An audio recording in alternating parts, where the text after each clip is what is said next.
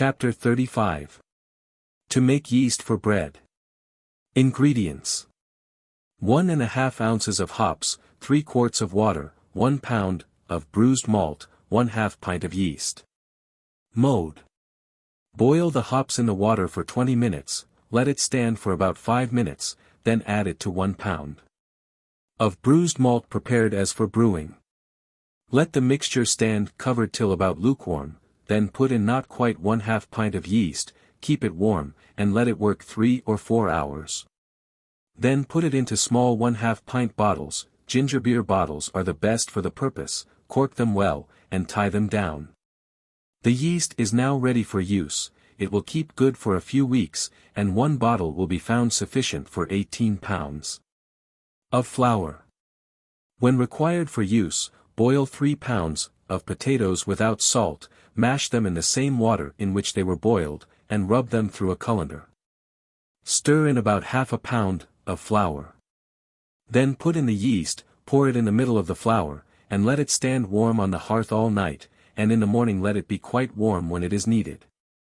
The bottles of yeast require very careful opening, as it is generally exceedingly ripe. Time. 20 minutes to boil the hops and water, the yeast to work 3 or 4 hours. Sufficient.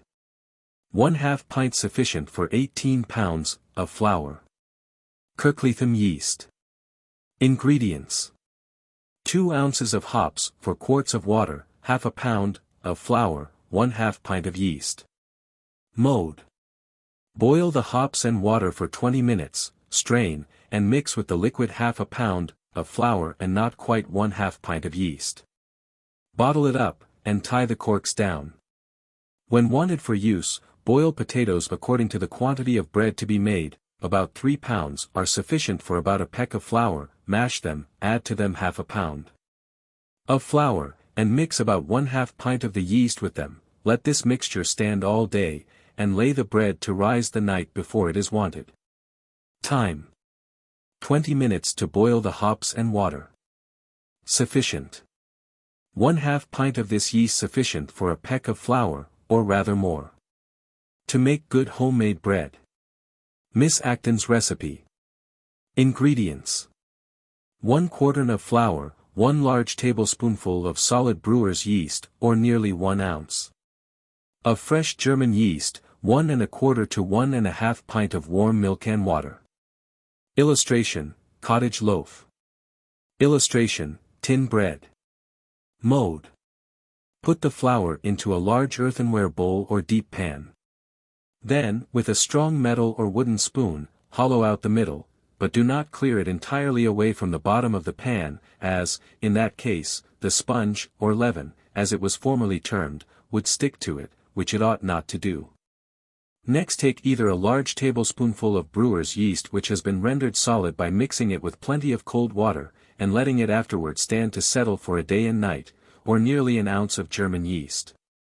Put it into a large basin, and proceed to mix it, so that it shall be as smooth as cream, with 3/4 pint of warm milk and water, or with water only, though even a very little milk will much improve the bread.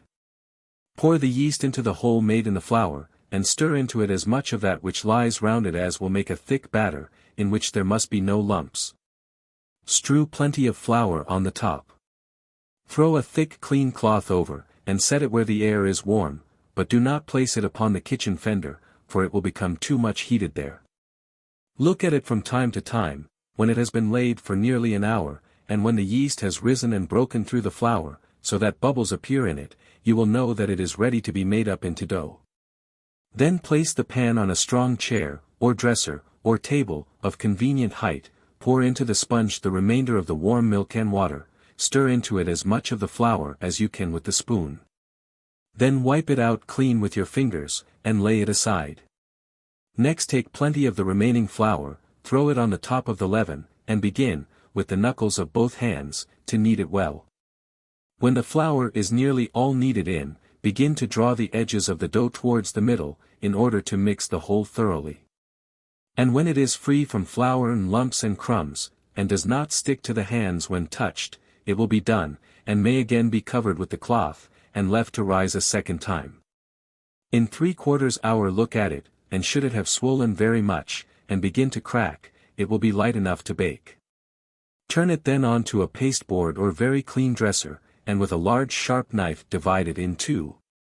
Make it up quickly into loaves, and dispatch it to the oven. Make 1 or 2 incisions across the tops of the loaves, as they will rise more easily if this be done. If baked in tins or pans, rub them with a tiny piece of butter laid on a piece of clean paper, to prevent the dough from sticking to them. All bread should be turned upside down, or on its side, as soon as it is drawn from the oven. If this be neglected, the under part of the loaves will become wet and blistered from the steam, which cannot then escape from them. To make the dough without setting a sponge, merely mix the yeast with the greater part of the warm milk and water, and wet up the whole of the flour at once after a little salt has been stirred in, proceeding exactly, in every other respect, as in the directions just given. As the dough will soften in the rising, it should be made quite firm at first, or it will be too lithe by the time it is ready for the oven. Illustration: Italian millet. Time. To be left to rise an hour the first time, 3/4 hour the second time, to be baked from 1 to 1 to 1/4 hour, or baked in one loaf from 1½ to 2 hours. Italian millet, or Great Indian millet, is cultivated in Egypt and Nubia, where it is called dura, and is used as human food, as well as for the fermentation of beer. It will grow on poor soils, and is extremely productive.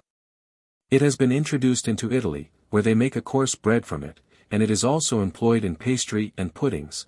They also use it for feeding horses and domestic fowls.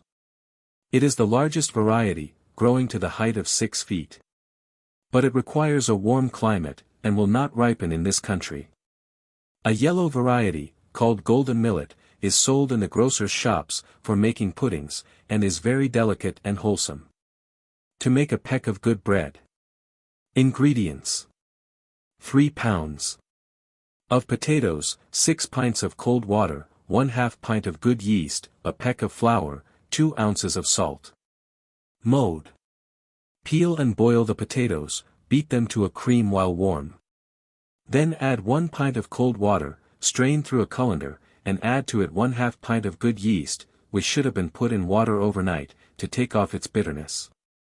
Stir all well together with a wooden spoon, and pour the mixture into the center of the flour, mix it to the substance of cream, cover it over closely, and let it remain near the fire for an hour, then add the 5 pints of water, milk warm, with 2 ounces of salt, pour this in, and mix the whole to a nice light dough.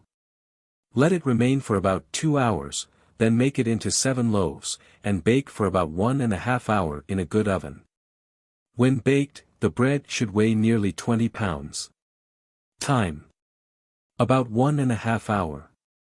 The red varieties of wheat are generally hardier and more easily grown than the white sorts, and, although of less value to the miller, they are fully more profitable to the grower, in consequence of the better crops which they produce.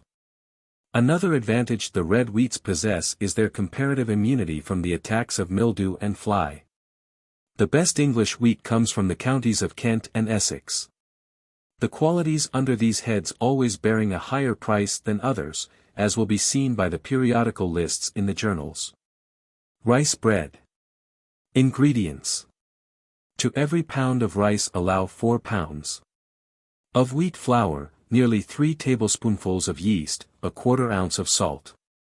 Mode: boil the rice in water until it is quite tender, pour off the water, and put the rice, before it is cold, to the flour. Mix these well together with the yeast, salt, and sufficient warm water to make the whole into a smooth dough. Let it rise by the side of the fire, then form it into loaves, and bake them from 1½ to 2 hours, according to their size. If the rice is boiled in milk instead of water, it makes very delicious bread or cakes. When boiled in this manner, it may be mixed with the flour without straining the liquid from it. Time: 1½ to 2 hours. Indian corn flour bread.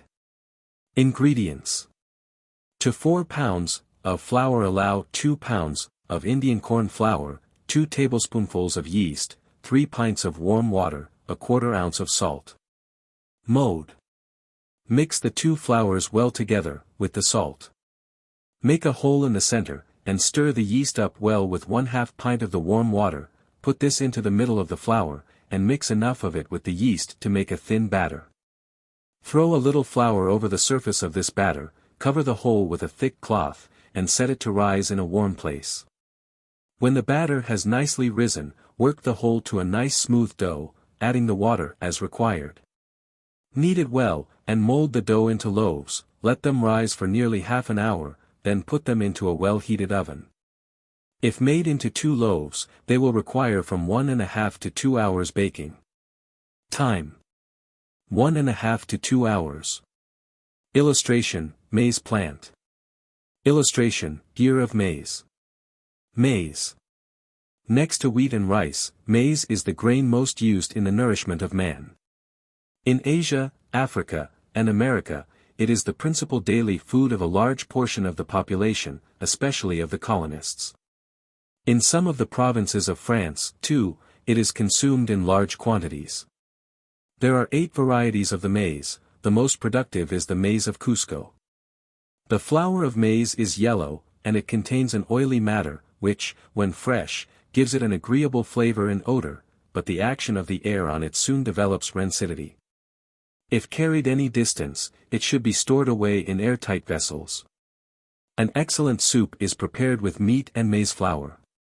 The inhabitants of some countries, where wheat is scarce, make, with maize and water, or milk and salt, a kind of biscuit, which is pleasant in taste, but indigestible. Some of the preparations of maize flour are very good, and, when partaken in moderation, suitable food for almost everybody. Soda bread. Ingredients. To every 2 pounds of flour allow 1 teaspoonful of tartaric acid, 1 teaspoonful of salt, 1 teaspoonful of carbonate of soda, 2 breakfast cupfuls of cold milk. Mode. Let the tartaric acid and salt be reduced to the finest possible powder. Then mix them well with the flour. Dissolve the soda in the milk, and pour it several times from one basin to another, before adding it to the flour. Work the whole quickly into a light dough, divide it into 2 loaves, and put them into a well-heated oven immediately, and bake for an hour. Sour milk or buttermilk may be used, but then a little less acid will be needed. Time: 1 hour. Polish and Pomeranian wheat are accounted by authorities most excellent. Large raft-like barges convey this grain down the rivers, from the interior of the country to the seaports. This corn is described as being white, hard, and thin-skinned. And it yields a large quantity of flour, having a small proportion of bran. Excellent rolls. Ingredients. To every pound of flour allow 1 ounce of butter, 1/4 pint of milk, 1 large teaspoonful of yeast, a little salt. Illustration: Rolls. Mode. Warm the butter in the milk, add to it the yeast and salt, and mix these ingredients well together. Put the flour into a pan, stir in the above ingredients, and let the dough rise, covered in a warm place. Knead it well, make it into rolls, let them rise again for a few minutes, and bake in a quick oven. Richer rolls may be made by adding 1 or 2 eggs and a larger proportion of butter, and their appearance improved by brushing the tops over with yolk of egg or a little milk.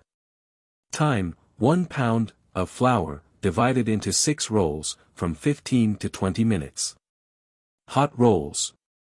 1724, this dish, although very unwholesome and indigestible, is nevertheless a great favorite and eaten by many persons.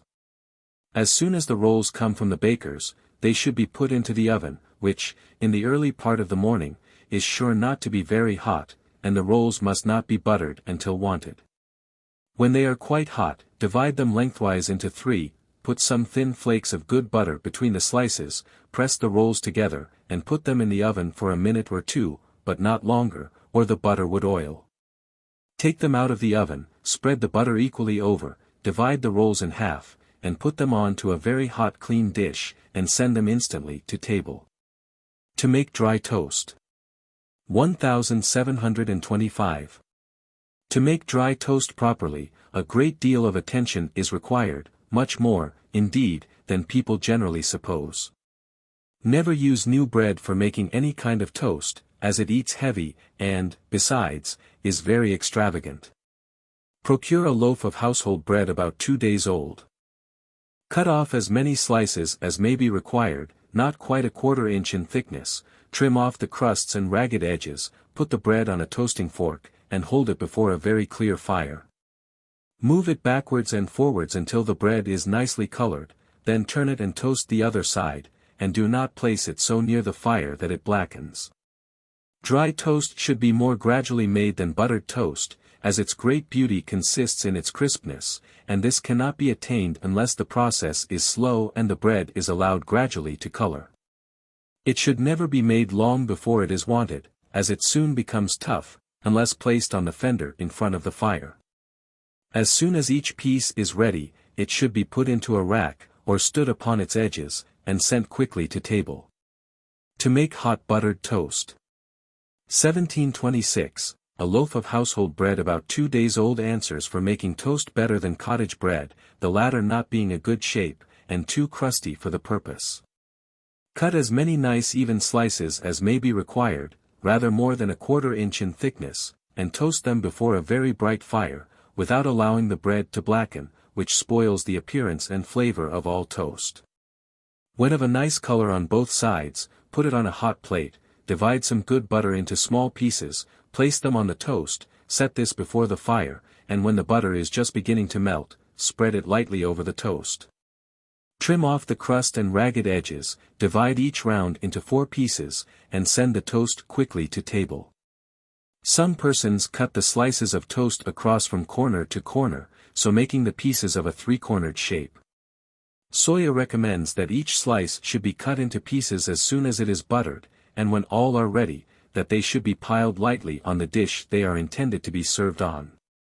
He says that by cutting through 4 or 5 slices at a time, all the butter is squeezed out of the upper ones, while the bottom one is swimming in fat liquid. It is highly essential to use good butter for making this dish. Muffins. Ingredients. To every quart of milk allow 1½ ounces of German yeast, a little salt, flour. Illustration, muffins. Mode. Warm the milk, add to it the yeast, and mix these well together. Put them into a pan, and stir in sufficient flour to make the whole into a dough of rather a soft consistence. Cover it over with a cloth, and place it in a warm place to rise, and, when light and nicely risen, divide the dough into pieces, and round them to the proper shape with the hands. Place them, in a layer of flour about 2 inches thick, on wooden trays, and let them rise again. When this is effected, they each will exhibit a semi-globular shape. Then place them carefully on a hot plate or stove, and bake them until they are slightly browned, turning them when they are done on one side. Muffins are not easily made, and are more generally purchased than manufactured at home. To toast them, divide the edge of the muffin all round, by pulling it open, to the depth of about 1 inch, with the fingers. Put it on a toasting fork, and hold it before a very clear fire until one side is nicely browned, but not burnt. Turn, and toast it on the other. Do not toast them too quickly, as, if this is done, the middle of the muffin will not be warmed through. When done, divide them by pulling them open. Butter them slightly on both sides, put them together again, and cut them into halves. When sufficient are toasted and buttered, pile them on a very hot dish, and send them very quickly to table. Time. From 20 minutes to half an hour to bake them. Sufficient. Allow 1 muffin to each person. Crumpets. Illustration, crumpets. 1728, these are made in the same manner as muffins, only, in making the mixture, let it be more like batter than dough. Let it rise for about half an hour. Pour it into iron rings, which should be ready on a hot plate, bake them, and when one side appears done, turn them quickly on the other. To toast them, have ready a very bright clear fire. Put the crumpet on a toasting fork, and hold it before the fire, not too close, until it is nicely brown on one side, but do not allow it to blacken. Turn it, and brown the other side. Then spread it with good butter, cut it in half, and, when all are done, pile them on a hot dish, and send them quickly to table. Muffins and crumpets should always be served on separate dishes, and both toasted and served as expeditiously as possible. Time: from 10 to 15 minutes to bake them. Sufficient. Allow 2 crumpets to each person. Plain buns. Ingredients: to every 2 pounds of flour allow 6 ounces of moist sugar, 1/2 gill of yeast, 1/2 pint of milk, 1/2 pound of butter, warm milk. Mode: put the flour into a basin, mix the sugar well with it, make a hole in the center, and stir in the yeast and milk, which should be lukewarm, with enough of the flour to make it the thickness of cream. Cover the basin over with a cloth, and let the sponge rise in a warm place, which will be accomplished in about 1½ hour. Melt the butter, but do not allow it to oil. Stir it into the other ingredients, with enough warm milk to make the whole into a soft dough, then mold it into buns about the size of an egg, lay them in rows quite 3 inches apart. Set them again in a warm place, until they have risen to double their size, then put them into a good brisk oven, and just before they are done, wash them over with a little milk. From 15 to 20 minutes will be required to bake them nicely. These buns may be varied by adding a few currants, candied peel, or caraway seeds to the other ingredients, and the above mixture answers for hot cross buns, by putting in a little ground allspice. And by pressing a tin mold in the form of a cross in the center of the bun. Time: 15 to 20 minutes. Average cost, 1d. each. Sufficient to make 18 buns. To make good plain buns. Ingredients: 1 pound of flour, 6 ounces of good butter, 1/4 pound of sugar, 1 egg, nearly 1/4 pint of milk, 2 small teaspoonfuls of baking powder, a few drops of essence of lemon. Mode: warm the butter, without oiling it, beat it with a wooden spoon. Stir the flour in gradually with the sugar, and mix these ingredients well together. Make the milk lukewarm, beat up with it the yolk of the egg and the essence of lemon, and stir these to the flour, and add the baking powder, beat the dough well for about 10 minutes, divide it into 24 pieces, put them into buttered tins or cups, and bake in a brisk oven from 20 to 30 minutes. Time: 20 to 30 minutes. Average cost, 1s. Sufficient to make 12 buns. Seasonable at any time. Light buns. Illustration: buns. Ingredients: 1/2 teaspoonful of tartaric acid, 1/2 teaspoonful of bicarbonate of soda, 1 pound of flour, 2 ounces of butter, 2 ounces of loaf sugar, 1/4 pound of currants or raisins, when liked, a few caraway seeds, 1/2 pint of cold new milk, 1 egg. Mode: rub the tartaric acid, soda, and flour all together through a hair sieve, work the butter into the flour. Add the sugar, currants, and caraway seeds, when the flavor of them latter is liked. Mix all these ingredients well together, make a hole in the middle of the flour, and pour in the milk, mixed with the egg, which should be well beaten.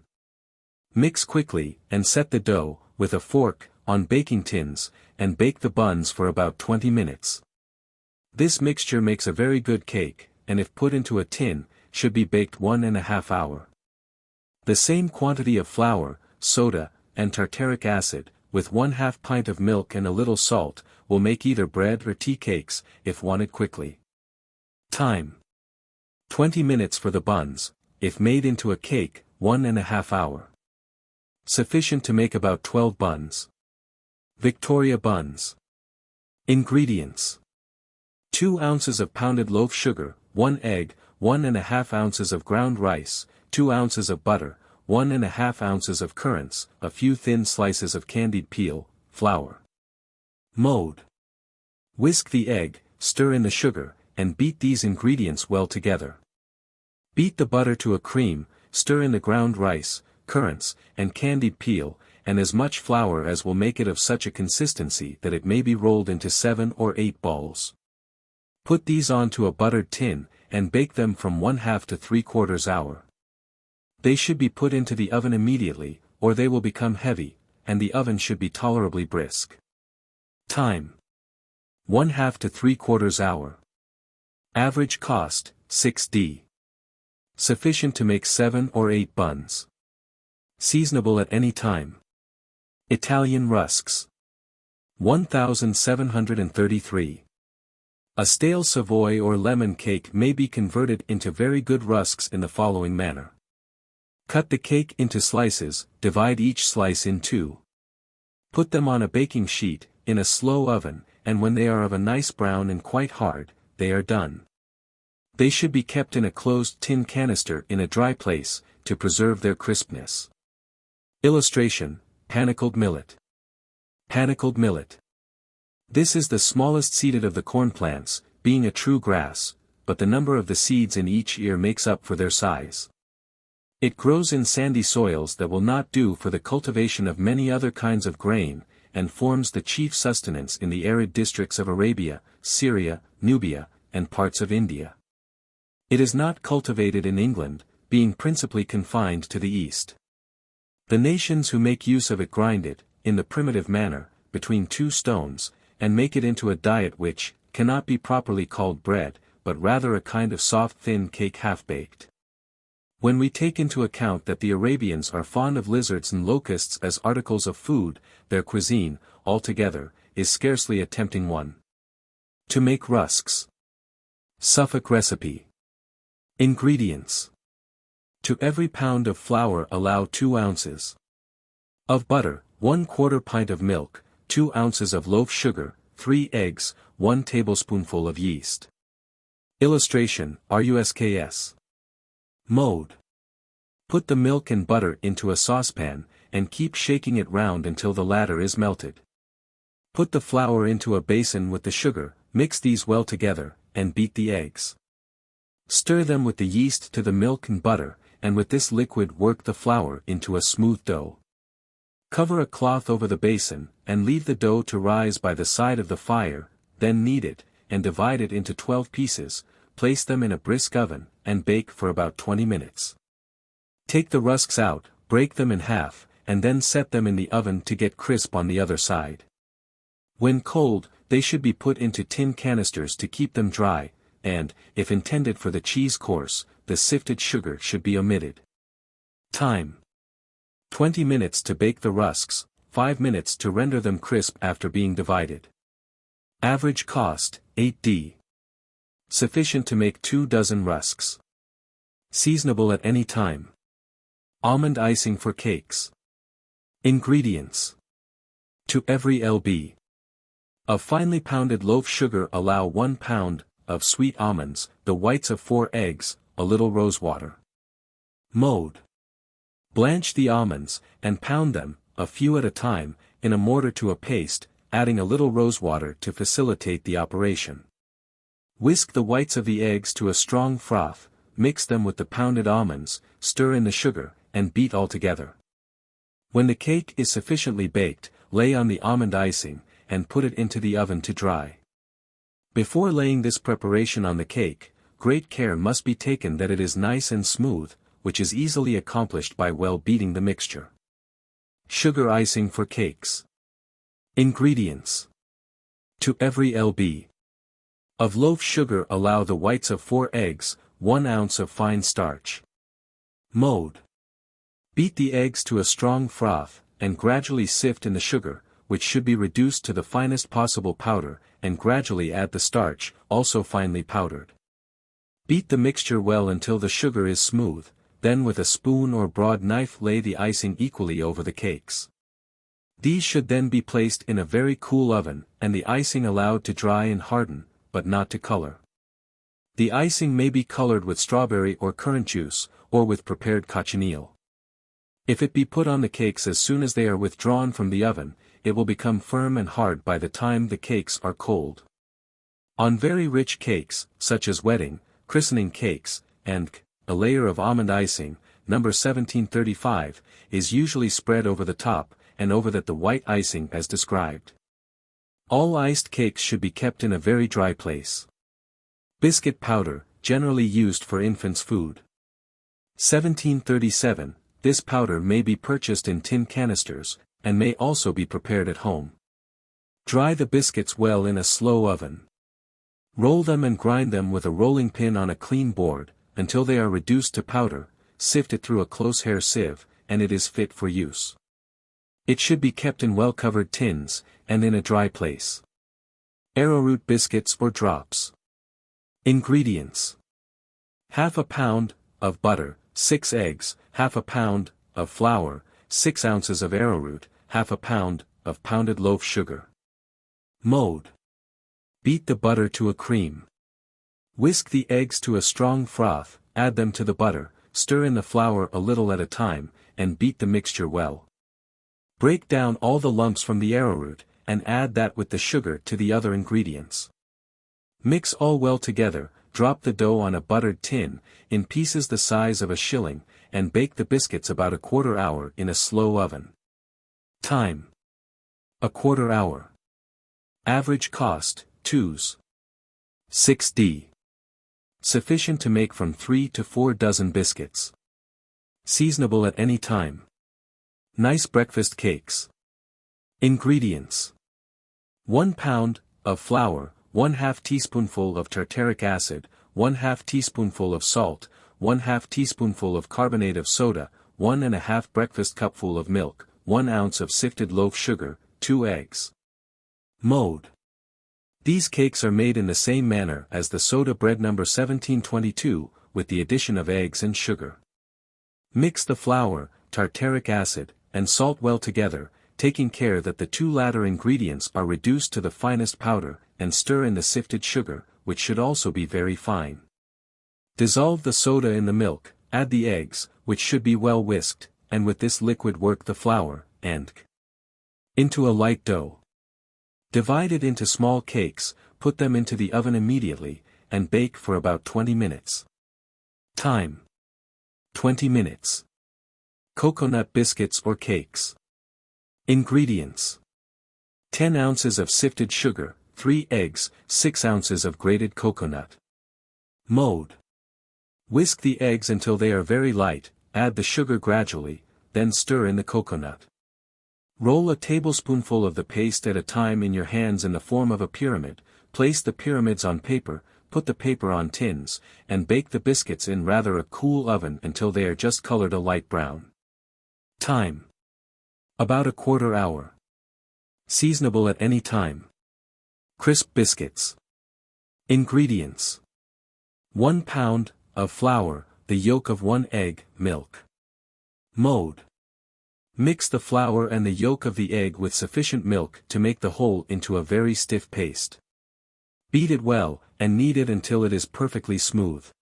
Roll the paste out very thin, with a round cutter shape it into small biscuits, and bake them a nice brown in a slow oven from 12 to 18 minutes. Time. 12 to 18 minutes. Average cost, 4d. Seasonable at any time. Dessert biscuits, which may be flavored with ground ginger, cinnamon, and Ingredients. 1 pound of flour, half a pound of butter, half a pound of sifted sugar, the yolks of 6 eggs, flavoring to taste. Mode. Put the butter into a basin, warm it, but do not allow it to oil, then with the hand beat it to a cream. Add the flour by degrees, then the sugar and flavoring, and moisten the whole with the yolks of the eggs, which should previously be well beaten. When all the ingredients are thoroughly incorporated, drop the mixture from a spoon onto a buttered paper, leaving a distance between each cake, as they spread as soon as they begin to get warm. Bake in rather a slow oven from 12 to 18 minutes, and do not let the biscuits acquire too much color. In making the above quantity, half may be flavored with ground ginger and the other half with essence of lemon or currants, to make a variety. With whatever the preparation is flavored, so are the biscuits called, and an endless variety may be made in this manner. Time. 12 to 18 minutes, or rather longer, in a very slow oven. Average cost, 1s. 6d.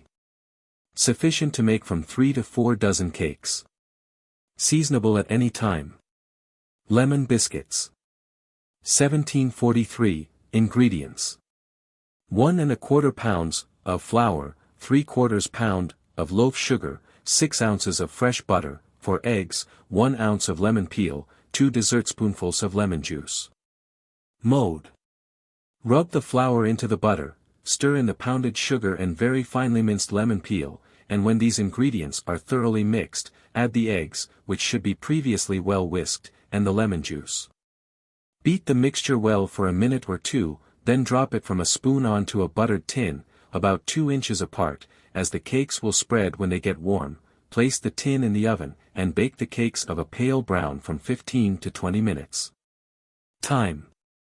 15 to 20 minutes. Average cost, 1s. 6d. Seasonable at any time. Macaroons. Ingredients. Half a pound of sweet almonds, half a pound of sifted loaf sugar, the whites of 3 eggs, wafer paper. Illustration, macaroons.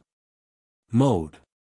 Blanch, skin, and dry the almonds, and pound them well with a little orange flower water or plain water.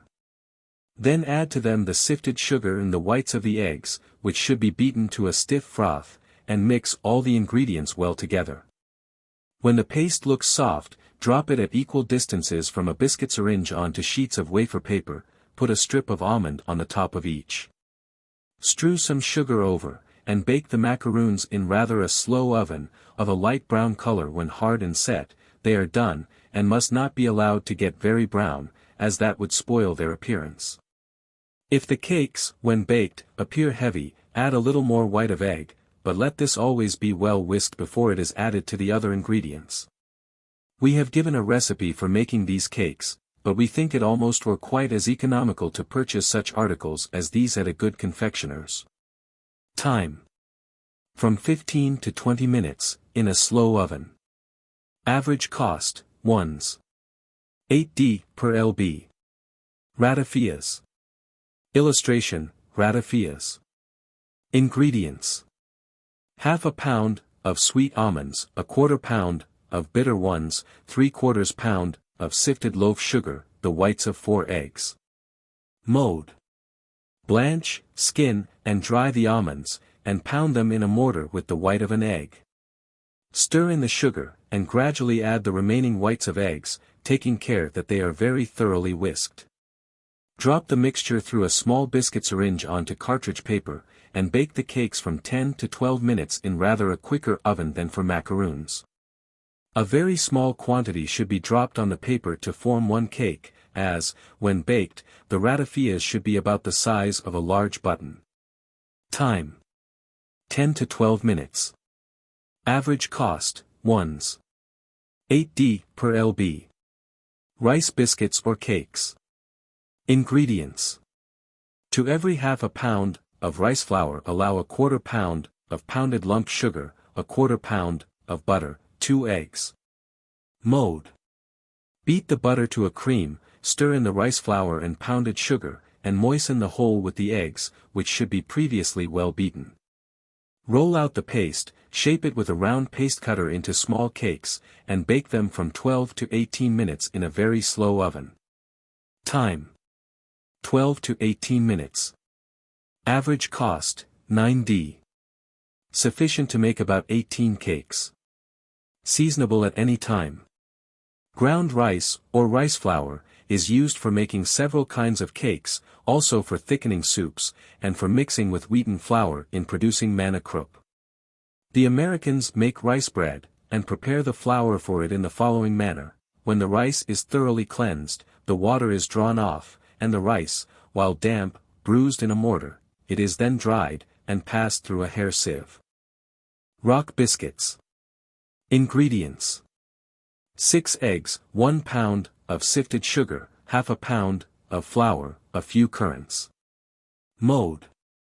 Break the eggs into a basin, beat them well until very light, add the pounded sugar, and when this is well mixed with the eggs, dredge in the flour gradually, and add the currants.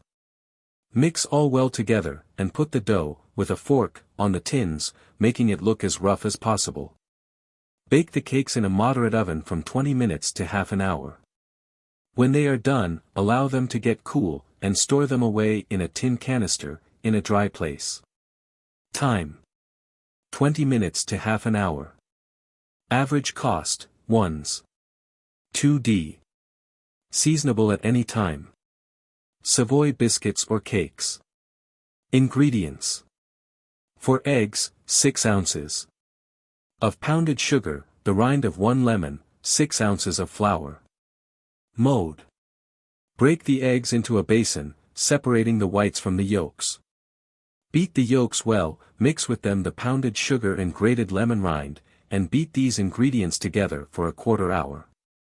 Then dredge in the flour gradually, and when the whites of the eggs have been whisked to a solid froth, stir them to the flour, and beat the mixture well for another 5 minutes, then draw it along in strips upon thick cartridge paper to the proper size of the biscuit, and bake them in rather a hot oven.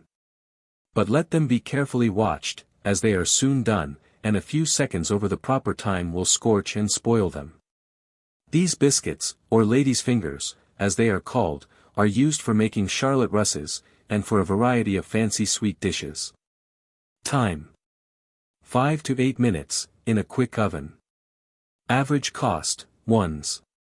8d, per pound, or 1/2d. Each. Seed biscuits. Ingredients.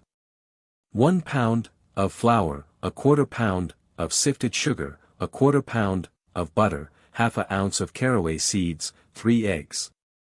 Mode. Beat the butter to a cream, stir in the flour, sugar, and caraway seeds. And when these ingredients are well mixed, add the eggs, which should be well whisked. Roll out the paste, with a round cutter shape out the biscuits, and bake them in a moderate oven from 10 to 15 minutes. The tops of the biscuits may be brushed over with a little milk or the white of an egg, and then a little sugar strewn over. Time. 10 to 15 minutes. Average cost, 1s. Sufficient to make 3 dozen biscuits. Seasonable at any time. Simple hard biscuits. Ingredients. To every pound of flour allow 2 ounces of butter, about 1/2 pint of skimmed milk. Mode. Warm the butter in the milk until the former is dissolved, and then mix it with the flour into a very stiff paste. Beat it with a rolling pin until the dough looks perfectly smooth. Roll it out thin, cut it with the top of a glass into round biscuits, prick them well, and bake them from 6 to 10 minutes. The above is the proportion of milk which we think would convert the flour into a stiff paste, but should it be found too much, an extra spoonful or 2 of flour must be put in. These biscuits are very nice for the cheese course. Time. 6 to 10 minutes. Seasonable at any time. Soda biscuits. Ingredients. 1 pound, of flour, half a pound, of pounded loaf sugar, a quarter pound, of fresh butter, 2 eggs, 1 small teaspoonful of carbonate of soda. Mode. Put the flour, which should be perfectly dry, into a basin, rub in the butter, add the sugar, and mix these ingredients well together. Whisk the eggs, stir them into the mixture, and beat it well, until everything is well incorporated. Quickly stir in the soda, roll the paste out until it is about half an inch thick, cut it into small round cakes with a tin cutter, and bake them from 12 to 18 minutes in rather a brisk oven. After the soda is added, great expedition is necessary in rolling and cutting out the paste, and in putting the biscuits immediately into the oven, or they will be heavy. Time. 12 to 18 minutes. Average cost, 1s. Sufficient to make about 3 dozen cakes. Seasonable at any time. Almond cake. Ingredients. Half a pound, of sweet almonds, 1 ounce. Of bitter almonds, 6 eggs, 8 tablespoonfuls of sifted sugar, 5 tablespoonfuls of fine flour, the grated rind of 1 lemon, 3 ounces of butter. Mode. Blanch and pound the almonds to a paste, separate the whites from the yolks of the eggs. Beat the latter, and add them to the almonds. Stir in the sugar, flour, and lemon rind, add the butter, which should be beaten to a cream. And when all these ingredients are well mixed, put in the whites of the eggs, which should be whisked to a stiff froth. Butter a cake mold, put in the mixture, and bake in a good oven from 1¼ to 1 3/4 hour. Time: 1¼ to 1 3/4 hour. Average cost: 1s. Seasonable at any time. Rich bride or christening cake. Ingredients: 5 pounds of the finest flour, 3 pounds of fresh butter, 5 pounds of currants, 2 pounds of sifted loaf sugar, 2 nutmegs, 1/4 ounce of mace, 1/2 ounce of cloves, 16 eggs, 1 pound of sweet almonds, 1/2 pound of candied citron, 1/2 pound each of candied orange and lemon peel, 1 gill of wine, 1 gill of brandy. Mode: let the flour be as fine as possible, and well dried and sifted.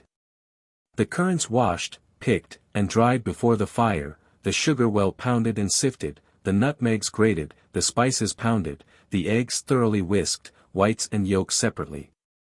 The almonds pounded with a little orange flower water, and the candied peel cut in neat slices. When all these ingredients are prepared, mix them in the following manner. Begin working the butter with the hand till it becomes of a cream-like consistency, stir in the sugar, and when the whites of the eggs are whisked to a solid froth, mix them with the butter and sugar. Next, well beat up the yolks for 10 minutes, and, adding them to the flour, nutmegs, mace, and cloves, continue beating the whole together for half an hour or longer, till wanted for the oven. Then mix in lightly the currants, almonds, and candied peel with the wine and brandy.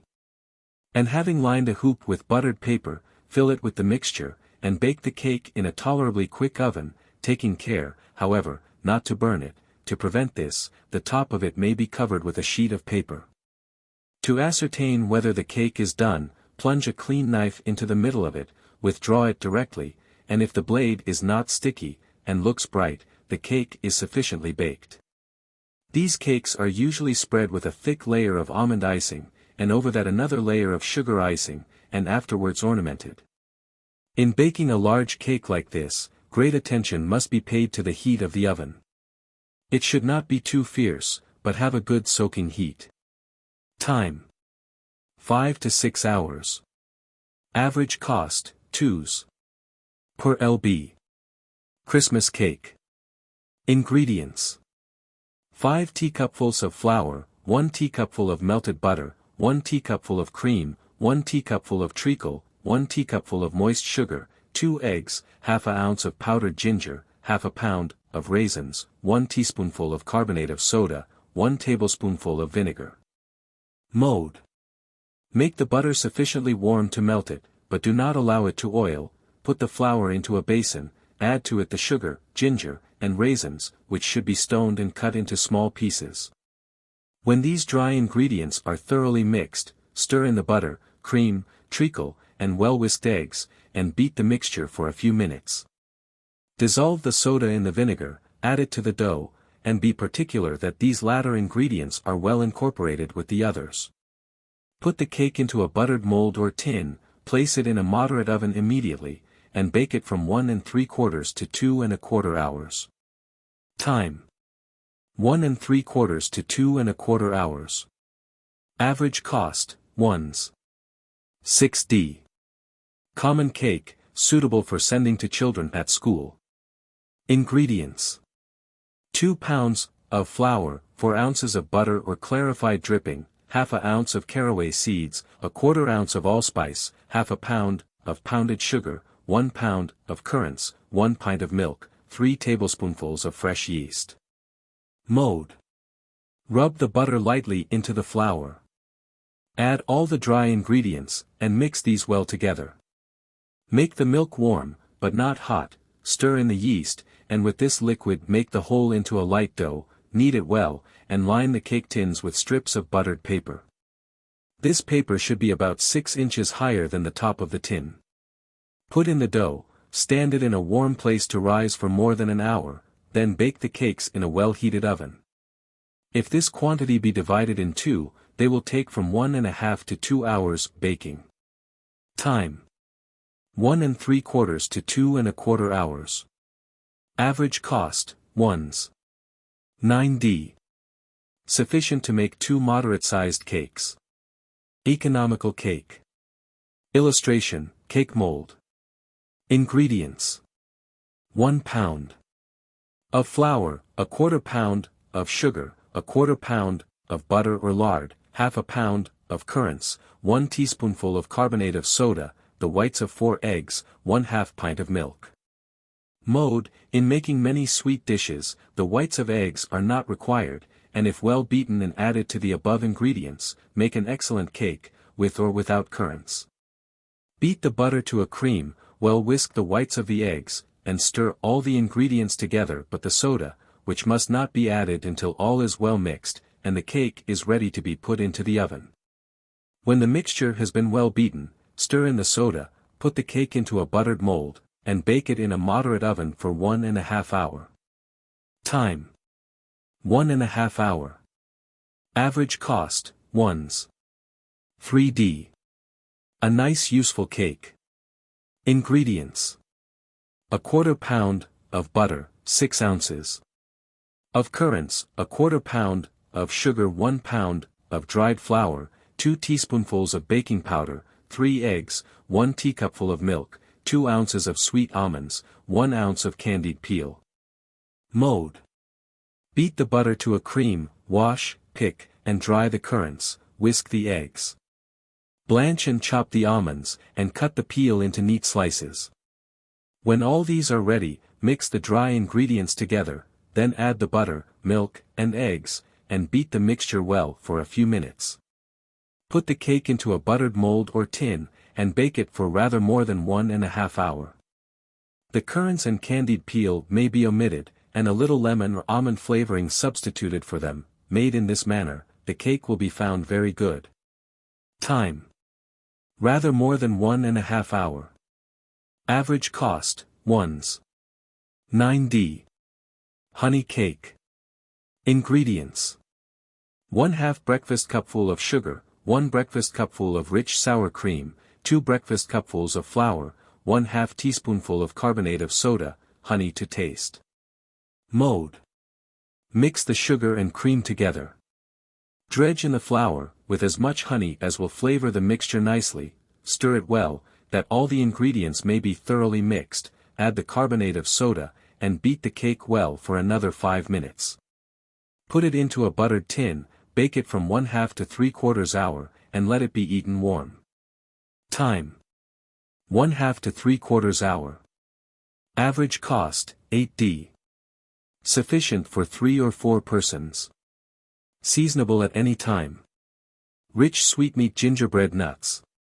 Ingredients. 1 pound of treacle, 1/4 pound of clarified butter, 1 pound of coarse brown sugar, 2 ounces of ground ginger, 1 ounce of candied orange peel, 1 ounce of candied angelica, 1/2 ounce of candied lemon peel, 1/2 ounce of coriander seeds, 1/2 ounce of caraway seeds, 1 egg, flour. Mode: put the treacle into a basin, and pour over it the butter, melted so as not to oil, the sugar, and ginger.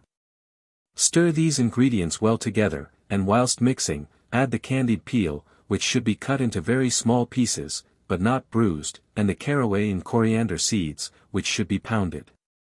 Having mixed all thoroughly together, break in an egg, and work the whole up with as much fine flour as may be necessary to form a paste. Make this into nuts of any size, put them on a tin plate, and bake in a slow oven from 1/4 to ½ an hour. Time: 1/4 to ½ an hour. Average cost, from ones to ones. 4d per lb. Seasonable at any time. Thick gingerbread. Ingredients. 1 pound of treacle, 1/4 pound of butter, 1/4 pound of coarse brown sugar, 1½ pounds of flour, 1 ounce of ginger, 1/2 ounce of ground allspice, 1 teaspoonful of carbonate of soda, 1/4 pint of warm milk, 3 eggs. Illustration, gingerbread. Mode: put the flour into a basin, with the sugar, ginger, and allspice, mix these together. Warm the butter, and add it, with the treacle, to the other ingredients. Stir well, make the milk just warm, dissolve the carbonate of soda in it, and mix the whole into a nice smooth dough with the eggs, which should be previously well whisked. Pour the mixture into a buttered tin, and bake it from 3/4 to 1 hour, or longer, should the gingerbread be very thick. Just before it is done, brush the top over with the yolk of an egg beaten up with a little milk, and put it back in the oven to finish baking. Time: 3/4 to 1 hour. Average cost, 1s per square. Seasonable at any time. Sunderland gingerbread nuts. An excellent recipe. Ingredients: 1 3/4 pounds treacle, 1 pound of moist sugar, 1 pound of butter, 2 3/4 pounds of flour, 1 1/2 ounces of ground ginger, 1 1/2 ounces of allspice, 1 1/2 ounces of coriander seeds. Mode: let the allspice, coriander seeds, and ginger be freshly ground, put them into a basin, with the flour and sugar, and mix these ingredients well together, warm the treacle and butter together, then with a spoon work it into the flour, and until the whole forms a nice smooth paste. Drop the mixture from the spoon onto a piece of buttered paper, and bake in rather a slow oven from 20 minutes to half an hour. A little candied lemon peel mixed with the above is an improvement, and a great authority in culinary matters suggests the addition of a little cayenne pepper in gingerbread.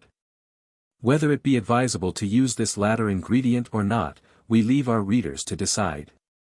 Time: 20 minutes to half an hour. Average cost, 1s to 1s.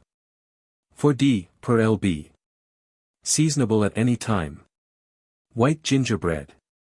Ingredients: 1 pound of flour, ½ pound of butter, ½ pound of loaf sugar, the rind of 1 lemon, 1 ounce of ground ginger, 1 nutmeg grated, 1/2 teaspoonful of carbonate of soda, 1 gill of milk. Mode: rub the butter into the flour. Add the sugar, which should be finely pounded and sifted, and the minced lemon rind, ginger, and nutmeg. Mix these well together, make the milk just warm, stir in the soda, and work the whole into a nice smooth paste. Roll it out, cut it into cakes, and bake in a moderate oven from 15 to 20 minutes. Time: 15 to 20 minutes. Average cost, 1s.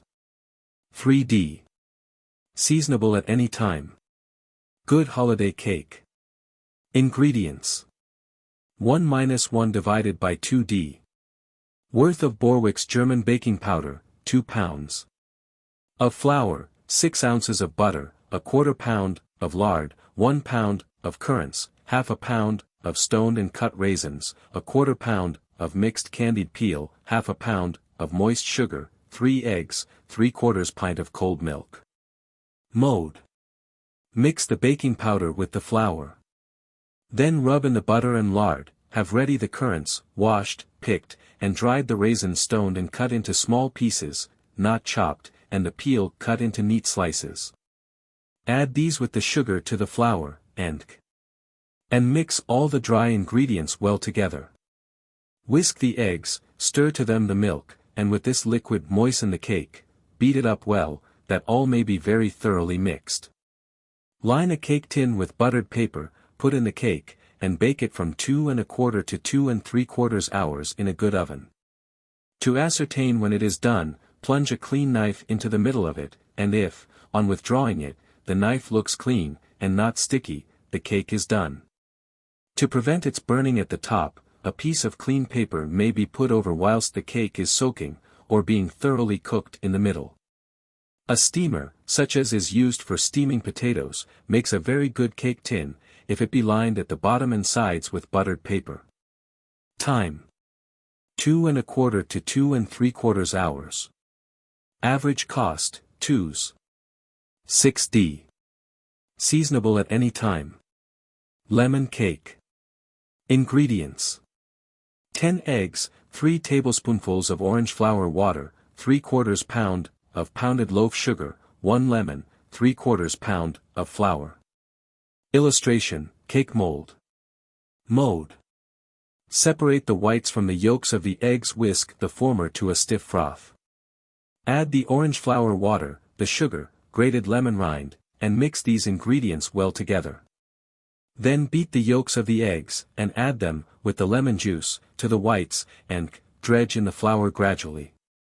Keep beating the mixture well, put it into a buttered mold, and bake the cake about an hour, or rather longer. The addition of a little butter, beaten to a cream, we think, would improve this cake. Time: about 1 hour. Average cost, 1s. 4d. Seasonable at any time. Luncheon cake. Ingredients: half a pound of butter, 1 pound of flour, half an ounce of caraway seeds, a quarter pound of currants, 6 ounces of moist sugar, 1 ounce of candied peel, 3 eggs, 1/2 pint of milk, 1 small teaspoonful of carbonate of soda. Mode: rub the butter into the flour until it is quite fine. Add the caraway seeds, currants, which should be nicely washed, picked, and dried, sugar, and candied peel cut into thin slices. Mix these well together, and moisten with the eggs, which should be well whisked. Boil the milk, and add to it, whilst boiling, the carbonate of soda, which must be well stirred into it, and, with the milk, mix the other ingredients. Butter a tin, pour the cake into it, and bake it in a moderate oven from 3/4 to 1 hour.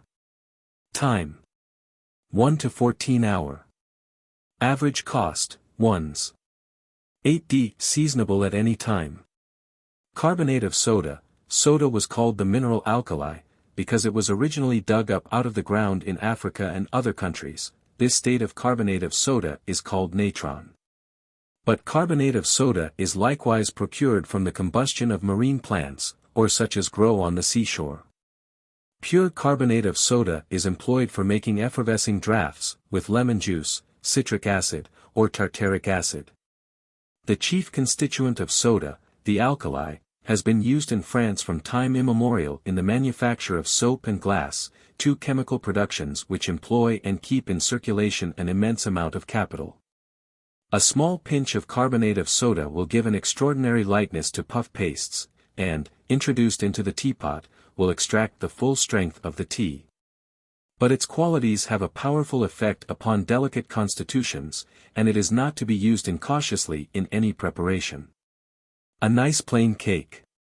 Ingredients: 1 pound of flour, 1 teaspoonful of Borwick's baking powder, a quarter pound of good dripping, 1 teacupful of moist sugar, 3 eggs, 1 breakfast cupful of milk, 1 ounce of caraway seeds, half a pound of currants.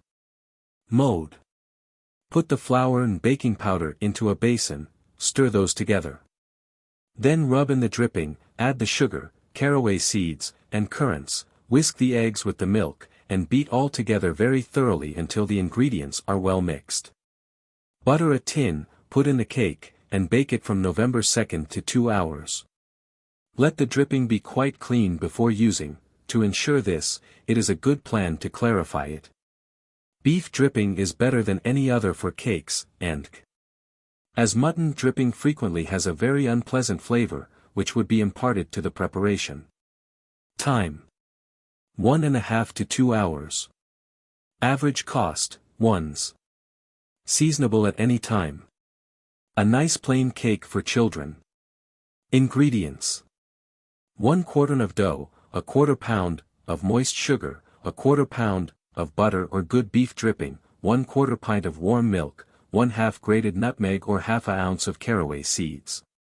Mode: if you are not in the habit of making bread at home, procure the dough from the baker's, and, as soon as it comes in, put it into a basin near the fire, cover the basin with a thick cloth, and let the dough remain a little while to rise. In the meantime, beat the butter to a cream, and make the milk warm, and when the dough has risen, mix with it thoroughly all the above ingredients, and knead the cake well for a few minutes.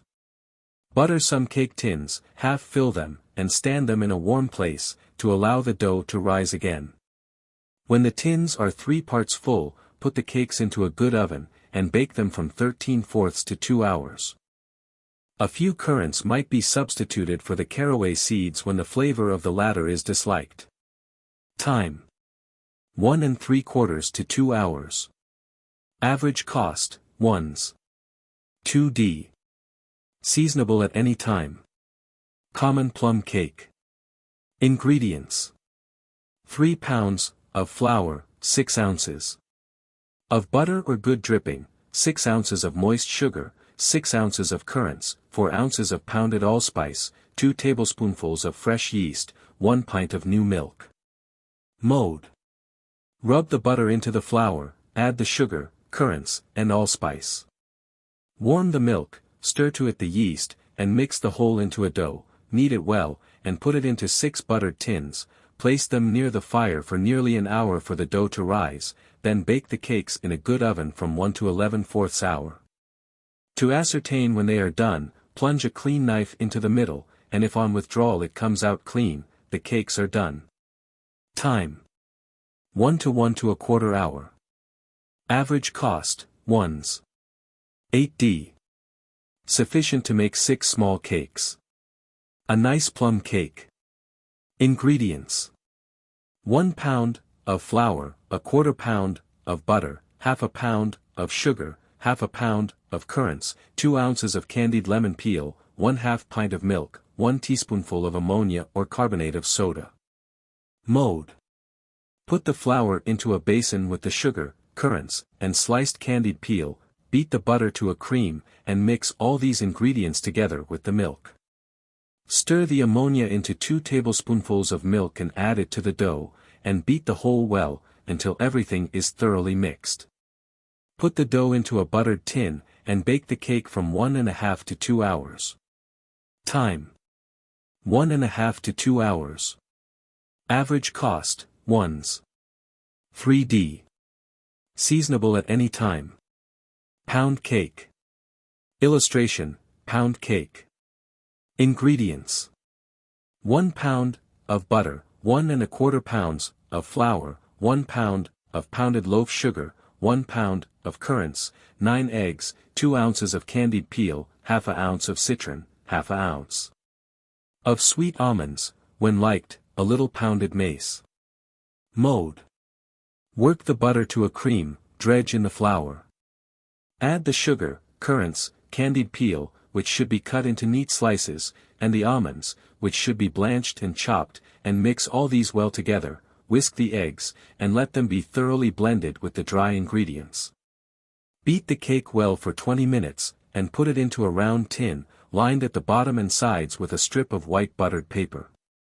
Bake it from 1½ to 2 hours, and let the oven be well heated when the cake is first put in, as, if this is not the case, the currants will all sink to the bottom of it. To make this preparation light, the yolks and whites of the eggs should be beaten separately, and added separately to the other ingredients. A glass of wine is sometimes added to the mixture. But this is scarcely necessary, as the cake will be found quite rich enough without it. Time. 1½ to 2 hours. Average cost, 3s. 6d. Sufficient. The above quantity divided in 2 will make 2 nice-sized cakes. Seasonable at any time. A pavini cake. Ingredients. ½ a pound of flour, ½ a pound of ground rice, ½ a pound of raisins stoned and cut into small pieces, a quarter pound of currants, a quarter pound of butter, 2 ounces of sweet almonds, a quarter pound of sifted loaf sugar, 1/2 nutmeg grated, 1 pint of milk, 1 teaspoonful of carbonate of soda. Mode. Stone and cut the raisins into small pieces, wash, pick, and dry the currants, melt the butter to a cream, but without oiling it. Blanch and chop the almonds, and grate the nutmeg. When all these ingredients are thus prepared, mix them well together, make the milk warm, stir in the soda, and with this liquid make the whole into a paste. Butter a mold, rather more than half fill it with the dough, and bake the cake in a moderate oven from 1½ to 2 hours, or less time should it be made into 2 cakes. Time. 1½ to 2 hours. Average cost, 1s. 8d. Seasonable at any time. Illustration, cake mold. Rice cake. Ingredients. ½ a pound of ground rice, ½ a pound of flour, ½ a pound of loaf sugar, 9 eggs, 20 drops of essence of lemon, or the rind of 1 lemon, a quarter pound, of butter. Mode. Separate the whites from the yolks of the eggs, whisk them both well, and add to the latter the butter beaten to a cream. Stir in the flour, rice, and lemon. If the rind is used, it must be very finely minced, and beat the mixture well. Then add the whites of the eggs, beat the cake again for some time, put it into a buttered mold or tin, and bake it for nearly 1½ hour. It may be flavored with essence of almonds, when this is preferred. Time. Nearly 1½ hour. Average cost, 1s. Seasonable at any time. Queen cakes. Ingredients. 1 pound of flour, half a pound of butter, half a pound of pounded loaf sugar, 3 eggs, 1 teacupful of cream, half a pound of currants, 1 teaspoonful of carbonate of soda, essence of lemon, or almonds to taste. Mode. Work the butter to a cream, dredge in the flour, add the sugar and currants, and mix the ingredients well together. Whisk the eggs, mix them with the cream and flavoring, and stir these to the flour, add the carbonate of soda, beat the paste well for 10 minutes, put it into small buttered pans, and bake the cake from 1/4 to half an hour. Grated lemon rind may be substituted for the lemon and almond flavoring, which will make the cakes equally nice. Time. 1/4 to half an hour. Average cost, 1s. Seasonable at any time. Saucer cake for tea. Ingredients.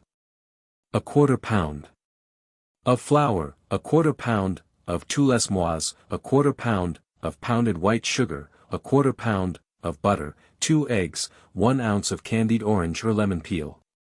Mode. Mix the flour and tous mois together. Add the sugar, the candied peel cut into thin slices, the butter beaten to a cream, and the eggs well whisked. Beat the mixture for 10 minutes, put it into a buttered cake tin or mold, or, if this is not obtainable, a soup plate answers the purpose, lined with a piece of buttered paper. Bake the cake in a moderate oven from 1 to 1¼ hour, and when cold, put it away in a covered canister. It will remain good some weeks, even if it be cut into slices. Time. 1 to 1¼ hour. Average cost, 1s. Seasonable at any time. Common seed cake. Ingredients. 1/2 quartern of dough, 1/4 pound of good dripping, 6 ounces of moist sugar, 1/2 ounce of caraway seeds, 1 egg. Mode. If the dough is sent in from the baker's, put it in a basin covered with a cloth, and set it in a warm place to rise. Then with a wooden spoon beat the dripping to a liquid. Add it, with the other ingredients, to the dough, and beat it until everything is very thoroughly mixed. Put it into a buttered tin, and bake the cake for rather more than 2 hours. Time. Rather more than 2 hours. Average cost, 8d. Seasonable at any time. A very good seed cake. Ingredients. 1 pound of butter, 6 eggs, 3/4 pound of sifted sugar, pounded mace and grated nutmeg to taste, 1 pound of flour, 3/4 ounce of caraway seeds, 1 wineglassful of brandy. Mode. Beat the butter to a cream, dredge in the flour, add the sugar, mace, nutmeg, and caraway seeds, and mix these ingredients well together. Whisk the eggs, stir to them the brandy, and beat the cake again for 10 minutes. Put it into a tin lined with buttered paper, and bake it from 1½ to 2 hours. This cake would be equally nice made with currants, and omitting the caraway seeds. Time. 1½ to 2 hours. Average cost, 2s. 6d. Seasonable at any time. Bread making in Spain. The bread in the south of Spain is delicious. It is white as snow, close as cake, and yet very light. The flavor is most admirable, for the wheat is good and pure, and the bread well kneaded. The way they make this bread is as follows. From large round panniers filled with wheat they take out a handful at a time, sorting it most carefully and expeditiously, and throwing every defective grain into another basket.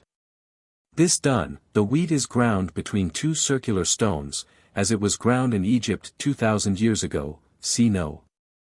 117, the requisite rotary motion being given by a blindfolded mule, which paces round and round with untiring patience, a bell being attached to his neck, which, as long as he is in movement, tinkles on. And when it stops, he is urged to his duty by the shout of "Ar, mula," from someone within hearing. When ground, the wheat is sifted through 3 sieves, the last of these being so fine that only the pure flour can pass through it. This is of a pale apricot color. The bread is made in the evening. It is mixed with only sufficient water, with a little salt in it, to make it into dough. A very small quantity of leaven, or fermenting mixture, is added. The Scripture says, "A little leaven leaveneth the whole lump." But in England, to avoid the trouble of kneading, many put as much leaven or yeast in one batch of household bread as in Spain would last them a week for the 6 or 8 donkey loads of bread they send every night from their oven. The dough made, it is put into sacks, and carried on the donkeys' backs to the oven in the center of the village, so as to bake it immediately it is kneaded. On arriving there, the dough is divided into portions weighing 3 pounds each. 2 long narrow wooden tables on trestles are then placed down the room, and now a curious sight may be seen.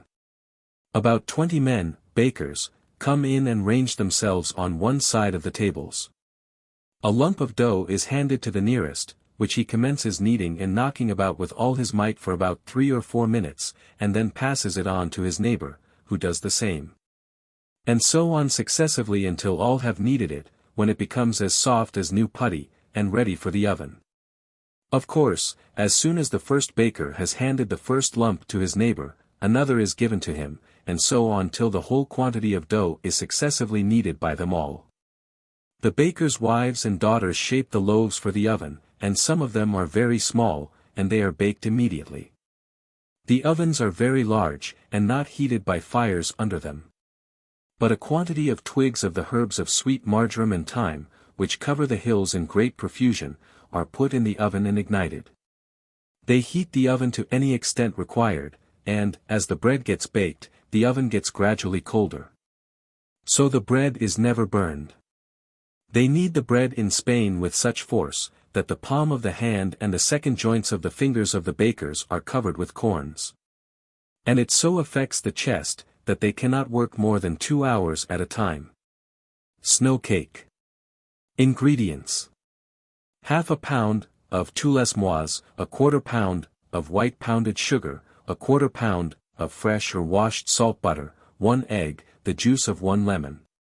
Mode: beat the butter to a cream, then add the egg, previously well beaten, and then the other ingredients. If the mixture is not light, add another egg, and beat for ¼ hour, until it turns white and light. Line a flat tin, with raised edges, with a sheet of buttered paper, pour in the cake, and put it into the oven. It must be rather slow, and the cake not allowed to brown at all. If the oven is properly heated, 1 to 1 to ¼ hour will be found long enough to bake it. Let it cool a few minutes, then with a clean sharp knife cut it into small square pieces, which should be gently removed to a large flat dish to cool before putting away. This will keep for several weeks. Time: 1 to 1 to ¼ hour. Average cost: 1s. 3d. Seasonable at any time. Snow cake. A genuine Scotch recipe. Ingredients: 1 pound of arrowroot, ½ a pound of pounded white sugar, ½ a pound of butter, the whites of 6 eggs, flavoring to taste of essence of almonds, or vanilla, or lemon. Mode: beat the butter to a cream, stir in the sugar and arrowroot gradually, at the same time beating the mixture. Whisk the whites of the eggs to a stiff froth, add them to the other ingredients, and beat well for 20 minutes. Put in whichever of the above flavorings may be preferred, pour the cake into a buttered mold or tin and bake it in a moderate oven from 1 to 1½ hour. Time: 1 to 1½ hour. Average cost, with the best Bermuda arrowroot, 4s. 6d, with St. Vincent ditto, twos. 9d. Sufficient to make a moderate-sized cake. Seasonable at any time. Scrap cakes. Ingredients. 2 pounds of leaf, or the inside fat of a pig, 1½ pounds of flour, 1/4 pound of moist sugar, 1/2 pound of currants, 1 ounce of candied lemon peel, ground allspice to taste. Mode. Cut the leaf, or flead, as it is sometimes called, into small pieces, put it into a large dish, which place in a quick oven. Be careful that it does not burn, and in a short time it will be reduced to oil, with the small pieces of leaf floating on the surface, and it is of these that the cakes should be made. Gather all the scraps together, put them into a basin with the flour, and rub them well together. Add the currants, sugar, candied peel, cut into thin slices, and the ground allspice. When all these ingredients are well mixed, moisten with sufficient cold water to make the whole into a nice paste, roll it out thin, cut it into shapes, and bake the cakes in a quick oven from 15 to 20 minutes. These are very economical and wholesome cakes for children, and the lard, melted at home, produced from the flead, is generally better than that you purchase. To prevent the lard from burning, and to ensure its being a good color, it is better to melt it in a jar placed in a saucepan of boiling water. By doing it in this manner, there will be no chance of its discoloring. Time. 15 to 20 minutes. Sufficient to make 3 or 4 dozen cakes. Seasonable from September to March. Illustration: wheat. Wheat is liable to several diseases, which affect the flour made from it, and render it unfit for good bread.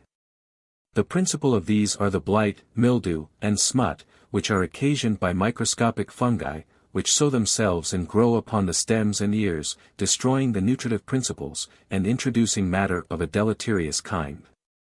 The farmer is at the utmost pains to keep away these intruders. Wheat, as well as all kinds of corn, is also very liable to be injured by being stacked before it is quite dry, in which case it will heat, and become musty in the ricks. In wet harvests it is sometimes impossible to get it sufficiently dried, and a great deal of corn is thus often spoiled.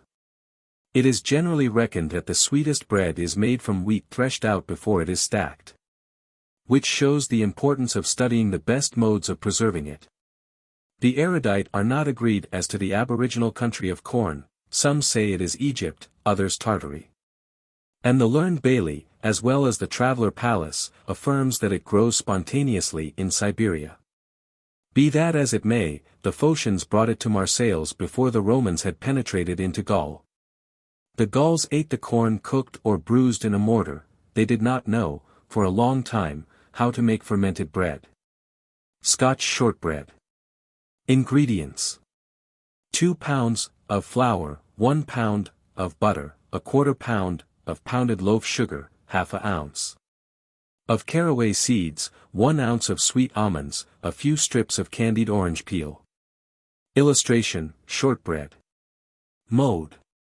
Beat the butter to a cream, gradually dredge in the flour, and add the sugar, caraway seeds, and sweet almonds, which should be blanched and cut into small pieces. Work the paste until it is quite smooth, and divide it into 6 pieces.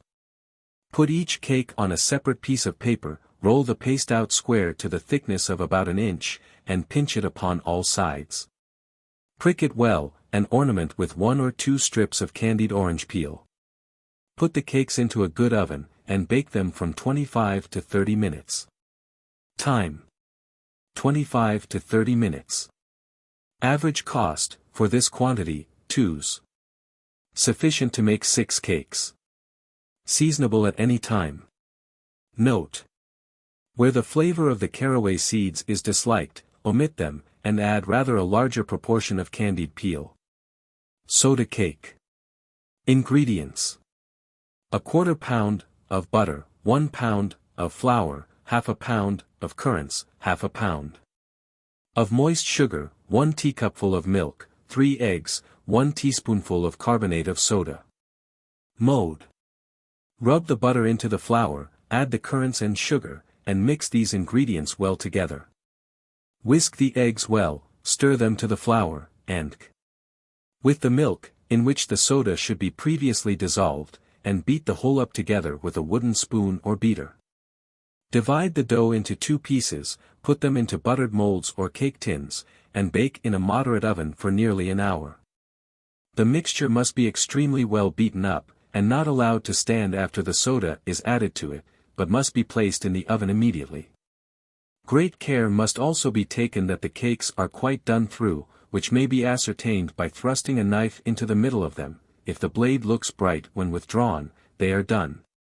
If the tops acquire too much color before the inside is sufficiently baked, cover them over with a piece of clean white paper, to prevent them from burning. Time: 1 hour. Average cost, 1s. Sufficient to make 2 small cakes. Seasonable at any time. Savoy cake. Ingredients: the weight of 4 eggs in pounded loaf sugar, the weight of 7 in flour, a little grated lemon rind, or essence of almonds, or orange flower water. Mode: break the 7 eggs, putting the yolks into one basin and the whites into another. Whisk the former, and mix with them the sugar, the grated lemon rind, or any other flavoring to taste. Beat them well together, and add the whites of the eggs, whisked to a froth. Put in the flour by degrees, continuing to beat the mixture for a quarter hour, butter a mold, pour in the cake, and bake it from 1 1/4 to 1 1/2 hour. This is a very nice cake for dessert, and may be iced for a supper table, or cut into slices and spread with jam, which converts it into sandwiches. Time: 1 1/4 to 1 1/2 hour. Average cost, 1s. Sufficient for 1 cake. Seasonable at any time. Sponge cake. Illustration: sponge cake. Ingredients: the weight of 8 eggs in pounded loaf sugar, the weight of 5 in flour, the rind of 1 lemon, 1 tablespoonful of brandy. Mode: put the eggs into one side of the scale, and take the weight of 8 in pounded loaf sugar, and the weight of 5 in good dry flour. Separate the yolks from the whites of the eggs. Beat the former, put them into a saucepan with the sugar, and let them remain over the fire until milk warm, keeping them well stirred. Then put them into a basin, add the grated lemon rind mixed with the brandy, and stir these well together, dredging in the flour very gradually. Whisk the whites of the eggs to a very stiff froth, stir them to the flour, and beat the cake well for a quarter hour. Put it into a buttered mold strewn with a little fine sifted sugar, and bake the cake in a quick oven for 1 1/2 hour. Care must be taken that it is put into the oven immediately, or it will not be light. The flavoring of this cake may be varied by adding a few drops of essence of almonds instead of the grated lemon rind. Time: 1 1/2 hour. Average cost, 1s. 3d. Sufficient for 1 cake. Seasonable at any time. Illustration: Egyptian wheat. The Egyptian, or mummy wheat, is not grown to any great extent, owing to its inferior quality, but it is notable for its large produce, and is often cultivated on allotment grounds and on small farms, where quantity rather than quality is desired. At Wicks, in Essex, the seed of this wheat has produced, without artificial assistance, 4,000-fold. Some of the ears have had 11 offshoots, and have contained, altogether, 11 grains in 1 ear. 2. Ingredients: ½ a pound of loaf sugar, not quite 1/4 pint of water, 5 eggs, 1 lemon, ½ a pound of flour, 1/4 teaspoonful of carbonate of soda. Mode: boil the sugar and water together until they form a thick syrup. Let it cool a little, then pour it to the eggs, which should be previously well whisked. And after the eggs and syrup are mixed together, continue beating them for a few minutes.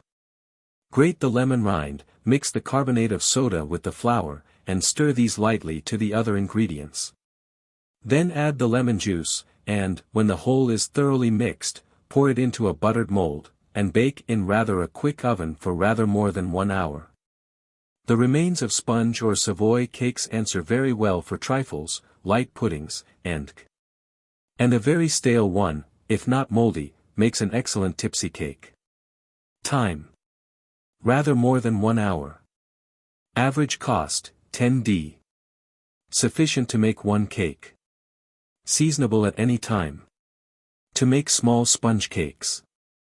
Ingredients. The weight of 5 eggs in flour, the weight of 8 in pounded loaf sugar, flavoring to taste. Mode. Let the flour be perfectly dry, and the sugar well pounded and sifted. Separate the whites from the yolks of the eggs, and beat the latter up with the sugar. Then whisk the whites until they become rather stiff, and mix them with the yolks, but do not stir them more than is just necessary to mingle the ingredients well together. Dredge in the flour by degrees, add the flavoring. Batter the tins well, pour in the batter, sift a little sugar over the cakes, and bake them in rather a quick oven, but do not allow them to take too much color, as they should be rather pale. Remove them from the tins before they get cold, and turn them on their faces, where let them remain until quite cold, when store them away in a closed tin canister or wide-mouthed glass bottle. Time. 10 to 15 minutes in a quick oven. Average cost, 1d. Each. Seasonable at any time. TA cakes. Ingredients.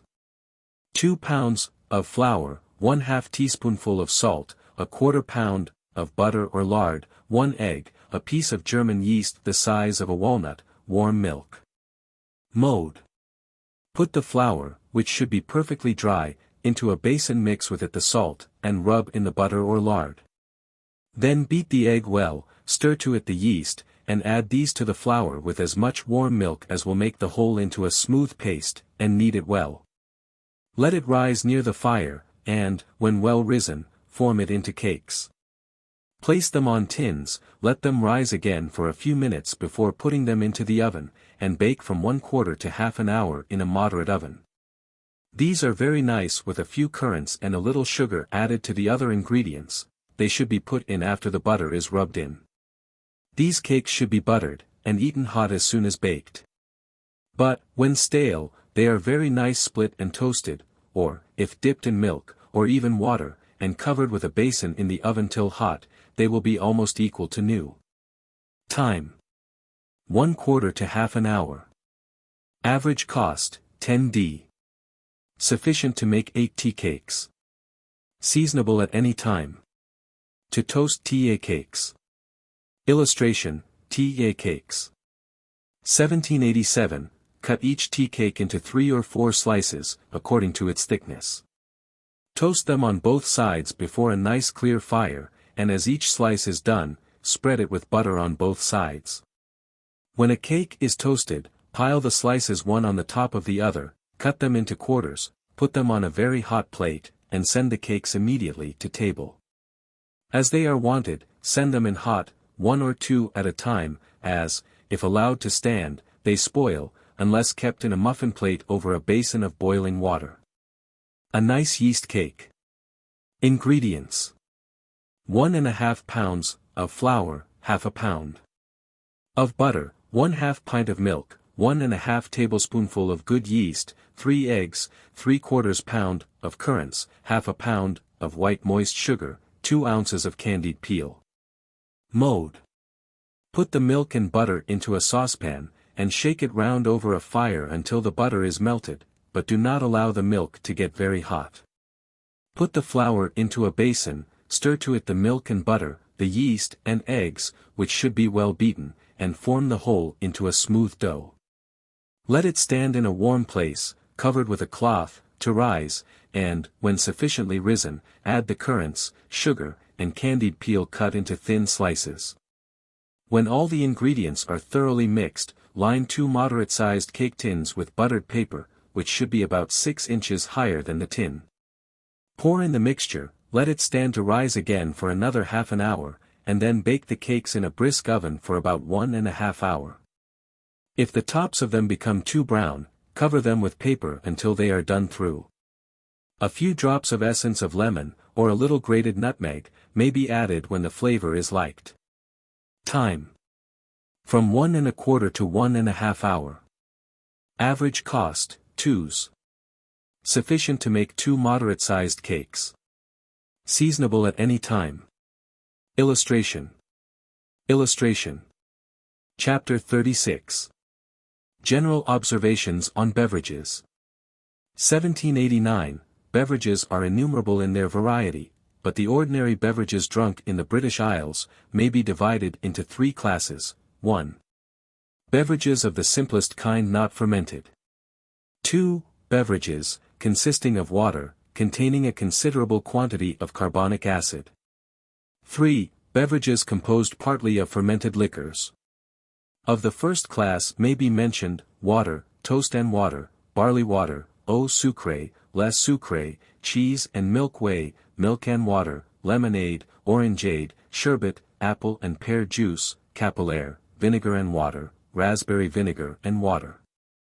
1790, of the common class of beverages, consisting of water impregnated with carbonic acid gas, we may name soda water, single and double, ordinary effervescing draughts, and ginger beer.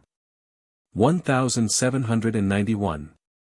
The beverages composed partly of fermented liquors, are hot spiced wines, bishop, egg flip, egg hot, ale posset, sack posset, punch, and spirits and water. 1792.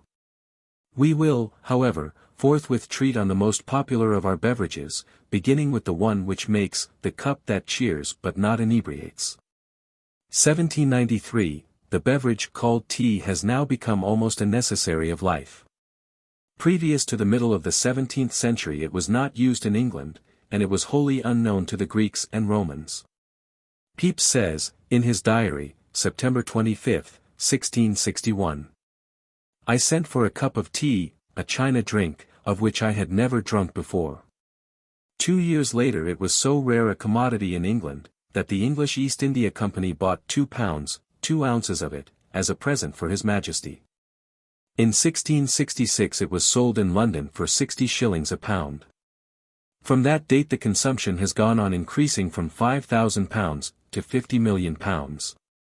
1794, Linnaeus was induced to think that there were 2 species of tea plant, one of which produced the black, and the other the green teas.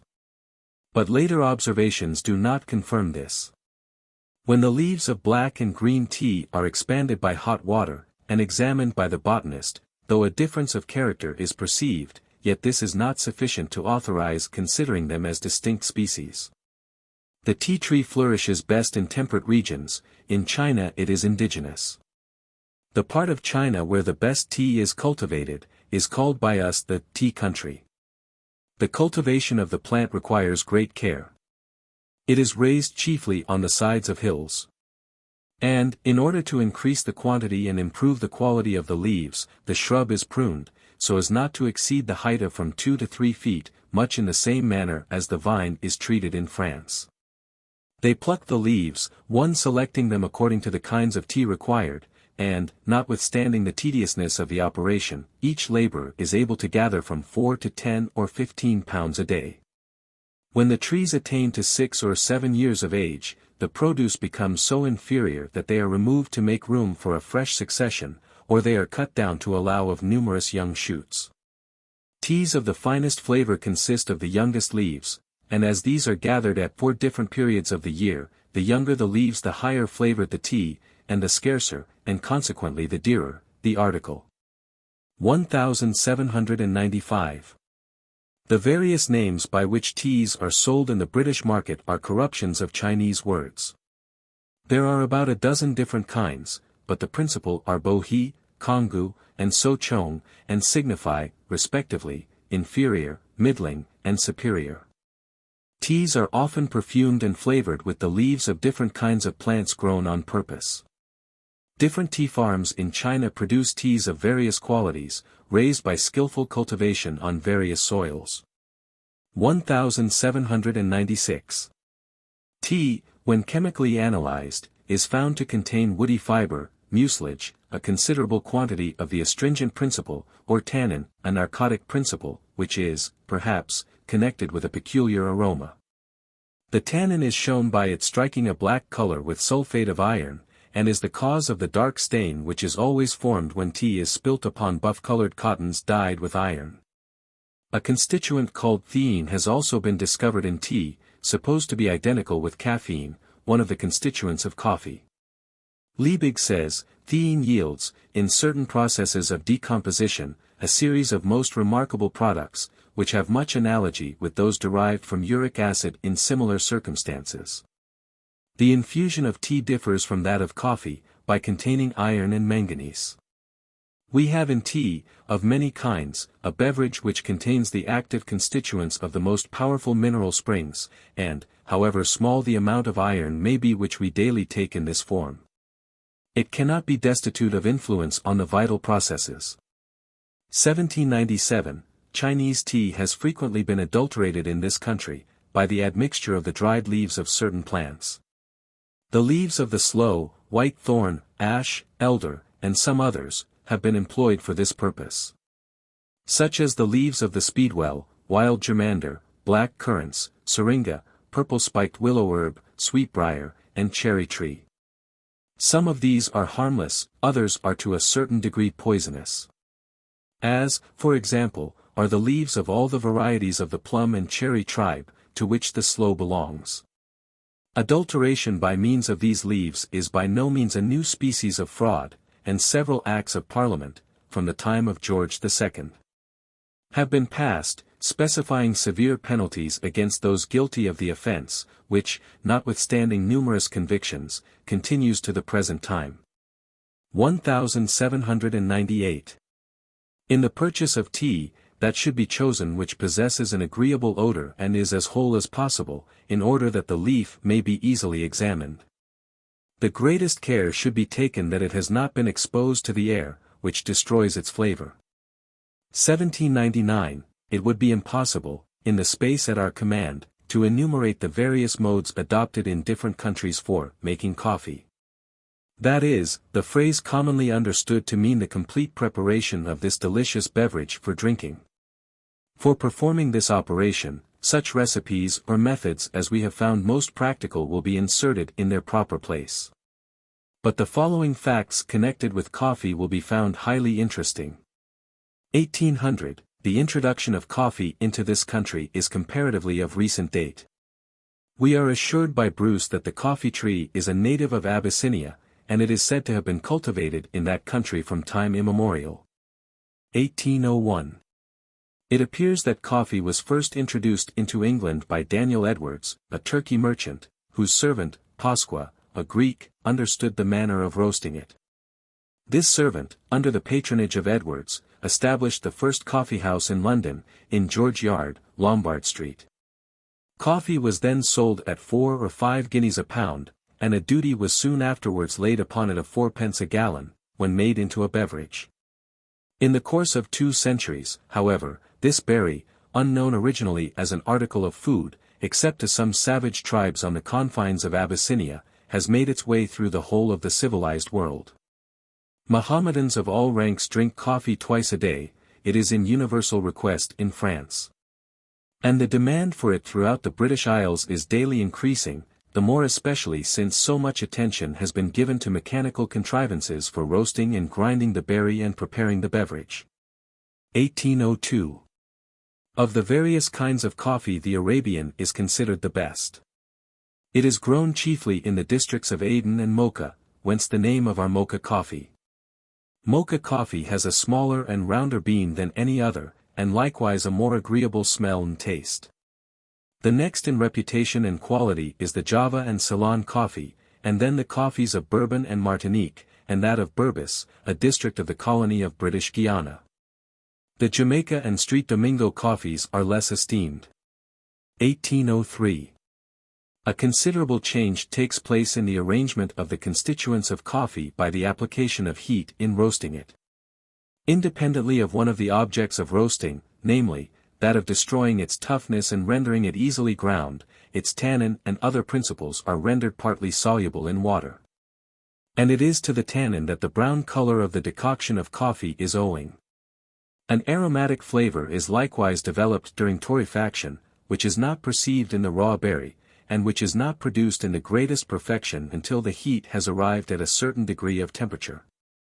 But, if the heat be increased beyond this, the flavor is again dissipated, and little remains but a bitter and astringent matter with carbon. 1804. The roasting of coffee in the best manner requires great nicety, and much of the qualities of the beverage depends upon the operation. The roasting of coffee for the dealers in London and Paris has now become a separate branch of business, and some of the roasters perform the operation on a great scale, with considerable skill. Roasted coffee loses from 20 to 30% by sufficient roasting, and the powder suffers much by exposure to the air, but, while raw, it not only does not lose its flavor for a year or two, but improves by keeping. If a cup of the best coffee be placed upon a table boiling hot, it will fill the room with its fragrance, but the coffee, when warmed again after being cold, will be found to have lost most of its flavor. 1805. To have coffee in perfection, it should be roasted and ground just before it is used, and more should not be ground at a time than is wanted for immediate use, or, if it be necessary to grind more, it should be kept closed from the air. Coffee readily imbibes exhalations from other substances, and thus often acquires a bad flavor. Brown sugar placed near it will communicate a disagreeable flavor. It is stated that the coffee in the West Indies has often been injured by being laid in rooms near the sugar works, or where rum is distilled, and the same effect has been produced by bringing over coffee in the same ships with rum and sugar. Dar. Mosley mentions that a few bags of pepper, on board a ship from India, spoiled a whole cargo of coffee. 1806. With respect to the quantity of coffee used in making the decoction, much depends upon the taste of the consumer. The greatest and most common fault in English coffee is the too small quantity of the ingredient. Count Rumford says that to make good coffee for drinking after dinner, a pound of good mocha coffee, which, when roasted and ground, weighs only 13 ounces, serves to make 56 full cups. Or a little less than a quarter of an ounce to a coffee cup of moderate size. Recipes. Chapter 37. To make chocolate. Ingredients. Allow 1/2 ounce of chocolate to each person, to every ounce allow 1/2 pint of water, 1/2 pint of milk. Mode. Make the milk and water hot. Scrape the chocolate into it, and stir the mixture constantly and quickly until the chocolate is dissolved. Bring it to the boiling point, stir it well, and serve directly with white sugar. Chocolate prepared within a mill, as shown in the engraving, is made by putting in the scraped chocolate, pouring over it the boiling milk and water, and milling it over the fire until hot and frothy. Sufficient. Allow 1/2 ounce of cake chocolate to each person. Illustration, mill. Chocolate and cocoa. Both these preparations are made from the seeds or beans of the cacao tree, which grows in the West Indies and South America. The Spanish, and the proper name, is cacao, not cocoa, as it is generally spelt. From this mistake, the tree from which the beverage is procured has been often confounded with the palm that produces the edible coconuts, which are the produce of the cocoa tree, Cocos nacifera. Whereas the tree from which chocolate is procured is very different, the Theobroma cacao. The cocoa tree was cultivated by the aboriginal inhabitants of South America, particularly in Mexico, where, according to Humboldt, it was reared by Montezuma. It was transplanted thence into other dependencies of the Spanish monarchy in 1520. And it was so highly esteemed by Linnaeus received from him the name now conferred upon it, of Theobroma, a term derived from the Greek, and signifying, food for gods.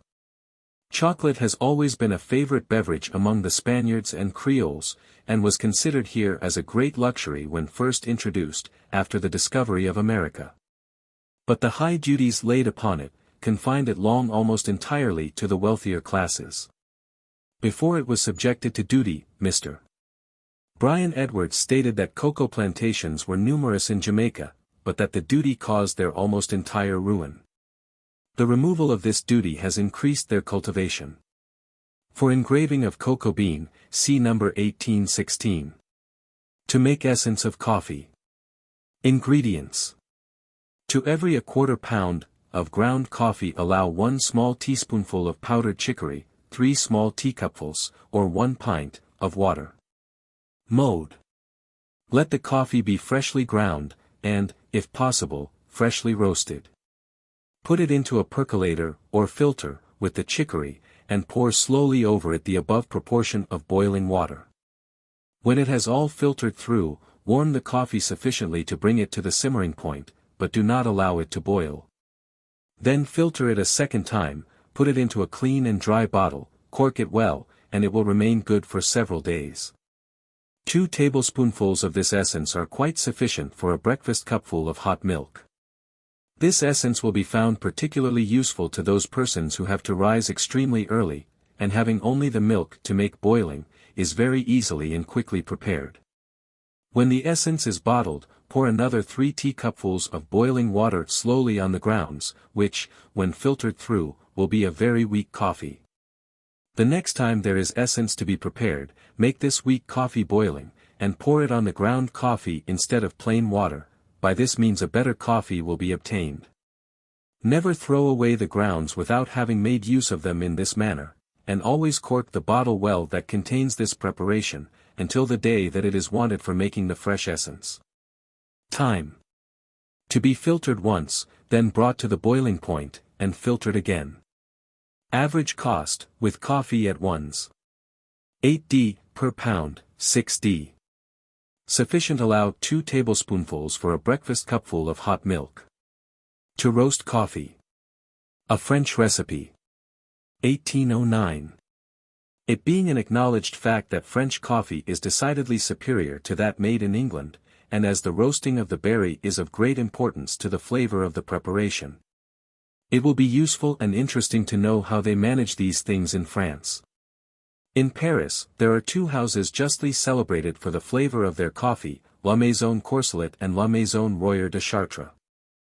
And to obtain this flavor, before roasting they add to every 3 pounds of coffee a piece of butter the size of a nut, and a dessert spoonful of powdered sugar. It is then roasted in the usual manner.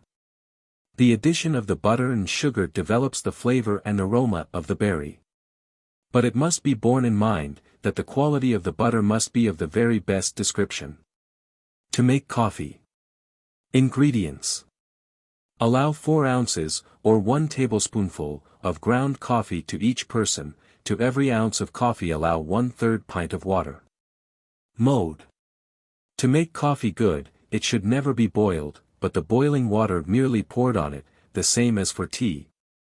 The coffee should always be purchased in the berry, if possible, freshly roasted. And it should never be ground long before it is wanted for use. There are very many new kinds of coffee pots, but the method of making the coffee is nearly always the same. Namely, pouring the boiling water on the powder, and allowing it to filter through. Our illustration shows one of Loisel's hydrostatic urns, which are admirably adapted for making good and clear coffee, which should be made in the following manner: warm the urn with boiling water, remove the lid and movable filter, and place the ground coffee at the bottom of the urn. Put the movable filter over this, and screw the lid, inverted, tightly on the end of the center pipe. Pour into the inverted lid the above proportion of boiling water, and when all the water so poured has disappeared from the funnel, and made its way down the center pipe and up again through the ground coffee by hydrostatic pressure, screw the lid and cover the urn. Pour back direct into the urn, not through the funnel, 1, 2, or 3 cups, according to the size of the percolator, in order to make the infusion of uniform strength. The contents will then be ready for use, and should run from the tap strong, hot, and clear. The coffee made in these urns generally turns out very good, and there is but one objection to them: the coffee runs rather slowly from the tap. This is of no consequence where there is a small party, but tedious where there are many persons to provide for. A remedy for this objection may be suggested. Namely, to make the coffee very strong, so that not more than 1/3 of a cup would be required, as the rest would be filled up with milk. Making coffee in filters or percolators does away with the necessity of using isinglass, white of egg, and various other preparations to clear it.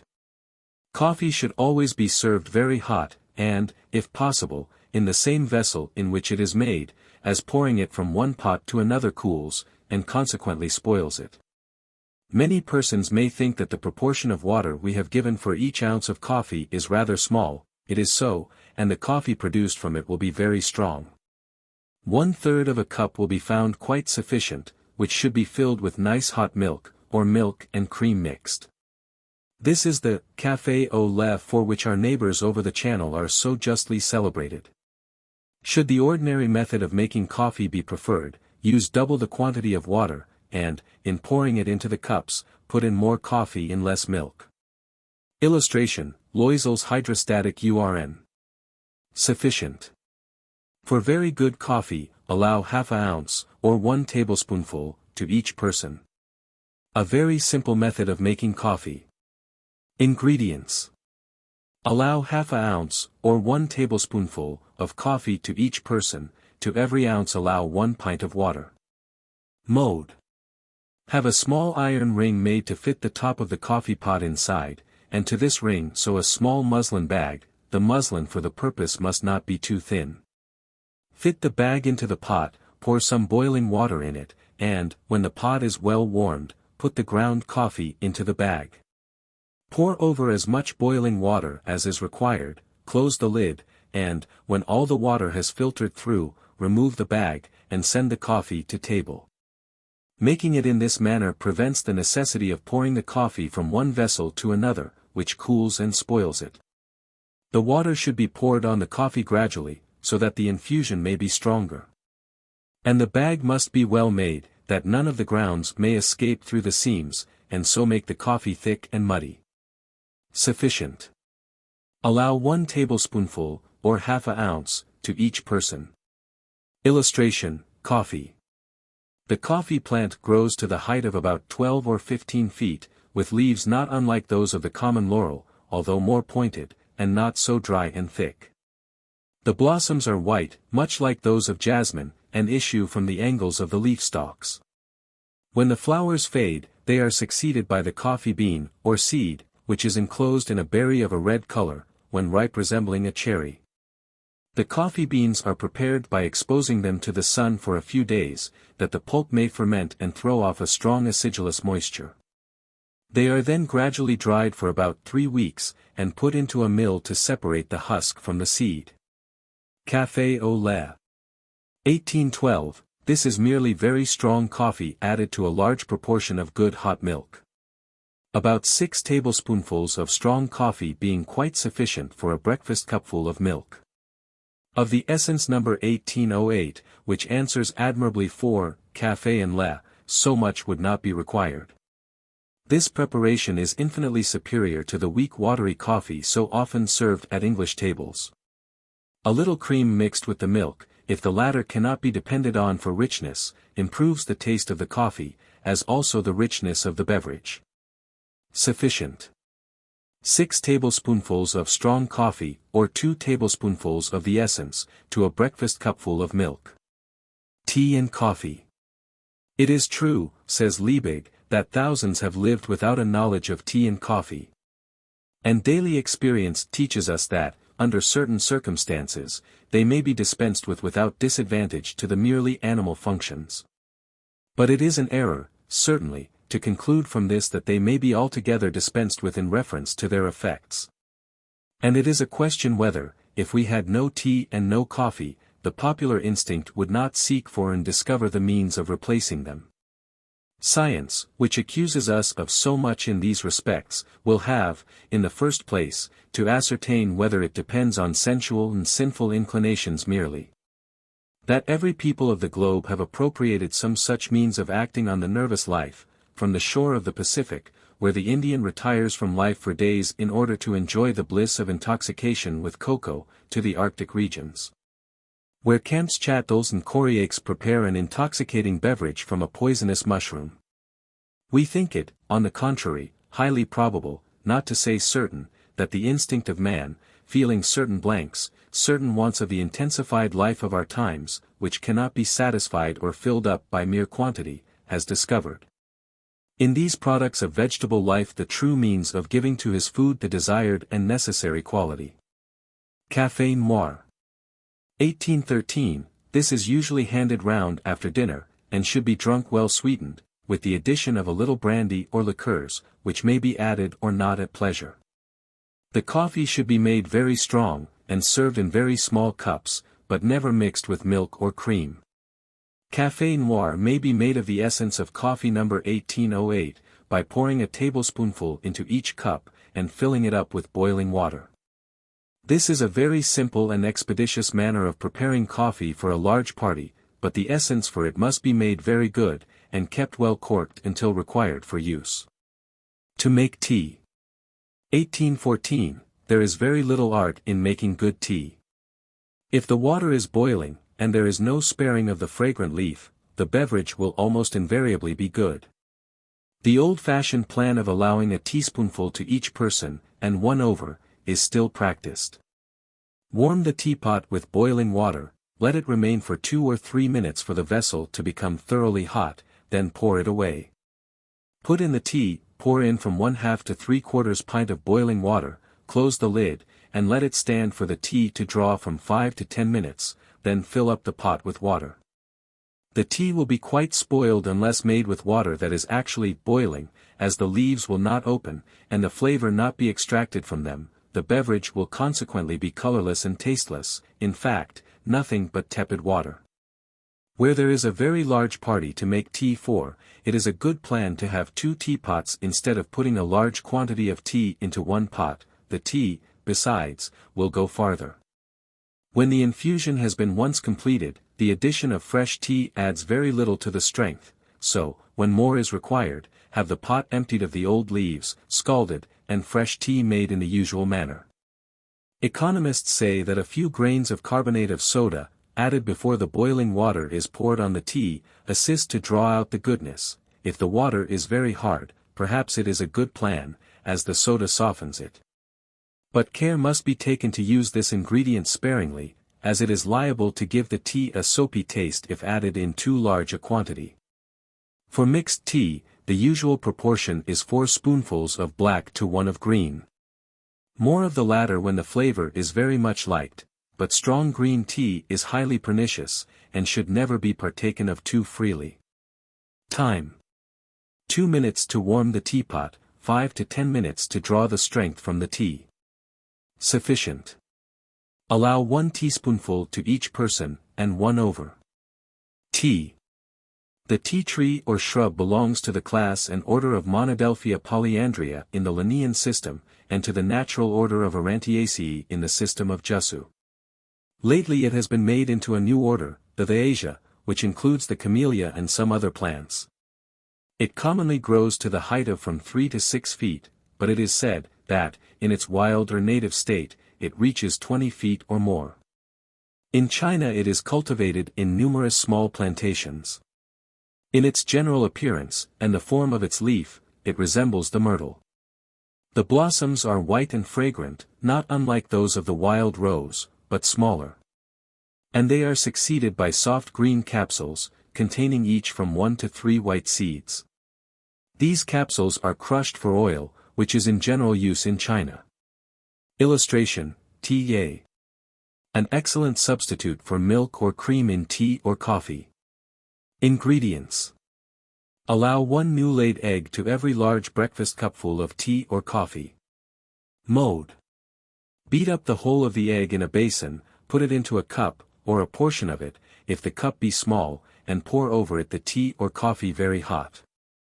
These should be added very gradually, and stirred all the time, to prevent the egg from curdling. In point of nourishment, both these beverages are much improved by this addition. Sufficient. Allow 1 egg to every large breakfast cupful of tea or coffee. To make cocoa. Ingredients. Allow 2 teaspoonfuls of the prepared cocoa to 1 breakfast cup, boiling milk and boiling water. Illustration, cocoa bean. Mode. Put the cocoa into a breakfast cup, pour over it sufficient cold milk to make it into a smooth paste, then add equal quantities of boiling milk and boiling water, and stir all well together. Care must be taken not to allow the milk to get burnt, as it will entirely spoil the flavor of the preparation. The above directions are usually given for making the prepared cocoa. The rock cocoa, or that bought in a solid piece, should be scraped, and made in the same manner, taking care to rub down all the lumps before the boiling liquid is added. Sufficient, 2 teaspoonfuls of prepared cocoa for 1 breakfast cup, or a quarter ounce. Of the rock cocoa for the same quantity. Cowslip wine. Ingredients. To every gallon of water allow 3 pounds of lumped sugar, the rind of 2 lemons, the juice of 1, the rind and juice of 1 Seville orange, 1 gallon of cowslip pips. To every 4½ gallons of wine allow 1 bottle of brandy. Mode. Boil the sugar and water together for half an hour, carefully removing all the scum as it rises. Pour this boiling liquor on the orange and lemon rinds, and the juice, which should be strained. When milk warm, add the cowslip pips or flowers, picked from the stalks and seeds. And to 9 gallons of wine 3 tablespoonfuls of good fresh brewer's yeast. Let it ferment 3 or 4 days, then put all together in a cask with the brandy, and let it remain for 2 months, when bottle it off for use. Time. To be boiled half an hour. To ferment 3 or 4 days, to remain in the cask 2 months. Average cost, exclusive of the cowslips, which may be picked in the fields, 2s. 9d per gallon. Seasonable. Make this in April or May. Elder wine. Ingredients. To every 3 gallons of water allow 1 peck of elderberries, to every gallon of juice allow 3 pounds of sugar, half an ounce of ground ginger, 6 cloves, 1 pound of good turkey raisins, 1/2 pint of brandy to every gallon of wine. To every 9 gallons of wine 3 or 4 tablespoonfuls of fresh brewer's yeast. Mode. Pour the water, quite boiling, on the elderberries, which should be picked from the stalks, and let these stand covered for 24 hours. Then strain the whole through a sieve or bag, breaking the fruit to express all the juice from it. Measure the liquor, and to every gallon allow the above proportion of sugar. Boil the juice and sugar with the ginger, cloves, and raisins for 1 hour, skimming the liquor the whole time. Let it stand until milk warm, then put it into a clean dry cask, with 3 or 4 tablespoonfuls of good fresh yeast to every 9 gallons of wine. Let it ferment for about a fortnight, then add the brandy, bung up the cask, and let it stand some months before it is bottled, when it will be found excellent. A bunch of hops suspended to a string from the bung, some persons say, will preserve the wine good for several years. Elder wine is usually mulled, and served with sippets of toasted bread and a little grated nutmeg. Time. To stand covered 24 hours, to be boiled 1 hour. Average cost, when made at home, 3s. 6d per gallon. Seasonable. Make this in September. Illustration, elderberries. Elderberry wine. The elderberry is well adapted for the production of wine. Its juice contains a considerable portion of the principle necessary for a vigorous fermentation, and its beautiful color communicates a rich tint to the wine made from it. It is, however, deficient in sweetness, and therefore demands an addition of sugar. It is one of the very best of the genuine Old English wines. And a cup of it mulled, just previous to retiring to bed on a winter night, is a thing to be run for, as Cobbett would say. It is not, however, agreeable to every taste. Ginger wine. Ingredients. To 9 gallons of water allow 27 pounds of loaf sugar, 9 lemons, 12 ounces of bruised ginger, 3 tablespoonfuls of yeast, 2 pounds of raisins stoned and chopped, 1 pint of brandy. Mode. Boil together for 1 hour in a copper, let it previously be well scoured and beautifully clean, the water, sugar, lemon rinds, and bruised ginger. Remove every particle of scum as it rises, and when the liquor is sufficiently boiled, put it into a large tub or pan, as it must not remain in the copper. When nearly cold, add the yeast, which must be thick and very fresh, and, the next day, put all in a dry cask with the strained lemon juice and chopped raisins. Stir the wine every day for a fortnight. Then add the brandy, stop the cask down by degrees, and in a few weeks it will be fit to bottle. Average cost, 2s. per gallon. Sufficient to make 9 gallons of wine. Seasonable. The best time for making this wine is either in March or September. Note: wine made early in March will be fit to bottle in June. Gooseberry vinegar. An excellent recipe. Ingredients: 2 pecks of crystal gooseberries, 6 gallons of water, 12 pounds of Foots sugar of the coarsest brown quality. Mode: mash the gooseberries, which should be quite ripe, in a tub with a mallet. Put to them the water nearly milk-warm, let this stand 24 hours, then strain it through a sieve, and put the sugar to it, mix it well, and tun it. These proportions are for a 9-gallon cask, and if it be not quite full, more water must be added. Let the mixture be stirred from the bottom of the cask 2 or 3 times daily for 3 or 4 days, to assist the melting of the sugar. Then paste a piece of linen cloth over the bunghole, and set the cask in a warm place, but not in the sun. Any corner of a warm kitchen is the best situation for it. The following spring it should be drawn off into stone bottles, and the vinegar will be fit for use 12 months after it is made. This will be found a most excellent preparation, greatly superior to much that is sold under the name of the best white wine vinegar. Many years' experience has proved that pickle made with this vinegar will keep, when bought vinegar will not preserve the ingredients. The cost per gallon is merely nominal, especially to those who reside in the country and grow their own gooseberries. The coarse sugar is then the only ingredient to be purchased. Time: to remain in the cask 9 months. Average cost, when the gooseberries have to be purchased, 1s. per gallon, when they are grown at home, 6d. per gallon.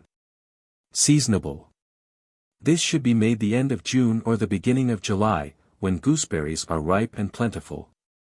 Effervescing gooseberry wine. Ingredients: to every gallon of water allow 6 pounds of green gooseberries, 3 pounds of lump sugar. Mode: this wine should be prepared from unripe gooseberries, in order to avoid the flavor which the fruit would give to the wine when in a mature state. Its briskness depends more upon the time of bottling than upon the unripe state of the fruit, for effervescing wine can be made from fruit that is ripe as well as that which is unripe. The fruit should be selected when it has nearly attained its full growth, and consequently before it shows any tendency to ripen. Any bruised or decayed berries, and those that are very small, should be rejected. The blossom and stalk ends should be removed, and the fruit well bruised in a tub or pan, in such quantities as to ensure each berry being broken without crushing the seeds.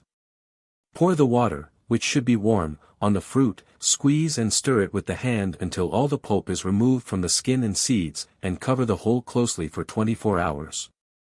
After which, strain it through a coarse bag, and press it with as much force as can be conveniently applied, to extract the whole of the juice and liquor the fruit may contain.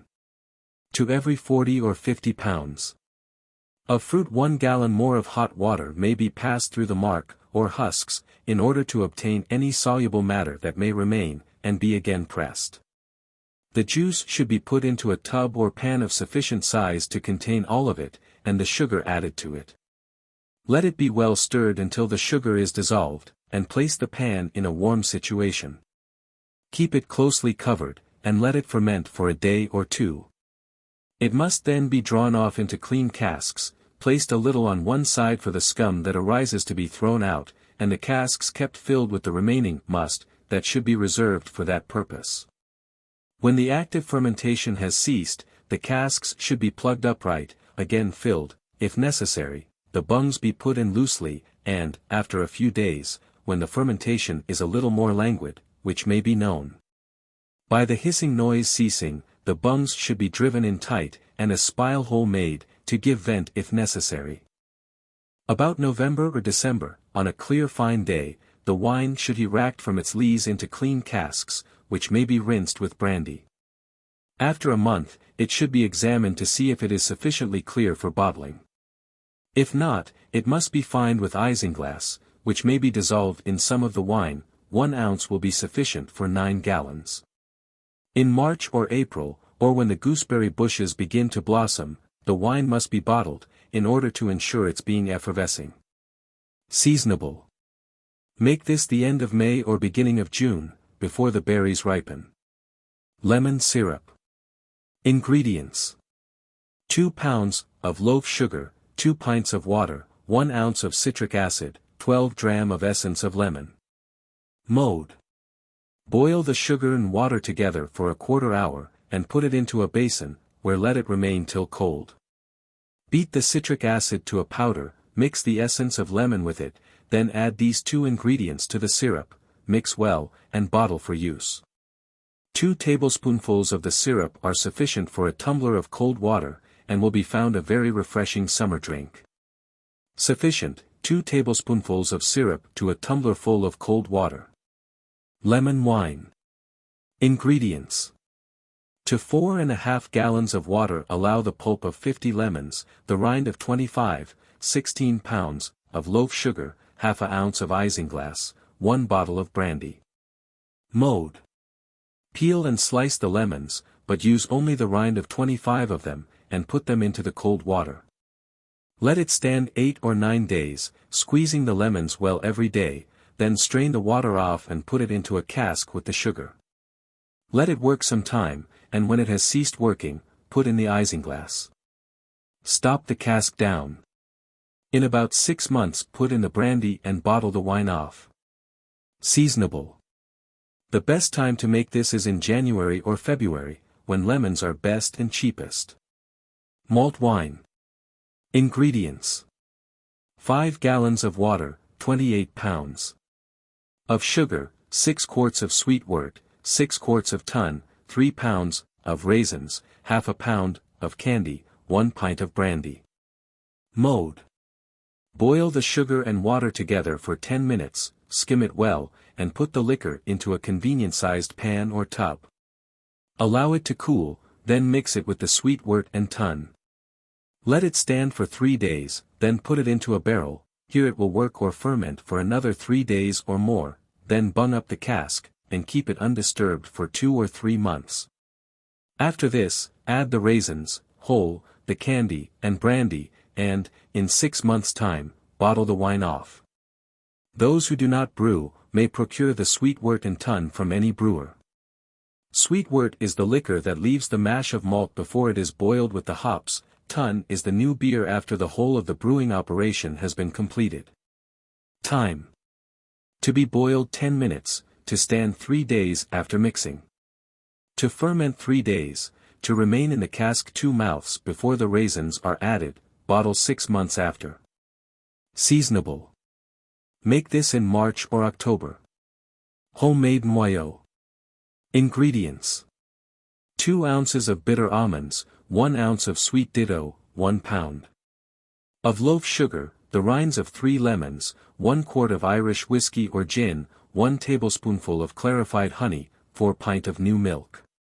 Mode: blanch and pound the almonds, and mix with them the sugar, which should also be pounded. Boil the milk. Let it stand till quite cold, then mix all the ingredients together, and let them remain for 10 days, shaking them every day. Filter the mixture through blotting paper, bottle off for use in small bottles, and seal the corks down. This will be found useful for flavoring many sweet dishes. Average cost, 2s. Sufficient to make about 24 pints of noyau. Seasonable. May be made at any time. Orange brandy. Excellent. Ingredients: to every 1 gallon of brandy allow 3/4 pint of Seville orange juice, 1¼ pounds, of loaf sugar. Mode: to bring out the full flavor of the orange peel, rub a few lumps of the sugar on 2 or 3 unpared oranges, and put these lumps to the rest. Mix the brandy with the orange juice, strained, the rinds of 6 of the oranges pared very thin, and the sugar. Let all stand in a closely covered jar for about 3 days, stirring it 3 or 4 times a day. When clear, it should be bottled and closely corked for a year. It will then be ready for use, but will keep any length of time. This is a most excellent stomachic when taken pure in small quantities. Or, as the strength of the brandy is very little deteriorated by the other ingredients, it may be diluted with water. Time: to be stirred every day for 3 days. Average cost, 7s. Sufficient to make 2 quarts. Seasonable. Make this in March. A very simple and easy method of making a very superior orange wine. Ingredients: 90 Seville oranges, 32 pounds of lump sugar, water. Mode: break up the sugar into small pieces, and put it into a dry, sweet 9-gallon cask, placed in a cellar or other storehouse, where it is intended to be kept. Have ready close to the cask 2 large pans or wooden keelers, into one of which put the peel of the oranges pared quite thin, and into the other the pulp after the juice has been squeezed from it. Strain the juice through a piece of double muslin, and put it into the cask with the sugar. Then pour about 1½ gallon of cold spring water on both the peels and pulp, let it stand for 24 hours, and then strain it into the cask. Add more water to the peels and pulp when this is done, and repeat the same process every day for a week. It should take about a week to fill up the cask.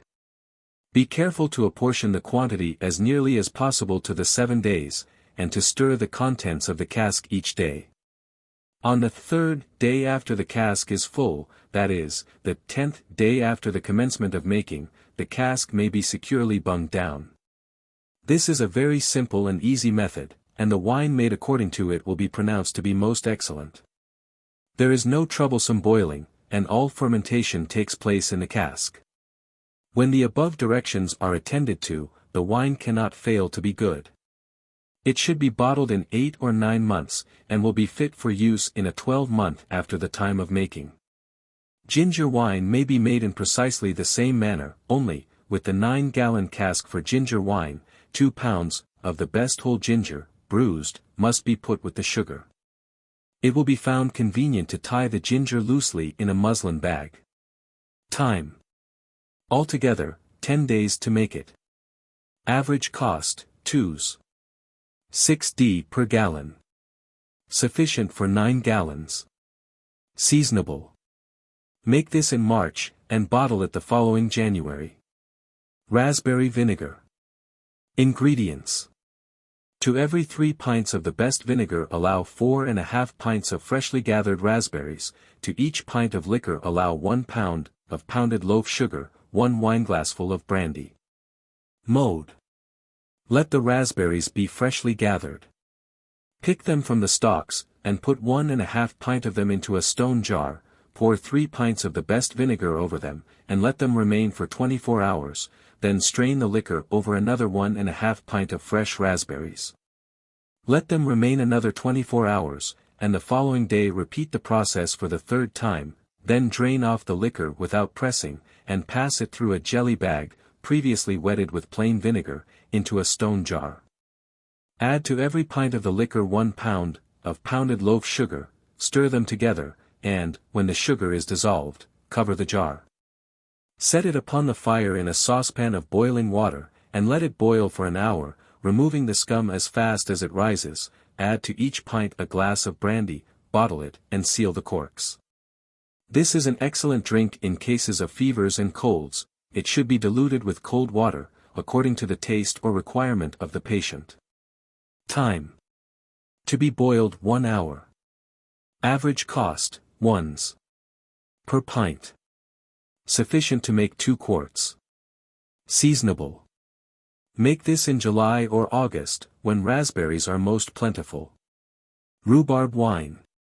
Ingredients: to every 5 pounds of rhubarb pulp allow 1 gallon of cold spring water, to every gallon of liquor allow 3 pounds of loaf sugar, ½ ounce.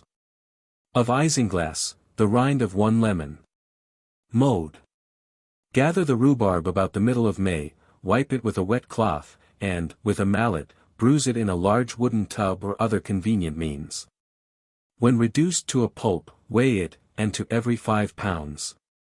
Add 1 gallon of cold spring water, let these remain for 3 days, stirring 3 or 4 times a day, and, on the 4th day, press the pulp through a hair sieve, put the liquor into a tub, and to every gallon put 3 pounds of loaf sugar. Stir in the sugar until it is quite dissolved, and add the lemon rind. Let the liquor remain, and, in 4, 5, or 6 days, the fermentation will begin to subside, and a crust or head will be formed, which should be skimmed off, or the liquor drawn from it, when the crust begins to crack or separate. Put the wine into a cask, and if, after that, it ferments, rack it off into another cask, and in a fortnight stop it down. If the wine should have lost any of its original sweetness, add a little more loaf sugar, taking care that the cask is full. Bottle it off in February or March, and in the summer it should be fit to drink. It will improve greatly by keeping, and, should a very brilliant color be desired, add a little currant juice. Seasonable. Make this about the middle of May. Welsh nectar. Ingredients: 1 pound of raisins, 3 lemons, 2 pounds of loaf sugar, 2 gallons of boiling water. Mode: cut the peel of the lemons very thin, pour upon it the boiling water, and, when cool, add the strained juice of the lemons, the sugar, and the raisins, stoned and chopped very fine. Let it stand 4 or 5 days, stirring it every day. Then strain it through a jelly bag, and bottle it for present use. Time: 4 or 5 days. Average cost, 1s. Sufficient to make 2 gallons. Claret cup. Illustration: claret cup. Ingredients: 1 bottle of claret, 1 bottle of soda water, about half a pound of pounded ice, 4 tablespoonfuls of powdered sugar, 1/4 teaspoonful of grated nutmeg, 1 liqueur glass of maraschino, a sprig of green borage. Mode: put all the ingredients into a silver cup, regulating the proportion of ice by the state of the weather. If very warm, a larger quantity would be necessary.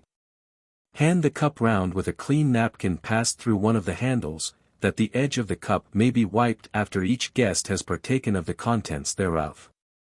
Seasonable in summer. Clarets. All those wines called in England clarets are the produce of the country round Bordeaux, or the Bordelais. But it is remarkable that there is no pure wine in France known by the name of claret, which is a corruption of claret, a term that is applied there to any red or rose-colored wine. Round Bordeaux are produced a number of wines of the first quality, which pass under the name simply of vins de Bordeaux, or have the designation of the particular district where they are made, as Lafite, Latour, and C. The clarets brought to the English market are frequently prepared for it by the winegrowers by mixing together several Bordeaux wines, or by adding to them a portion of some other wines. But in France the pure wines are carefully preserved distinct. The genuine wines of Bordeaux are of great variety, that part being one of the most distinguished in France. And the principal vineyards are those of Médoc, Paulouse, Graves, and Blanche, the product of each having characters considerably different. Champagne cup. Ingredients: 1 quart bottle of champagne, 2 bottles of soda water, 1 liqueur glass of brandy or curaçao, 2 tablespoonfuls of powdered sugar, 1 pound of pounded ice, a sprig of green borage. Mode: put all the ingredients into a silver cup. Stir them together, and serve the same as claret cup number 1831. Should the above proportion of sugar not be found sufficient to suit some tastes, increase the quantity. When borage is not easily obtainable, substitute for it a few slices of cucumber rind. Seasonable. Suitable for picnics, balls, weddings, and other festive occasions. Champagne. This, the most celebrated of French wines, is the produce chiefly of the province of that name, and is generally understood in England to be a brisk, effervescing, or sparkling white wine, of a very fine flavor. But this is only one of the varieties of this class. There is both red and white champagne, and each of these may be either still or brisk. There are the sparkling wines, mousseux, and the still wines, non-mousseux. The brisk are in general the most highly esteemed, or, at least, are the most popular in this country, on account of their delicate flavor and the agreeable pungency which they derive from the carbonic acid they contain, and to which they owe their briskness. Ginger beer. Ingredients: 2½ pounds of loaf sugar, 1½ ounces of bruised ginger, 1 ounce of cream of tartar, the rind and juice of 2 lemons, 3 gallons of boiling water, 2 large tablespoonfuls of thick and fresh brewer's yeast. Mode: Peel the lemons, squeeze the juice, strain it, and put the peel and juice into a large earthen pan, with the bruised ginger, cream of tartar, and loaf sugar. Pour over these ingredients 3 gallons of boiling water. Let it stand until just warm, when add the yeast, which should be thick and perfectly fresh. Stir the contents of the pan well, and let them remain near the fire all night, covering the pan over with a cloth. The next day skim off the yeast, and pour the liquor carefully into another vessel, leaving the sediment, then bottle immediately, and tie the corks down, and in 3 days the ginger beer will be fit for use. For some tastes, the above proportion of sugar may be found rather too large, when it may be diminished, but the beer will not keep so long good. Average cost for this quantity, 2s, or 1/2d. Per bottle. Sufficient to fill 4 dozen ginger beer bottles. Seasonable. This should be made during the summer months. Lemonade. Ingredients: the rind of 2 lemons, the juice of 3 large or 4 small ones, 1 pound of loaf sugar, 1 quart of boiling water. Mode. Rub some of the sugar, in lumps, on 2 of the lemons until they have imbibed all the oil from them, and put it with the remainder of the sugar into a jug, add the lemon juice, but no pips, and pour over the whole a quart of boiling water. When the sugar is dissolved, strain the lemonade through a fine sieve or piece of muslin, and, when cool, it will be ready for use. The lemonade will be much improved by having the white of an egg beaten up in it. A little sherry mixed with it, also, makes this beverage much nicer. Average cost, 6d. Per quart.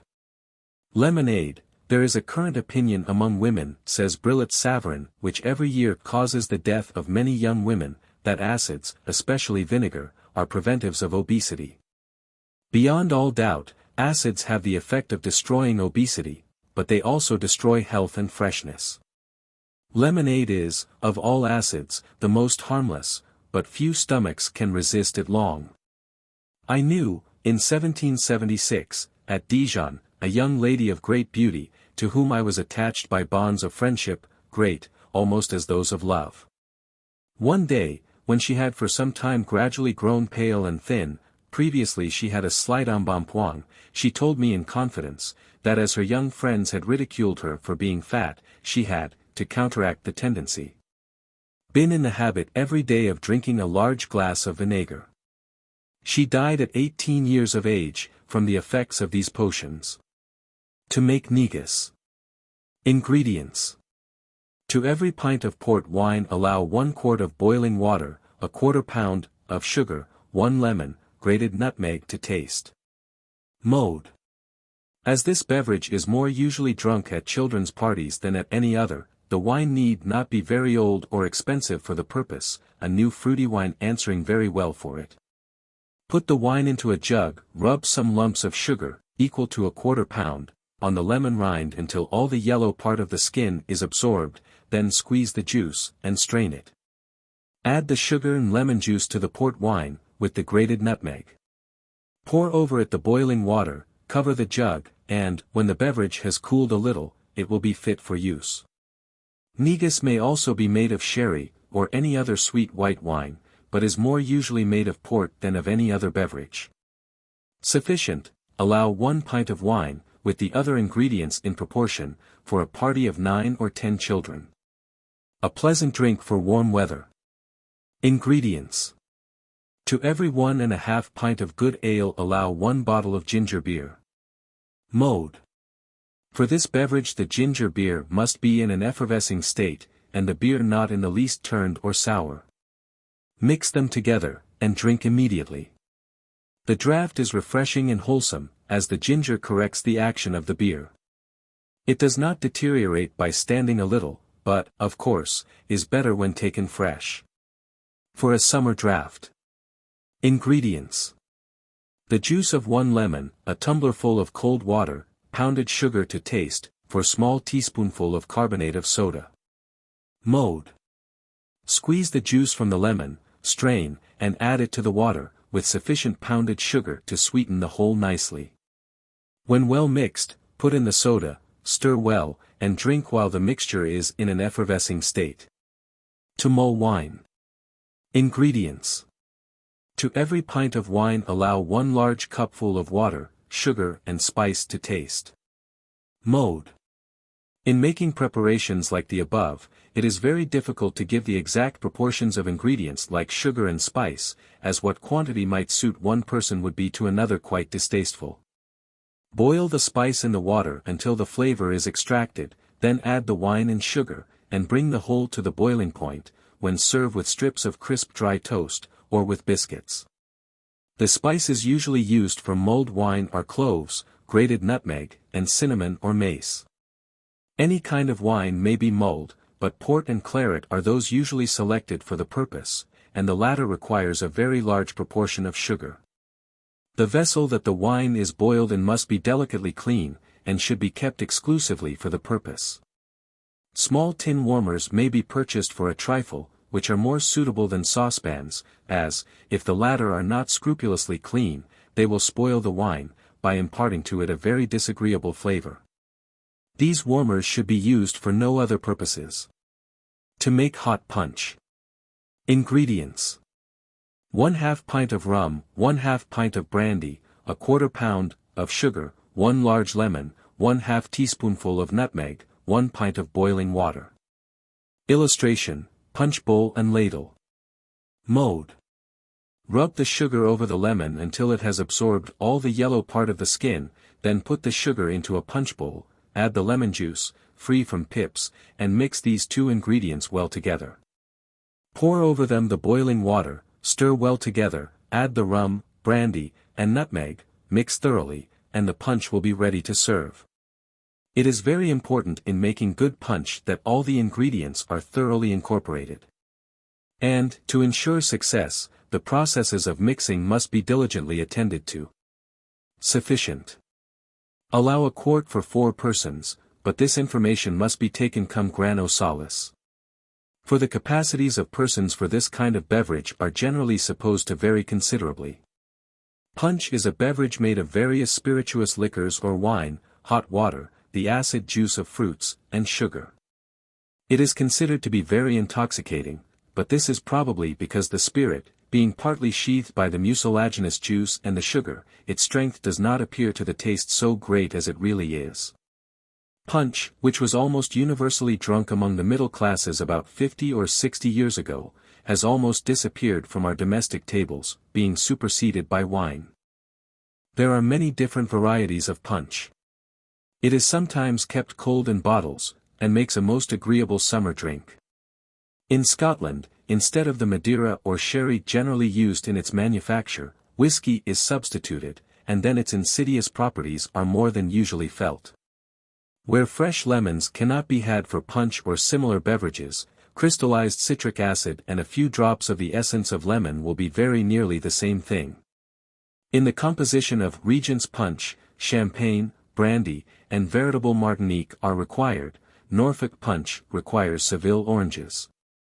Milk punch may be extemporized by adding a little hot milk to lemonade, and then straining it through a jelly bag. Then there are wine punch, tea punch, and French punch, made with lemons, spirits, and wine, in fantastic proportions. But of all the compounds of these materials, perhaps, for a summer drink, the North American mint julep is the most inviting. Captain Marryat gives the following recipe for its preparation: put into a tumbler about a dozen sprigs of the tender shoots of mint.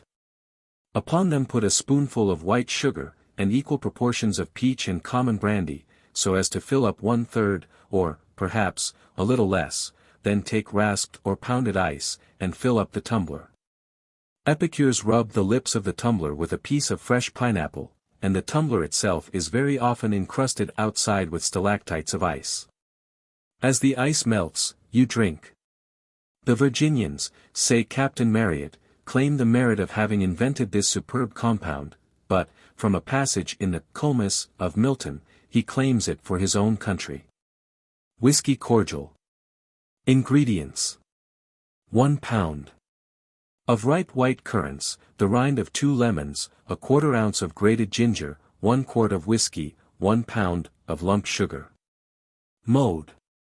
Strip the currants from the stalks, put them into a large jug, add the lemon rind, ginger, and whiskey.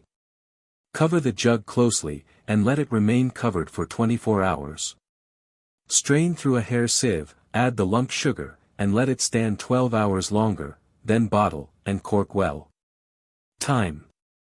To stand 24 hours before being strained. 12 hours after the sugar is added. Seasonable. Make this in July. Illustration. Invalid cookery. Chapter 38. A few rules to be observed in cooking for invalids. 1841. Let all the kitchen utensils used in the preparation of invalids' cookery be delicately and scrupulously clean. If this is not the case, a disagreeable flavor may be imparted to the preparation, which flavor may disgust, and prevent the patient from partaking of the refreshment when brought to him or her. 1842. For invalids, never make a large quantity of one thing, as they seldom require much at a time, and it is desirable that variety be provided for them. 1843. Always have something in readiness. A little beef tea, nicely made and nicely skimmed, a few spoonfuls of jelly, and that it may be administered as soon almost as the invalid wishes for it. If obliged to wait a long time, the patient loses the desire to eat, and often turns against the food when brought to him or her. 1844. In sending dishes or preparations up to invalids, let everything look as tempting as possible. Have a clean tray cloth laid smoothly over the tray, let the spoons, tumblers, cups and saucers, be very clean and bright. Gruel served in a tumbler is more appetizing than when served in a basin or cup and saucer. 1845. As milk is an important article of food for the sick, in warm weather let it be kept on ice, to prevent its turning sour. Many other delicacies may also be preserved good in the same manner for some little time. 1846. If the patient be allowed to eat vegetables, never send them up undercooked, or half-raw, and let a small quantity only be temptingly arranged on a dish. This rule will apply to every preparation, as an invalid is much more likely to enjoy his food if small delicate pieces are served to him. 1847. Never leave food about a sick room. If the patient cannot eat it when brought to him, take it away, and bring it to him in an hour or two's time. Miss Nightingale says, to leave the patient's untasted food by his side, from meal to meal, in hopes that he will eat it in the interval, is simply to prevent him from taking any food at all. She says, I have known patients literally incapacitated from taking one article of food after another by this piece of ignorance. Let the food come at the right time, and be taken away, eaten or uneaten, at the right time, but never let a patient have something always standing by him, if you don't wish to disgust him of everything. 1848. Never serve beef tea or broth with the smallest particle of fat or grease on the surface. It is better, after making either of these, to allow them to get perfectly cold, when all the fat may be easily removed. Then warm up as much as may be required. 2 or 3 pieces of clean whitey brown paper laid on the broth will absorb any greasy particles that may be floating at the top, as the grease will cling to the paper. 1849. Roast mutton, chickens, rabbits, calves' feet or head, game, fish, simply dressed, and simple puddings, are all light food, and easily digested. Of course, these things are only partaken of, supposing the patient is recovering. 1850. A mutton chop, nicely cut, trimmed, and broiled to a turn, is a dish to be recommended for invalids, but it must not be served with all the fat at the end, nor must it be too thickly cut. Let it be cooked over a fire free from smoke, and sent up with the gravy in it, between 2 very hot plates. Nothing is more disagreeable to an invalid than smoked food. 1851. In making toast and water, never blacken the bread, but toast it only a nice brown. Never leave toast and water to make until the moment it is required, as it cannot then be properly prepared, at least, the patient will be obliged to drink it warm, which is anything but agreeable. 1852. In boiling eggs for invalids, let the white be just set, if boiled hard, they will be likely to disagree with the patient. 1853. In Miss Nightingale's admirable Notes on Nursing, a book that no mother or nurse should be without, she says, you cannot be too careful as to quality in sick diet. A nurse should never put before a patient milk that is sour, meat or soup that is turned, an egg that is bad, or vegetables underdone. Yet often, she says, she has seen these things brought in to the sick, in a state perfectly perceptible to every nose or eye except the nurse's. It is here that the clever nurse appears. She will not bring in the peccant article. But, not to disappoint the patient, she will whip up something else in a few minutes. Remember, that sick cookery should half do the work of your poor patient's weak digestion. 1854. She goes on to caution nurses, by saying, take care not to spill into your patient's saucer, in other words, take care that the outside bottom rim of his cup shall be quite dry and clean. If, every time he lifts his cup to his lips, he has to carry the saucer with it, or else to drop the liquid upon and to soil his sheet, or bedgown, or pillow, or, if he is sitting up, his dress. You have no idea what a difference this minute want of care on your part makes to his comfort, and even to his willingness for food. Recipes. Chapter 39. To make arrowroot. Ingredients. 2 teaspoonfuls of arrowroot, 3 tablespoonfuls of cold water, 1/2 pint of boiling water. Mode. Mix the arrowroot smoothly in a basin with the cold water, then pour on it the boiling water, stirring all the time. The water must be boiling at the time it is poured on the mixture, or it will not thicken. If mixed with hot water only, it must be put into a clean saucepan, and boiled until it thickens, but this is more trouble, and quite unnecessary if the water is boiling at first. Put the arrowroot into a tumbler, sweeten it with lumped sugar, and flavor it with grated nutmeg or cinnamon, or a piece of lemon peel, or, when allowed, 3 tablespoonfuls of port or sherry. As arrowroot is in itself flavorless and insipid, it is almost necessary to add the wine to make it palatable. Arrowroot made with milk instead of water is far nicer, but is not so easily digested. It should be mixed in the same manner, with 3 tablespoonfuls of cold water, the boiling milk then poured on it, and well stirred. When made in this manner, no wine should be added, but merely sugar, and a little grated nutmeg or lemon peel. Time. If obliged to be boiled, 2 minutes. Average cost, 2d. Per pint. Sufficient to make 1/2 pint of arrowroot. Miss Nightingale says, in her Notes on Nursing, that arrowroot is a grand dependence of the nurse. As a vehicle for wine, and as a restorative quickly prepared, it is all very well, but it is nothing but starch and water. Flour is both more nutritive and less liable to ferment, and is preferable wherever it can be used. Barley gruel. Ingredients. 2 ounces of Scotch or pearl barley, 1/2 pint of port wine, the rind of 1 lemon, 1 quart and 1/2 pint of water, sugar to taste. Mode.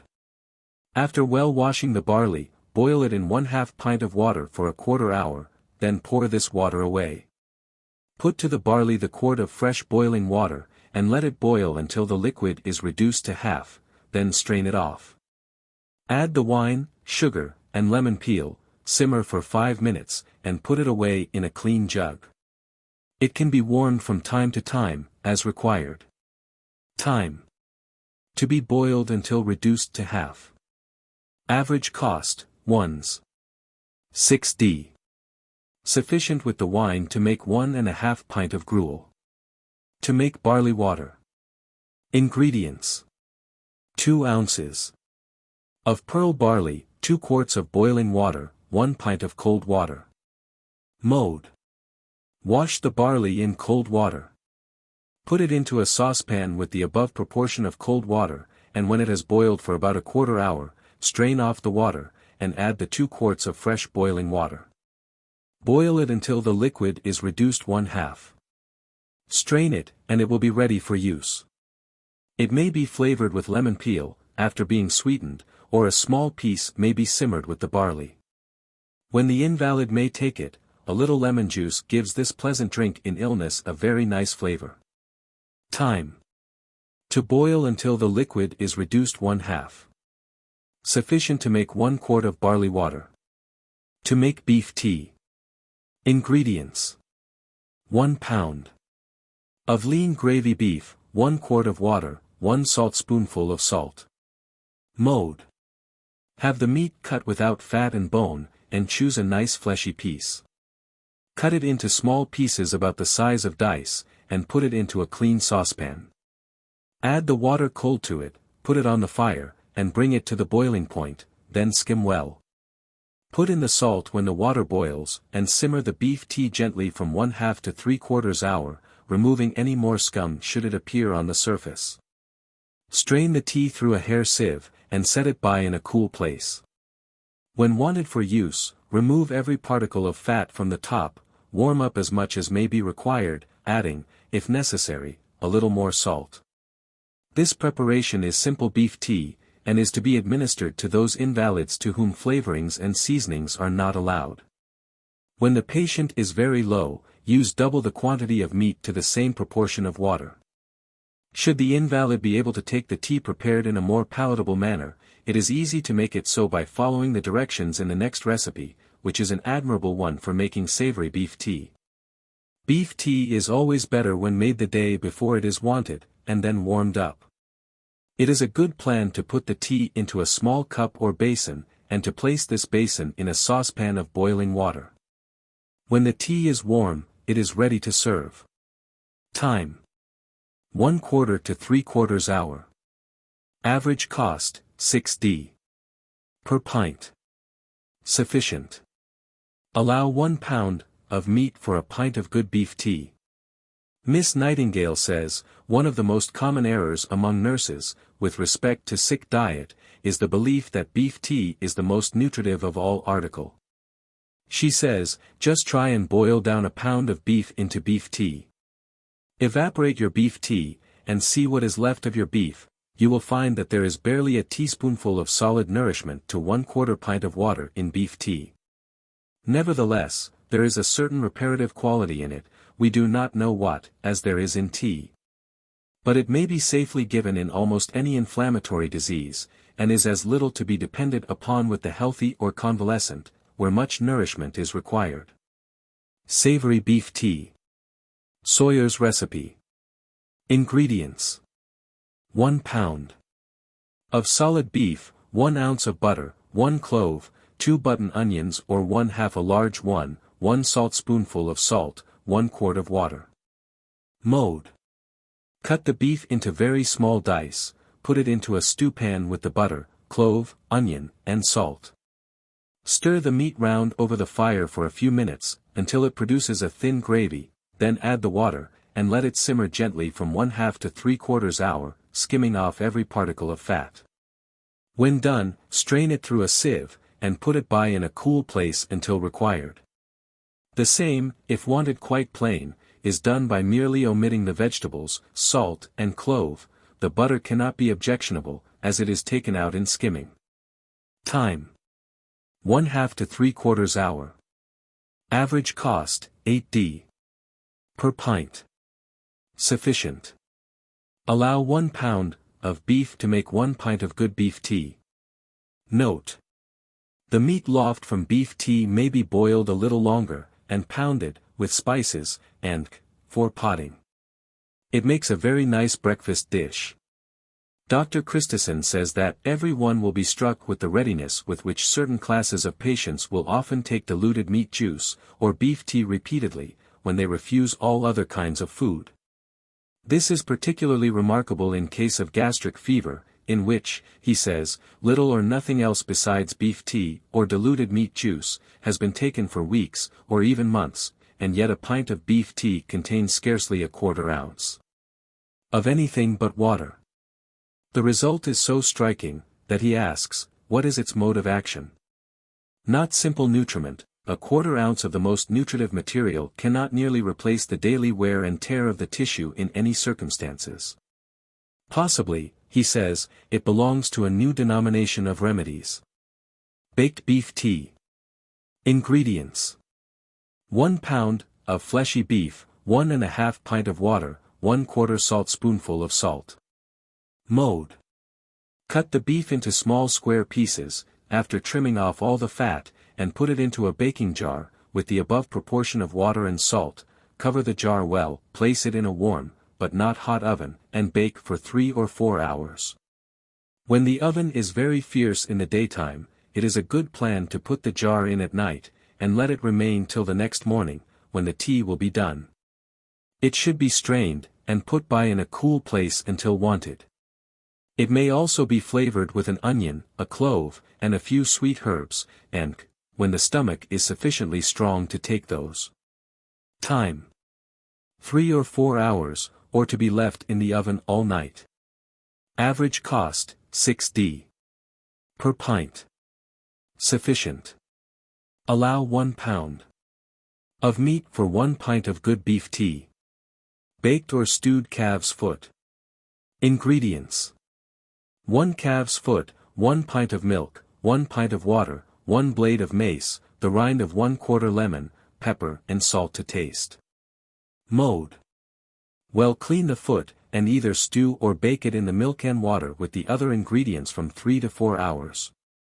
To enhance the flavor, an onion and a small quantity of celery may be added, if approved. 1/2 a teacupful of cream, stirred in just before serving, is also a great improvement to this dish. Time: 3 to 4 hours. Average cost, in full season, 9d. each. Sufficient for 1 person. Seasonable from March to October. Calf's foot broth. Ingredients: 1 calf's foot, 3 pints of water, 1 small lump of sugar, nutmeg to taste, the yolk of 1 egg, a piece of butter the size of a nut. Mode: stew the foot in the water, with the lemon peel, very gently, until the liquid is half wasted, removing any scum, should it rise to the surface. Set it by in a basin until quite cold, then take off every particle of fat.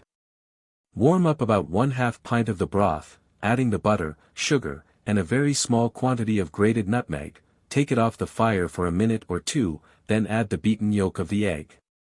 Keep stirring over the fire until the mixture thickens, but do not allow it to boil again after the egg is added, or it will curdle, and the broth will be spoiled. Time: to be boiled until the liquid is reduced 1/2. Average cost, in full season, 9d. each. Sufficient to make 1 1/4 pint of broth. Seasonable from March to October. Chicken broth. Ingredients: 1/2 fowl, or the inferior joints of a whole one. 1 quart of water, 1 blade of mace, 1/2 onion, a small bunch of sweet herbs, salt to taste, 10 peppercorns. Mode: an old fowl not suitable for eating may be converted into very good broth, or, if a young one be used, the inferior joints may be put in the broth, and the best pieces reserved for dressing in some other manner. Put the fowl into a saucepan, with all the ingredients, and simmer gently for 1 1/2 hour, carefully skimming the broth well. When done, strain, and put by in a cool place until wanted.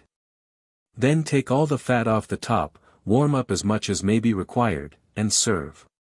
This broth is, of course, only for those invalids whose stomachs are strong enough to digest it, with a flavoring of herbs, and it may be made in the same manner as beef tea, with water and salt only, but the preparation will be but tasteless and insipid. When the invalid cannot digest this chicken broth with the flavoring, we would recommend plain beef tea in preference to plain chicken tea, which it would be without the addition of herbs, onions, and time: 1 1/2 hour. Sufficient to make rather more than 1 pint of broth. Nutritious coffee. Ingredients: 1/2 ounce of ground coffee, 1 pint of milk.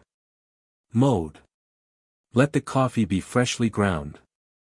Put it into a saucepan, with the milk, which should be made nearly boiling before the coffee is put in, and boil both together for 3 minutes. Clear it by pouring some of it into a cup, and then back again, and leave it on the hob for a few minutes to settle thoroughly. This coffee may be made still more nutritious by the addition of an egg well beaten, and put into the coffee cup.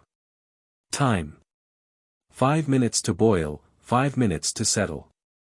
Sufficient to make 1 large breakfast cupful of coffee. Our great nurse Miss Nightingale remarks, that a great deal too much against tea is said by wise people, and a great deal too much of tea is given to the sick by foolish people. When you see the natural and almost universal craving in English sick for their tea, you cannot but feel that nature knows what she is about. But a little tea or coffee restores them quite as much as a great deal. And a great deal of tea, and especially of coffee, impairs the little power of digestion they have. Yet a nurse, because she sees how 1 or 2 cups of tea or coffee restore her patient, thinks that 3 or 4 cups will do twice as much. This is not the case at all. It is, however, certain that there is nothing yet discovered which is a substitute to the English patient for his cup of tea. He can take it when he can take nothing else, and he often can't take anything else, if he has it not. Coffee is a better restorative than tea, but a greater impairer of the digestion.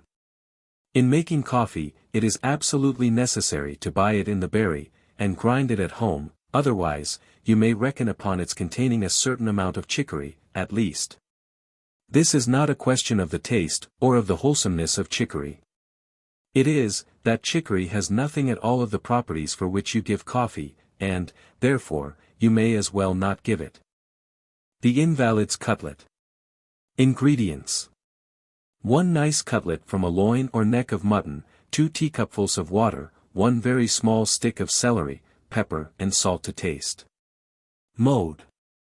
Have the cutlet cut from a very nice loin or neck of mutton, take off all the fat. Put it into a stew pan, with the other ingredients, stew very gently indeed for nearly 2 hours, and skim off every particle of fat that may rise to the surface from time to time. The celery should be cut into thin slices before it is added to the meat, and care must be taken not to put in too much of this ingredient, or the dish will not be good. If the water is allowed to boil fast, the cutlet will be hard. Time. 2 hours very gentle stewing. Average cost, 6d. Sufficient for 1 person. Seasonable at any time. Eel broth. Ingredients. Half a pound of eels, a small bunch of sweet herbs, including parsley. 1/2 onion, 10 peppercorns, 3 pints of water, 2 cloves, salt and pepper to taste. Mode. After having cleaned and skinned the eel, cut it into small pieces, and put it into a stew pan, with the other ingredients. Simmer gently until the liquid is reduced nearly half, carefully removing the scum as it rises. Strain it through a hair sieve. Put it by in a cool place, and, when wanted, take off all the fat from the top, warm up as much as is required, and serve with sippets of toasted bread. This is a very nutritious broth, and easy of digestion. Time. To be simmered until the liquor is reduced to half. Average cost, 6d. Sufficient to make 1½ pint of broth. Seasonable from June to March. Egg wine. Ingredients. 1 egg, 1 tablespoonful and 1/2 glass of cold water, 1 glass of sherry, sugar and grated nutmeg to taste. Mode. Beat the egg, mixing with it a tablespoonful of cold water, make the wine and water hot, but not boiling. Pour it on the egg, stirring all the time. Add sufficient lump sugar to sweeten the mixture, and a little grated nutmeg. Put all into a very clean saucepan, set it on a gentle fire, and stir the contents one way until they thicken, but do not allow them to boil. Serve in a glass with sippets of toasted bread or plain crisp biscuits. When the egg is not warmed, the mixture will be found easier of digestion, but it is not so pleasant a drink. Sufficient for 1 person. To make gruel. Ingredients. 1 tablespoonful of Robinson's patent groats, 2 tablespoonfuls of cold water, 1 pint of boiling water. Mode. Mix the prepared groats smoothly with the cold water in a basin, pour over them the boiling water, stirring it all the time. Put it into a very clean saucepan, boil the gruel for 10 minutes, keeping it well stirred, sweeten to taste, and serve. It may be flavored with a small piece of lemon peel, by boiling it in the gruel, or a little grated nutmeg may be put in. But in these matters the taste of the patient should be consulted. Pour the gruel in a tumbler and serve. When wine is allowed to the invalid, 2 tablespoonfuls of sherry or port make this preparation very nice. In cases of colds, the same quantity of spirits is sometimes added instead of wine. Time: 10 minutes. Sufficient to make a pint of gruel. Invalid's jelly. Ingredients: 12 shanks of mutton, 3 quarts of water, a bunch of sweet herbs, pepper and salt to taste, 3 blades of mace, 1 onion, 1 pound of lean beef, a crust of bread toasted brown. Mode: soak the shanks in plenty of water for some hours, and scrub them well. Put them, with the beef and other ingredients, into a saucepan with the water, and let them simmer very gently for 5 hours. Strain the broth, and, when cold, take off all the fat. It may be eaten either warmed up or cold as a jelly. Time: 5 hours. Average cost, ones. Sufficient to make from 1½ to 2 pints of jelly. Seasonable at any time. Lemonade for invalids. Ingredients: 1/2 lemon, lump sugar to taste, 1 pint of boiling water. Mode: pare off the rind of the lemon thinly. Cut the lemon into 2 or 3 thick slices, and remove as much as possible of the white outside pith, and all the pips. Put the slices of lemon, the peel, and lump sugar into a jug, pour over the boiling water. Cover it closely, and in 2 hours it will be fit to drink. It should either be strained or poured off from the sediment. Time: 2 hours. Average cost, 2d. Sufficient to make 1 pint of lemonade. Seasonable at any time. Nourishing lemonade. Ingredients: 1½ pint of boiling water, the juice of 4 lemons, the rinds of 2, 1/2 pint of sherry, 4 eggs, 6 ounces of loaf sugar. Mode: pare off the lemon rind thinly, put it into a jug with the sugar, and pour over the boiling water. Let it cool, then strain it, add the wine, lemon juice, and eggs, previously well beaten, and also strained, and the beverage will be ready for use.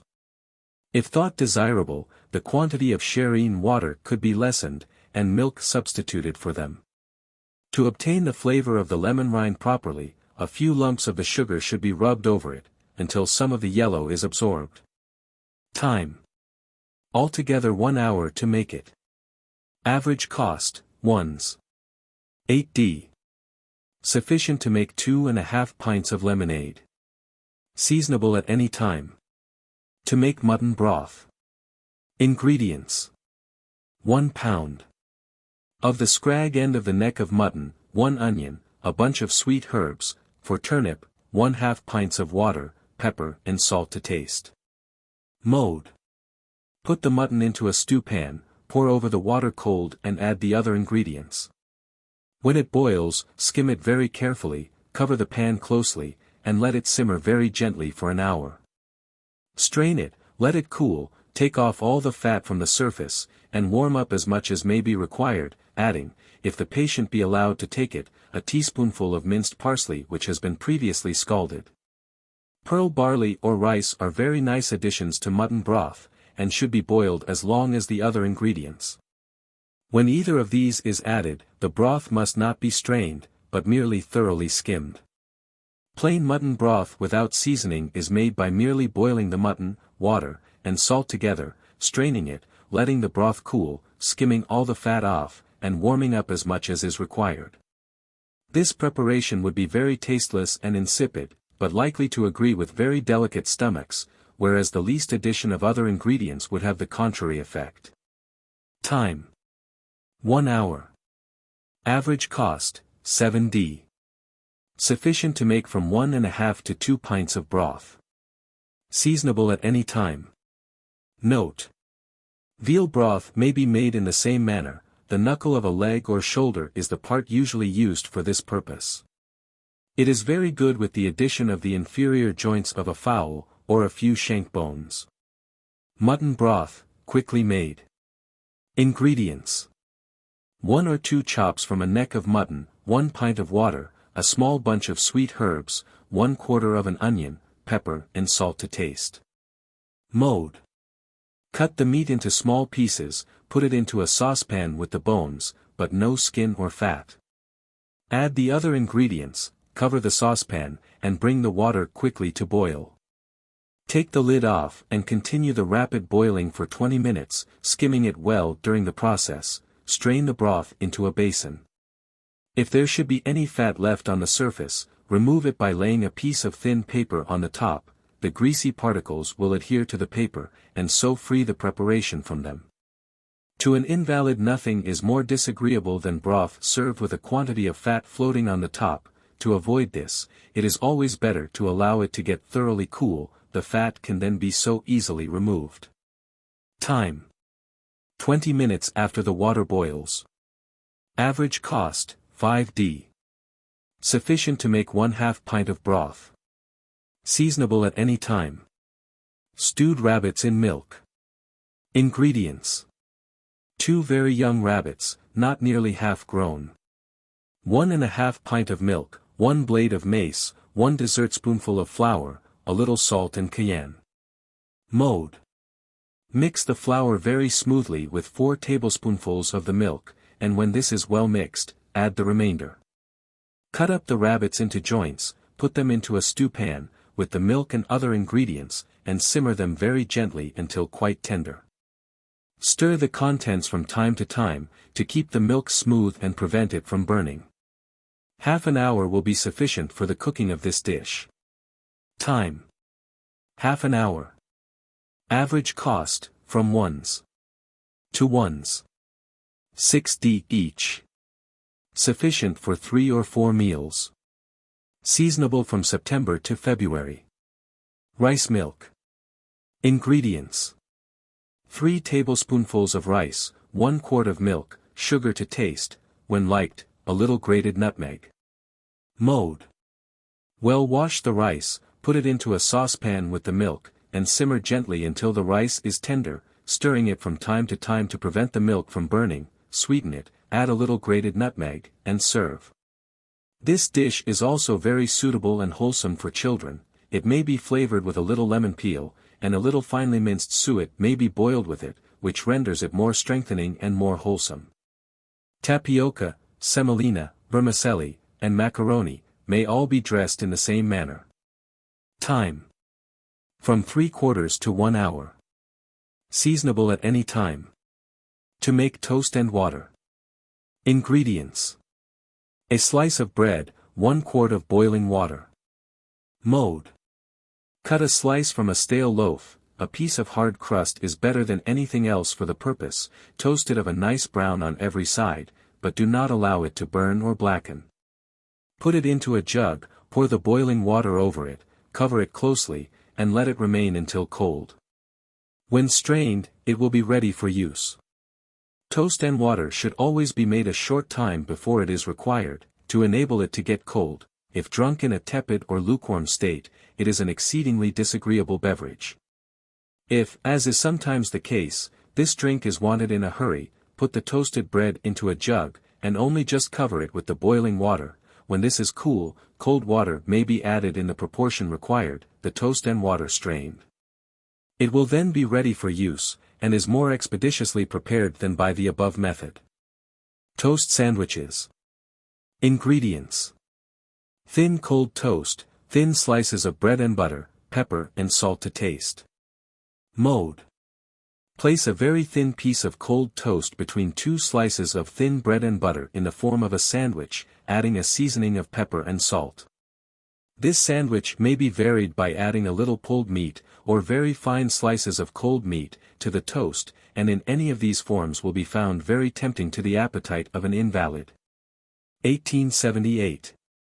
Besides the recipes contained in this chapter, there are, in the previous chapters on cookery, many others suitable for invalids, which it would be useless to repeat here.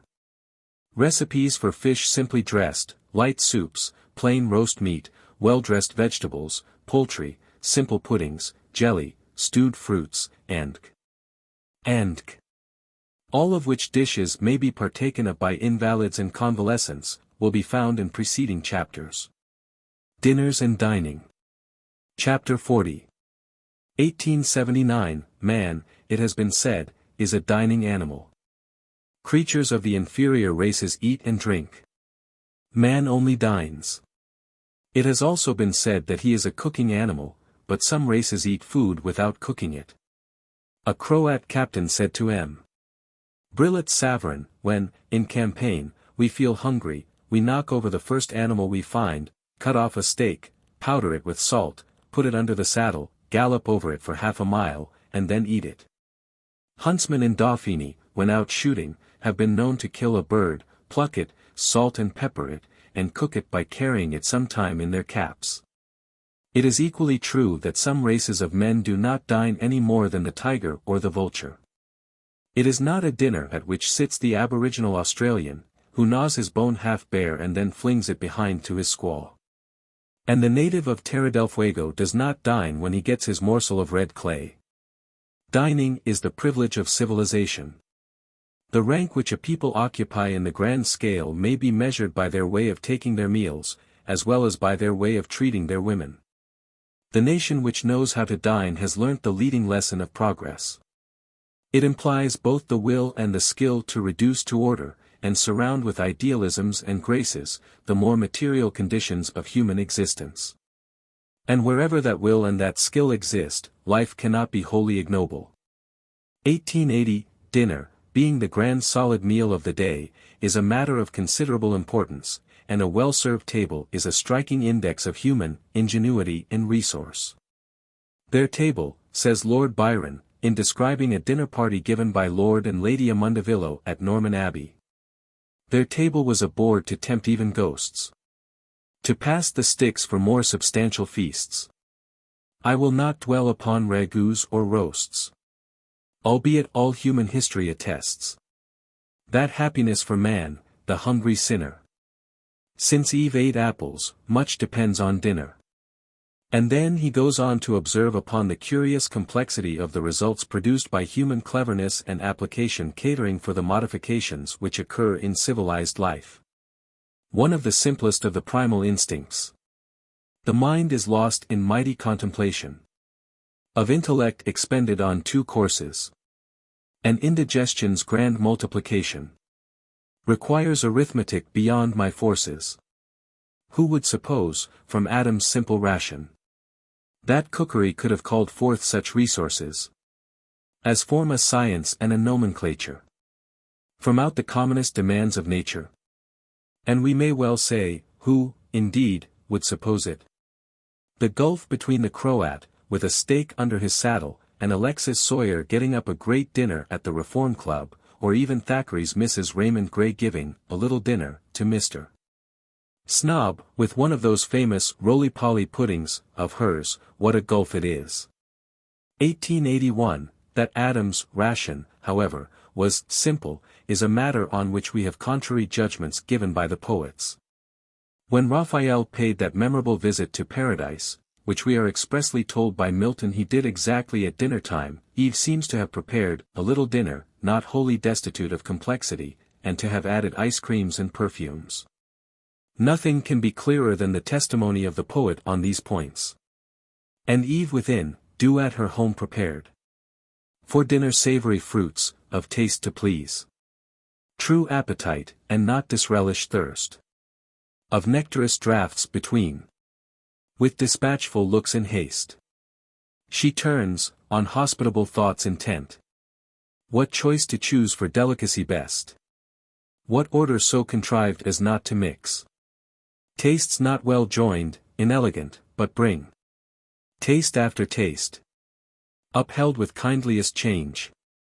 She tempers dulcet creams. Then strews the ground with rose and odors. It may be observed, in passing, that the poets, though they have more to say about wine than solid food, because the former more directly stimulates the intellect and the feelings, do not flinch from the subject of eating and drinking. There is infinite zest in the above passage from Milton, and even more in the famous description of a dainty supper, given by Keats in his Eve of St. Agnes. Could Queen Mab herself desire to sit down to anything nicer, both as to its appointments and serving, and as to its quality, than the collation served by Porphyro in the lady's bedroom while she slept? There by the bedside, where the faded moon made a dim silver twilight, soft he set a table, and, half anguished, threw there a cloth of woven crimson, gold, and jet.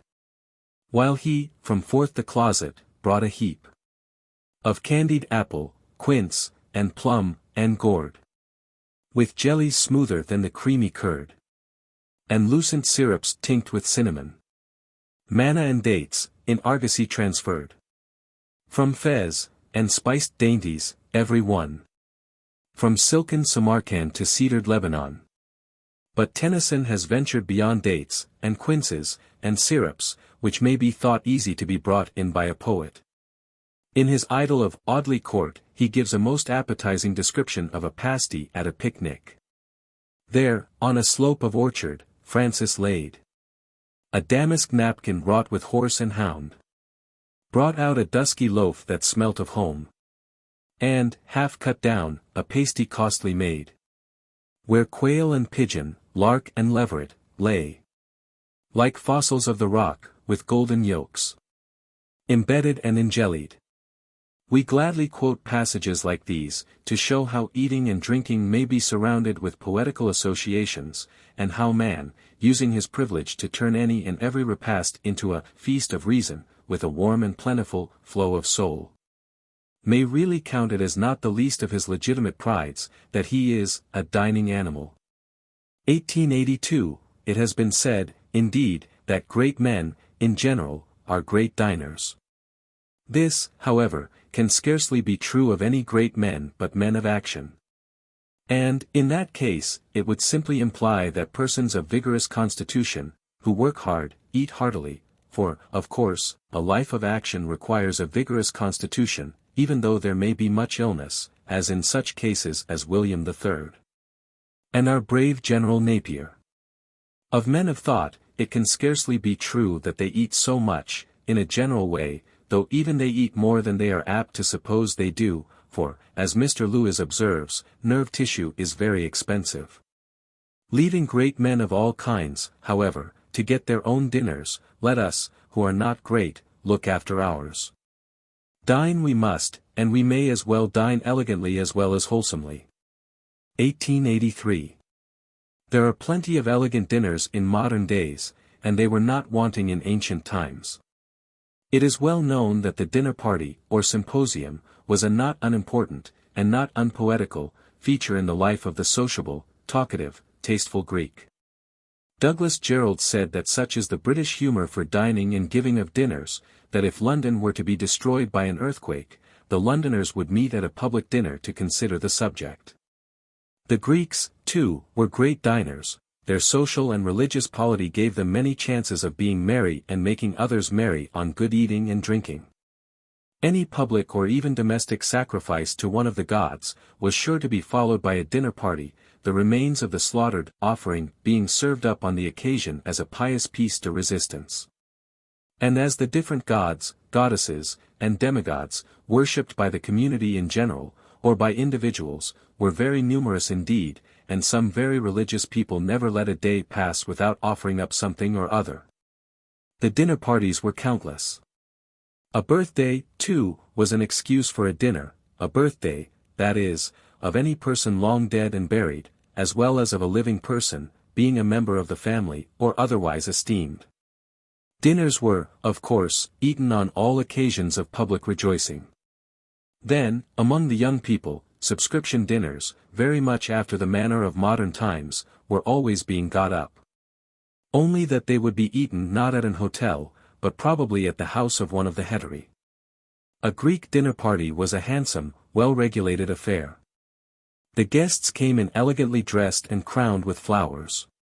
A slave, approaching each person as he entered, took off his sandals and washed his feet. During the repast, the guests reclined on couches with pillows, among and along which were set small tables. After the solid meal came the symposium proper, a scene of music, merriment, and dancing, the two latter being supplied chiefly by young girls. There was a chairman, or symposiarch, appointed by the company to regulate the drinking. And it was his duty to mix the wine in the mighty bowl. From this bowl the attendants ladled the liquor into goblets, and, with the goblets, went round and round the tables, filling the cups of the guests. 1884. The elegance with which a dinner is served is a matter which depends, of course, partly upon the means, but still more upon the taste of the master and mistress of the house. It may be observed, in general, that there should always be flowers on the table, and as they form no item of expense, there is no reason why they should not be employed every day. 1885.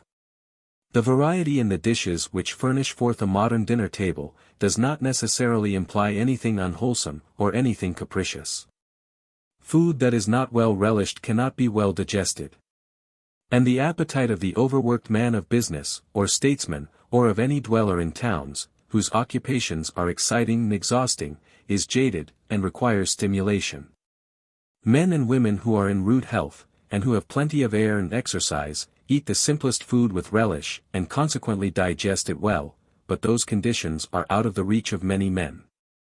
They must suit their mode of dining to their mode of living, if they cannot choose the latter.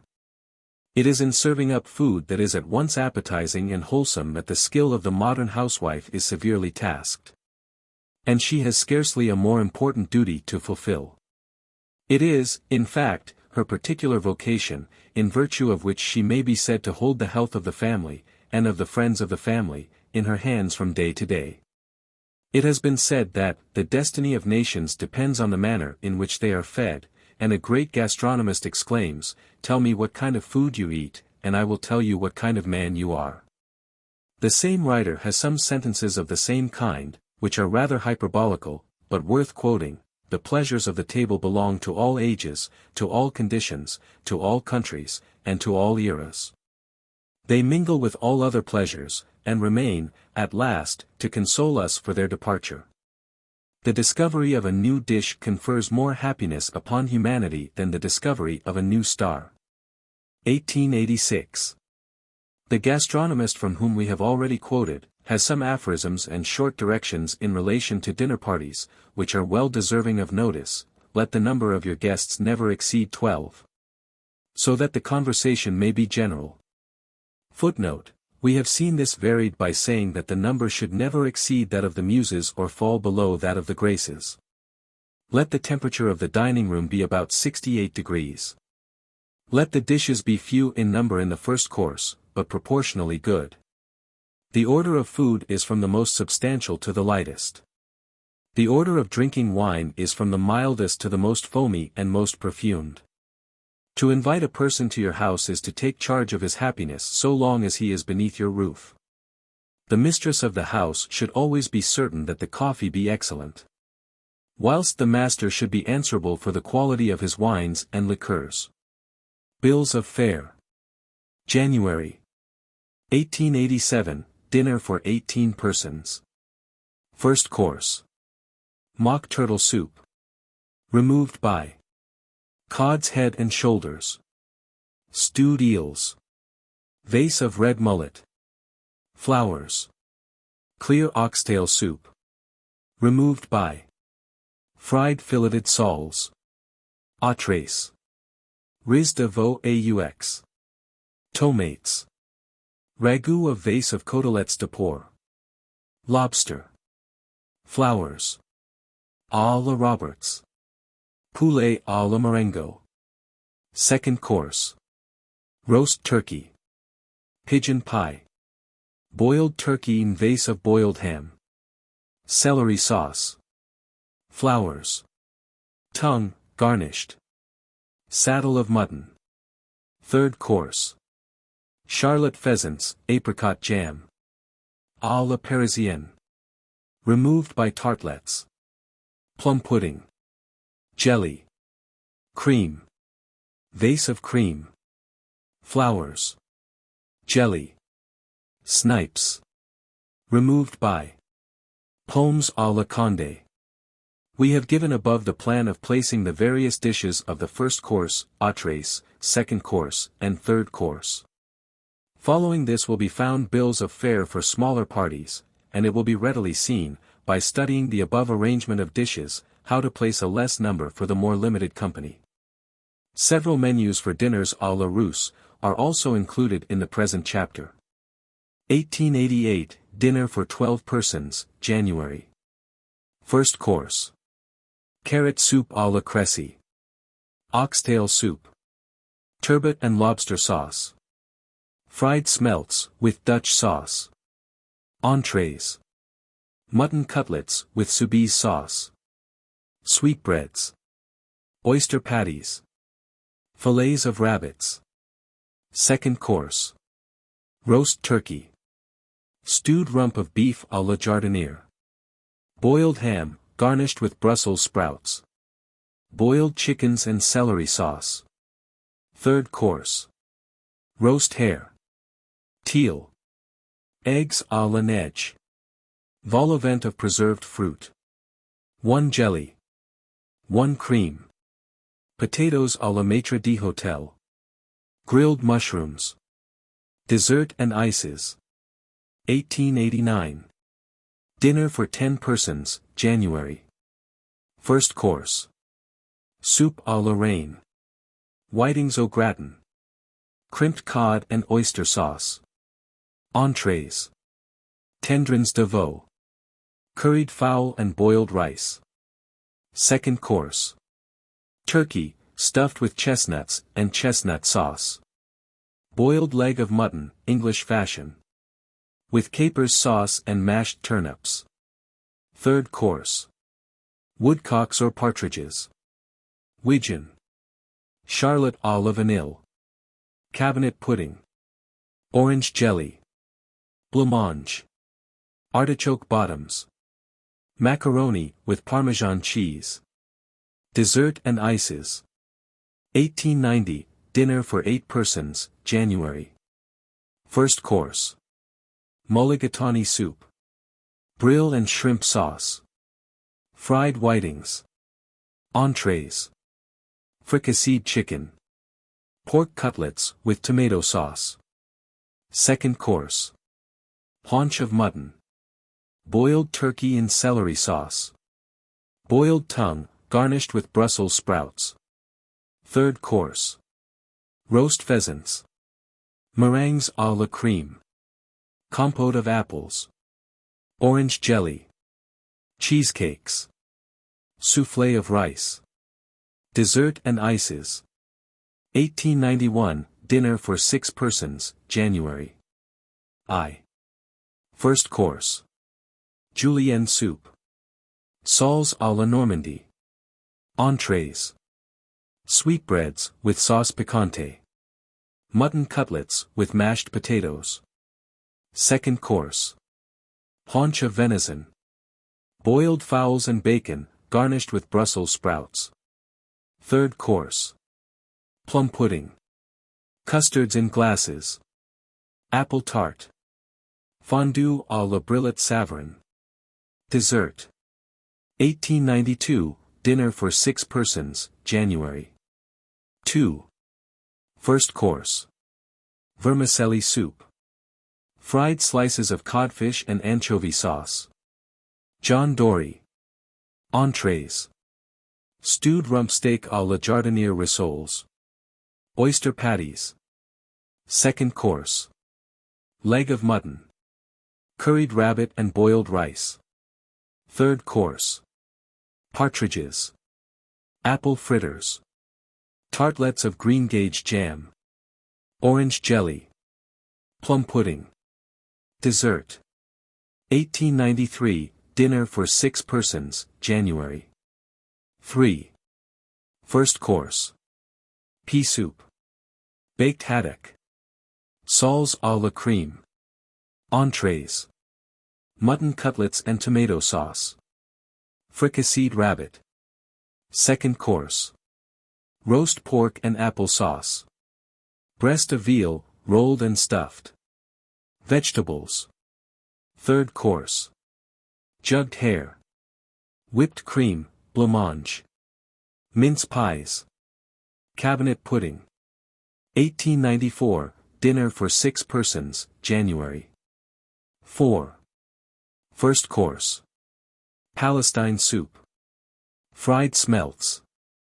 Stewed eels. Entrees.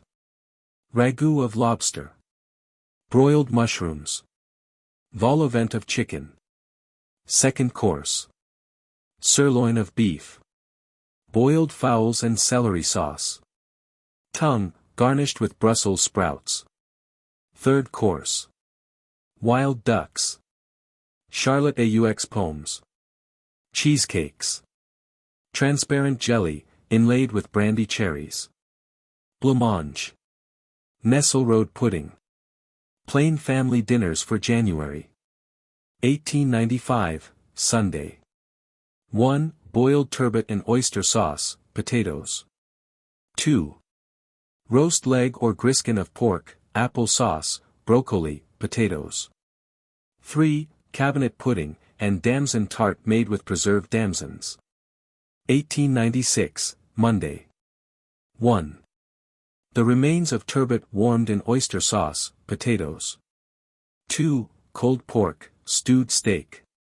3. Open jam tart, which should have been made with the pieces of paste left from the damson tart, baked arrowroot pudding. 1897, Tuesday. 1.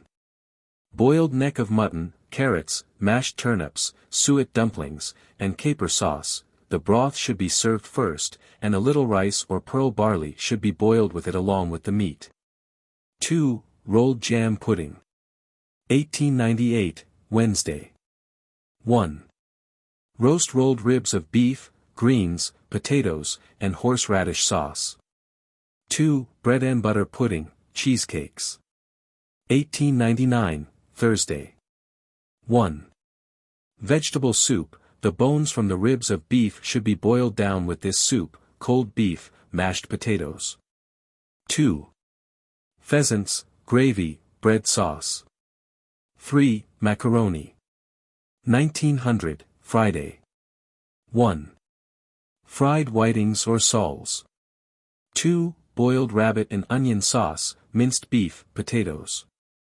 3. Currant dumplings. 1901, Saturday. 1. Rump steak pudding or pie, greens, and potatoes. 2. Baked custard pudding and stewed apples. 1902, Sunday. 1. Codfish and oyster sauce, potatoes.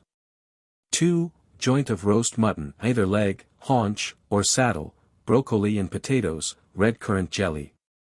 3. Apple tart and custards, cheese. 1903. Monday. 1.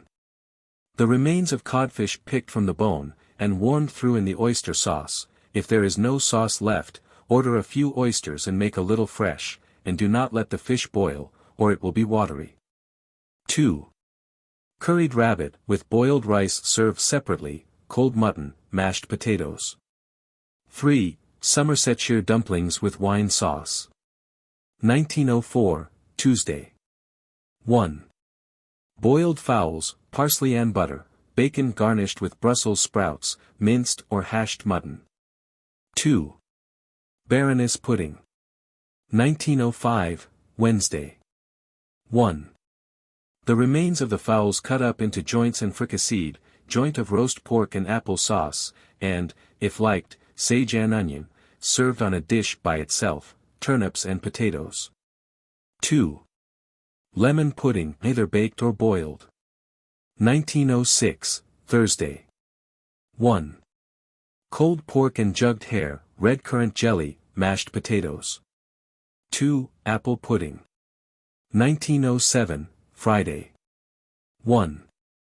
Boiled beef, either the H-bone or the silver side of the round. Carrots, turnips, suet dumplings, and potatoes. If there is a marrow bone, serve the marrow on toast at the same time. 2. Rice snowballs.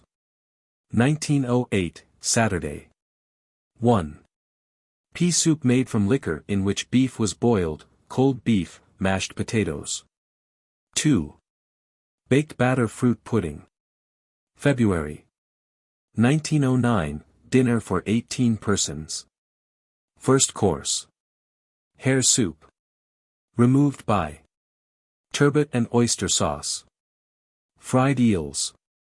Vase of fried whitings. Flowers. Oyster soup. Removed by crimped cod à la maitre. D'hotel. Entrees. Lark pudding. Lobster patties. Vase of fillets de perdrix. Flowers. Fricasseed chicken. Second course. Braised capon. Boiled ham, garnished. Roast fowls, garnished vase of boiled fowls and with watercresses. Flowers. White sauce. Pâté chaude. Haunch of mutton. Third course. Ducklings, removed by ice pudding. Meringues. Coffee cream. Cheesecakes. Orange jelly. Vase of clear jelly. Flowers. Victoria blancmange. Gâteau de. Sandwiches. Pomes. Partridges. Removed by cabinet pudding. Dessert and ices. 1910, dinner for 12 persons, February. First course. Soup à la reine. Clear gravy soup. Brill and lobster sauce. Fried smelts. Entrees. Lobster rissoles. Beef palates. Pork cutlets à la soubise. Grilled mushrooms. Second course. Braised turkey. Haunch of mutton. Boiled capon and oysters. Tongue, garnished with tufts of broccoli. Vegetables and salads. Third course. Wild ducks. Plovers. Orange jelly. Clear jelly. Charlotte russe. Nesselrode pudding. Gâteau de riz. Sea kale. Maids of honor. Dessert and ices. 1911, dinner for 10 persons, February. First course. Palestine soup. John Dory, with Dutch sauce. Red mullet, with sauce génoise. Entrees. Sweetbread cutlets, with poivrade sauce. Fowl au béchamel. Second course. Roast saddle of mutton. Boiled capon and oysters. Boiled tongue, garnished with Brussels sprouts. Third course. Guinea fowls. Ducklings. Pain de rhubarbe. Orange jelly. Strawberry cream. Cheesecakes. Almond pudding. Fig pudding. Dessert and ices. 1912, dinner for 8 persons, February. First course. Mock turtle soup. Fillets of turbot à la crème. Fried filleted soles and anchovy sauce. Entrees. Larded fillets of rabbits. Tendrons de veau with puree of tomatoes. Second course. Stewed rump of beef à la jardinière. Roast fowls. Boiled ham. Third course. Roast pigeons or larks. Rhubarb tartlets. Meringues. Clear jelly. Cream. Ice pudding. Soufflé. Dessert and ices. 1913, dinner for 6 persons, February, I. First course. Rice soup.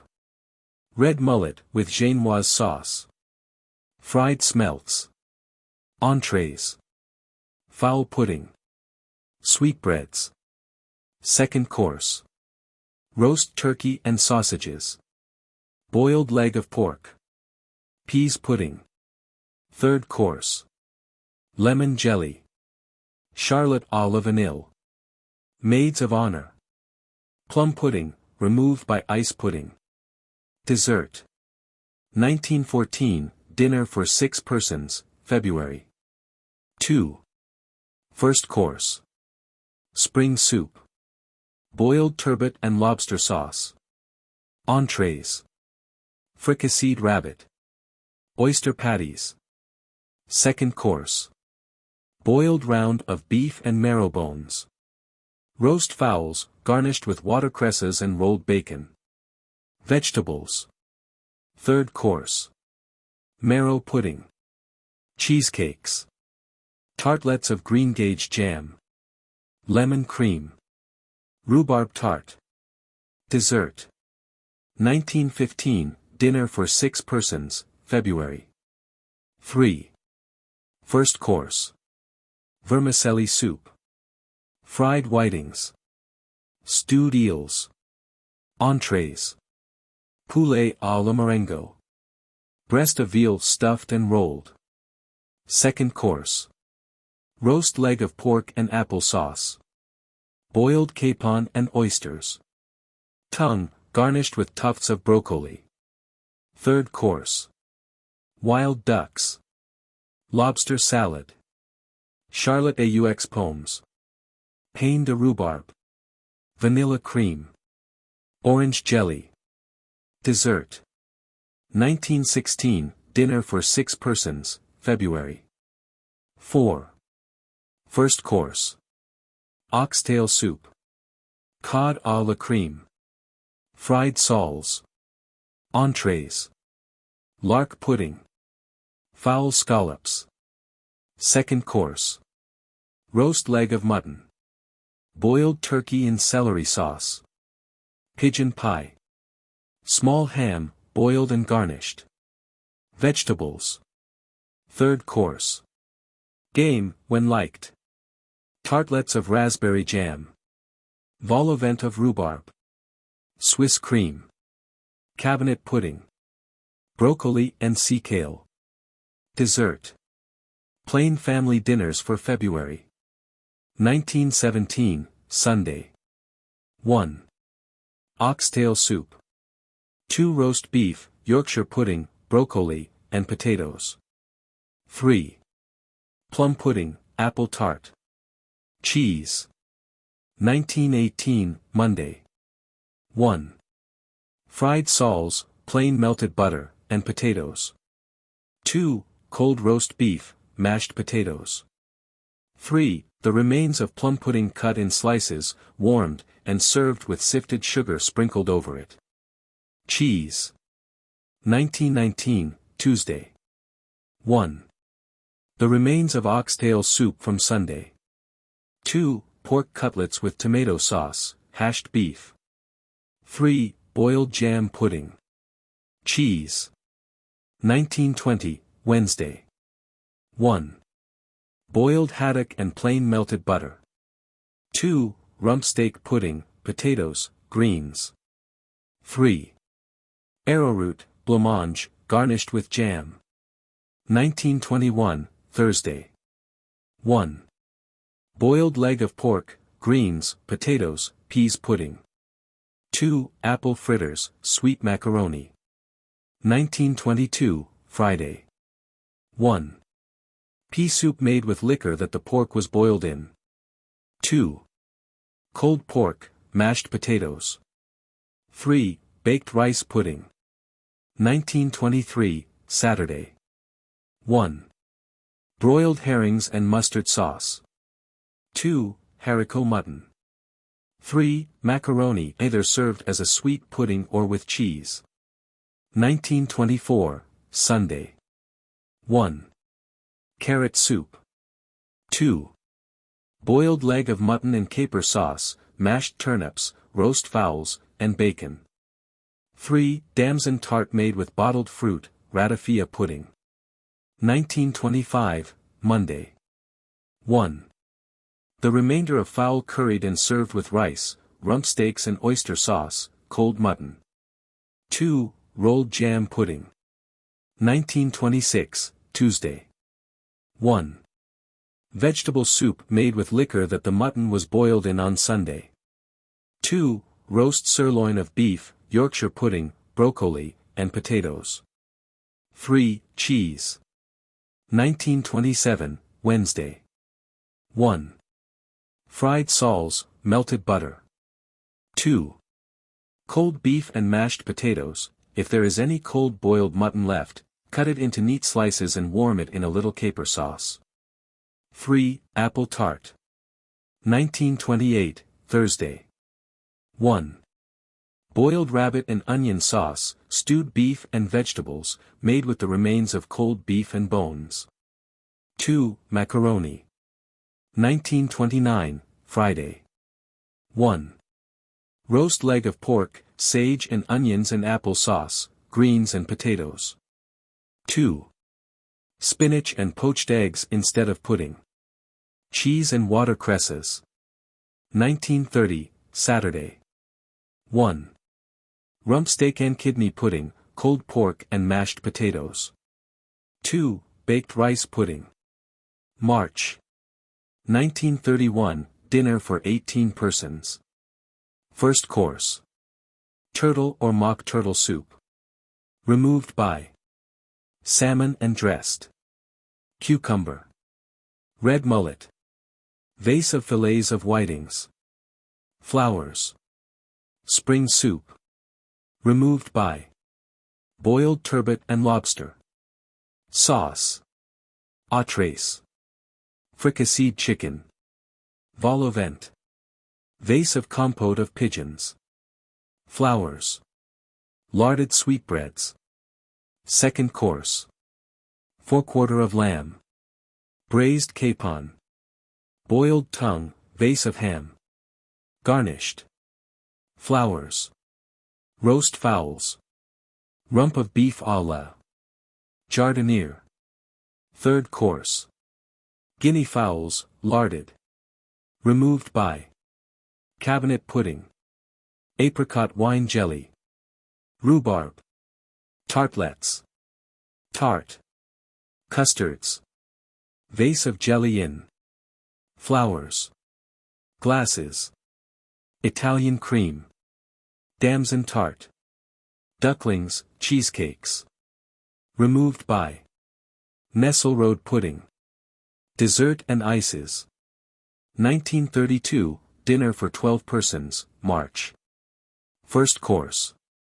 White soup. Clear gravy soup. Boiled salmon, shrimp sauce, and dressed cucumber. Baked mullets in paper cases. Entrees. Filet de boeuf and Spanish sauce. Larded sweetbreads. Rissoles. Chicken patties. Second course. Roast filet of veal and bechamel sauce. Boiled leg of lamb. Roast fowls, garnished with watercresses. Boiled ham, garnished with carrots and mashed turnips. Vegetables, sea kale, spinach, or broccoli. Third course. 2 ducklings. Guinea fowl, larded. Orange jelly. Charlotte russe. Coffee cream. Ice pudding. Macaroni with Parmesan cheese. Spinach, garnished with croutons. Dessert and ices. 1933, dinner for 10 persons, March. First course. Macaroni soup. Boiled turbot and lobster sauce. Salmon cutlets.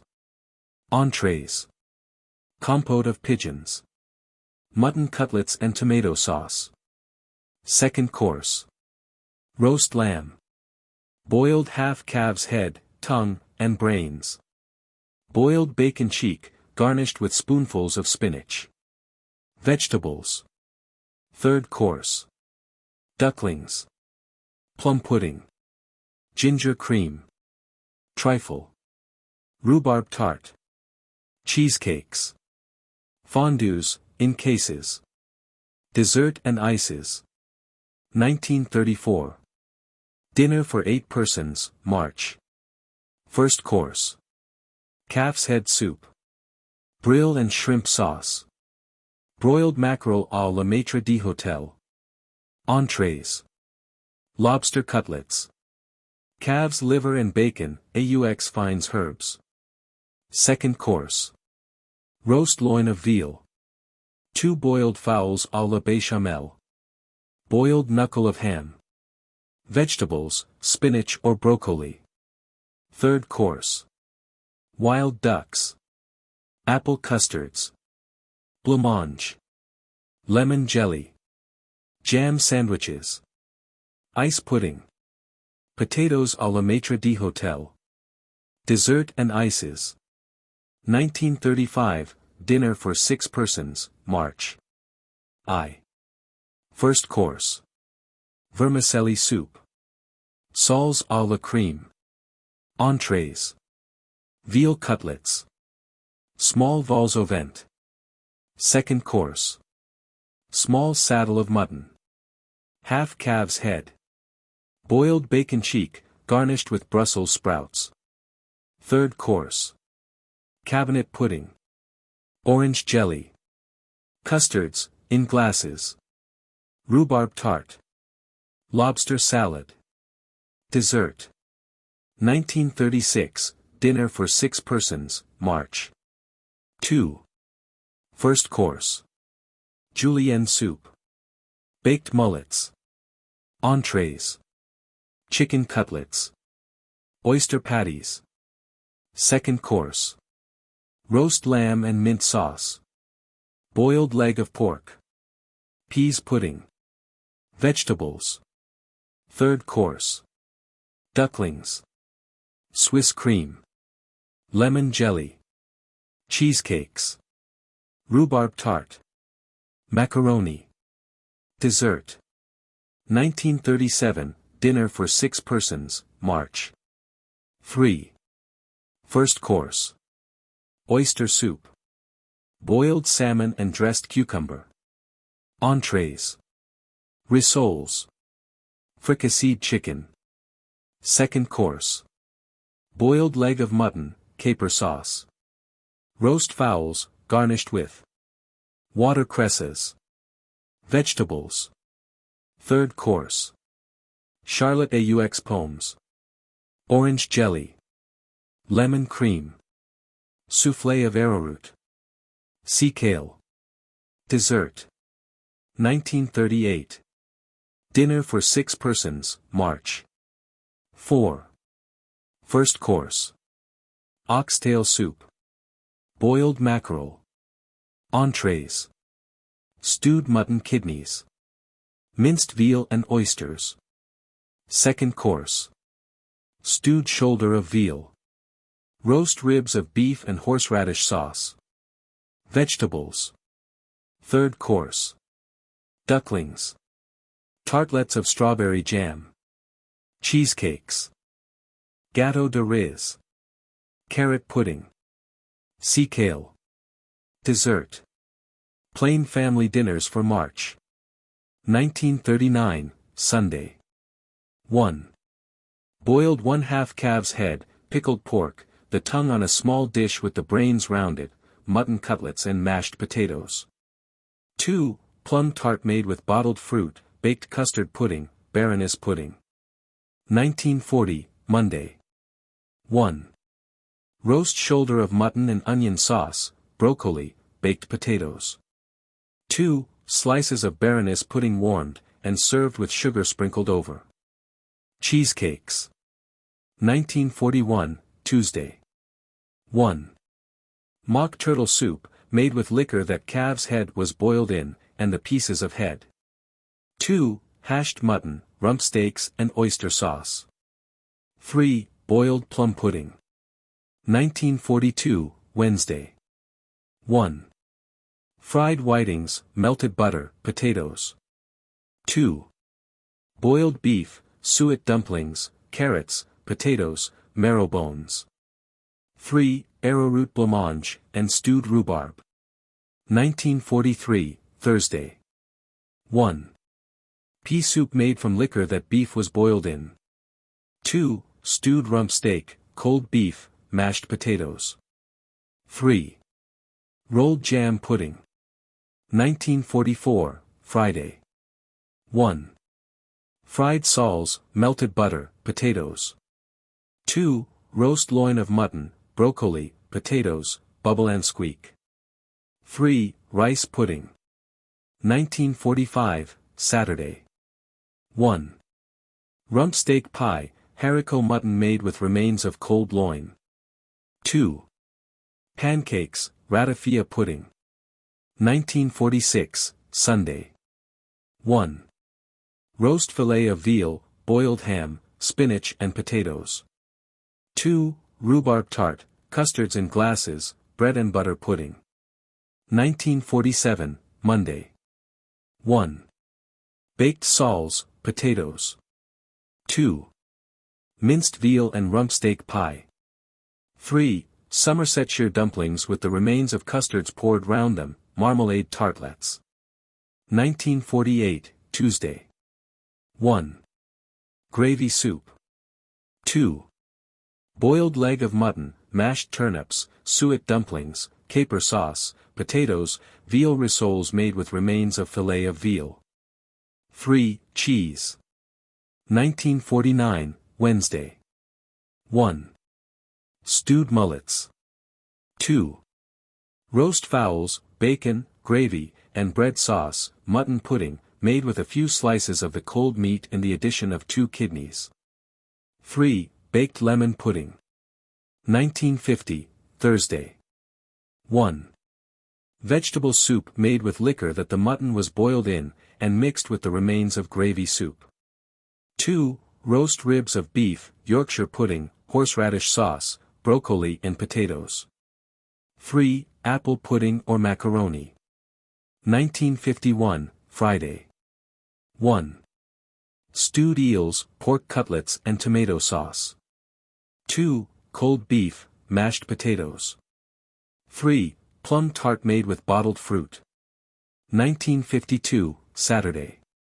1. Rump steak and kidney pudding, broiled beef bones, greens and potatoes. 2. Jam tartlets made with pieces of paste from plum tart, baked custard pudding. April. 1953, dinner for 18 persons. First course. Spring soup. Removed by salmon and lobster sauce. Fillet of mackerel. Vase of fried smelts. Flowers. Soles à la crème. Entrees. Lamb cutlets and asparagus peas. Curried lobster.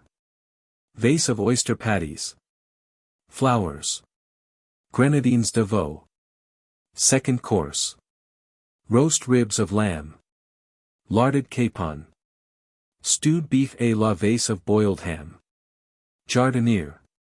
Flowers. Spring chickens. Braised turkey.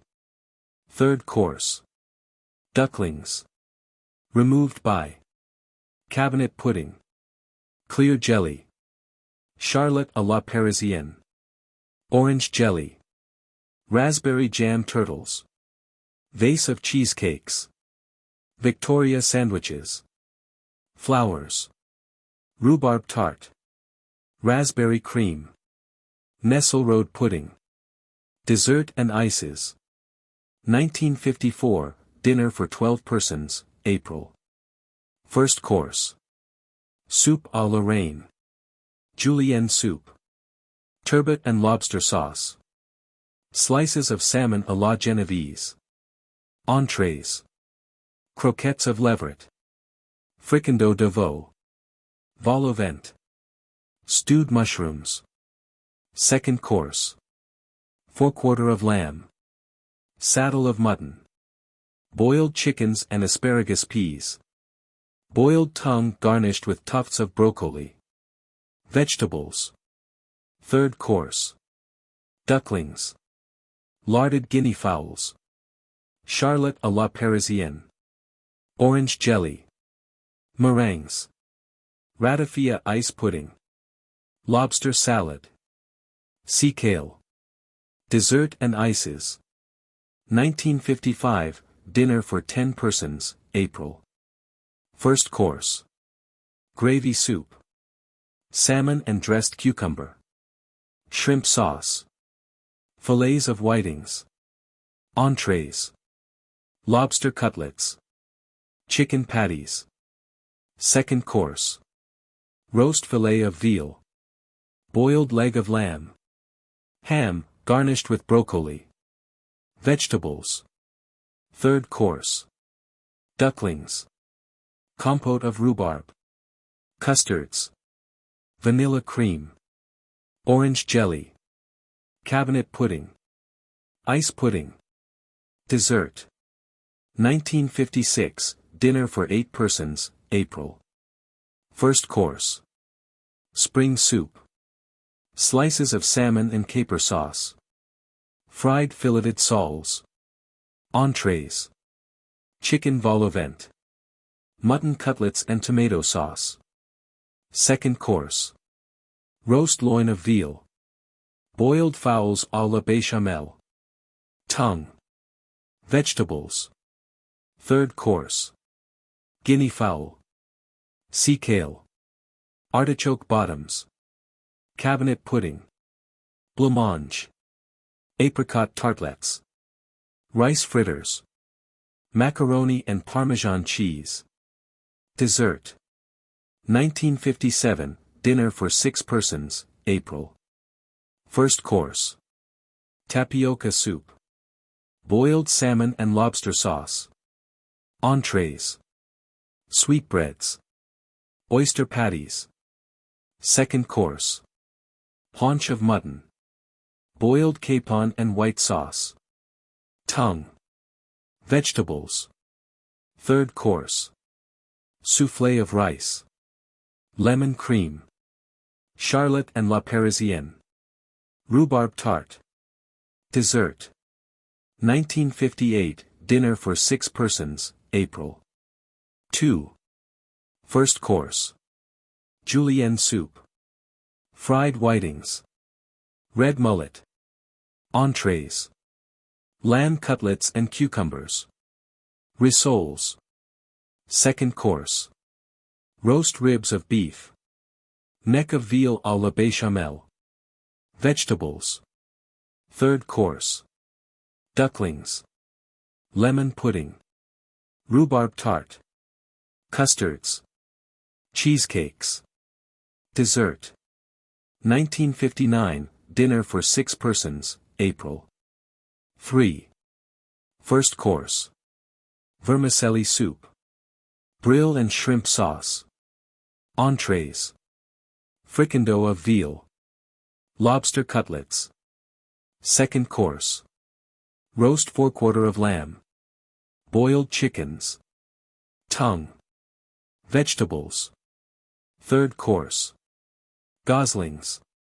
Sea kale. Plum pudding. Whipped cream. Compote of rhubarb. Cheesecakes. Dessert.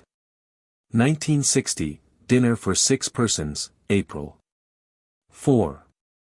First course. Oxtail soup. Crimped salmon. Entrees. Croquettes of chicken. Mutton cutlets and soubise sauce. Second course. Roast fillet of veal. Boiled bacon cheek garnished with sprouts. Boiled capon. Vegetables. Third course. Sea kale. Lobster salad. Cabinet pudding. Ginger cream. Raspberry jam tartlets. Rhubarb tart. Macaroni. Dessert. Plain family dinners for April. 1961, Sunday. 1. Clear gravy soup. 2. Roast haunch of mutton, sea kale, potatoes. 3. Rhubarb tart, custards in glasses. 1962, Monday. 1. Crimped skate and caper sauce. 2. Boiled knuckle of veal and rice, cold mutton, mashed potatoes. 3. Baked plum pudding. 1963, Tuesday. 1. Vegetable soup. 2. Toad in the hole, made from remains of cold mutton. 3. Stewed rhubarb and baked custard pudding. 1964, Wednesday. 1. Fried soles, anchovy sauce. 2. Boiled beef, carrots, suet dumplings. 3. Lemon pudding. 1965, Thursday. 1. Pea soup made with liquor that beef was boiled in. 2. Cold beef, mashed potatoes, mutton cutlets and tomato sauce. 3. Macaroni. 1966, Friday. 1. Bubble and squeak, made with remains of cold beef. Roast shoulder of veal stuffed, spinach, potatoes. 2. Boiled batter pudding and sweet sauce. 1967. Saturday. 1. Stewed veal with vegetables, made from the remains of the shoulder. Broiled rump steaks and oyster sauce. 2. Yeast dumplings. 1968, Sunday. 1. Boiled salmon and dressed cucumber, anchovy sauce. 2. Roast forequarter of lamb, spinach, potatoes, mint sauce. 2. Rhubarb tart, cheesecakes. 1969, Monday. 1. Curried salmon, made with remains of salmon, dish of boiled rice. 2. Cold lamb, rump steak and kidney pudding, potatoes. 3. Spinach and poached eggs. 1970, Tuesday. 1. Scotch mutton broth with pearl barley.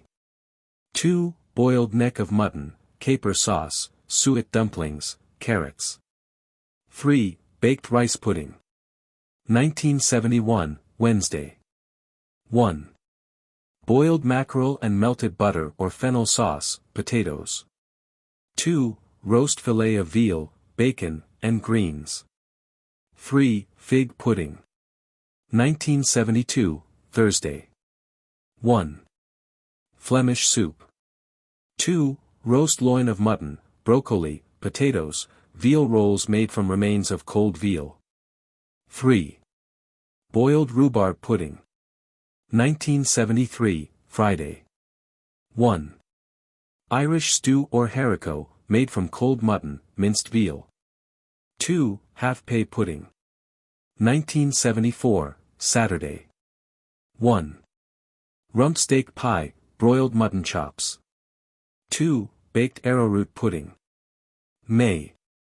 1975, dinner for 18 persons. First course.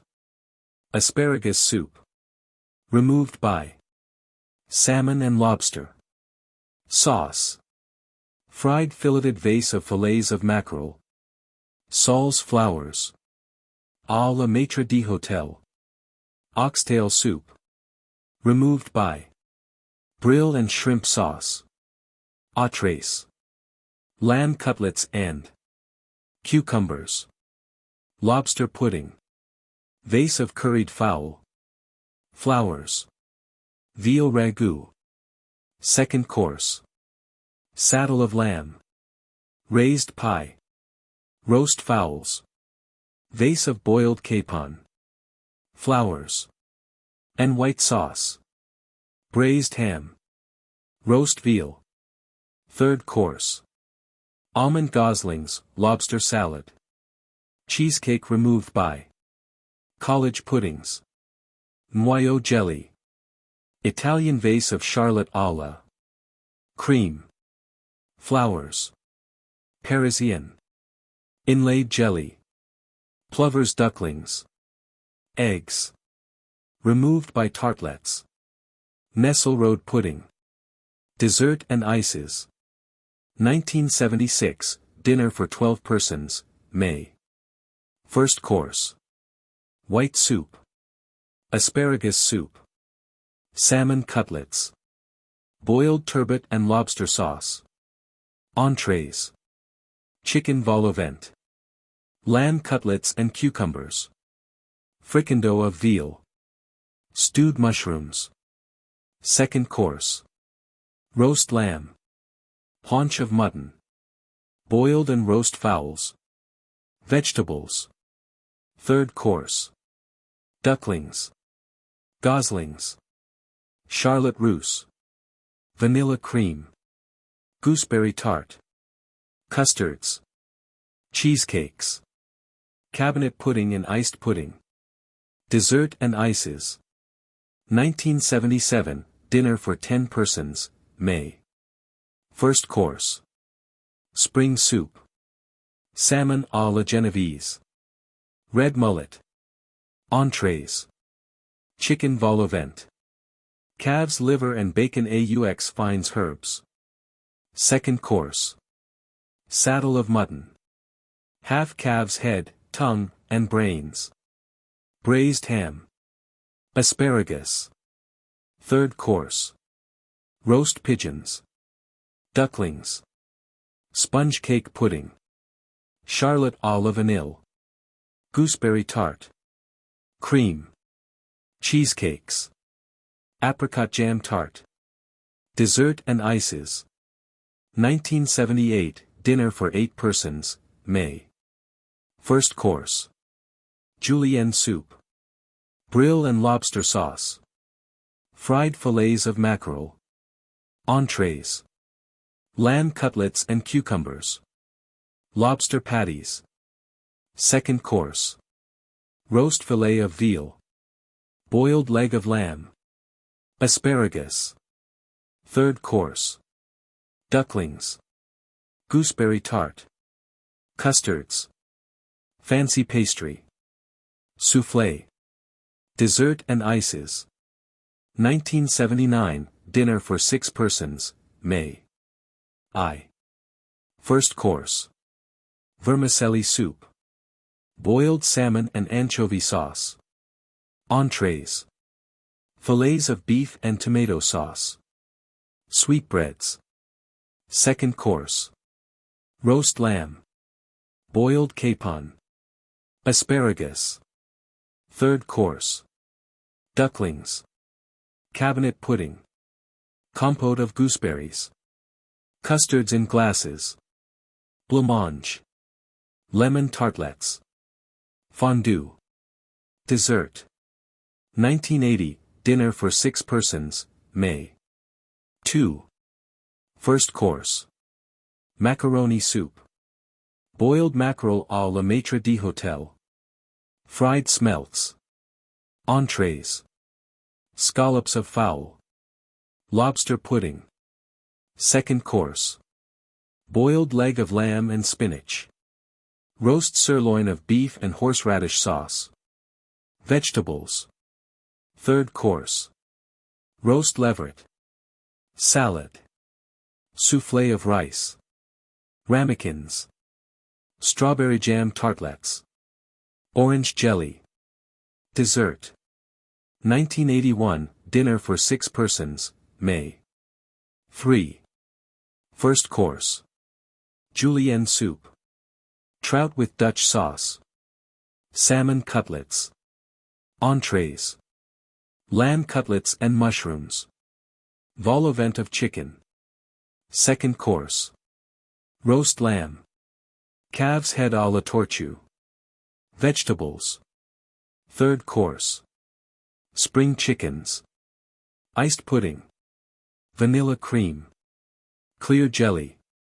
Tartlets. Cheesecakes. Dessert.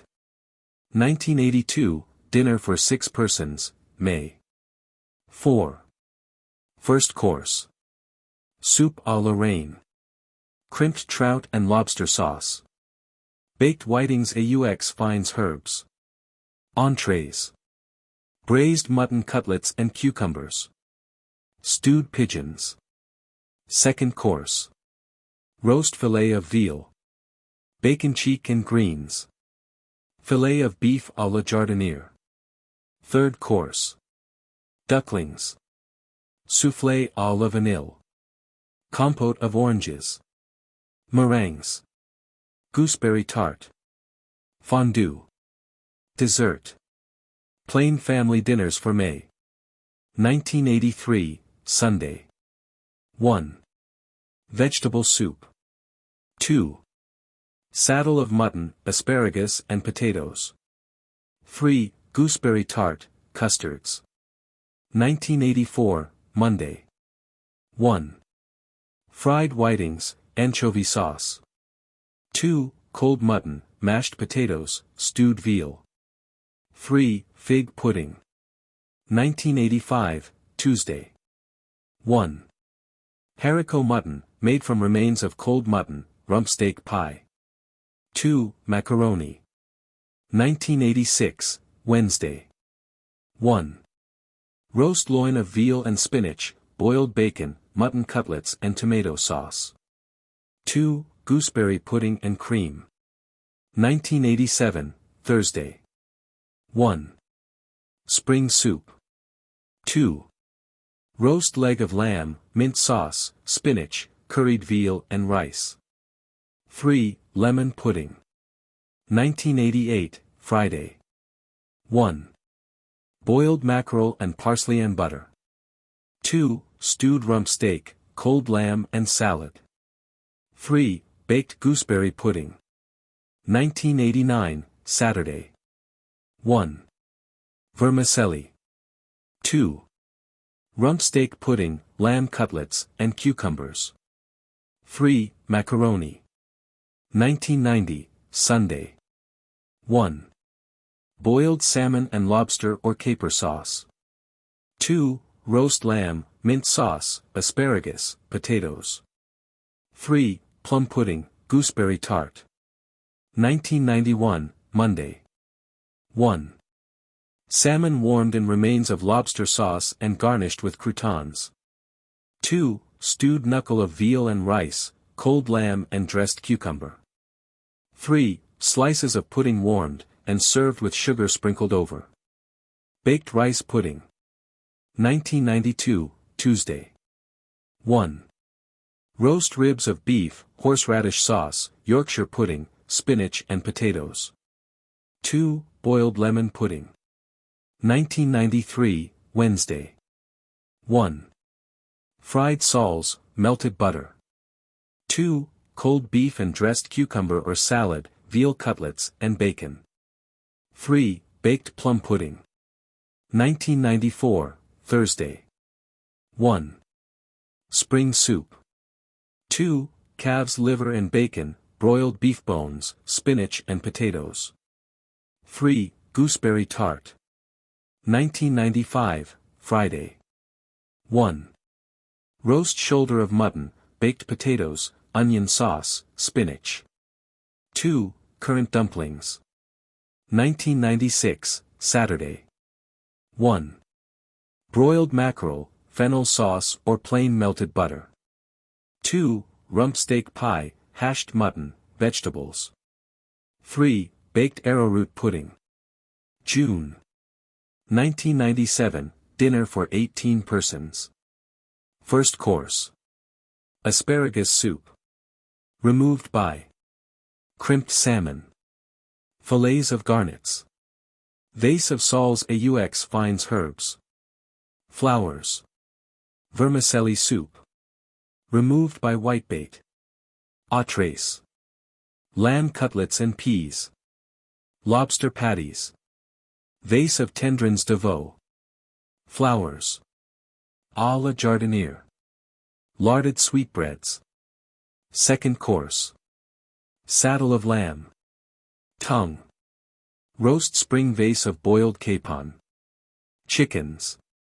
Flowers. Ham. Boiled calf's head. Third course. Prawns.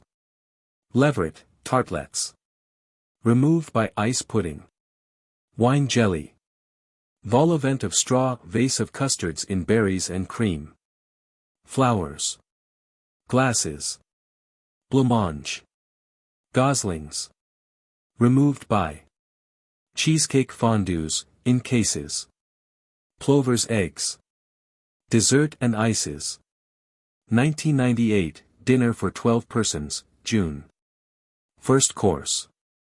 Green pea soup. Rice soup. Salmon and lobster sauce.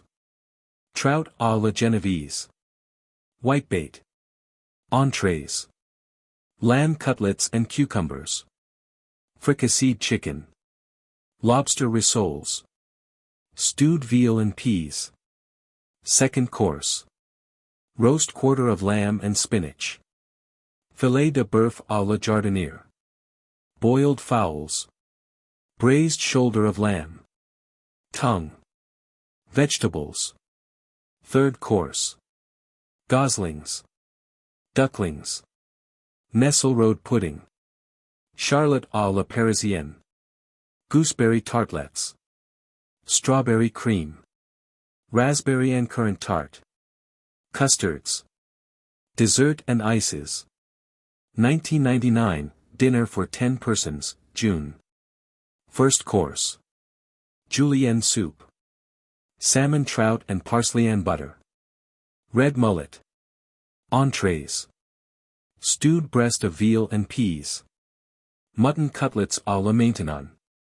Second course. Roast fillet of veal. Boiled leg of lamb, garnished with young carrots. Boiled bacon cheek. Vegetables. Third course. Roast ducks. Leveret. Gooseberry tart. Strawberry cream. Strawberry tartlets.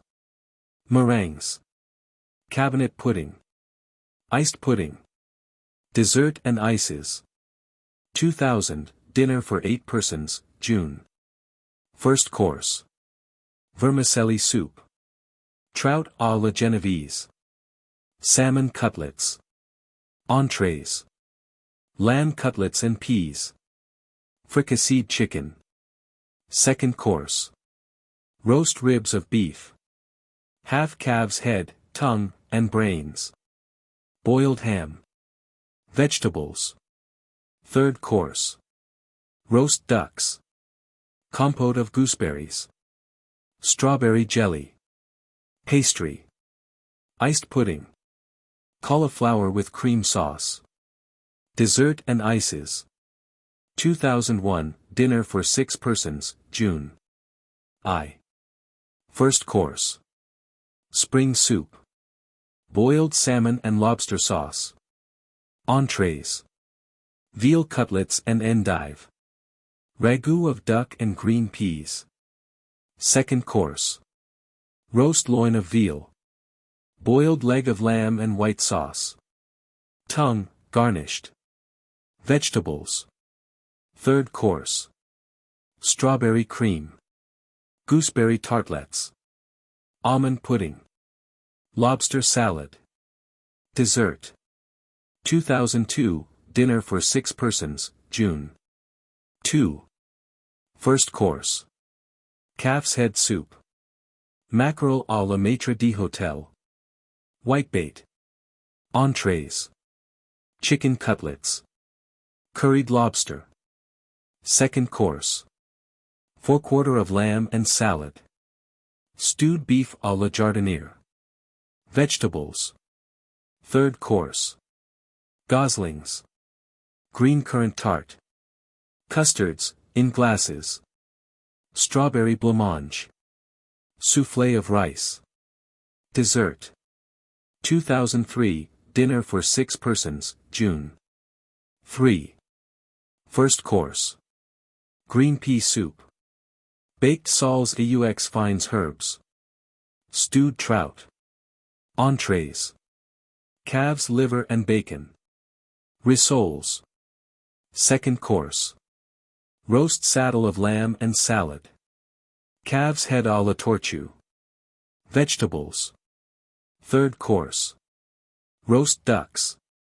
Vol au vent of strawberries and cream. Strawberry tartlets.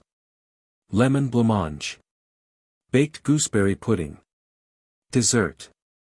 2004, dinner for 6 persons, June.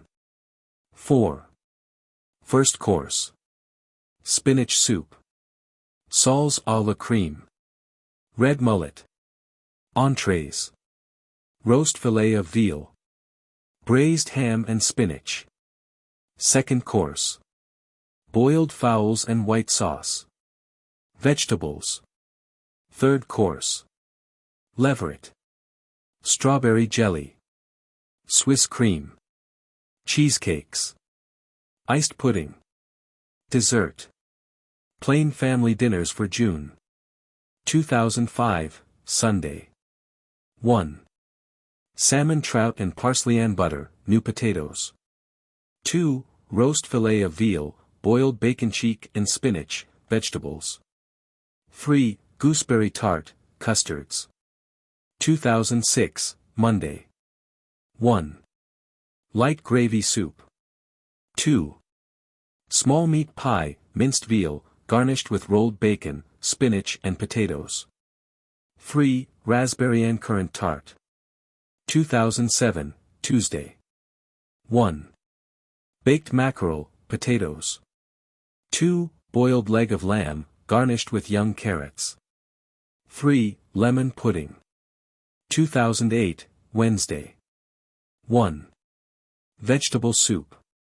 2. Calf's liver and bacon, peas, hashed lamb from remains of cold joint. 3. Baked gooseberry pudding. 2009, Thursday. 1.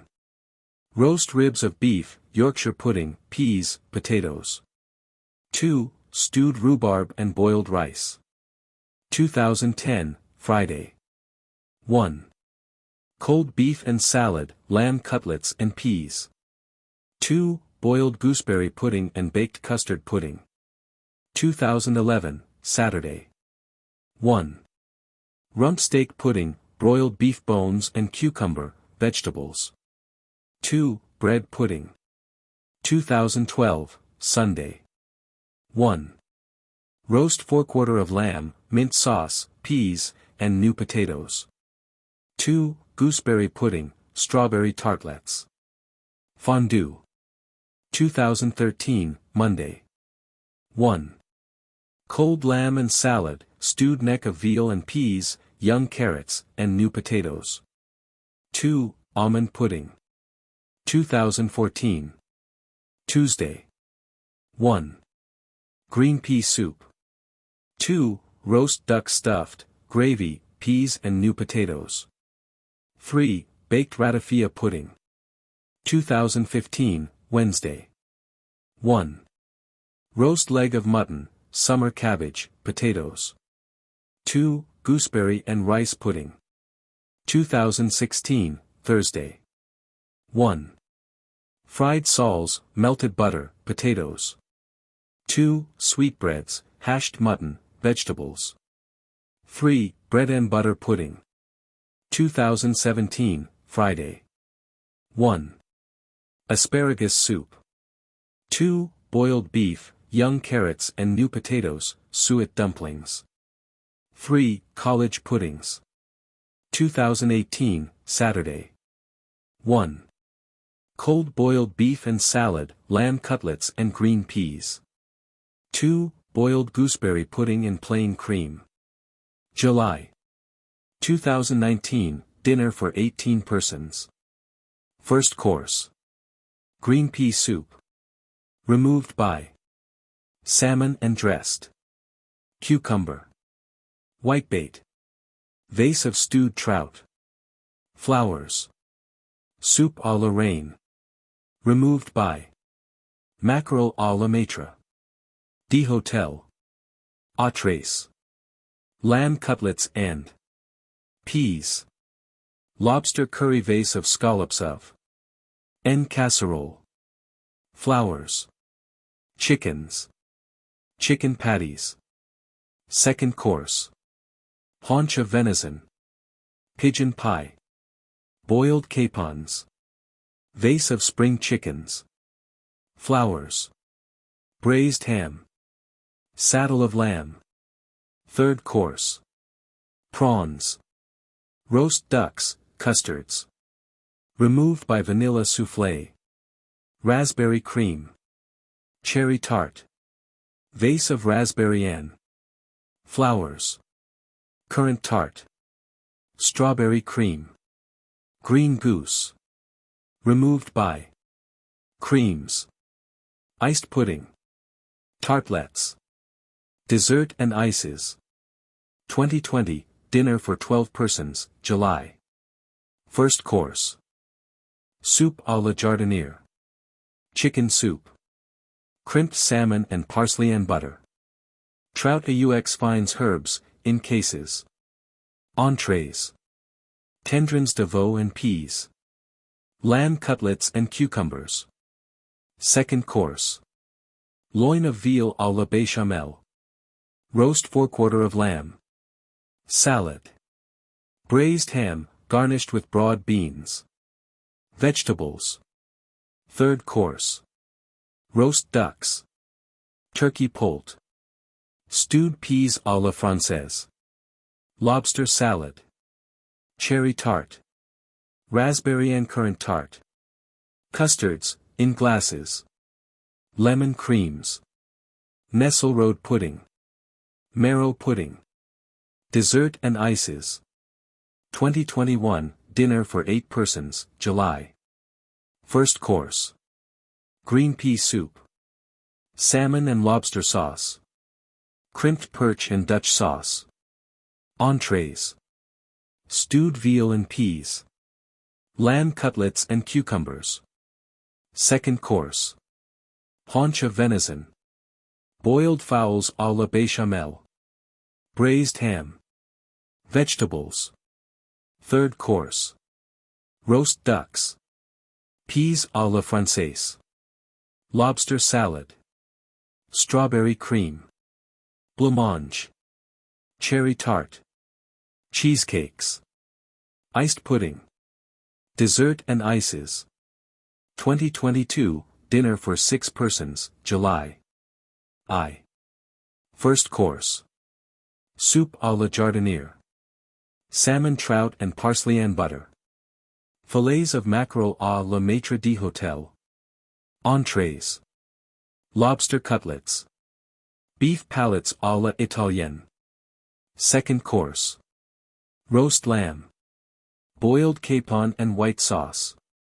Boiled tongue, garnished with small vegetable marrows. Bacon and beans. Third course. Goslings. Whipped strawberry cream. Raspberry and currant tart. Meringues. Cherry tartlets. Iced pudding. Dessert and ices. 2023, dinner for 6 persons, July. 2. First course. Julienne soup. Crimped salmon and caper sauce. Whitebait. Entrees.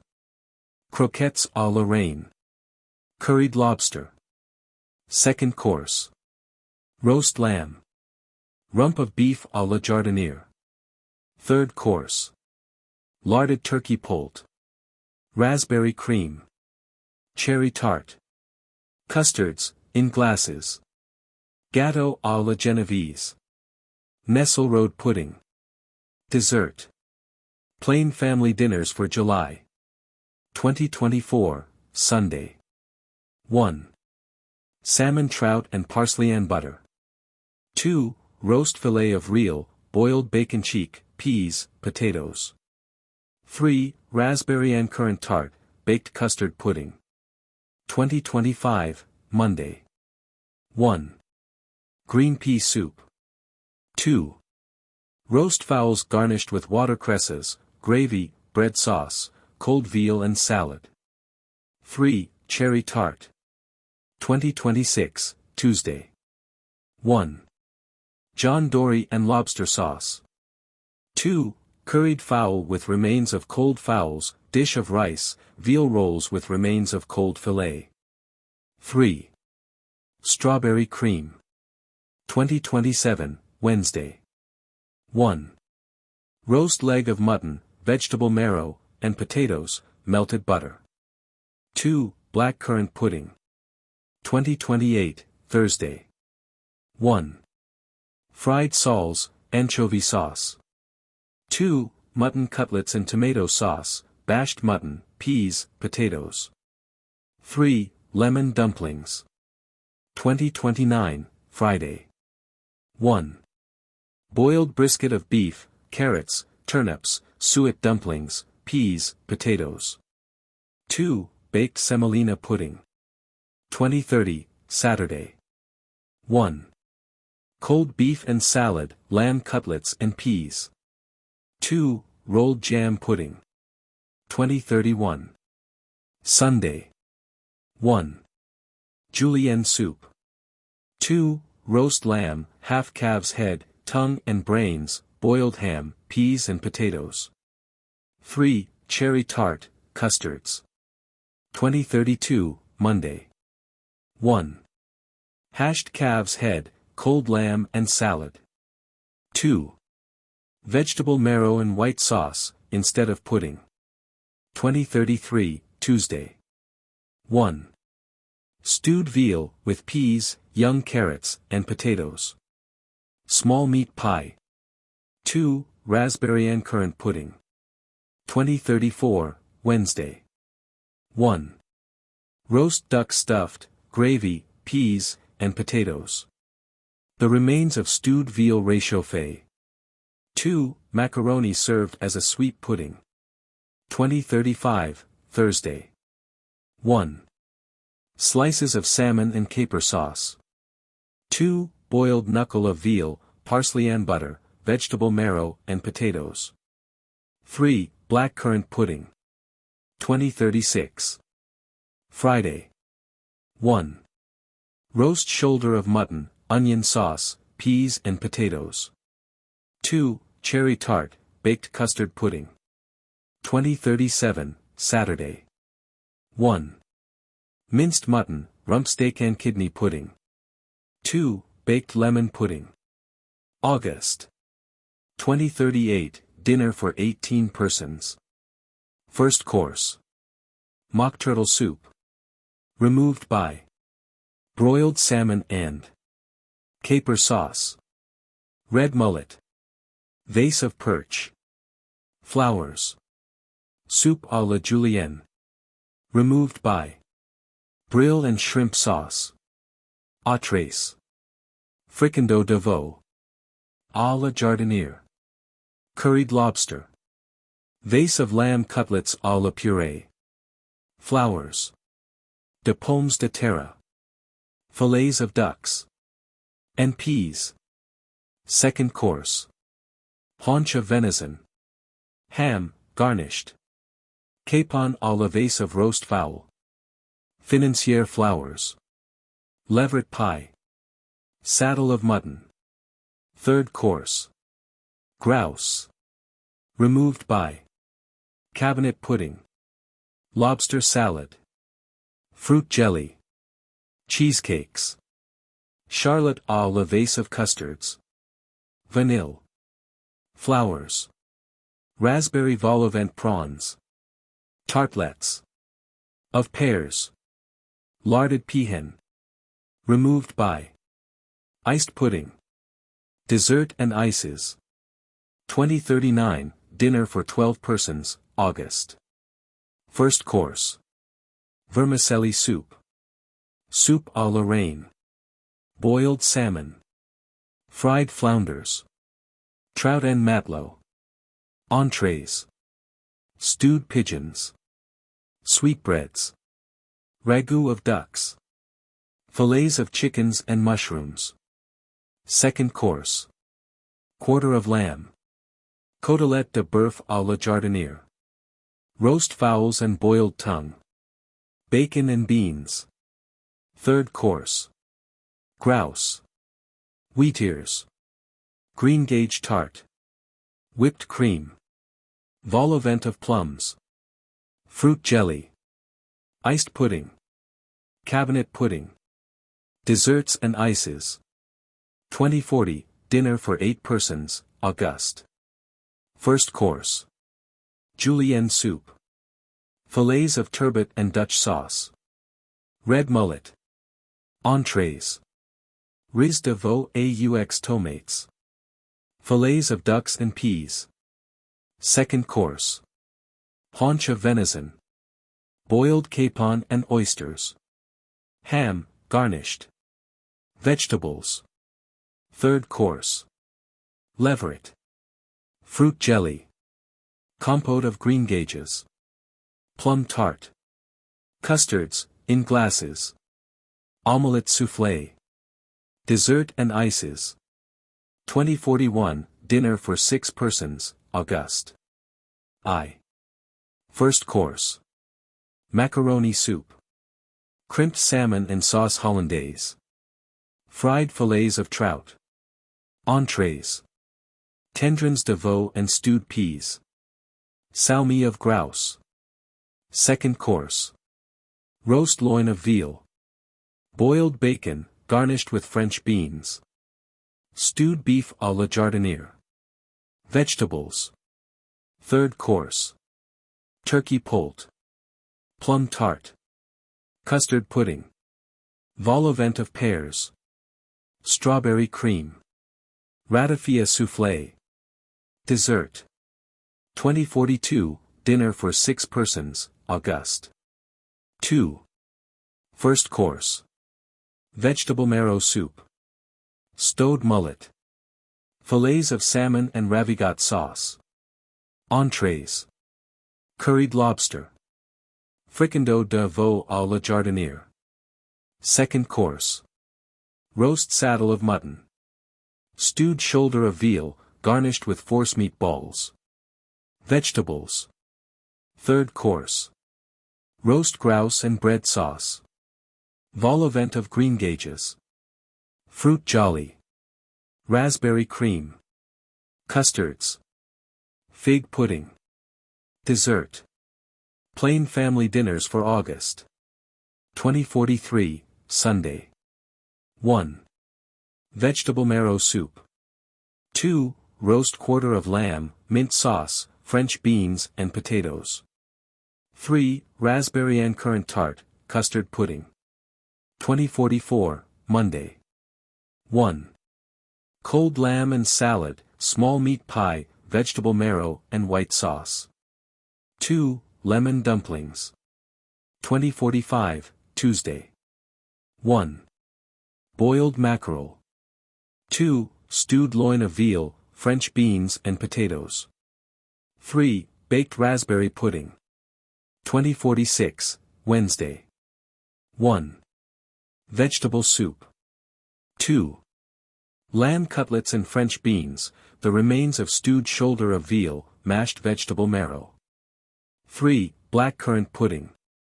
2047, Thursday. 1. Roast ribs of beef, Yorkshire pudding, French beans and potatoes. 2. Bread and butter pudding. 2048. Friday. 1. Fried soles and melted butter. 2. Cold beef and salad, lamb cutlets and mashed potatoes. 3. Cauliflowers and white sauce instead of pudding. 2049, Saturday. 1. Stewed beef and vegetables, with remains of cold beef, mutton pudding. 2. Macaroni and cheese. 2050, Sunday. 1. Salmon pudding. 2. Roast fillet of veal, boiled bacon cheek garnished with tufts of cauliflowers, French beans and potatoes. 3. Plum tart, boiled custard pudding. 2051, Monday. 1. Baked soles. 2. Cold veal and bacon, salad, mutton cutlets and tomato sauce. 3. Boiled currant pudding. 2052, Tuesday.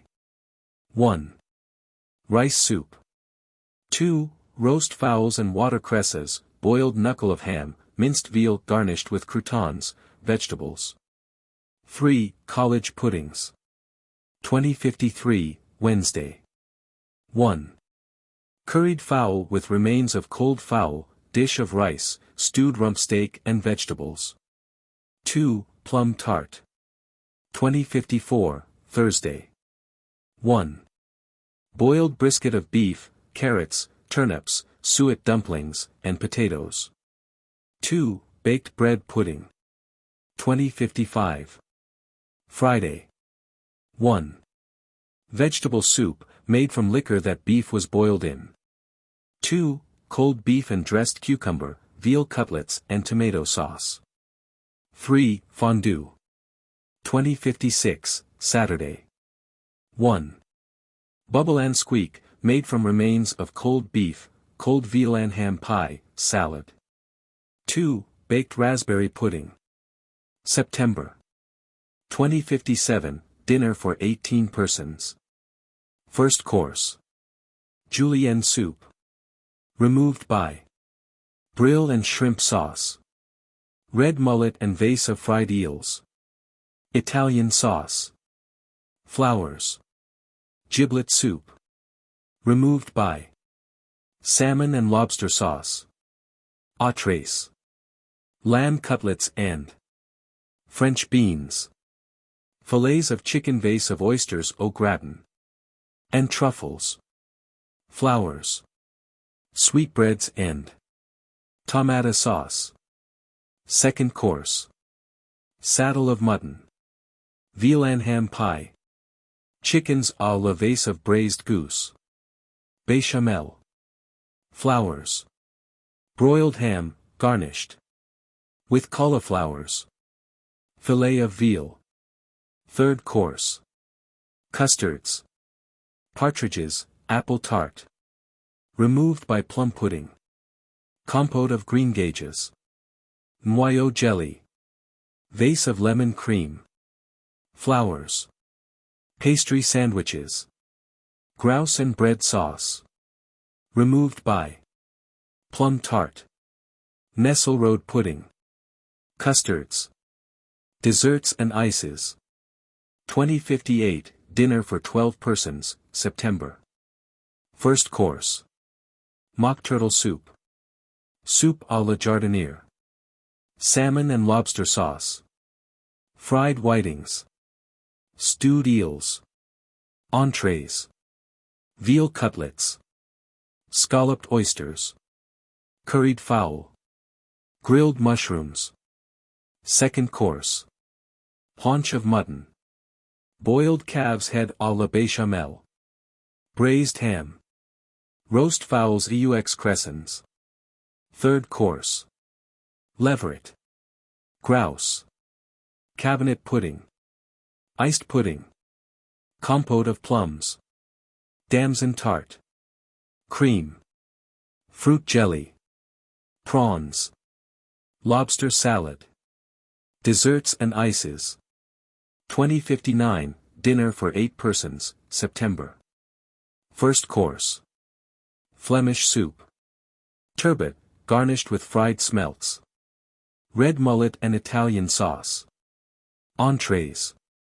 Tendrons de veau and truffles. Lamb cutlets and sauce picante. Second course. Loin of veal à la béchamel. Roast haunch of venison. Braised ham. Grouse pie. Vegetables. Third course. Roast hare. Plum tart. Whipped cream. Punch jelly. Compote of damsons. Marrow pudding. Dessert. 2060, dinner for 6 persons, September. First course. Game soup. Crimped skate. Slices of salmon à la Genovese. Entrees. Fricasseed sweetbreads. Savory rissoles. Second course. Sirloin of beef and horseradish sauce. Boiled leg of mutton and caper sauce. Vegetables. Third course. Roast partridges. Charlotte russe. Apricots and rice. Fruit jelly. Cabinet pudding. Dessert. 2061. Dinner for 6 persons, September. 2. First course. Thick gravy soup. Fillets of turbot à la crème. Stewed eels. Entrees. Vol au vent of lobster. Salmi of grouse. Second course. Haunch of venison. Rump of beef à la jardinière. Hare, boned and larded, with mushrooms. Third course. Roast grouse. Apricot blancmange. Compote of peaches. Plum tart. Custards. Plum pudding. Dessert. Plain family dinners for September. 2062, Sunday. 1. Julienne soup. 2. Roast ribs of beef, Yorkshire pudding, horseradish sauce, French beans, and potatoes. 3. Greengage pudding, vanilla cream. 2063, Monday. 1. Crimped skate and crab sauce. 2. Cold beef and salad. Small veal and ham pie. 3. Vegetable marrow and white sauce. 2064, Tuesday. 1. Fried solos, melted butter.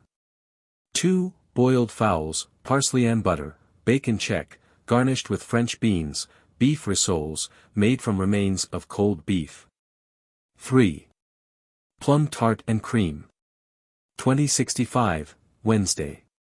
1. Boiled round of beef, carrots, turnips, and suet dumplings, marrow on toast. 2. Baked damsons and rice. 2066, Thursday. 1. Vegetable soup, made from liquor that beef was boiled in. 2. Lamb cutlets and cucumbers, cold beef and salad. 3. Apple pudding. 2067, Friday. 1. Baked soles. 2. Bubble and squeak, made from cold beef, veal cutlets and rolled bacon. 3. Damson tart. 2068, Saturday. 1. Irish stew, rump steaks and oyster sauce. 2. Somersetshire dumplings. 2069, Sunday. 1. Fried filleted soles and anchovy sauce.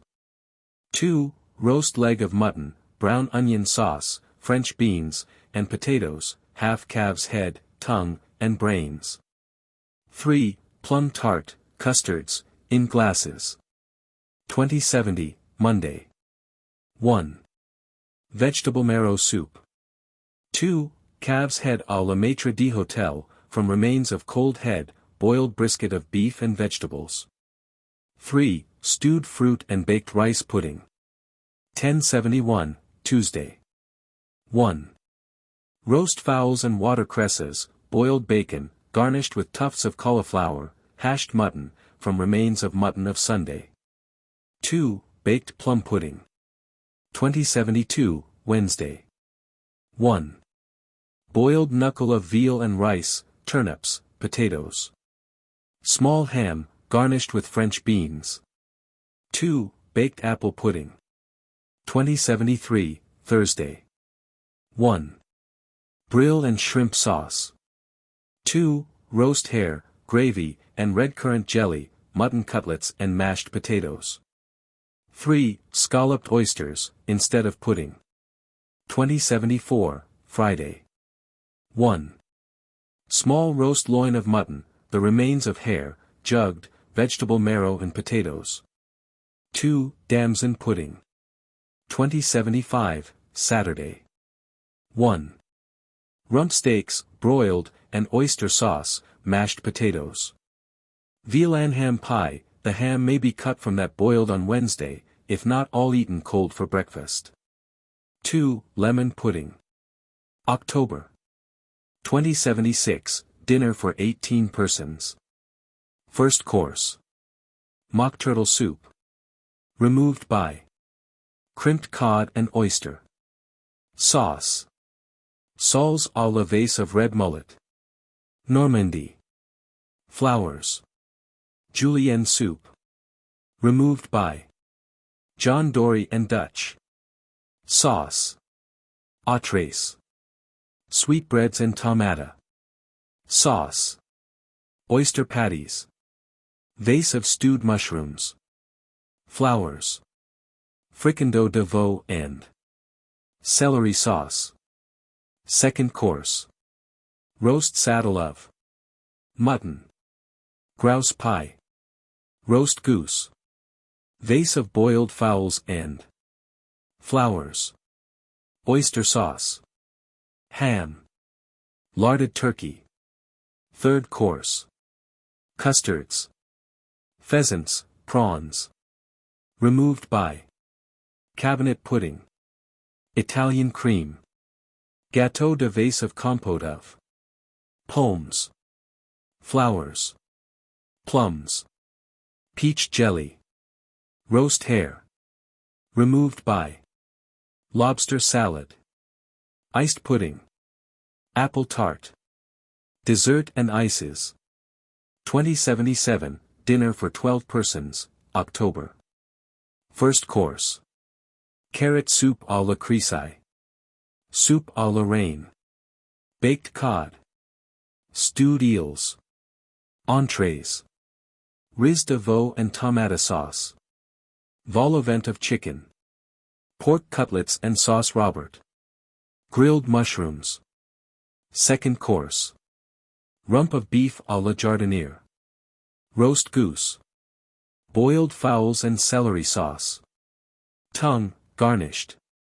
Vegetables. Third course. Grouse. Pheasants. Quince jelly. Lemon cream. Apple tart. Compote of peaches. Nesselrode pudding. Cabinet pudding.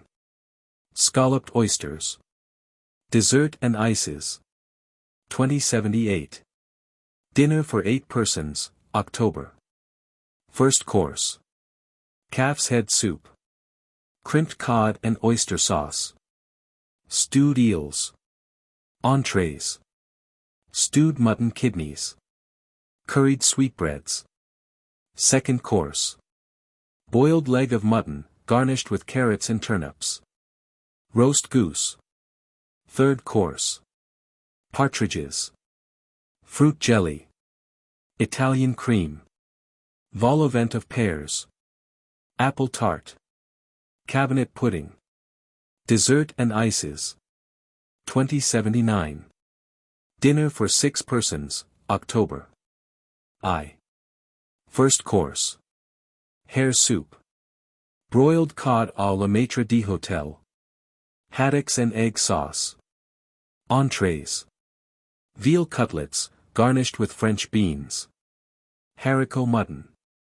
Second course. Roast haunch of mutton. Boiled capon and rice. Vegetables. Third course. Pheasants. Punch jelly. Blancmange. Apples à la Portugaise. Charlotte à la vanille. Marrow pudding. Dessert. 2080, dinner for 6 persons, October. 2. First course. Mock turtle soup. Brill and lobster sauce. Fried whitings. Entrees. Fowl à la béchamel. Oyster patties. Second course. Roast sucking pig. Stewed hump of beef à la jardinière. Vegetables. Third course. Grouse. Charlotte aux pommes. Coffee cream. Cheesecakes. Apricot tart. Iced pudding. Dessert. Plain family dinners for October. 2081, Sunday. 1. Roast sucking pig, tomato sauce and brain sauce. Small boiled leg of mutton, caper sauce, turnips, and carrots. 2. Damson tart, boiled batter pudding. 2082, Monday. 1. Vegetable soup, made from liquor that mutton was boiled in. 2. Sucking pig en blanquette, small meat pie, French beans, and potatoes. 3. Pudding, pies. 2083, Tuesday. 1. Roast partridges, bread sauce, and gravy, slices of mutton warmed in caper sauce, vegetables. 2. Baked plum pudding. 2084, Wednesday. 1. Roast ribs of beef, Yorkshire pudding, vegetable marrow, and potatoes. 2. Damson pudding. 2085, Thursday. 1. Fried soles, melted butter. 2. Cold beef and salad, mutton cutlets and tomato sauce. 3. Macaroni. 2086, Friday. 1. Carrot soup. 2. Boiled fowls and celery sauce, bacon check, garnished with greens, beef rissoles, from remains of cold beef. 3. Baroness pudding. 2087, Saturday. 1. Curried fowl, from remains of cold ditto, dish of rice, rump steak and kidney pudding, vegetables. 2. Stewed pears and sponge cakes. 2088, Sunday. 1. Crimped cod and oyster sauce. 2. Roast haunch of mutton, brown onion sauce, and vegetables. 3. Bouillaise pudding, baked custards in cups. 2089, Monday. 1. The remains of codfish, flaked, and warmed in a maitre d'hotel sauce. 2. Cold mutton and salad, veal cutlets and rolled bacon, French beans and potatoes. 3. Arrowroot blancmange and stewed damsons. 2090, Tuesday. 1. Roast hare, gravy, and red currant jelly, hashed mutton, vegetables. 2. Currant dumplings. 2091, Wednesday. 1. Jugged hare, from remains of roast ditto, boiled knuckle of veal and rice, boiled bacon cheek. 2. Apple pudding. 2092, Thursday. 1. Roast leg of pork, apple sauce, greens, and potatoes. 2. Rice snowballs. 2093, Friday. 1. Slices of pork, broiled, and tomato sauce, mashed potatoes, roast pheasants, bread sauce, and gravy. 2. Baked apple pudding. 2094, Saturday. 1. Rump steak pie, sweetbreads. 2. Ginger pudding. November. 2095, dinner for 18 persons. First course. Thick grouse soup. Removed by crimped cod and oyster. Sauce. Baked whitings. Vase of fried smelts. Flowers. Clear oxtail soup. Removed by fillets of turbot à la cream. Entrees. Poulet à la Marengo. Fillets of leveret. Vase of ragout of lobster. Flowers. Mushroom sautés. Second course. Haunch of mutton. Cold game pie. Lark pudding. Vase of roast fowls. Flowers. Boiled ham. Boiled turkey and celery. Sauce. Third course. Apple tart. Partridges, shellfish. Removed by plum pudding. Wine jelly. Pomes à la vase of vol au vent. Condé. Flowers. Of pears. Snipes. Removed by prawns. Charlotte glacée. Apricot. Tartlets. Dessert and ices. 2096, dinner for 12 persons, November. First course. Hare soup. Julienne soup. Baked cod. Soles à la Normandie. Entrees. Riz de veau aux tomates. Lobster patties. Mutton cutlets and soubise sauce. Croûtades of marrow aux fines herbs. Second course. Roast sirloin of beef. Braised goose. Boiled fowls and celery sauce. Bacon cheek, garnished with sprouts. Third course. Wild ducks. Partridges. Apples à la Portugaise. Bavarian cream. Apricot jam sandwiches. Cheesecakes. Charlotte à la vanille. Plum pudding. Dessert and ices. 2097, dinner for 8 persons, November. First course. Mulligatawny soup. Fried slices of codfish and oyster sauce. Eels en matelote. Entrees. Broiled pork cutlets and tomato sauce. Tendrons de veau à la jardinière. Second course. Boiled leg of mutton and vegetables. Roast goose. Cold game pie. Third course. Snipes. Teal. Apple soufflé. Iced charlotte. Tartlets. Champagne jelly. Coffee cream.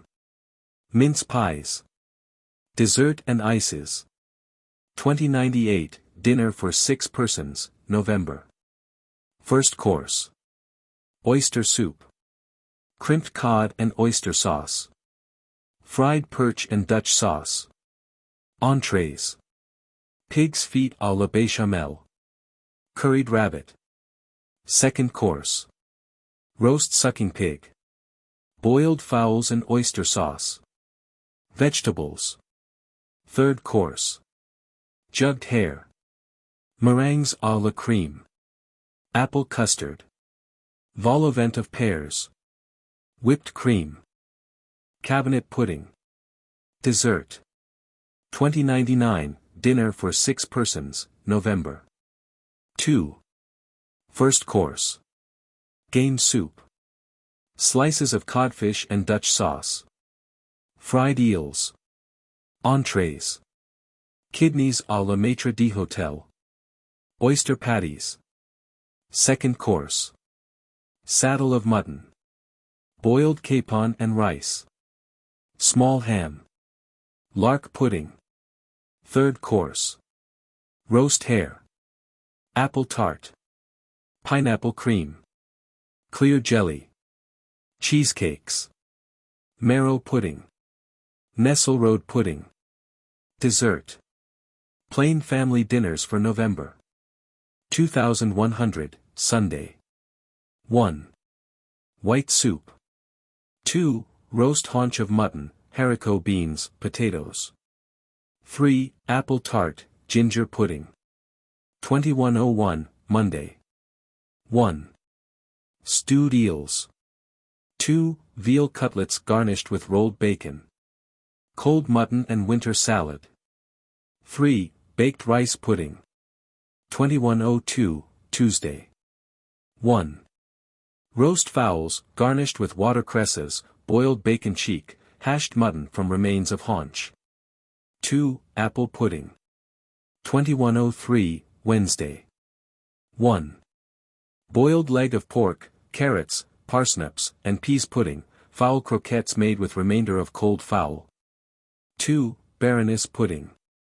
2104, Thursday. 1. Cold pork and mashed potatoes, roast partridges, bread sauce and gravy. 2. The remainder of pudding cut into neat slices, and warmed through, and served with sifted sugar sprinkled over, apple fritters. 2105, Friday. 1. Roast hare, gravy, and currant jelly, rump steak and oyster sauce, vegetables. 2. Macaroni. 2106. Saturday. 1. Jugged hare, small mutton pudding. 2. Fig pudding. 2107, Sunday. 1. Crimped cod and oyster sauce. 2. Roast fowls, small boiled ham, vegetables, rump steak pie. 3. Baked apple pudding, open jam tart. 2108, Monday. 1. The remainder of cod warmed in maitre d'hotel sauce. 2. Boiled H-bone of beef, carrots, parsnips, suet dumplings. 3. Baked bread and butter pudding.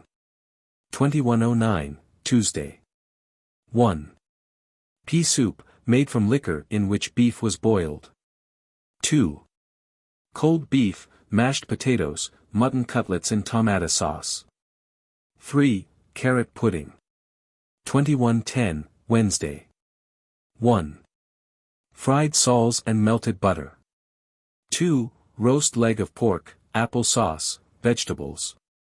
3. Macaroni with Parmesan cheese.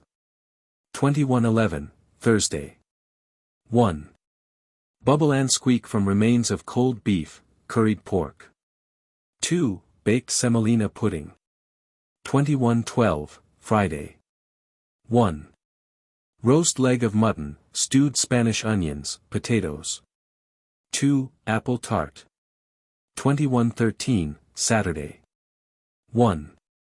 Hashed mutton, boiled rabbit and onion sauce. Vegetables. 2. Damson pudding made with bottled fruit. December. 2114, dinner for 18 persons. First course. Mock turtle soup. Removed by cod's head and shoulders. An oyster sauce. Stewed eels. Vase of fried whitings. Flowers. Julienne soup. Removed by Sols aux fines herbes. Entrees. Fillets of grouse and sauce picante. Curried lobster. Vase of mutton cutlets and flowers. Soubise sauce. Sweetbreads. Second course. Haunch of mutton. Ham and Brussels. Sprouts. Roast goose.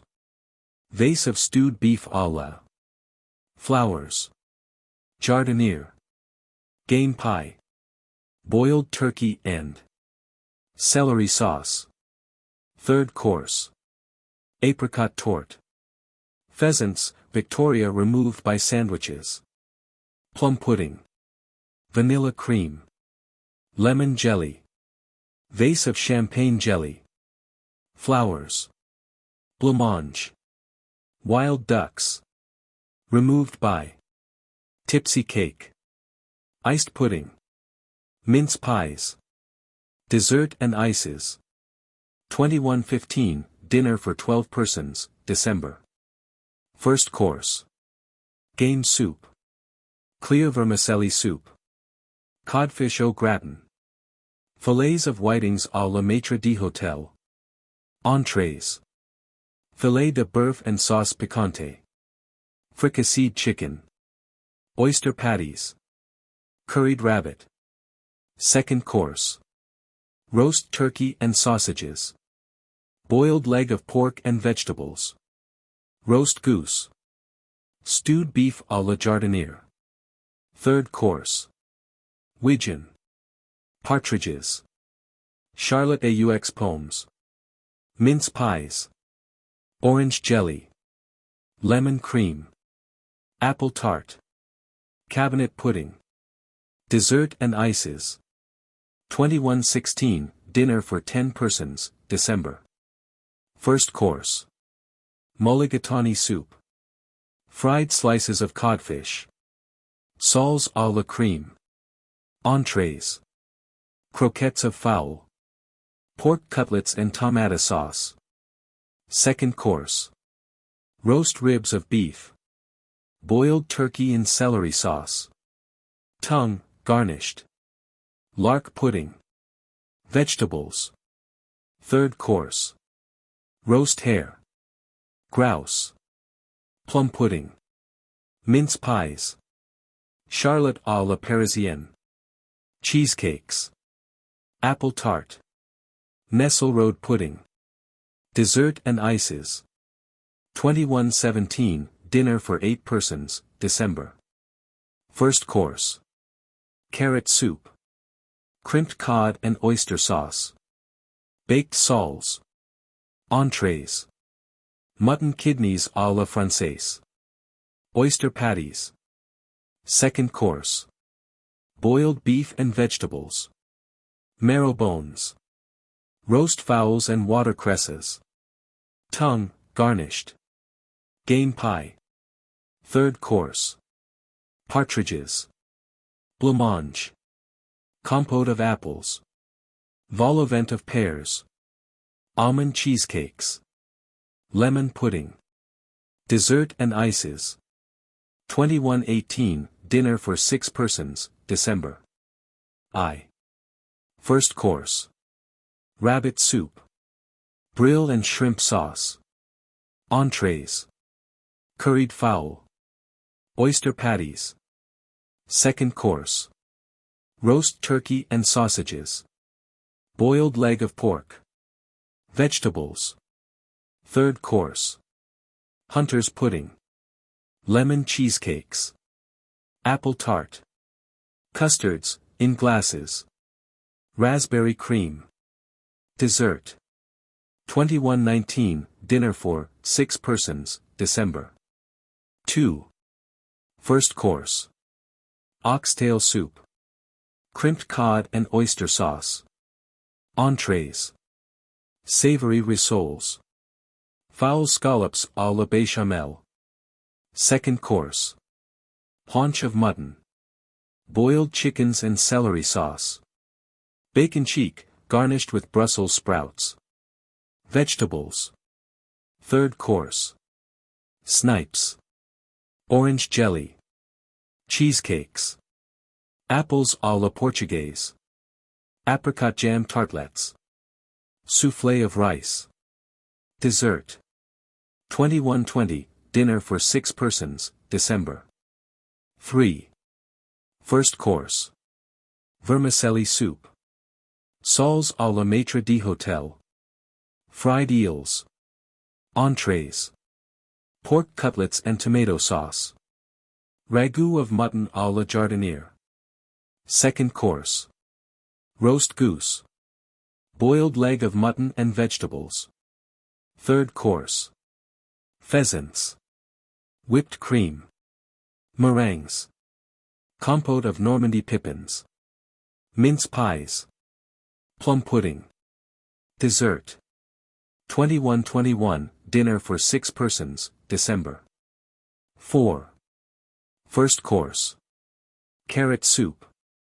Baked cod. Fried smelts. Entrees. Stewed rump steak à la jardinière. Fricasseed chicken. Second course. Roast leg of mutton, boned and stuffed. Boiled turkey in oyster sauce. Vegetables. Third course. Wild ducks. Fancy pastry. Lemon cream. Damson tart with bottled fruit. Custards, in glasses. Cabinet pudding. Dessert.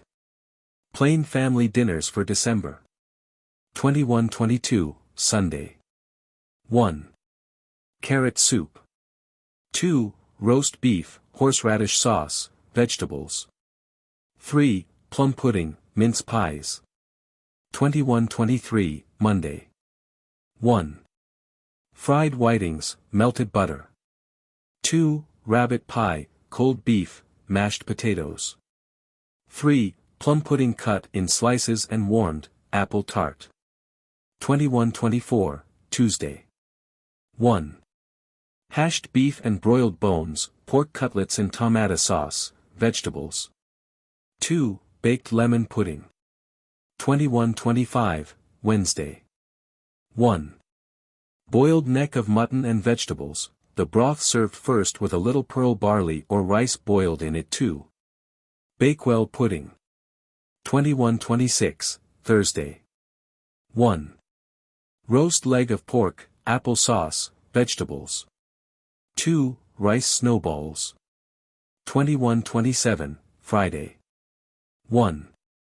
Soles à la crème. 2. Cold pork and mashed potatoes, broiled rump steaks and oyster sauce. 3. Rolled jam pudding. 2128, Saturday. 1.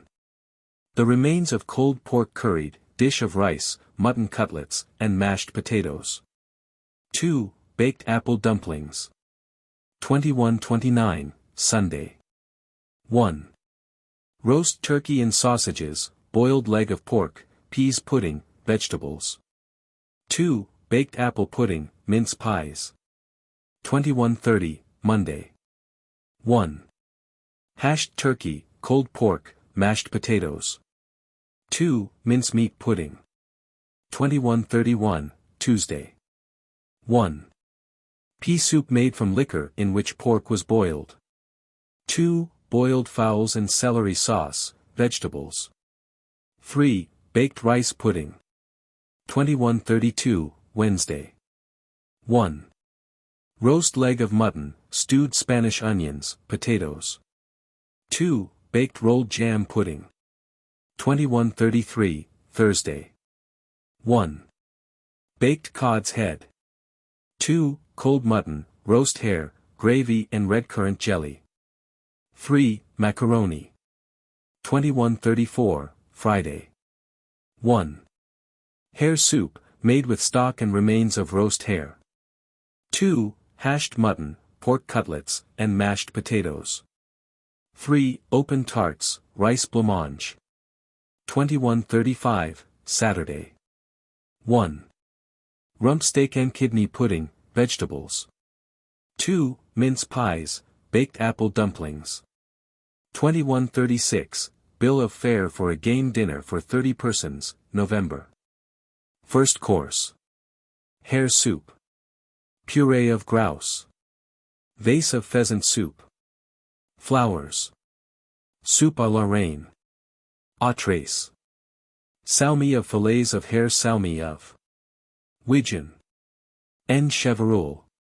Woodcock. Perdrixox shoe. Lark pudding. Vase of game patties. Flowers. Curried rabbit. Salmi of fillet of pheasant. Salmi of woodcock. And truffles. Widgeon. Second course. Larded pheasants. Leveret, larded and stuffed. Cold pheasant pie. Vase of hot raised pie of à la Périgord. Flowers. Mixed game. Grouse. Larded partridges. Third course. Snipes. Pintails. Ortolans. Quails. Golden vase of widgeon. Plovers. Flowers. Teal. Wild duck. Woodcock. Snipes. Entremet and removes. Apricot boudin à la Nesselrode. Maids of tart. Honor. Danzig jelly. Vol-au-vent vase of gâteau. Of pears. Flowers. Génoise glacée. Charlotte russe. Maids of plum pudding. Compote of honor. Apples. Dessert. Olives. Strawberry ice. Figs. Cream. Preserved pineapples. Dried. Cherries. Fruit. Grapes. Filberts. Pears. Walnuts. Wafers. Biscuits. Ginger ice cream. Vase of orange water ice. Flowers. Apples. Dried grapes. Preserved. Fruit. Cherries. Pears. Figs. Lemon water ice. Olives. Menu. 2137, Service à la Russe, July. Julienne soup. Vermicelli soup. Boiled salmon. Turbot and lobster sauce. Salzwater Sauci. Perch water Sauci. Matelote d'anguilles à la Toulouse. Filets de soles à la Normandie. Red mullet. Trout. Lobster rissoles. Whitebait. Riz de veau à la banquier. Filets de poulets aux cucumbers. Canards à la Rouennoise. Mutton cutlets à la jardinière. Braised beef à la flamande. Spring chickens. Roast quarter of lamb. Roast saddle of mutton. Tongue. Ham and peas. Quails, larded. Roast ducks. Turkey poult, larded. Mayonnaise of chicken. Tomatas. Green peas à la Française. Suédoise of strawberries. Charlotte russe. Compote of cherries. Neapolitan cakes. Pastry. Madeira wine jelly. Iced pudding à la Nesselrode. Dessert and ices. Note. Dinners à la Russe differ from ordinary dinners in the mode of serving the various dishes. In a dinner à la Russe, the dishes are cut up on a sideboard, and handed round to the guests, and each dish may be considered a course. The table for a dinner à la Russe should be laid with flowers and plants in fancy flower pots down the middle, together with some of the dessert dishes. A menu or bill of fare should be laid by the side of each guest. Menu. 2138. Service à la Russe, November. Oxtail soup. Soup à la jardinière. Turbot and lobster sauce. Crimped cod and oyster sauce. Stewed eels. Soles à la Normandie. Pike and cream sauce. Fried filleted soles. Filets de bœuf à la jardinière. Croquettes of game aux champignons. Chicken cutlets. Mutton cutlets and tomato sauce. Lobster rissoles. Oyster patties. Partridges aux fines herbs. Larded sweetbreads. Roast beef. Poulets aux cressons. Haunch of mutton. Roast turkey. Boiled turkey in celery sauce. Ham. Grouse. Pheasants. Hare. Salad. Artichokes. Stewed celery. Italian cream. Charlotte aux pommes. Compote of pears. Croûtes madres aux fruits. Pastry. Punch jelly. Iced pudding. Dessert and ices. Note. Dinners à la Russe are scarcely suitable for small establishments, a large number of servants being required to carve, and to help the guests. Besides there being a necessity for more plates, dishes, knives, forks, and spoons, than are usually to be found in any other than a very large establishment. Where, however, a service à la Russe is practicable, there is, perhaps, no mode of serving a dinner so enjoyable as this. Suppers. 2139. Much may be done in the arrangement of a supper table, at a very small expense, provided taste and ingenuity are exercised. The colors and flavors of the various dishes should contrast nicely. There should be plenty of fruit and flowers on the table, and the room should be well lighted. We have endeavored to show how the various dishes may be placed. But of course these little matters entirely depend on the length and width of the table used, on individual taste, whether the tables are arranged round the room, whether down the center, with a cross one at the top, or whether the supper is laid in two separate rooms, and the garnishing of the dishes has also much to do with the appearance of a supper table. Hams and tongues should be ornamented with cut vegetable flowers, raised pies with aspic jelly cut in dice, and all the dishes garnished sufficiently to be in good taste without looking absurd. The eye, in fact, should be as much gratified as the palate. Hot soup is now often served at suppers, but is not placed on the table. The servants fill the plates from a tureen on the buffet, and then hand them to the guests. When these plates are removed, the business of supper commences. 2140. Where small rooms and large parties necessitate having a standing supper, many things enumerated in the following bill of fare may be placed on the buffet. Dishes for these suppers should be selected which may be eaten standing without any trouble. The following list may, perhaps, assist our readers in the arrangement of a buffet for a standing supper. 2141. Beef, ham, and tongue sandwiches, lobster and oyster patties, sausage rolls, meat rolls, lobster salad, dishes of fowls, the latter all cut up, dishes of sliced ham, sliced tongue, sliced beef, and galantine of veal. Various jellies, blancmanges, and creams, custards in glasses, compotes of fruit, tartlets of jam, and several dishes of small fancy pastry. Dishes of fresh fruit, bonbons, sweetmeats, 2 or 3 sponge cakes, a few plates of biscuits, and the buffet ornamented with vases of fresh or artificial flowers. The above dishes are quite sufficient for a standing supper.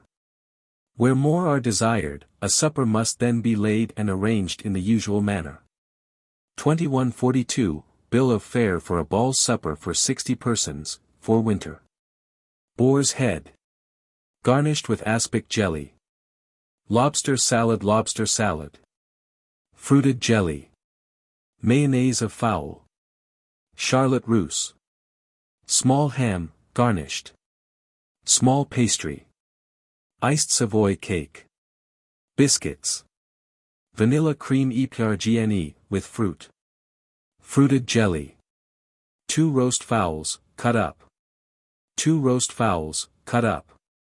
Prawns 2 boiled fowls, with bechamel prawns. Sauce. Biscuit small pastry. Tongue, ornamented. Custards, trifle, ornamented. Custards.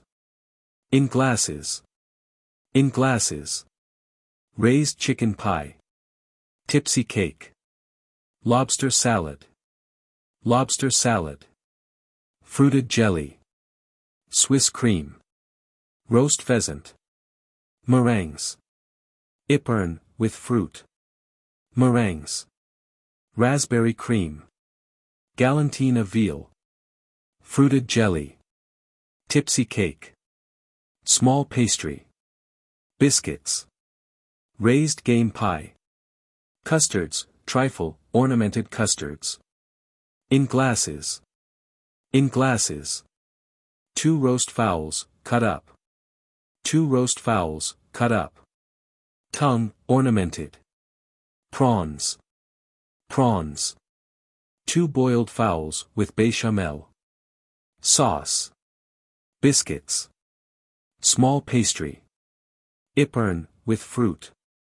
Lobster salad. Lobster salad. Fruited jelly. Iced Savoy cake. Blancmange. Small ham, garnished. Mayonnaise of fowl. Charlotte russe. Fruited jelly. Larded capon. Note, when soup is served from the buffet, mock turtle and julienne may be selected. Besides the articles enumerated above, ices, wafers, biscuits, tea, coffee, wines and liqueurs will be required.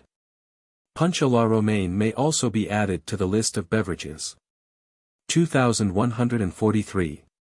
Bill of fare for a ball supper. Or a cold collation for a summer entertainment, or wedding or christening breakfast for 70 or 80 persons, July. Illustration, containing the following. Columns 1 and 5, for blancmanges, to be placed down the table. For jellies, to be placed down the table. 3 dishes of small pastry. 3 fruit tarts. 3 cheesecakes. 3 compotes of fruit. 3 English pines. 20 small dishes of various summer fruits. Column 2. Dish of lobster, cut up. Charlotte russe à la vanille. Lobster salad. Pigeon pie. Lobster salad. Dish of lobster, cut up. Larded capon. Lobster salad. Pigeon pie. Dish of lobster, cut up. Savoy cake. Lobster salad. Column 3. Tongue. Ribs of lamb. 2 roast fowls. Mayonnaise of salmon. Ypern, with flowers. Mayonnaise of trout. Tongue, garnished. Boiled fowls and bechamel sauce. Collared eel. Ham. Raised pie. 2 roast fowls. Shoulder of lamb, stuffed. Mayonnaise of salmon. Ypern, with flowers. Mayonnaise of trout. Tongue. Boiled fowls and bechamel sauce. Raised pie. Ham, decorated. Shoulder of lamb, stuffed. 2 roast fowls. Mayonnaise of salmon. Ypern, with flowers. Mayonnaise of trout. Tongue, garnished. Boiled fowls and bechamel sauce. Collared eel. Column 4. Veal and ham pie. Lobster salad. Savoy cake. Dish of lobster, cut up. Lobster salad. Boar's head. Pigeon pie. Lobster salad. Dish of lobster, cut up. Lobster salad. Charlotte russe à la vanille. Veal and ham pie. Dish of lobster, cut up. Note.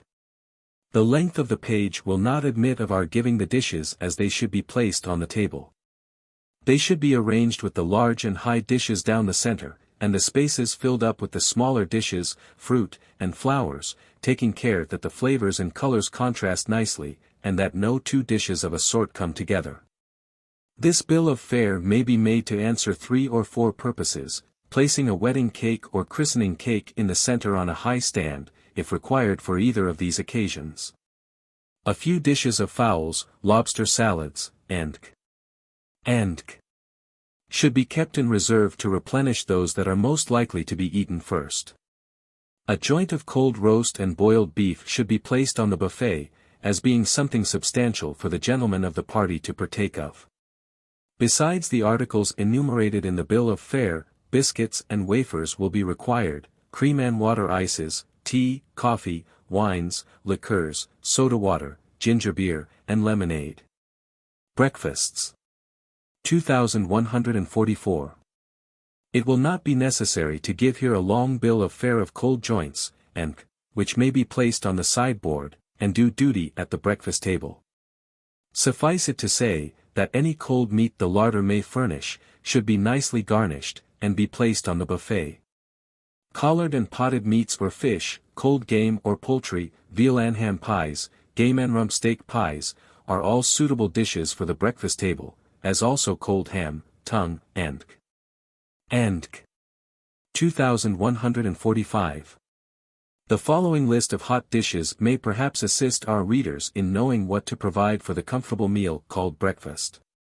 Broiled fish, such as mackerel, whiting, herrings, dried haddocks, and mutton chops and rump steaks, broiled sheep's kidneys, kidneys à la maître d'hôtel, sausages, plain rashers of bacon, bacon and poached eggs, ham and poached eggs, omelets, plain boiled eggs, oeufsoplat, poached eggs on toast, muffins, toast, marmalade, butter, and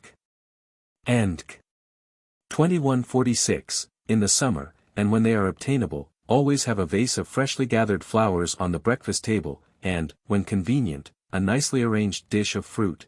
When strawberries are in season, these are particularly refreshing. As also grapes, or even currants. Luncheons and suppers. 2147. The remains of cold joints, nicely garnished, a few sweets, or a little hashed meat, poultry or game, are the usual articles placed on the table for luncheon, with bread and cheese, biscuits, butter, and if a substantial meal is desired, rump steaks or mutton chops may be served, as also veal cutlets, kidneys, or any dish of that kind. In families where there is a nursery, the mistress of the house often partakes of the meal with the children, and makes it her luncheon.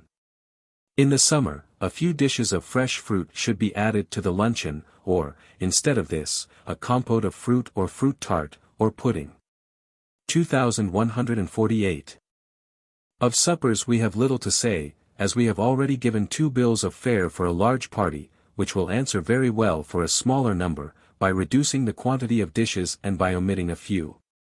Hot suppers are now very little in request, as people now generally dine at an hour which precludes the possibility of requiring supper, at all events, not one of a substantial kind.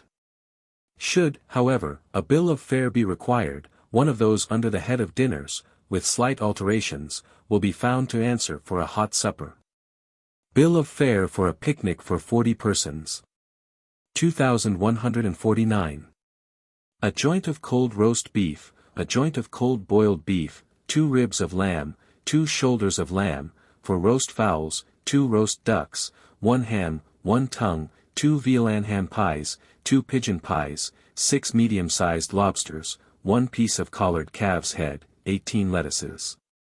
6 baskets of salad, 6 cucumbers.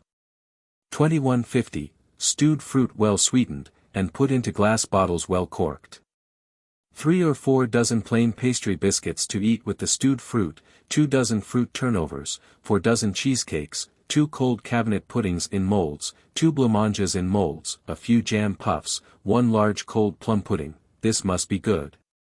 A few baskets of fresh fruit, 3 dozen plain biscuits, a piece of cheese, 6 pounds of butter. This, of course, includes the butter for tea, 4 quartern loaves of household broad, 3 dozen rolls, 6 loaves of tin bread, for tea, 2 plain plum cakes, 2 pound cakes, 2 sponge cakes, a tin of mixed biscuits, half a pound of tea.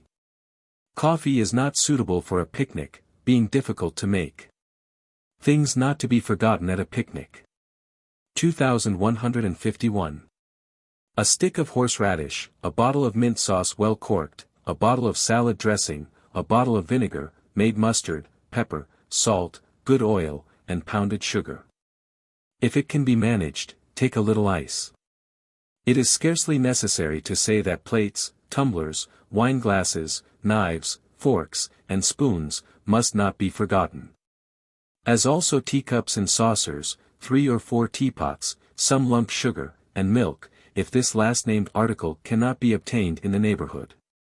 Take 3 corkscrews. 2152, beverages. 3 dozen quart bottles of ale, packed in hampers. Ginger beer, soda water, and lemonade, of each 2 dozen bottles, 6 bottles of sherry, 6 bottles of claret, champagne à discrétion, and any other light wine that may be preferred, and 2 bottles of brandy. Water can usually be obtained, so it is useless to take it. Domestic servants. Chapter 41. 2153. It is the custom of society to abuse its servants, a fecund de parlor, such as leads their lords and masters to talk of the weather, and, when rurally inclined, of the crops, leads matronly ladies.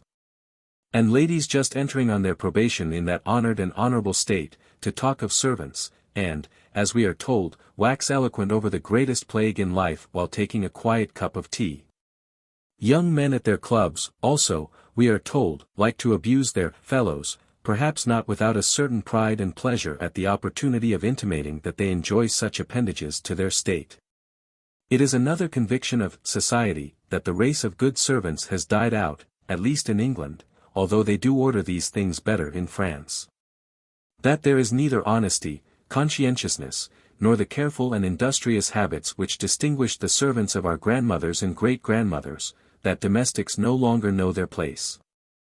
That the introduction of cheap silks and cottons, and, still more recently, those ambiguous materials, and tweeds, have removed the landmarks between the mistress and her maid, between the master and his man. 2154. When the distinction really depends on things so insignificant, this is very probably the case. When the lady of fashion chooses her footman without any other consideration than his height, shape, and tournure of his calf, it is not surprising that she should find a domestic who has no attachment for the family. Who considers the figure he cuts behind her carriage, and the late hours he is compelled to keep, a full compensation for the wages he exacts, for the food he wastes, and for the perquisites he can lay his hands on. Nor should the fast young man, who chooses his groom for his knowingness in the ways of the turf and in the tricks of low horse dealers, be surprised if he is sometimes the victim of these learned ways. But these are the exceptional cases, which prove the existence of a better state of things. The great masses of society among us are not thus deserted. There are few families of respectability, from the shopkeeper in the next street to the nobleman whose mansion dignifies the next square, which do not contain among their dependents attached and useful servants. And where these are absent altogether, there are good reasons for it. The sensible master and the kind mistress know, that if servants depend on them for their means of living, in their turn they are dependent on their servants for very many of the comforts of life. And that, with a proper amount of care in choosing servants, and treating them like reasonable beings, and making slight excuses for the shortcomings of human nature, they will, save in some exceptional case, be tolerably well served, and, in most instances, surround themselves with attached domestics. 2155, this remark, which is applicable to all domestics, is especially so to men-servants. Families accustomed to such attendance have always about them humble dependents, whose children have no other prospect than domestic service to look forward to them it presents no degradation, but the reverse, to be so employed. They are initiated step by step into the mysteries of the household, with the prospect of rising in the service, if it is a house admitting of promotion, to the respectable position of butler or house steward. In families of humbler pretensions, where they must look for promotion elsewhere, they know that can only be attained by acquiring the goodwill of their employers. Can there be any stronger security for their good conduct, any doubt that, in the mass of domestic servants, good conduct is the rule, the reverse the exception? 2156. The number of the male domestics in a family varies according to the wealth and position of the master, from the owner of the ducal mansion, with a retinue of attendants, at the head of which is the chamberlain and house steward, to the occupier of the humbler house, where a single footman, or even the odd man of all work, is the only male retainer. The majority of gentlemen's establishments probably comprise a servant out of livery, or butler, a footman, and coachman, or coachman and groom, where the horses exceed 2 or 3. Duties of the butler. 2157. The domestic duties of the butler are to bring in the eatables at breakfast, and wait upon the family at that meal, assisted by the footman, and see to the cleanliness of everything at table. On taking away, he removes the tray with the china and plate, for which he is responsible. At luncheon, he arranges the meal, and waits unassisted, the footman being now engaged in other duties.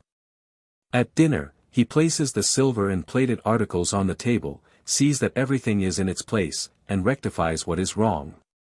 He carries in the first dish, and announces in the drawing-room that dinner is on the table, and respectfully stands by the door until the company are seated, when he takes his place behind his master's chair on the left, to remove the covers, handing them to the other attendants to carry out.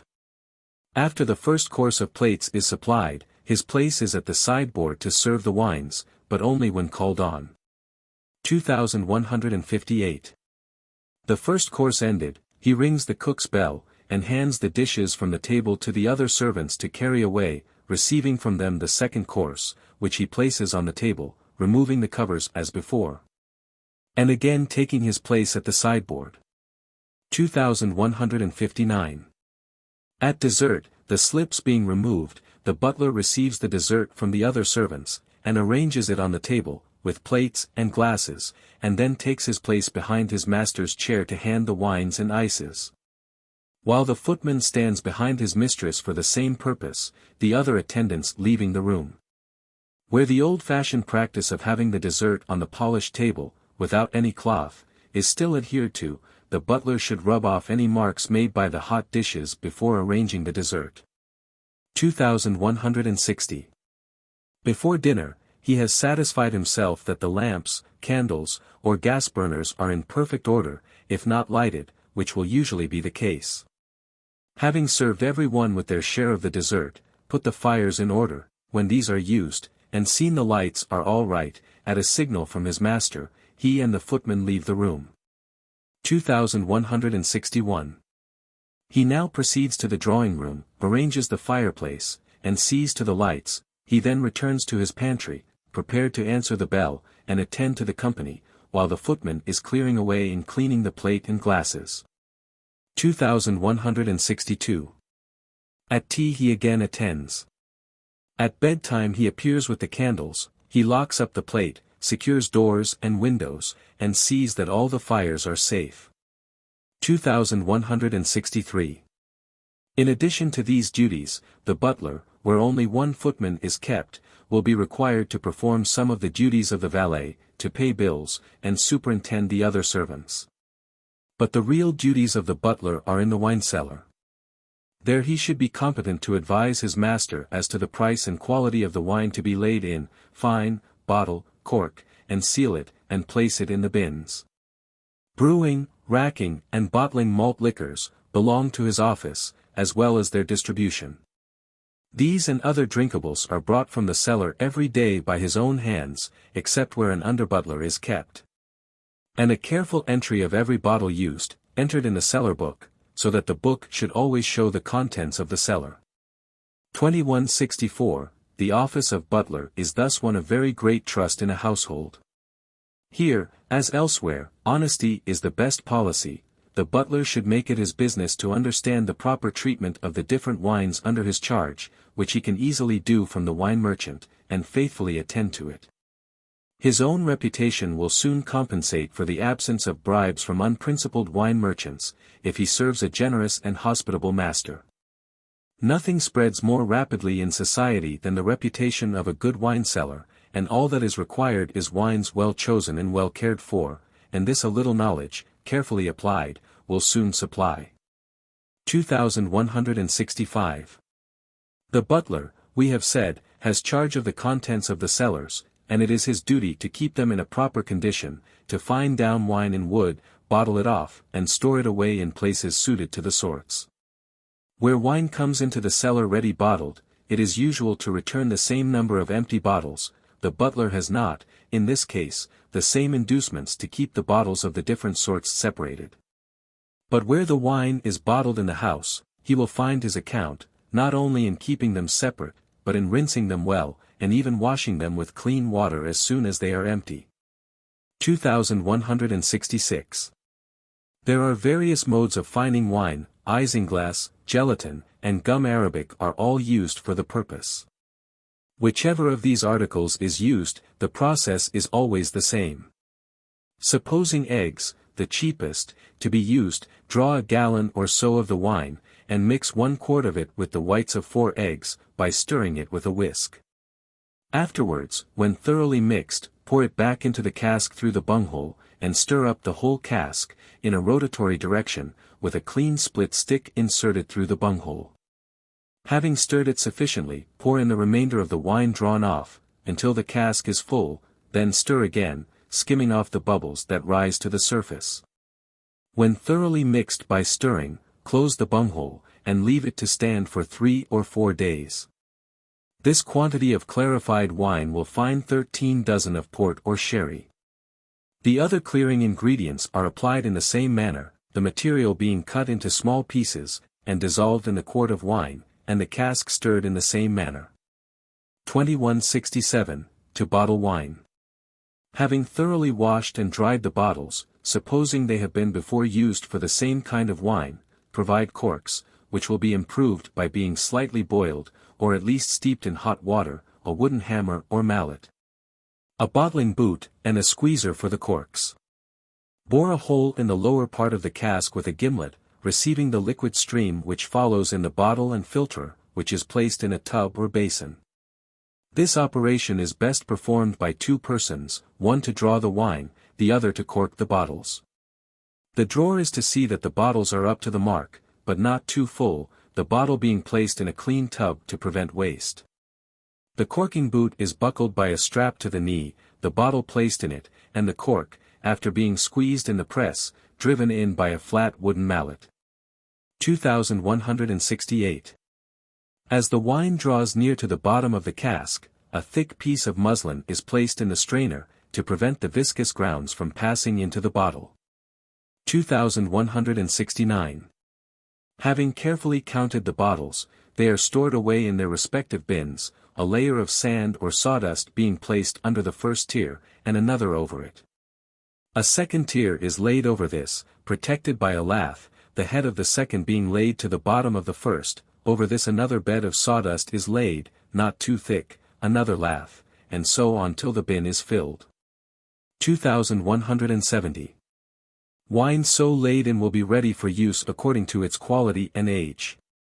Port wine, old in the wood, will be ready to drink in 5 or 6 months, but if it is a fruity wine, it will improve every year.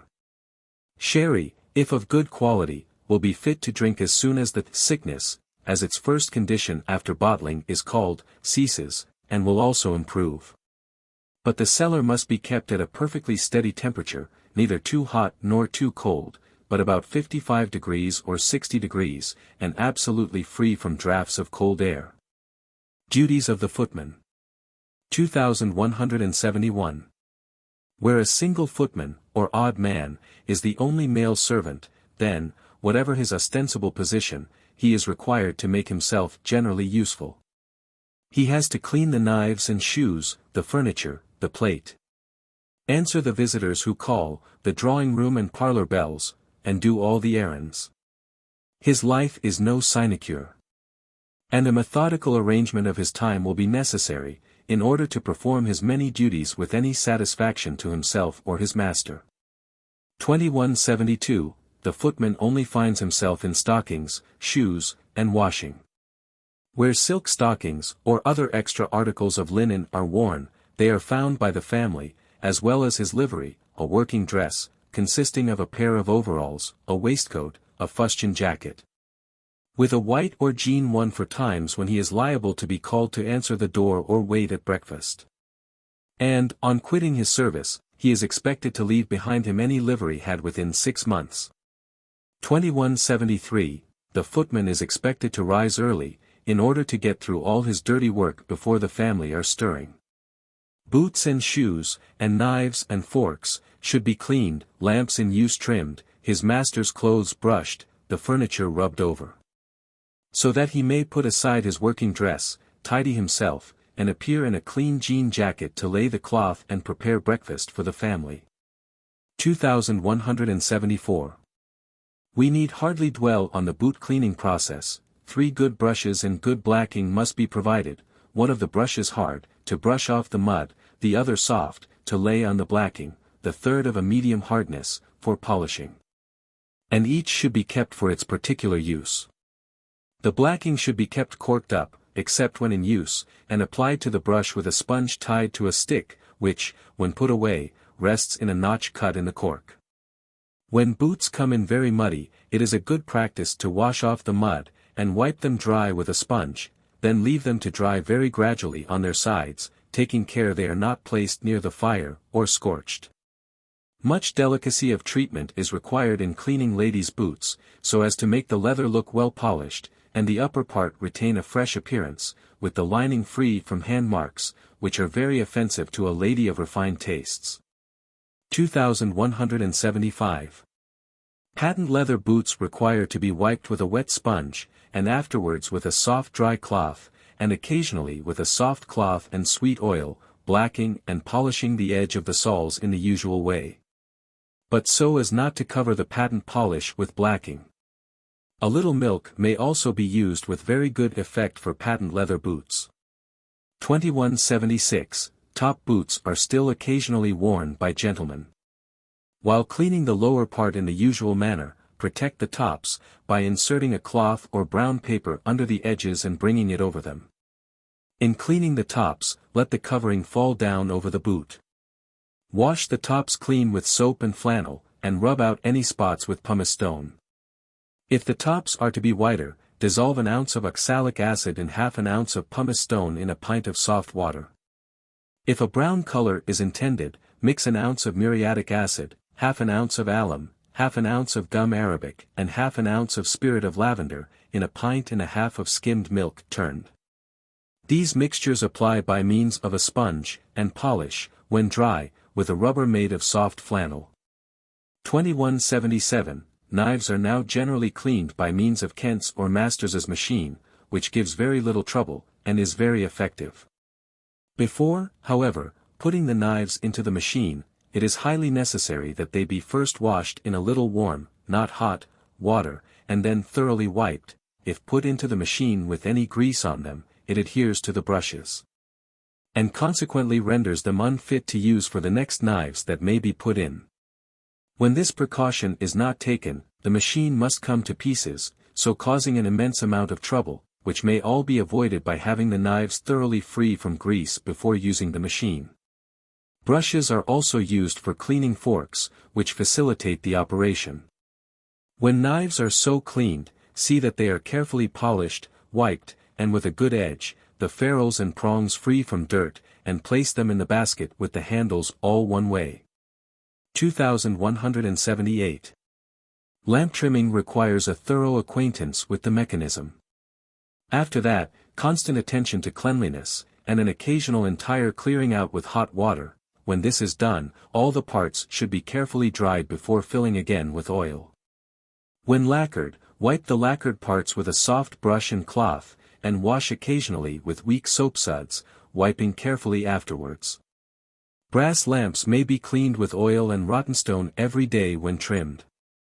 With bronze, and other ornamental lamps, more care will be required, and soft flannel and oil only used, to prevent the removal of the bronze or enamel. Brass work, or any metal work not lacquered, is cleaned by a little oil and rottenstone made into a paste, or with fine emery powder and oil mixed in the same manner. A small portion of sal ammoniac, beat into a fine powder and moistened with soft water, rubbed over brass ornaments, and heated over a charcoal fire, and rubbed dry with bran or whitening, will give to brasswork the brilliancy of gold. In trimming moderator lamps, let the wick be cut evenly all round, as, if left higher in one place than it is in another, it will cause it to smoke and burn badly. The lamp should then be filled with oil from a feeder, and afterwards well wiped with a cloth or rag kept for the purpose. If it can be avoided, never wash the chimneys of a lamp, as it causes them to crack when they become hot. Small sticks, covered with wash leather pads, are the best things to use for cleaning the glasses inside, and a clean duster for polishing the outside. The globe of a moderator lamp should be occasionally washed in warm soap and water, then well rinsed in cold water, and either wiped dry or left to drain.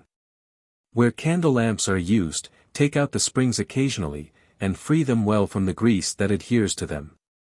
2179. French polish, so universally applied to furniture, is easily kept in condition by dusting and rubbing with a soft cloth, or a rubber of old silk. But dining tables can only be kept in order by hard rubbing, or rather by quick rubbing, which warms the wood and removes all spots. 2180. Brushing clothes is a very simple but very necessary operation. Fine cloths require to be brushed lightly, and with rather a soft brush, except where mud is to be removed, when a hard one is necessary, being previously beaten lightly to dislodge the dirt. Lay the garment on a table, and brush it in the direction of the nap. Having brushed it properly, turn the sleeves back to the collar, so that the folds may come at the elbow joints, next turn the lapels or sides back over the folded sleeves. Then lay the skirts over level with the collar, so that the crease may fall about the center, and double one half over the other, so as the fold comes in the center of the back. 2181. Having got through his dirty work, the single footman has now to clean himself and prepare the breakfast. He lays the cloth on the table. Over it the breakfast cloth, and sets the breakfast things in order, and then proceeds to wait upon his master, if he has any of the duties of a valet to perform. 2182. Where a valet is not kept, a portion of his duties falls to the footman's share, brushing the clothes among others. When the hat is silk, it requires brushing every day with a soft brush. After rain, it requires wiping the way of the nap before drying, and, when nearly dry, brushing with the soft brush and with the hat stick in it. If the footman is required to perform any part of a valet's duties, he will have to see that the housemaid lights a fire in the dressing room in due time, that the room is dusted and cleaned, that the wash-hand ewer is filled with soft water, and that the bath, whether hot or cold, is ready when required, that towels are at hand, that hairbrushes and combs are properly cleansed, and in their places, that hot water is ready at the hour ordered. The dressing gown and slippers in their place, the clean linen aired, and the clothes to be worn for the day in their proper places. After the master has dressed, it will be the footman's duty to restore everything to its place properly cleansed and dry, and the whole restored to order. 2183. At breakfast, when there is no butler, the footman carries up the tea-urn, and, assisted by the housemaid, he waits during breakfast. Breakfast over, he removes the tray and other things off the table, folds up the breakfast cloth, and sets the room in order, by sweeping up all crumbs, shaking the cloth, and laying it on the table again, making up the fire, and sweeping up the hearth. 2184. At luncheon time nearly the same routine is observed, except where the footman is either out with the carriage or away on other business, when, in the absence of any butler, the housemaid must assist. 2185. For dinner, the footman lays the cloth, taking care that the table is not too near the fire, if there is one, and that passage room is left. A tablecloth should be laid without a wrinkle. And this requires 2 persons. Over this the slips are laid, which are usually removed preparatory to placing dessert on the table. He prepares knives, forks, and glasses, with 5 or 6 plates for each person. This done, he places chairs enough for the party, distributing them equally on each side of the table, and opposite to each a napkin neatly folded, within it a piece of bread or small roll, and a knife on the right side of each plate. A fork on the left, and a carving knife and fork at the top and bottom of the table, outside the others, with the rests opposite to them, and a gravy spoon beside the knife. The fish slice should be at the top, where the lady of the house, with the assistance of the gentleman next to her, divides the fish, and the soup ladle at the bottom. It is sometimes usual to add a dessert knife and fork. At the same time, on the right side also of each plate, put a wineglass for as many kinds of wine as it is intended to hand round, and a fingerglass or glass cooler about 4 inches from the edge. The latter are frequently put on the table with the dessert. 2186, about half an hour before dinner, he rings the dinner bell, where that is the practice, and occupies himself with carrying up everything he is likely to require. At the expiration of the time, having communicated with the cook, he rings the real dinner bell, and proceeds to take it up with such assistance as he can obtain. Having ascertained that all is in order, that his own dress is clean and presentable, and his white cotton gloves are without a stain, he announces in the drawing-room that dinner is served. And stands respectfully by the door until the company are seated. He places himself on the left, behind his master, who is to distribute the soup. Where soup and fish are served together, his place will be at his mistress's left hand, but he must be on the alert to see that whoever is assisting him, whether male or female, are at their posts. If any of the guests has brought his own servant with him, his place is behind his master's chair, rendering such assistance to others as he can, while attending to his master's wants throughout the dinner, so that every guest has what he requires. This necessitates both activity and intelligence, and should be done without bustle, without asking any questions, except where it is the custom of the house to hand round dishes or wine, when it will be necessary to mention. In a quiet and unobtrusive manner, the dish or wine you present. 2187, salt cellars should be placed on the table in number sufficient for the guests, so that each may help themselves, or, at least, their immediate neighbors. Dinners à la Russe. 2188. In some houses the table is laid out with plate and glass, and ornamented with flowers, the dessert only being placed on the table, the dinner itself being placed on the sideboard, and handed round in succession, in courses of soup, fish, entries, meat, game, and sweets. This is not only elegant but economical, as fewer dishes are required, the symmetry of the table being made up with the ornaments and dessert. The various dishes are also handed round when hot. But it involves additional and superior attendance, as the wines are also handed round, and unless the servants are very active and intelligent, many blunders are likely to be made. C. General Observations. 2189. While attentive to all, the footman should be obtrusive to none, he should give nothing but on a waiter, and always hand it with the left hand and on the left side of the person he serves, and hold it so that the guest may take it with ease. In lifting dishes from the table, he should use both hands, and remove them with care, so that nothing is spilt on the tablecloth or on the dresses of the guests. 2190. Masters as well as servants sometimes make mistakes. But it is not expected that a servant will correct any omissions, even if he should have time to notice them, although with the best intentions. Thus it would not be correct, for instance, if he observed that his master took wine with the ladies all round, as some gentlemen still continue to do, but stopped at some one, to nudge him on the shoulder and say, as was done by the servant of a Scottish gentleman, "What ails you at her in the green gown?" It will be better to leave the lady unnoticed than for the servant thus to turn his master into ridicule. 2191. During dinner each person's knife, fork, plate, and spoon should be changed as soon as he has done with it. The vegetables and sauces belonging to the different dishes presented without remark to the guests. And the footman should tread lightly in moving round, and, if possible, should bear in mind, if there is a wit or humorist of the party, whose good things keep the table in a roar, that they are not expected to reach his ears. 2192. In opening wine, let it be done quietly, and without shaking the bottle. If crusted, let it be inclined to the crusted side, and decanted while in that position. In opening champagne, it is not necessary to discharge it with a pop. Properly cooled, the cork is easily extracted without an explosion. When the cork is out, the mouth of the bottle should be wiped with the napkin over the footman's arm. 2193. At the end of the first course, notice is conveyed to the cook, who is waiting to send up the second, which is introduced in the same way as before. The attendants who remove the fragments, carrying the dishes from the kitchen, and handing them to the footman or butler, whose duty it is to arrange them on the table. After dinner, the dessert glasses and wines are placed on the table by the footman, who places himself behind his master's chair, to supply wine and hand round the ices and other refreshments, all other servants leaving the room. 2194. As soon as the drawing-room bell rings for tea, the footman enters with the tray, which has been previously prepared.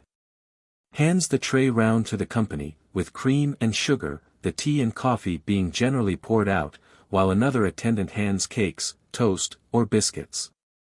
If it is an ordinary family party, where this social meal is prepared by the mistress, he carries the urn or kettle, as the case may be. Hands round the toast or such other eatable as may be required, removing the whole in the same manner when tea is over. 2195. After each meal, the footman's place is in his pantry. Here perfect order should prevail, a place for everything and everything in its place. A sink, with hot and cold water laid on, is very desirable, cold absolutely necessary. Wooden bowls or tubs of sufficient capacity are required, one for hot and another for cold water. Have the bowl 3 parts full of clean hot water. In this wash all plate and plated articles which are greasy, wiping them before cleaning with the brush. 2196. The footman in small families, where only one man is kept, has many of the duties of the upper servants to perform as well as his own, and more constant occupation. He will also have the arrangement of his time more immediately under his own control, and he will do well to reduce it to a methodical division. All his rough work should be done before breakfast is ready, when he must appear clean, and in a presentable state. After breakfast, when everything belonging to his pantry is cleaned and put in its place, the furniture in the dining and drawing rooms requires rubbing. Towards noon, the parlor luncheon is to be prepared. And he must be at his mistress's disposal to go out with the carriage, or follow her if she walks out. 2197. Glass is a beautiful and most fragile article, hence it requires great care in washing. A perfectly clean wooden bowl is best for this operation, one for moderately hot and another for cold water. Wash the glasses well in the first and rinse them in the second, and turn them down on a linen cloth folded 2 or 3 times, to drain for a few minutes. When sufficiently drained, wipe them with a cloth and polish with a finer one, doing so tenderly and carefully. Accidents will happen. But nothing discredits a servant in the drawing-room more than continual reports of breakages, which, of course, must reach that region. 2198. Decanters and water jugs require still more tender treatment in cleaning, inasmuch as they are more costly to replace. Fill them about 2/3 with hot but not boiling water, and put in a few pieces of well-soaked brown paper. Leave them thus for 2 or 3 hours, then shake the water up and down in the decanters, empty this out, rinse them well with clean cold water, and put them in a rack to drain. When dry, polish them outside and inside, as far as possible, with a fine cloth. To remove the crust of port or other wines, add a little muriatic acid to the water, and let it remain for some time. 2199. When required to go out with the carriage, it is the footman's duty to see that it has come to the door perfectly clean, and that the glasses, and sashes, and linings, are free from dust. In receiving messages at the carriage door, he should turn his ear to the speaker, so as to comprehend what is said, in order that he may give his directions to the coachman clearly. When the house he is to call at is reached, he should knock, and return to the carriage for orders. In closing the door upon the family, he should see that the handle is securely turned, and that no part of the lady's dress is shut in. 2200. It is the footman's duty to carry messages or letters for his master or mistress to their friends, to the post, or to the tradespeople. And nothing is more important than dispatch and exactness in doing so, although writing even the simplest message is now the ordinary and very proper practice. Dean Swift, among his other quaint directions, all of which are to be read by contraries, recommends a perusal of all such epistles, in order that you may be the more able to fulfill your duty to your master. An old lady of Forfarshire had one of those odd old Caleb Balderston sort of servants, who construed the Dean of St. Patrick more literally. On one occasion, when dispatch was of some importance, knowing his inquiring nature, she called her Scotch Paul Pry to her, opened the note, and read it to him herself, saying, "Now, Andrew, you canna boot it, and needna stop to open and read it. But just take it at once. Probably most of the notes you are expected to carry might, with equal harmlessness, be communicated to you, but it will be better not to take so lively an interest in your mistress's affairs." 2201. Politeness and civility to visitors is one of the things masters and mistresses have a right to expect, and should exact rigorously. When visitors present themselves, the servant charged with the duty of opening the door will open it promptly, and answer, without hesitation, if the family are not at home, or engaged. Which generally means the same thing, and might be oftener used with advantage to morals. On the contrary, if he has no such orders, he will answer affirmatively, open the door wide to admit them, and precede them to open the door of the drawing-room. If the family are not there, he will place chairs for them, open the blinds, if the room is too dark, and intimate civilly that he goes to inform his mistress. If the lady is in her drawing-room, he announces the name of the visitors, having previously acquainted himself with it. In this part of his duty it is necessary to be very careful to repeat the names correctly. Mispronouncing names is very apt to give offense, and lead sometimes to other disagreeables. The writer was once initiated into some of the secrets on the other side of a legal affair in which he took an interest, before he could correct a mistake made by the servant in announcing him. When the visitor is departing, the servant should be at hand, ready, when rung for, to open the door. He should open it with a respectful manner, and close it gently when the visitors are fairly beyond the threshold. When several visitors arrive together, he should take care not to mix up the different names together, where they belong to the same family, as Mr., Mrs., and Miss. If they are strangers, he should announce each as distinctly as possible. 2202. Receptions and evening parties. The drawing-rooms being prepared, the card tables laid out with cards and counters, and such other arrangements as are necessary made for the reception of the company, the rooms should be lighted up as the hour appointed approaches. Attendants in the drawing-room, even more than in the dining-room, should move about actively but noiselessly, no creaking of shoes, which is an abomination, watching the lights from time to time, so as to keep up their brilliancy. But even if the attendant likes a game of cribbage or whist himself, he must not interfere in his master or mistress's game, nor even seem to take an interest in it. We once knew a lady who had a footman, and both were fond of a game of cribbage, John in the kitchen, the lady in her drawing-room. The lady was a giver of evening parties, where she frequently enjoyed her favorite amusement. While handing about the tea and toast, John could not always suppress his disgust at her mistakes. "There is more in that hand, ma'am," he has been known to say, or, "Ma'am, you forgot to count his knob." In fact, he identified himself with his mistress's game, and would have lost 20 places rather than witness a miscount. It is not necessary to adopt his example on this point, although John had many qualities a good servant might copy with advantage. The coach-house and stables. 2203. The horse is the noblest of quadrupeds, whether we view him in his strength, his sagacity, or his beauty. He is also the most useful to man of all the animal creation, but his delicacy is equal to his power and usefulness. No other animal, probably, is so dependent on man in the state of domestication to which he has been reduced, or deteriorates so rapidly under exposure, bad feeding, or bad grooming. It is, therefore, a point of humanity, not to speak of its obvious impolicy, for the owner of horses to overlook any neglect in their feeding or grooming. His interest dictates that so valuable an animal should be well housed, well fed, and well groomed, and he will do well to acquire so much of stable lore as will enable him to judge of these points himself. In a general way, where a horse's coat is habitually rough and untidy, there is a sad want of elbow grease in the stable. When a horse of tolerable breeding is dull and spiritless, he is getting ill or badly fed. And where he is observed to perspire much in the stables, is overfed, and probably eats his litter in addition to his regular supply of food. 2204. Stables. The architectural form of the stables will be subject to other influences than ours. We confine ourselves, therefore, to their internal arrangements. They should be roomy in proportion to the number of stalls, warm, with good ventilation, and perfectly free from cold draughts.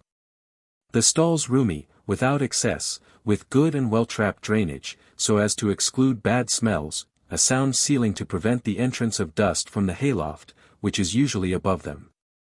And there should be plenty of light, coming, however, either from above or behind, so as not to glare in the horse's eye. 2205. Heat. The first of these objects is attained, if the stables are kept within a degree or two of 50 degrees in winter, and 60 degrees in summer. Although some grooms insist on a much higher temperature, in the interests of their own labor. 2206. Ventilation is usually attained by the insertion of one or more tubes or boxes of wood or iron through the ceiling and the roof, with a sloping covering over the opening, to keep out rain, and valves or ventilators below to regulate the atmosphere. With openings in the walls for the admission of fresh air, this is still a difficulty, however. For the effluvium of the stable is difficult to dispel, and draughts must be avoided. This is sometimes accomplished by means of hollow walls with gratings at the bottom outside, for the exit of bad air, which is carried down through the hollow walls and discharged at the bottom, while, for the admission of fresh air, the reverse takes place. The fresh by this means gets diffused and heated before it is discharged into the stable. 2207. The stalls should be divided by partitions of woodwork 8 or 9 feet high at the head and 6 at the heels, and 9 feet deep, so as to separate each horse from its neighbor. A hay rack placed within easy reach of the horse, of wood or iron, occupies either a corner or the whole breadth of the stall, which should be about 6 feet for an ordinary-sized horse. A manger, formerly of wood, but of late years more generally of iron lined with enamel, occupies a corner of the stall. The pavement of the stall should be nearly level, with a slight incline towards the gutter, to keep the bed dry, paved with hard Dutch brick laid on edge, or asphalt, or smithy clinkers, or rubble stones, laid in strong cement. In the center, about 5 feet from the wall, a grating should be firmly fixed in the pavement, and in communication with a well-trapped drain to carry off the water.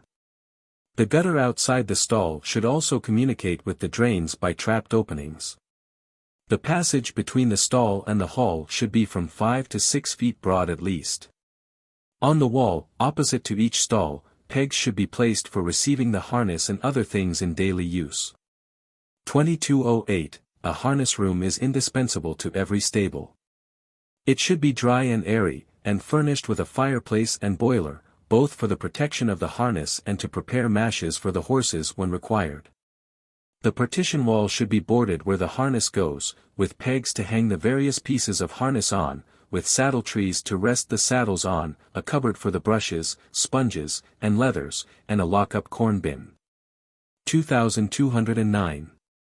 The furniture of a stable with coach-house consists of coach mops, jacks for raising the wheels, horse brushes, spoke brushes, water brushes, crest and bit brushes, dandy brushes, currycombs, birch and heath brooms, trimming combs, scissors and pickers, oil cans and brushes, harness brushes of 3 sorts, leathers, sponges for horse and carriage, stable forks, dung baskets or wheelbarrow, corn sieves and measures, horse cloths and stable pails, horn or glass lanterns.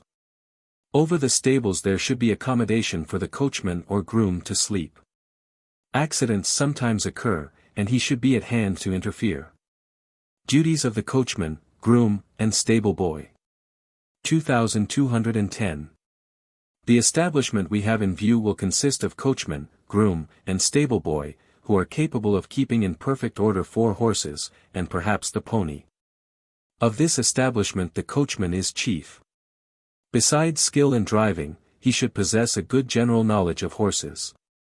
He has usually to purchase provender, to see that the horses are regularly fed and properly groomed, watch over their condition, apply simple remedies to trifling ailments in the animals under his charge, and report where he observes symptoms of more serious ones which he does not understand.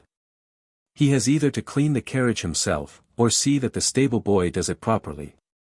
2211. The groom's first duties are to keep his horses in condition. But he is sometimes expected to perform the duties of a valet, to ride out with his master, on occasions, to wait at table, and otherwise assist in the house. In these cases, he should have the means of dressing himself and keeping his clothes entirely away from the stables. In the morning, about 6 o'clock, or rather before, the stables should be opened and cleaned out, and the horses fed, first by cleaning the rack and throwing in fresh hay, putting it lightly in the rack, that the horses may get it out easily. A short time afterwards their usual morning feed of oats should be put into the manger. While this is going on, the stable boy has been removing the stable dung, and sweeping and washing out the stables, both of which should be done every day, and every corner carefully swept, in order to keep the stable sweet and clean. The real duties of the groom follow. Where the horses are not taken out for early exercise, the work of grooming immediately commences. Having tied up the head, to use the excellent description of the process given by old Barrett, take a currycomb and curry him all over the body, to raise the dust, beginning first at the neck. Holding the left cheek of the headstall in the left hand, and curry him from the setting on of his head all over the body to the buttocks, down to the point of the hock. Then change your hands, and curry him before, on his breast, and, laying your right arm over his back, join your right side to his left, and curry him all under the belly near the forebowels, and so all over from the knees and back upwards. After that, go to the far side and do that likewise. Then take a dead horse's tail, or, failing that, a cotton dusting cloth, and strike that away which the currycomb hath raised. Then take a round brush made of bristles, with a leathern handle, and dress him all over, both head, body, and legs, to the very fetlocks, always cleansing the brush from the dust by rubbing it with the currycomb. In the currycombing process, as well as brushing, it must be applied with mildness, especially with fine-skinned horses, otherwise the tickling irritates them much. The brushing is succeeded by a haircloth, with which rub him all over again very hard, both to take away loose hairs and lay his coat, then wash your hands in fair water, and rub him all over while they are wet, as well over the head as the body. Lastly, take a clean cloth, and rub him all over again till he be dry. Then take another haircloth, and rub all his legs exceeding well from the knees and hocks downwards to his hoofs, picking and dressing them very carefully about the fetlocks, so as to remove all gravel and dust which will sometimes lie in the bending of the joints. In addition to the practice of this old writer, modern grooms add wisping, which usually follows brushing. The best wisp is made from a hay band, untwisted, and again doubled up after being moistened with water. This is applied to every part of the body, as the brushing had been, by changing the hands. Taking care in all these operations to carry the hand in the direction of the coat. Stains on the hair are removed by sponging, or, when the coat is very dirty, by the water brush, the whole being finished off by a linen or flannel cloth. The horse cloth should now be put on by taking the cloth in both hands, with the outside next you, and, with your right hand to the off side, throw it over his back, placing it no farther back than will leave it straight and level, which will be about a foot from the tail. Put the roller round, and the pad piece under it, about 6 or 8 inches from the forelegs. The horse's head is now loosened. He is turned about in his stall to have his head and ears rubbed and brushed over every part, including throat, with the dusting cloth, finishing by pulling his ears, which all horses seem to enjoy very much. This done, the mane and foretop should be combed out, passing a wet sponge over them, sponging the mane on both sides, by throwing it back to the midriff, to make it lie smooth. The horse is now returned to his headstall, his tail combed out, cleaning it of stains with a wet brush or sponge, trimming both tail and mane, and forelock when necessary, smoothing them down with a brush on which a little oil has been dropped. 2212. Watering usually follows dressing, but some horses refuse their food until they have drunk. The groom should not, therefore, lay down exclusive rules on this subject, but study the temper and habits of his horse. 2213. Exercise. All horses not in work require at least 2 hours exercise daily, and in exercising them a good groom will put them through the paces to which they have been trained. In the case of saddle horses he will walk, trot, canter, and gallop them, in order to keep them up to their work. With draft horses they ought to be kept up to a smart walk and trot. 2214. Feeding must depend on their work, but they require feeding 3 times a day, with more or less corn each time, according to their work. In the fast coaching days it was a saying among proprietors, that his belly was the measure of his food. But the horse's appetite is not to be taken as a criterion of the quantity of food under any circumstances. Horses have been known to consume 40 pounds of hay in 24 hours, whereas 16 pounds to 18 pounds is the utmost which should have been given. Mr. Crawle, an extensive coach proprietor in Scotland, limited his horses to 4.5 pounds, cut straw, 8 pounds, bruised oats, and 2.5 pounds, bruised beans, in the morning and noon, giving them at night 25 pounds, of the following, viz., 560 pounds. Steamed potatoes, 36 pounds, barley dust, 40 pounds, cut straw, and 6 pounds, salt, mixed up together. Under this the horses did their work well. The ordinary measure given a horse is a peck of oats, about 40 pounds. To the bushel, twice a day, a third feed in a rack full of hay, which may be about 15 pounds or 18 pounds, when he is in full work. 2215. You cannot take up a paper without having the question put, do you bruise your oats? Well, that depends on circumstances. A fresh young horse can bruise its own oats when it can get them, but aged horses, after a time, lose the power of masticating and bruising them, and bolt them whole, thus much impeding the work of digestion. For an old horse, then, bruise the oats, for a young one it does no harm and little good. Oats should be bright and dry, and not too new. Where they are new, sprinkle them with salt and water, otherwise, they overload the horse's stomach. Chopped straw mixed with oats, in the proportion of a third of straw or hay, is a good food for horses in full work, and carrots, of which horses are remarkably fond, have a perceptible effect in a short time on the gloss of the coat. 2216.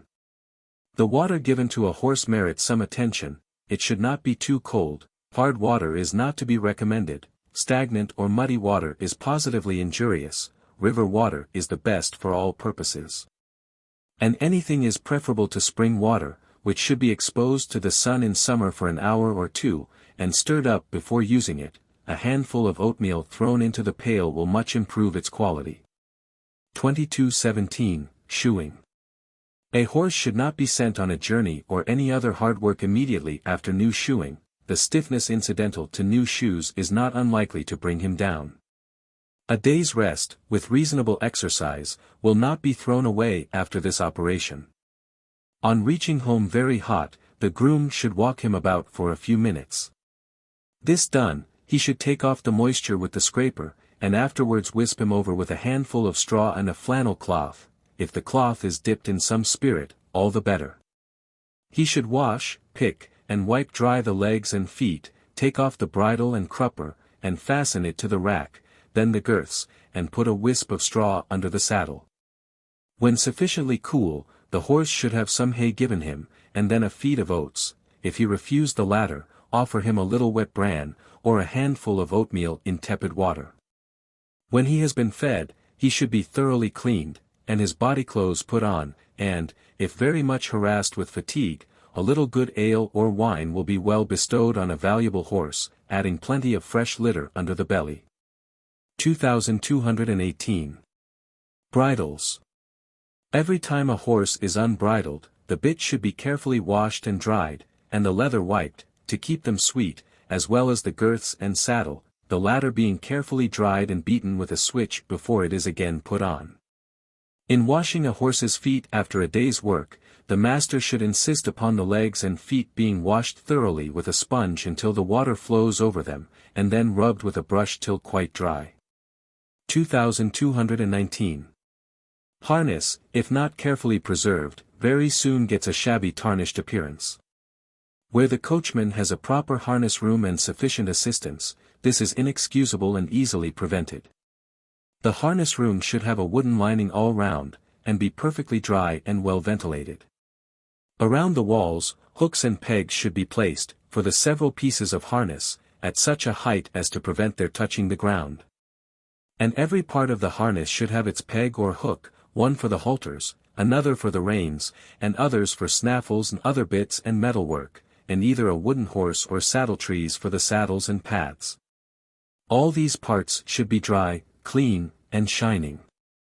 This is only to be done by careful cleaning and polishing, and the use of several requisite pastes. The metallic parts, when white, should be cleaned by a soft brush and plate powder. The copper and brass parts burnished with rottenstone powder and oil, steel with emery powder, both made into a paste with a little oil. 2220, an excellent paste for polishing harness and the leatherwork of carriages, is made by melting 8 pounds of yellow wax, stirring it till completely dissolved. Into this pour 1 pound of litharge of the shops, which has been pounded up with water, and dried and sifted through a sieve, leaving the two, when mixed, to simmer on the fire, stirring them continually till all is melted. When it is a little cool, mix this with 1 1/4 pounds of good ivory black, place this again on the fire, and stir till it boils anew, and suffer it to cool. When cooled a little, add distilled turpentine till it has the consistence of a thickish paste, scenting it with any essence at hand, thinning it when necessary from time to time, by adding distilled turpentine. 2221. When the leather is old and greasy, it should be cleaned before applying this polish, with a brush wetted in a weak solution of potass and water, washing afterwards with soft river water, and drying thoroughly. If the leather is not black, 1 or 2 coats of black ink may be given before applying the polish. When quite dry, the varnish should be laid on with a soft shoe brush, using also a soft brush to polish the leather. 2222. When the leather is very old, it may be softened with fish oil, and, after putting on the ink, a sponge charged with distilled turpentine passed over, to scour the surface of the leather, which should be polished as above. 2223. For fawn or yellow-colored leather, take a quart of skimmed milk, pour into it 1 ounce of sulfuric acid, and, when cold, add to it 4 ounces of hydrochloric acid, shaking the bottle gently until it ceases to emit white vapors. Separate the coagulated from the liquid part, by straining through a sieve, and store it away till required. In applying it, clean the leather by a weak solution of oxalic acid, washing it off immediately, and apply the composition when dry with a sponge. 2224. Wheel grease is usually purchased at the shops. But a good paste is made as follows: melt 80 parts of grease, and stir into it, mixing it thoroughly and smoothly, 20 parts of fine black lead in powder, and store away in a tin box for use. This grease is used in the mint at Paris, and is highly approved. 2225. Carriages in an endless variety of shapes and names are continually making their appearance, but the hackney cab or clarence seems most in request for light carriages. The family carriage of the day being a modified form of the clarence adapted for family use. The carriage is a valuable piece of furniture, requiring all the care of the most delicate upholstery, with the additional disadvantage of continual exposure to the weather and to the muddy streets. 2216. It requires, therefore, to be carefully cleaned before putting away, and a coach house perfectly dry and well ventilated, for the woodwork swells with moisture. It shrinks also with heat, unless the timber has undergone a long course of seasoning. It should also have a dry floor, a boarded one being recommended. It must be removed from the ammoniacal influence of the stables, from open drains and cesspools, and other gaseous influences likely to affect the paint and varnish. When the carriage returns home, it should be carefully washed and dried, and that, if possible, before the mud has time to dry on it. This is done by first well slushing it with clean water, so as to wash away all particles of sand, having first closed the sashes to avoid wetting the linings. The body is then gone carefully over with a soft mop, using plenty of clean water, and penetrating into every corner of the carved work, so that not an atom of dirt remains. The body of the carriage is then raised by placing the jack under the axle tree and raising it so that the wheel turns freely. This is now thoroughly washed with the mop until the dirt is removed, using a water brush for corners where the mop does not penetrate. Every particle of mud and sand removed by the mop, and afterwards with a wet sponge, the carriage is wiped dry, and, as soon after as possible, the varnish is carefully polished with soft leather, using a little sweet oil for the leather parts. And even for the panels, so as to check any tendency of the varnish to crack. Stains are removed by rubbing them with the leather and sweet oil. If that fails, a little Tripoli powder mixed with the oil will be more successful. 2227. In preparing the carriage for use, the whole body should be rubbed over with a clean leather and carefully polished, the ironwork and joints oiled, the plated and brasswork occasionally cleaned, the one with plate powder.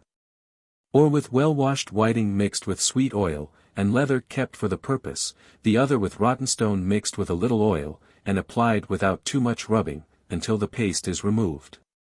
But, if rubbed every day with the leather, little more will be required to keep it untarnished. The linings require careful brushing every day, the cushions being taken out and beaten, and the glass sashes should always be bright and clean. The wheel tires and axletree are carefully seen to, and greased when required, the bolts and nuts tightened, and all the parts likely to get out of order overhauled. 2228. These duties, however, are only incidental to the coachman's office, which is to drive, and much of the enjoyment of those in the carriage depends on his proficiency in his art, much also of the wear of the carriage and horses. He should have sufficient knowledge of the construction of the carriage to know when it is out of order, to know, also, the pace at which he can go over the road he has under him, without risking the springs. And without shaking those he is driving too much. 2229. Having, with or without the help of the groom or stable boy, put his horses to the carriage, and satisfied himself, by walking round them, that everything is properly arranged, the coachman proceeds to the off side of the carriage. Takes the reins from the back of the horses, where they were thrown, buckles them together, and, placing his foot on the step, ascends to his box, having his horses now entirely under control. In ordinary circumstances, he is not expected to descend, for where no footman accompanies the carriage, the doors are usually so arranged that even a lady may let herself out, if she wishes it, from the inside. The coachman's duties are to avoid everything approaching an accident, and all his attention is required to guide his horses. 2230. The pace at which he drives will depend upon his orders, in all probability a moderate pace of 7 or 8 miles an hour. Less speed is injurious to the horses, getting them into lazy and sluggish habits. For it is wonderful how soon these are acquired by some horses. The writer was once employed to purchase a horse for a country friend, and he picked a very handsome gelding out of Collins's stables, which seemed to answer to his friend's wants. It was duly committed to the coachman who was to drive it, after some very successful trials in harness and out of it, and seemed likely to give great satisfaction. After a time, the friend got tired of his carriage, and gave it up. As the easiest mode of getting rid of the horse, it was sent up to the writer's stables, a present. Only 12 months had elapsed. The horse was as handsome as ever, with plenty of flesh, and a sleek glossy coat, and he was thankfully enough received. But, on trial, it was found that a stupid coachman, who was imbued with one of their old maxims, that, "It's the pace that kills," had driven the horse, capable of doing his 9 miles an hour with ease, at a jog trot of 4 miles. Or 4.5. And now, no persuasion of the whip could get more out of him. After many unsuccessful efforts to bring him back to his pace, in one of which a breakdown occurred, under the hands of a professional trainer, he was sent to the hammer, and sold for a sum that did not pay for the attempt to break him in. This maxim, therefore, that it's the pace that kills, is altogether fallacious in the moderate sense in which we are viewing it. In the old coaching days, indeed, when the Shrewsbury Wonder drove into the inn-yard while the clock was striking, week after week and month after month, with unerring regularity 27 hours to 162 miles. When the Quicksilver mail was timed to 11 miles an hour between London and Plymouth, with a fine of £5 to the driver if behind time, when the Brighton Age, tooled and horsed by the late Mr. Stevenson, used to dash round the square as the 5th hour was striking, having stopped at the halfway house while his servant handed a sandwich and a glass of sherry to his passengers, then the pace was indeed killing. But the truth is, horses that are driven at a jog-trot pace lose that elan with which a good driver can inspire them, and they are left to do their work by mere weight and muscle.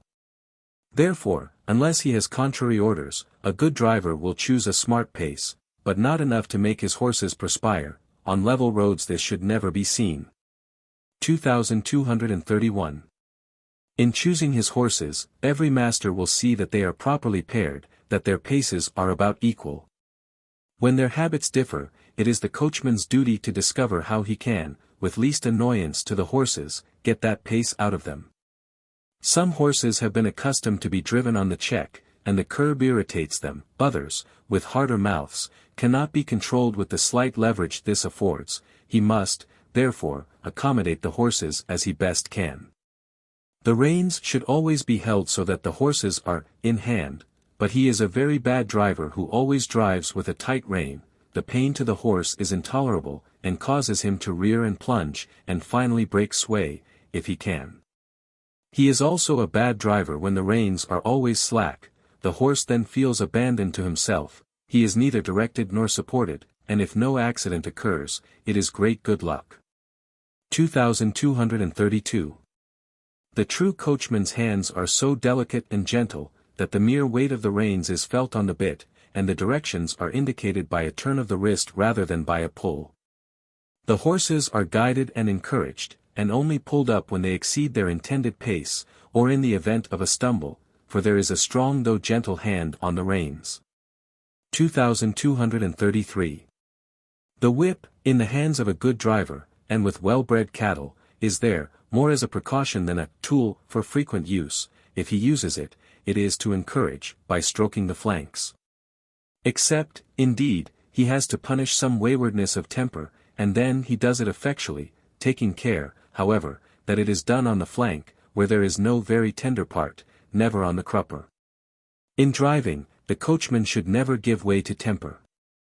How often do we see horses stumble from being conducted, or at least, allowed, to go over bad ground by some careless driver, who immediately wreaks that vengeance on the poor horse which might, with much more justice, be applied to his own brutal shoulders.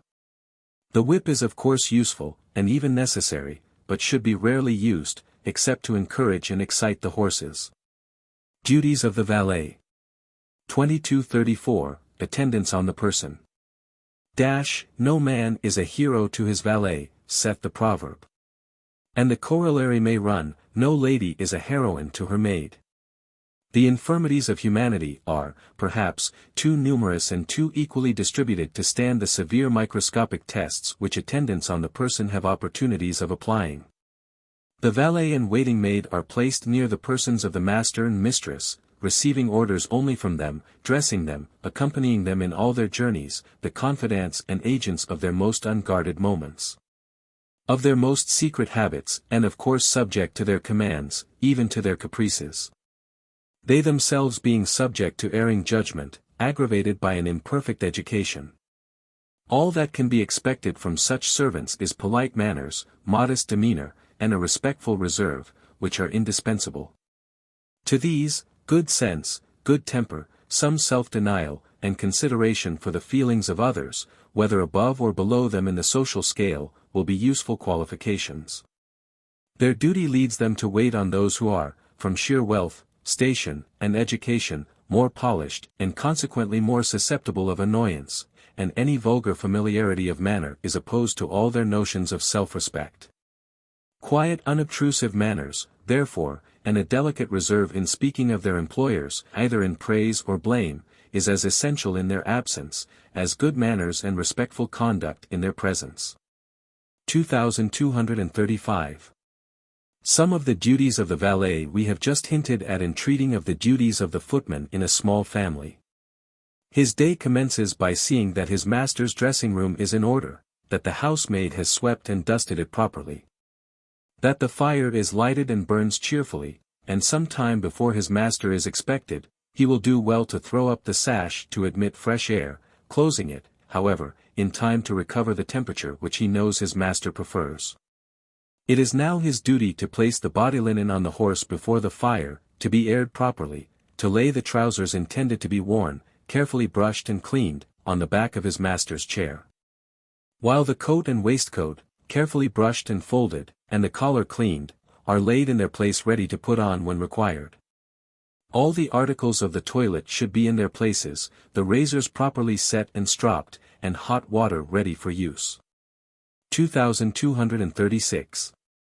Gentlemen generally prefer performing the operation of shaving themselves, but a valet should be prepared to do it if required, and he should, besides, be a good hairdresser.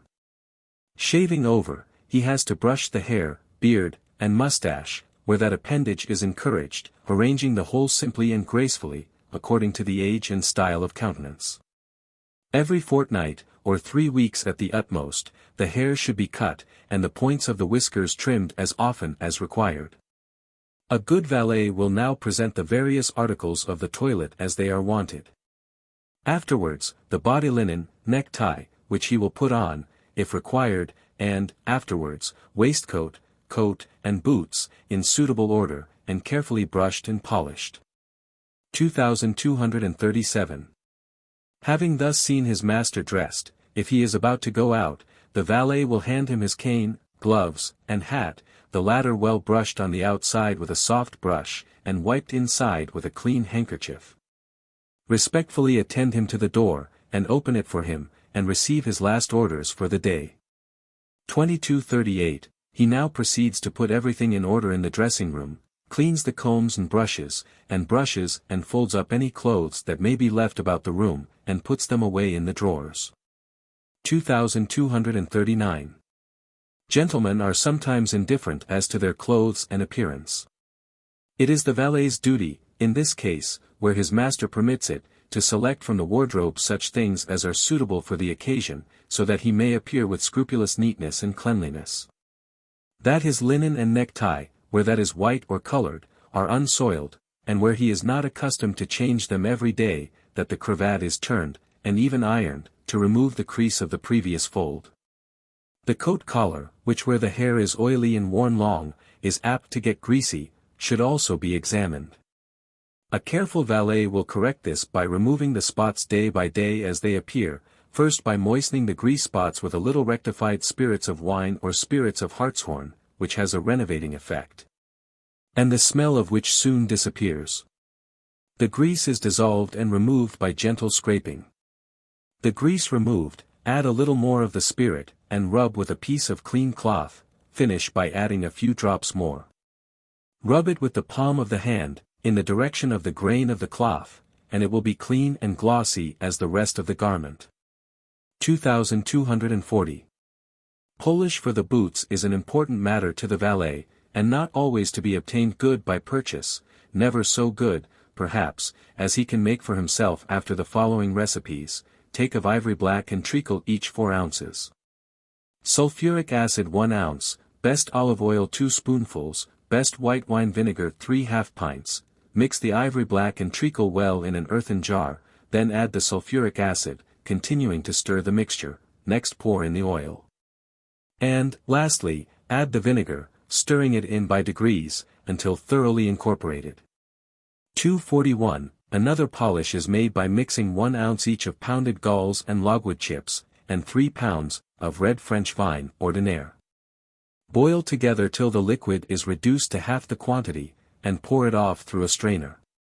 Now take 1/2 pound each of pounded gum arabic and lump sugar, 1 ounce of green copperas, and 3 pounds, of brandy. Dissolve the gum arabic in the preceding decoction, and add the sugar and copperas. When all is dissolved and mixed together, stir in the brandy, mixing it smoothly. This mixture will yield 5 or 6 pounds of a very superior polishing paste for boots and shoes. 2242. It is, perhaps, unnecessary to add, that having discharged all the commissions entrusted to him by his master, such as conveying notes or messages to friends, or the tradesmen, all of which he should punctually and promptly attend to. It is his duty to be in waiting when his master returns home to dress for dinner, or for any other occasion, and to have all things prepared for this second dressing. Previous to this, He brings under his notice the cards of visitors who may have called, delivers the messages B may have received for him, and otherwise acquits himself of the morning's commissions. And receives his orders for the remainder of the day. The routine of his evening duty is to have the dressing room and study, where there is a separate one, arranged comfortably for his master, the fires lighted, candles prepared, dressing gown and slippers in their place, and aired. And everything in order that is required for his master's comforts. Female domestics. Duties of the lady's maid. 2243. The duties of a lady's maid are more numerous, and perhaps more onerous, than those of the valet. For while the latter is aided by the tailor, the hatter, the linen draper, and the perfumer, the lady's maid has to originate many parts of the mistress's dress herself. She should, indeed, be a tolerably expert milliner and dressmaker, a good hairdresser, and possess some chemical knowledge of the cosmetics with which the toilet table is supplied, in order to use them with safety and effect. Her first duty in the morning, after having performed her own toilet, is to examine the clothes put off by her mistress the evening before, either to put them away, or to see that they are all in order to put on again. During the winter, and in wet weather, the dresses should be carefully examined, and the mud removed. Dresses of tweed, and other woolen materials, may be laid out on a table and brushed all over. But in general, even in woolen fabrics, the lightness of the tissues renders brushing unsuitable to dresses, and it is better to remove the dust from the folds by beating them lightly with a handkerchief or thin cloth. Silk dresses should never be brushed, but rubbed with a piece of merino, or other soft material, of a similar color, kept for the purpose. Summer dresses of barège, muslin, mohair, and other light materials, simply require shaking. But if the muslin be tumbled, it must be ironed afterwards. If the dresses require slight repair, it should be done at once. A stitch in time saves 9. 2244. The bonnet should be dusted with a light feather plume, in order to remove every particle of dust, but this has probably been done, as it ought to have been, the night before. Velvet bonnets, and other velvet articles of dress, should be cleaned with a soft brush. If the flowers with which the bonnet is decorated have been crushed or displaced, or the leaves tumbled, they should be raised and readjusted by means of flower pliers. If feathers have suffered from damp, they should be held near the fire for a few minutes, and restored to their natural state by the hand or a soft brush. 2245. The chaussure, or footgear of a lady, is one of the few things left to mark her station, and requires special care. Satin boots or shoes should be dusted with a soft brush, or wiped with a cloth. Kid or varnished leather should have the mud wiped off with a sponge charged with milk, which preserves its softness and polish. The following is also an excellent polish for applying to ladies' boots. Instead of blacking them, mix equal proportions of sweet oil, vinegar, and treacle, with 1 ounce of lampblack. When all the ingredients are thoroughly incorporated, rub the mixture on the boots with the palm of the hand, and put them in a cool place to dry. Ladies' blacking, which may be purchased in 6D and 1s. Bottles, is also very much used for patent leather and kid boots, particularly when they are a little worn. This blacking is merely applied with a piece of sponge, and the boots should not be put on until the blacking is dry and hardened. 2246. These various preliminary offices performed, the lady's maid should prepare for dressing her mistress, arranging her dressing room, toilet table, and linen, according to her mistress's wishes and habits. The details of dressing we need not touch upon. Every lady has her own mode of doing so, but the maid should move about quietly, perform any offices about her mistress's person, as lacing stays, gently, and adjust her linen smoothly. 2247.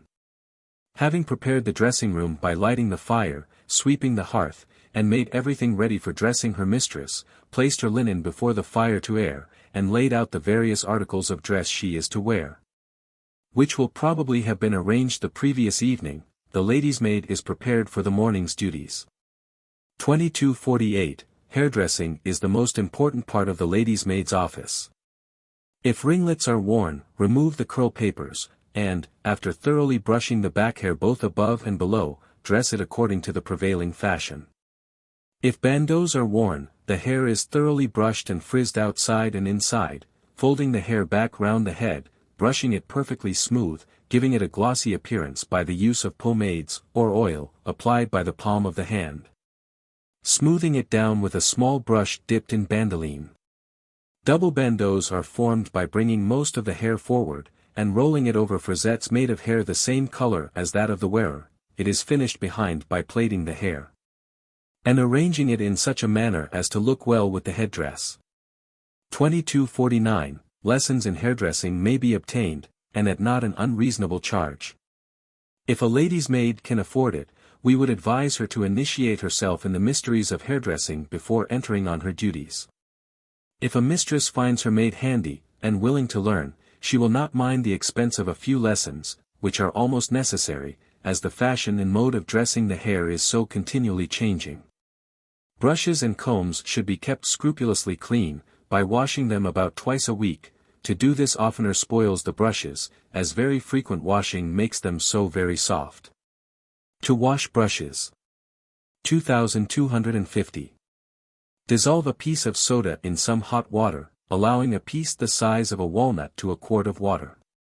Put the water into a basin, and, after combing out the hair from the brushes, dip them, bristles downwards, into the water and out again, keeping the backs and handles as free from the water as possible. Repeat this until the bristles look clean. Then rinse the brushes in a little cold water, shake them well, and wipe the handles and backs with a towel, but not the bristles, and set the brushes to dry in the sun, or near the fire, but take care not to put them too close to it. Wiping the bristles of a brush makes them soft, as does also the use of soap. To clean combs. 2251. If it can be avoided, never wash combs, as the water often makes the teeth split, and the tortoiseshell or horn of which they are made, rough. Small brushes, manufactured purposely for cleaning combs, may be purchased at a trifling cost. With this the comb should be well brushed, and afterwards wiped with a cloth or towel. A good wash for the hair. Ingredients. 1 pennyworth of borax, 1/2 pint of olive oil, 1 pint of boiling water. Mode. Pour the boiling water over the borax and oil, let it cool, then put the mixture into a bottle. Shake it before using, and apply it with a flannel. Camphor and borax, dissolved in boiling water and left to cool, make a very good wash for the hair, as also does rosemary water mixed with a little borax. After using any of these washes, when the hair becomes thoroughly dry, a little pomatum or oil should be rubbed in, to make it smooth and glossy. To make pomade for the hair. Ingredients. 1/4 pound of lard, 2 pennyworth of castor oil, scent. Mode. Let the lard be unsalted, beat it up well. Then add the castor oil, and mix thoroughly together with a knife, adding a few drops of any scent that may be preferred.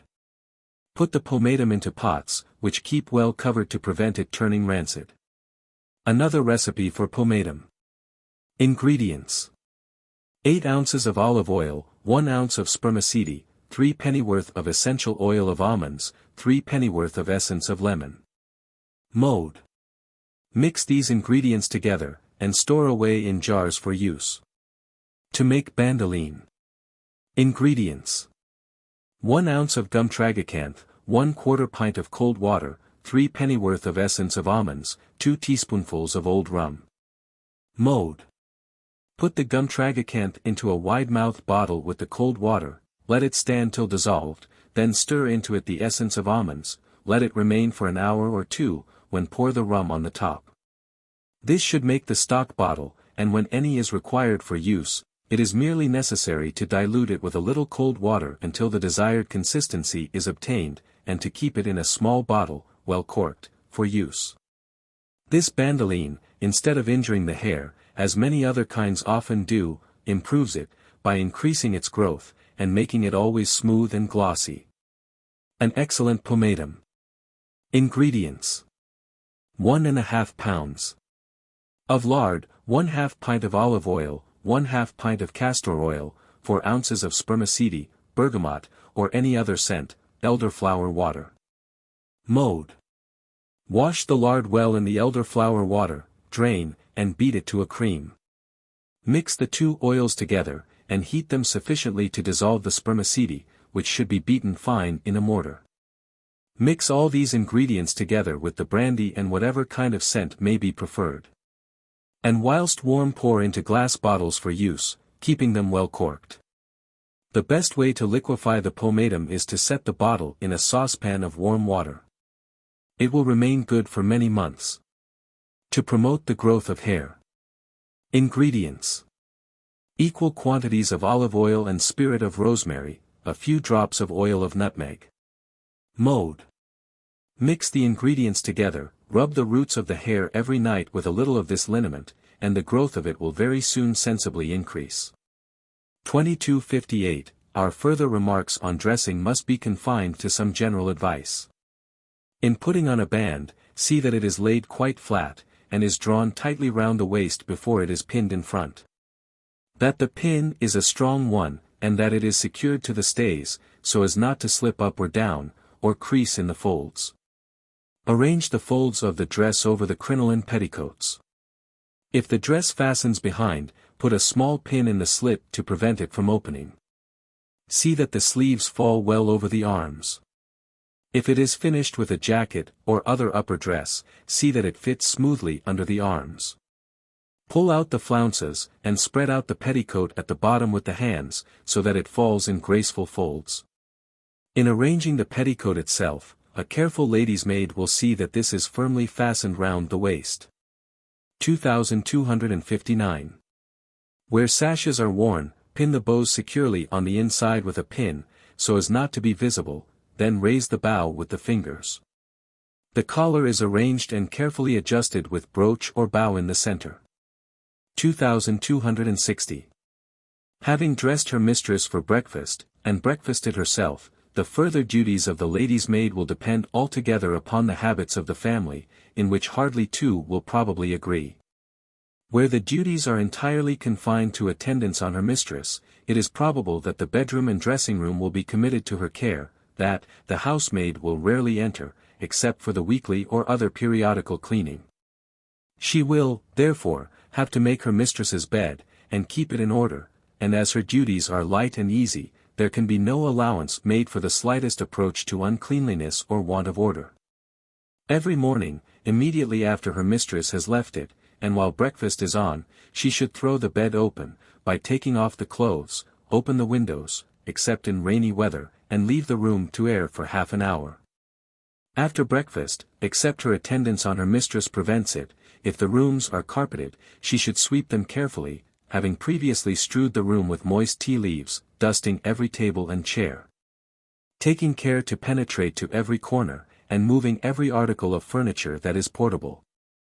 This done satisfactorily, and having cleaned the dressing-glass, polished up the furniture and the ornaments, and made the glass jug and basin clean and bright, emptied all slops, emptied the water jugs and filled them with fresh water.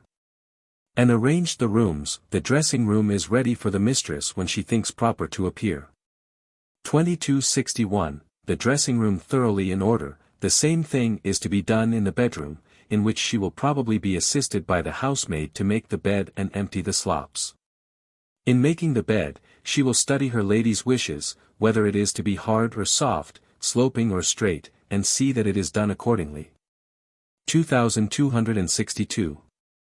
Having swept the bedroom with equal care, dusted the tables and chairs, chimney ornaments, and put away all articles of dress left from yesterday, and cleaned and put away any articles of jewelry, her next care is to see, before her mistress goes out, what requires replacing in her department, and furnish her with a list of them, that she may use her discretion about ordering them. All this done, she may settle herself down to any work on which she is engaged. This will consist chiefly in mending, which is first to be seen to, everything, except stockings, being mended before washing. Plain work will probably be one of the lady's maid's chief employments. 2263. A waiting maid, who wishes to make herself useful, will study the fashion books with attention, so as to be able to aid her mistress's judgment in dressing, according to the prevailing fashion, with such modifications as her style of countenance requires. She will also, if she has her mistress's interest at heart, employ her spare time in repairing and making up dresses which have served one purpose, to serve another also, or turning many things, unfitted for her mistress to use. For the younger branches of the family, the lady's maid may thus render herself invaluable to her mistress, and increase her own happiness in so doing. The exigencies of fashion and luxury are such, that all ladies, except those of the very highest rank, will consider themselves fortunate in having about them a thoughtful person, capable of diverting their finery to a useful purpose. 2264. Among other duties, the lady's maid should understand the various processes for washing, and cleaning, and repairing laces, edging of collars, removing stains and grease spots from dresses, and similar processes, for which the following recipes will be found very useful. In washing. 2265, blonde, fine toilet soap is used. The blonde is soaped over very slightly, and washed in water in which a little fig blue is dissolved, rubbing it very gently. When clean, dry it. Dip it afterwards in very thin gum water, dry it again in linen, spread it out as flat as it will lie, and iron it. Where the blonde is of better quality, and wider, it may be stretched on a hoop to dry after washing in the blue water, applying the gum with a sponge. Or it may be washed finally in water in which a lump of sugar has been dissolved, which gives it more the appearance of new blonde. 2266, lace collars soil very quickly when in contact with the neck. They are cleaned by beating the edge of the collar between the folds of a fine linen cloth, then washing the edges as directed above, and spreading it out on an ironing board, pinning it at each corner with fine pins. Then going carefully over it with a sponge charged with water in which some gumdragon and fig blue have been dissolved, to give it a proper consistence. To give the collar the same tint throughout, the whole collar should be sponged with the same water, taking care not to touch the flowers. 2267, a multiplicity of accidents occur to soil and spot dresses, which should be removed at once. To remove. 2268, grease spots from cotton or woolen materials of fast colors, absorbent pastes, purified bullock's blood, and even common soap, are used, applied to the spot when dry. When the colors are not fast, use fuller's earth or pulverized potter's clay, laid in a layer over the spot, and press it with a very hot iron. 2269. For silks, moires, and plain or brocaded satins, begin by pouring over the spot 2 drops of rectified spirits of wine, cover it over with a linen cloth, and press it with a hot iron, changing the linen instantly. The spot will look tarnished, for a portion of the grease still remains. This will be removed entirely by a little sulfuric ether dropped on the spot, and a very little rubbing. If neatly done, no perceptible mark or circle will remain. Nor will the luster of the richest silk be changed, the union of the 2 liquids operating with no injurious effects from rubbing. 2270, fruit spots are removed from white and fast-colored cottons by the use of chloride of soda. Commence by cold soaping the article, then touch the spot with a hair pencil or feather dipped in the chloride, dipping it immediately into cold water, to prevent the texture of the article being injured. 2271. Ink spots are removed, when fresh applied to the spot, by a few drops of hot water being poured on immediately afterwards. By the same process, iron mold in linen or calico may be removed, dipping immediately in cold water to prevent injury to the fabric. 2272, wax dropped on a shawl, table cover, or cloth dress, is easily discharged by applying spirits of wine. 2273, syrups or preserved fruits, by washing in lukewarm water with a dry cloth, and pressing the spot between 2 folds of clean linen. 2274, essence of lemon will remove grease, but will make a spot itself in a few days. To clean silk or ribbons. Ingredients. 1/2 pint of gin, 1/2 pound of honey, 1/2 pound of soft soap, 1/2 pint of water. Mode. Mix the above ingredients together. Then lay each breadth of silk upon a clean kitchen table or dresser, and scrub it well on the soiled side with the mixture. Have ready 3 vessels of cold water. Take each piece of silk at 2 corners, and dip it up and down in each vessel, but do not wring it, and take care that each breadth has one vessel of quite clean water for the last dip. Hang it up dripping for a minute or two, then dab it in a cloth, and iron it quickly with a very hot iron. To remove paint spots from silk cloth. 2276. If the fabric will bear it, sharp rubbing will frequently entirely discharge a newly made paint stain, but, if this is not successful, apply spirit of turpentine with a quill till the stains disappear. To make old crepe look nearly equal to new. 2277. Place a little water in a teakettle, and let it boil until there is plenty of steam from the spout, then, holding the crepe in both hands, pass it to and fro several times through the steam, and it will to clean and look nearly equal to new. 2278. Linen. Before sending linen to wash, the lady's maid should see that everything under her charge is properly mended. For her own sake she should take care that it is sent out in an orderly manner, each class of garments by themselves, with a proper list, of which she retains a copy. On its return, it is still more necessary to examine every piece separately, so that all missing buttons be supplied, and only the articles properly washed and in perfect repair passed into the wardrobe. 2279. Ladies who keep a waiting maid for their own persons are in the habit of paying visits to their friends, in which it is not unusual for the maid to accompany them. At all events, it is her duty to pack the trunks. And this requires not only knowledge but some practice, although the improved trunks and portmanteaus now made, in which there is a place for nearly everything, render this more simple than formerly. Before packing, let the trunks be thoroughly well cleaned, and, if necessary, lined with paper, and everything intended for packing laid out on the bed or chairs, so that it may be seen what is to be stowed away. The nicer articles of dress neatly folded in clean calico wrappers.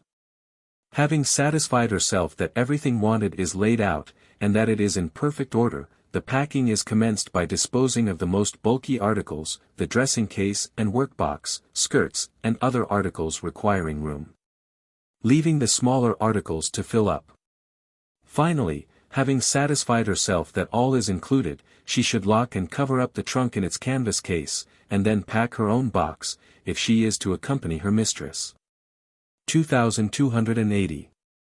On reaching the house, the lady's maid will be shown her lady's apartment, and her duties here are what they were at home. She will arrange her mistress's things, and learn which is her bell, in order to go to her when she rings.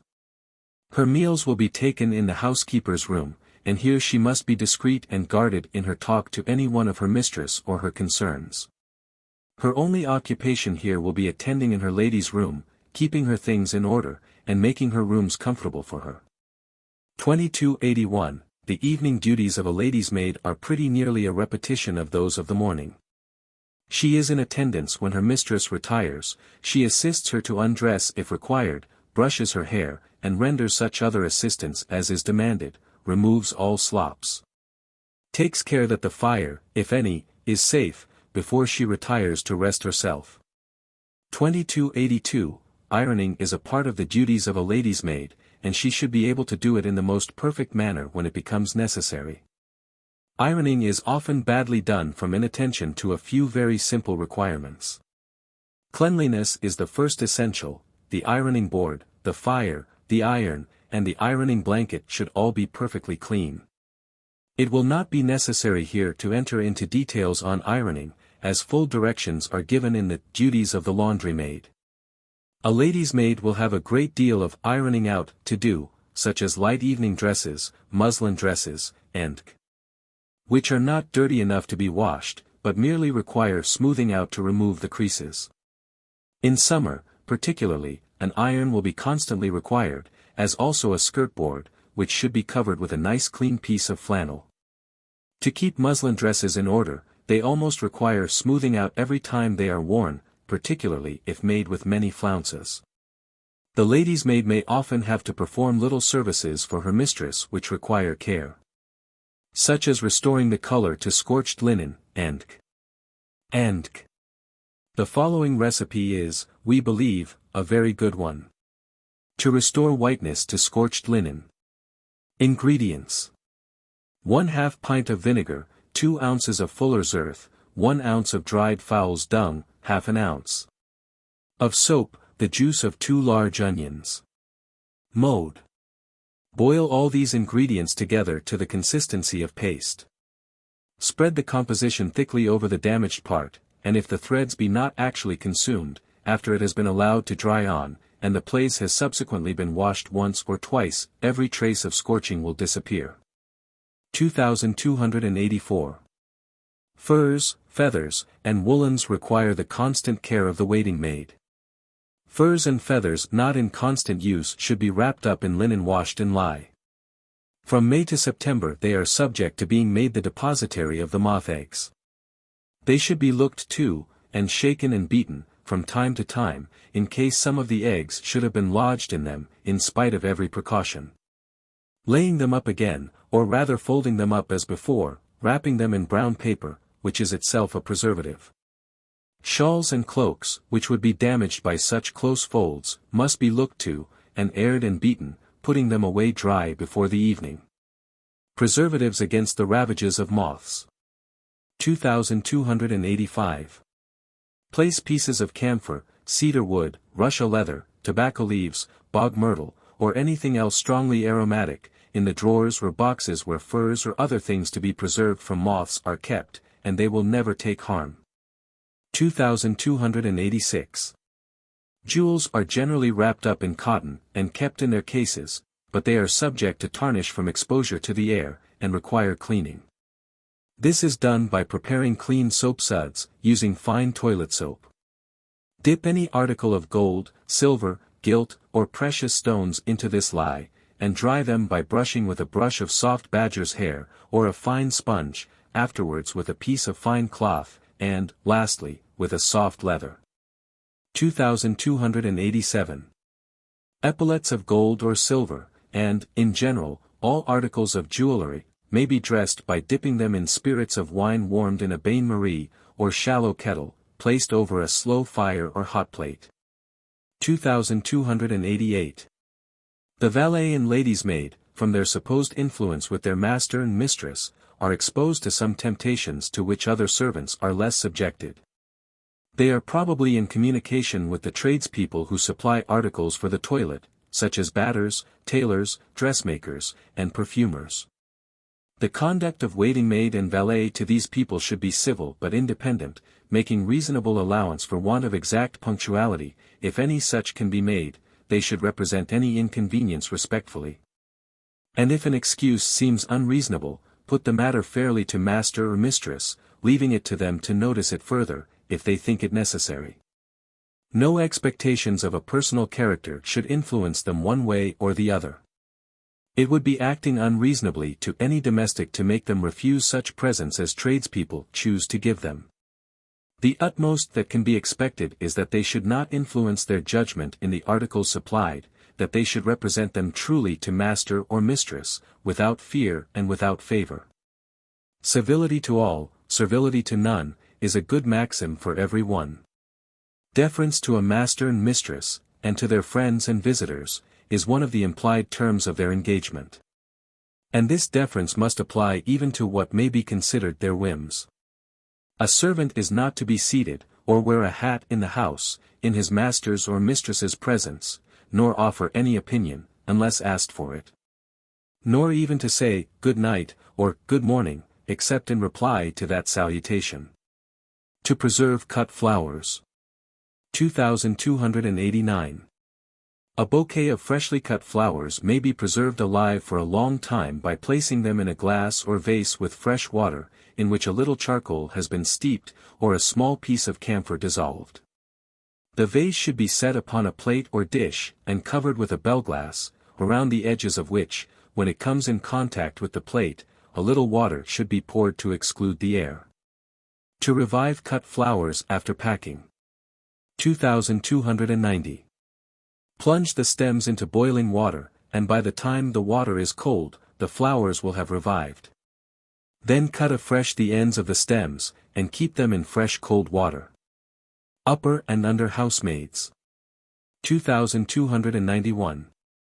Housemaids, in large establishments, have usually one or more assistants, in this case they are upper and under housemaids. Dividing the work between them, the upper housemaid will probably reserve for herself the task of dusting the ornaments and cleaning the furniture of the principal apartments, but it is her duty to see that every department is properly attended to. The number of assistants depends on the number in the family, as well as on the style in which the establishment is kept up.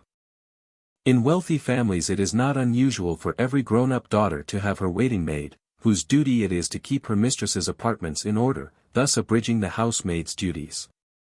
In others, perhaps, one waiting maid attends on 2 or 3, when the housemaid's assistance will be more requisite. In fact, every establishment has some customs peculiar to itself, on which we need not dwell. The general duties are the same in all, perfect cleanliness and order being the object. Duties of the housemaid. 2292, cleanliness is next to godliness, saith the proverb, and order is in the next degree.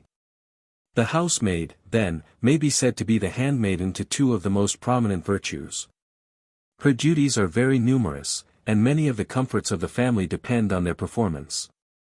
But they are simple and easy to a person naturally clean and orderly, and desirous of giving satisfaction. In all families, whatever the habits of the master and mistress, servants will find it advantageous to rise early. Their daily work will thus come easy to them. If they rise late, there is a struggle to overtake it, which throws an air of haste and hurry over the whole establishment. Where the master's time is regulated by early business or professional engagements, this will, of course, regulate the hours of the servants. But even where that is not the case, servants will find great personal convenience in rising early and getting through their work in an orderly and methodical manner. The housemaid who studies her own ease will certainly be at her work by 6 o'clock in the summer, and, probably, 6:30 or 7 in the winter months, having spent a reasonable time in her own chamber in dressing. Earlier than this would, probably, be an unnecessary waste of coals and candle in winter. 2293. The first duty of the housemaid in winter is to open the shutters of all the lower rooms in the house, and take up the hearthrugs of those rooms which she is going to do before breakfast. In some families, where there is only a cook and housemaid kept, and where the drawing rooms are large, the cook has the care of the dining room, and the housemaid that of the breakfast room, library, and drawing rooms. After the shutters are all opened, she sweeps the breakfast room, sweeping the dust towards the fireplace, of course previously removing the fonder. She should then lay a cloth, generally made of coarse wrapping, over the carpet in front of the stove, and on this should place her housemaid's box, containing black lead brushes, leathers, emery paper, cloth, black lead, and all utensils necessary for cleaning a grate, with the cinder pail on the other side. Illustration, carpet brooms. 2294, she now sweeps up the ashes, and deposits them in her cinder pail, which is a Japan tin pail, with a wire sifter inside, and a closely fitting top. In this pail the cinders are sifted, and reserved for use in the kitchen or under the copper, the ashes only being thrown away. The cinders disposed of, she proceeds to blacklead the grate, producing the black lead, the soft brush for laying it on, her blacking and polishing brushes, from the box which contains her tools. This housemaid's box should be kept well stocked. Having blackened, brushed, and polished every part, and made all clean and bright, she now proceeds to lay the fire. Sometimes it is very difficult to get a proper polish to black grates, particularly if they have been neglected, and allowed to rust at all. Brunswick black, which is an excellent varnish for grates, may be prepared in the following manner. Illustration, stove brushes. Illustration, housemaid's box. Ingredients. 1 pound of common asphaltum, 1/2 pint of linseed oil, 1 quart of oil of turpentine. Mode. Melt the asphaltum, and add gradually to it the other 2 ingredients. Apply this with a small painter's brush, and leave it to become perfectly dry. The grate will need no other cleaning, but will merely require dusting every day, and occasionally brushing with a dry black lead brush. This is, of course, when no fires are used. When they are required, the bars, cheeks, and back of the grate will need black leading in the usual manner. 2296. Fire lighting, however simple, is an operation requiring some skill. A fire is readily made by laying a few cinders at the bottom in open order, over this a few pieces of paper, and over that again 8 or 10 pieces of dry wood. Over the wood, a course of moderate-sized pieces of coal, taking care to leave hollow spaces between for air at the center, and taking care to lay the whole well back in the grate, so that the smoke may go up the chimney, and not into the room. This done, fire the paper with a match from below, and, if properly laid, it will soon burn up, the stream of flame from the wood and paper soon communicating to the coals and cinders, provided there is plenty of air at the center. 2297. A new method of lighting a fire is sometimes practiced with advantage, the fire lighting from the top and burning down, in place of being lighted and burning up from below. This is arranged by laying the coals at the bottom, mixed with a few good-sized cinders, and the wood at the top, with another layer of coals and some paper over it. The paper is lighted in the usual way, and soon burns down to a good fire, with some economy of fuel, as is said. 2298. Bright grates require unceasing attention to keep them in perfect order. A day should never pass without the housemaid rubbing with a dry leather the polished parts of a grate, as also the fender and fire irons.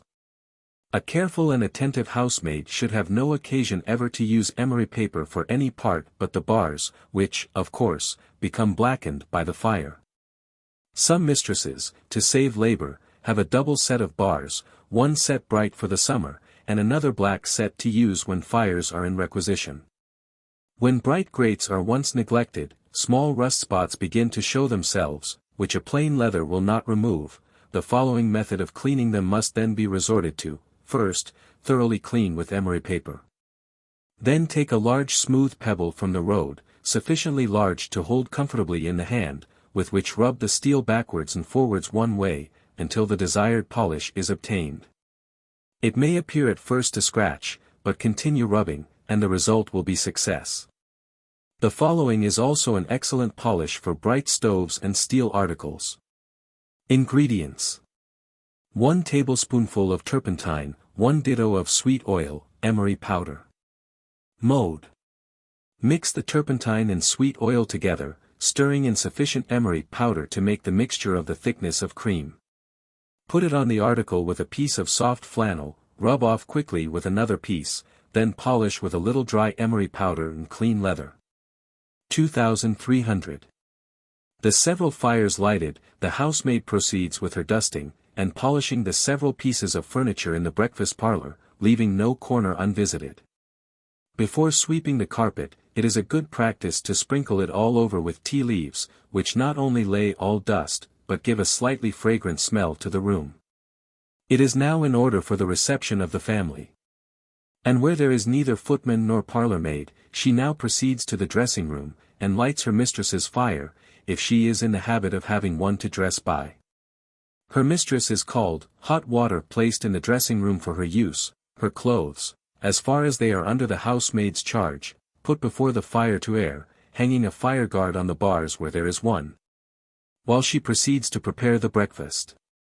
2301. In summer the housemaid's work is considerably abridged. She throws open the windows of the several rooms not occupied as bedrooms, that they may receive the fresh morning air before they are occupied.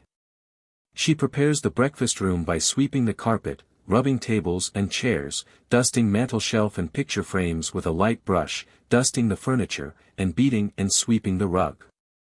She cleans the grate when necessary, and replaces the white paper or arranges the shavings with which it is filled, leaving everything clean and tidy for breakfast. It is not enough, however, in cleaning furniture, just to pass lightly over the surface. The rims and legs of tables, and the backs and legs of chairs and sofas, should be rubbed vigorously daily. If there is a bookcase, every corner of every pane and ledge requires to be carefully wiped, so that not a speck of dust can be found in the room.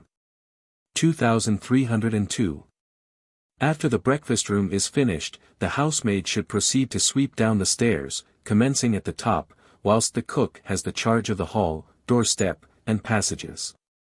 After this she should go into the drawing room, cover up every article of furniture that is likely to spoil, with large dusting sheets, and put the chairs together, by turning them seat to seat, and, in fact, make as much room as possible. By placing all the loose furniture in the middle of the room, whilst she sweeps the corners and sides. When this is accomplished, the furniture can then be put back in its place, and the middle of the room swept, sweeping the dirt, as before said, towards the fireplace. The same rules should be observed in cleaning the drawing-room grates as we have just stated, putting down the cloth, before commencing, to prevent the carpet from getting soiled. In the country, a room would not require sweeping thoroughly like this more than twice a week, but the housemaid should go over it every morning with a dustpan and broom, taking up every crumb and piece she may see. After the sweeping she should leave the room, shut the door, and proceed to lay the breakfast. Where there is neither footman nor parlour-maid kept, the duty of laying the breakfast cloth rests on the housemaid.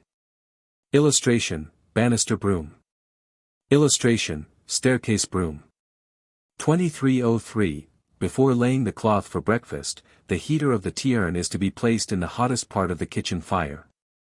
Or, where the kettle is used, boiled on the kitchen fire, and then removed to the parlour, where it is kept hot. Having washed herself free from the dust arising from the morning's work, the housemaid collects the breakfast things on her tray, takes the breakfast cloth from the napkin press, and carries them all on the tray into the parlour. Arranges them on the table, placing a sufficiency of knives, forks, and salt cellars for the family, and takes the tray back to the pantry, gets a supply of milk, cream, and bread. Fills the butter dish, taking care that the salt is plentiful, and soft and dry, and that hot plates and egg cups are ready where warm meat or eggs are served, and that butter knife and bread knife are in their places. And now she should give the signal for breakfast, holding herself ready to fill the urn with hot water, or hand the kettle, and take in the rolls, toast, and other eatables, with which the cook supplies her, when the breakfast-room bell rings. Bearing in mind that she is never to enter the parlour with dirty hands or with a dirty apron, and that everything is to be handed on a tray. That she is to hand everything she may be required to supply, on the left hand of the person she is serving, and that all is done quietly and without bustle or hurry. In some families, where there is a large number to attend on, the cook waits at breakfast whilst the housemaid is busy upstairs in the bedrooms, or sweeping, dusting, and putting the drawing-room in order. 2304. Breakfast served, the housemaid proceeds to the bedchambers, throws up the sashes, if not already done, pulls up the blinds, throwing back curtains at the same time, and opens the beds, by removing the clothes, placing them over a horse, or, failing that, over the backs of chairs. She now proceeds to empty the slops. In doing this, everything is emptied into the slop pail, leaving a little scalding hot water for a minute in such vessels as require it. Adding a drop of turpentine to the water, when that is not sufficient to cleanse them. The basin is emptied, well rinsed with clean water, and carefully wiped, the ewers emptied and washed.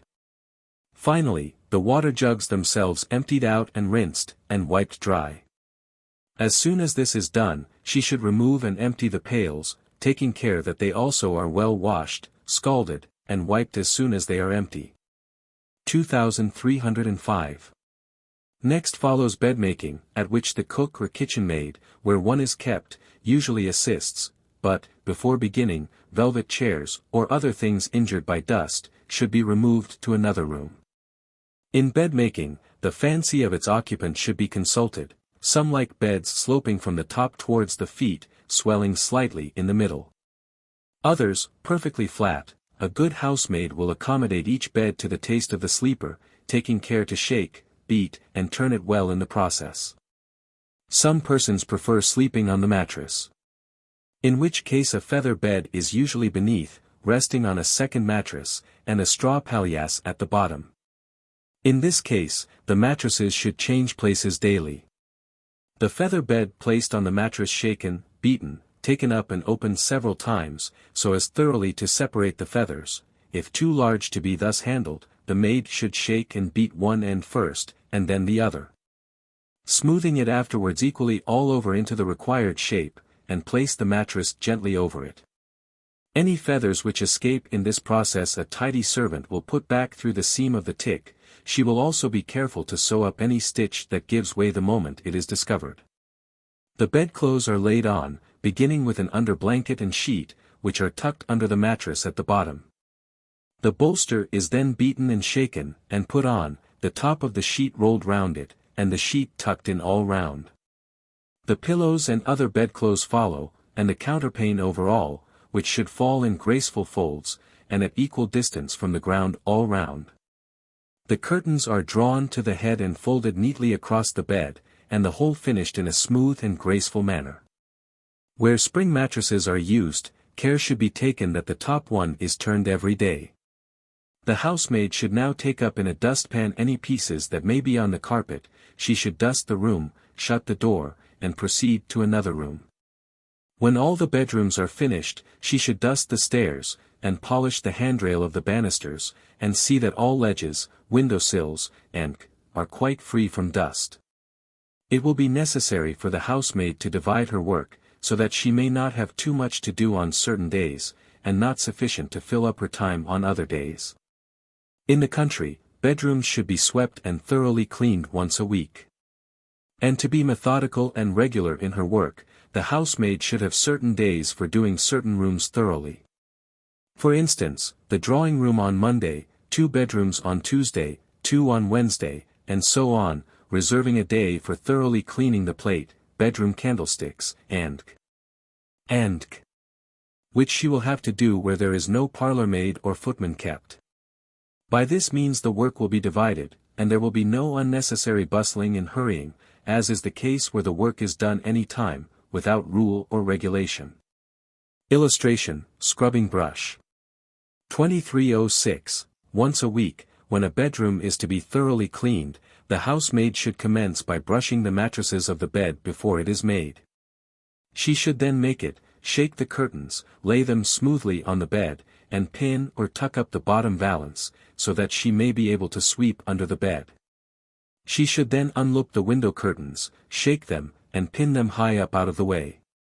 After clearing the dressing table, and the room altogether of little articles of china, and she should shake the toilet covers, fold them up, and lay them on the bed, over which a large dusting sheet should be thrown. She should then sweep the room. First of all sprinkling the carpet with well-squeezed tea leaves, or a little freshly pulled grass, when this is obtainable. After the carpet is swept, and the grate cleaned, she should wash with soap and water, with a little soda in it, the washing table apparatus, removing all marks or fur round the jugs, caused by the water. The water bottles and tumblers must also have her attention, as well as the top of the washing stand, which should be cleaned with soap and flannel if it be marble. If of polished mahogany, no soap must be used. When these are all clean and arranged in their places, the housemaid should scrub the floor where it is not covered with carpet, under the beds, and round the wainscot. She should use as little soap and soda as possible, as too free a use of these articles is liable to give the boards a black appearance. In the country, cold soft water, a clean scrubbing brush, and a willing arm, are all that are required to make bedroom floors look white. In winter it is not advisable to scrub rooms too often, as it is difficult to dry them thoroughly at that season of the year, and nothing is more dangerous than to allow persons to sleep in a damp room. The housemaid should now dust the furniture, blinds, ornaments, and polish the looking-glass, arrange the toilet cover and muslin, remove the cover from the bed, and straighten and arrange the curtains and counterpane. A bedroom should be cleaned like this every week. There are times, however, when it is necessary to have the carpet up. This should be done once a year in the country, and twice a year in large cities. The best time for these arrangements is spring and autumn, when the bed furniture requires changing to suit the seasons of the year. After arranging the furniture, it should all be well rubbed and polished. And for this purpose the housemaid should provide herself with an old silk pocket handkerchief, to finish the polishing. Illustration, long hair broom. 2307. As modern furniture is now nearly always French polished, it should often be rubbed with an old silk rubber, or a fine cloth or duster, to keep it free from smears. 3 or 4 times a year any of the following polishes may be applied with very great success, as any of them make French polished furniture look very well. One precaution must be taken, not to put too much of the polish on at one time, and to rub, not smear it over the articles. Furniture polish. Ingredients. 1/4 pint of linseed oil, 1/4 pint of vinegar, 1 ounce of spirits of salts, 1/2 ounce of muriatic antimony. Mode. Mix all well together, and shake before using. Furniture polish. Ingredients. Equal proportions of linseed oil, turpentine, vinegar, and spirits of wine. Mode. When used, shake the mixture well, and rub on the furniture with a piece of linen rag, and polish with a clean duster. Vinegar and oil, rubbed in with flannel, and the furniture rubbed with a clean duster, produce a very good polish. Furniture paste. Ingredients. 3 ounces of common beeswax, 1 ounce of white wax, 1 ounce of curd soap, 1 pint of turpentine, 1 pint of boiled water. Illustration, furniture brush. Mode. Mix the ingredients together, adding the water when cold. Shake the mixture frequently in the bottle, and do not use it for 48 hours after it is made. It should be applied with a piece of flannel, the furniture polished with a duster, and then with an old silk rubber. 2311. The chambers are finished, the chamber candlesticks brought down and cleaned, the parlor lamps trimmed. And here the housemaid's utmost care is required.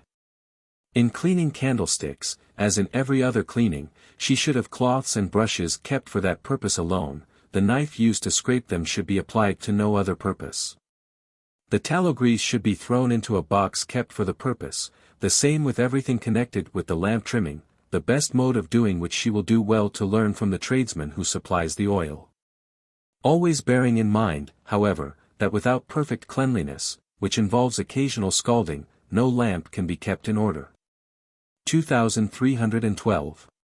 The drawing and dining room, inasmuch as everything there is more costly and valuable, require even more care. When the carpets are of the kind known as velvet pile, they require to be swept firmly by a hard whisk brush, made of coconut fiber. 2313. The furniture must be carefully gone over in every corner with a soft cloth, that it may be left perfectly free from dust, or where that is beyond reach, with a brush made of long feathers, or a goose's wing. The sofas are swept in the same manner, slightly beaten, the cushions shaken and smoothed, the picture frames swept, and everything arranged in its proper place. This, of course, applies to dining as well as drawing room and morning room. And now the housemaid may dress herself for the day, and prepare for the family dinner, at which she must attend. 2314. We need not repeat the long instructions already given for laying the dinner table. At the family dinner, even where no footman waits, the routine will be the same. In most families the cloth is laid with the slips on each side, with napkins, knives, forks, spoons, and wine and finger glasses on all occasions. Illustration, butler's tray and stand. 2315. She should ascertain that her plate is in order, glasses free from smears, water bottles and decanters the same, and everything ready on her tray, that she may be able to lay her cloth properly. Few things add more to the neat and comfortable appearance of a dinner table than well-polished plate. Indeed, the state of the plate is a certain indication of a well-managed or ill-managed household. Nothing is easier than to keep plate in good order, and yet many servants, from stupidity and ignorance, make it the greatest trouble of all things under their care. It should be remembered, that it is utterly impossible to make greasy silver take a polish, and that as spoons and forks in daily use are continually in contact with grease, they must require good washing in soap and water to remove it. Silver should be washed with a soapy flannel in one water, rinsed in another, and then wiped dry with a dry cloth. The plate so washed may be polished with the plate rags, as in the following directions. Once a week all the plate should receive a thorough cleaning with the hartshorn powder, as directed in the first recipe for cleaning plate. And where the housemaid can find time, rubbed every day with the plate rags. 2316. Hartshorn, we may observe, is one of the best possible ingredients for plate powder in daily use. It leaves on the silver a deep, dark polish, and at the same time does less injury than anything else. It has also the advantage of being very cheap. Almost all the ordinary powders sold in boxes containing more or less of quicksilver, in some form or another, and this in process of time is sure to make the plate brittle.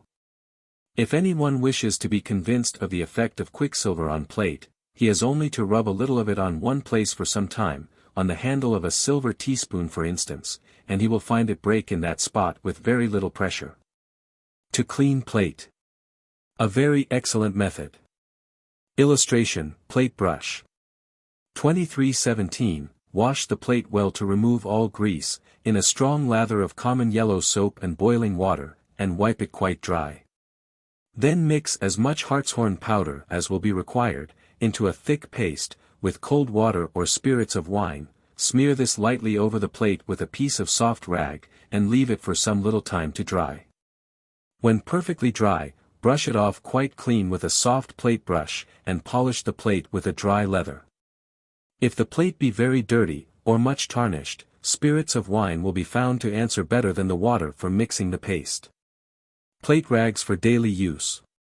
2318, boils soft rags. Nothing is better for the purpose than the tops of old cotton stockings, in a mixture of new milk and hartshorn powder, in the proportion of 1 ounce of powder to a pint of milk.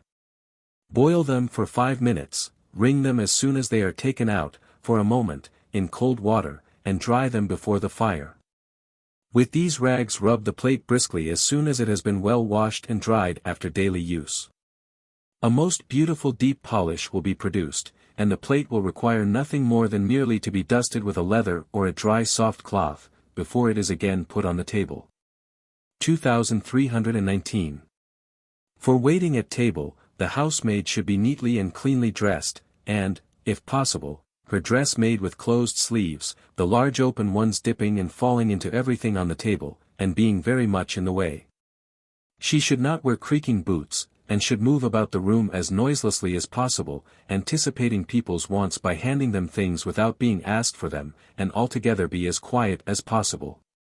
It will be needless here to repeat what we have already said respecting waiting at table. In the duties of the butler and footman, rules that are good to be observed by them, are equally good for the parlour maid or housemaid.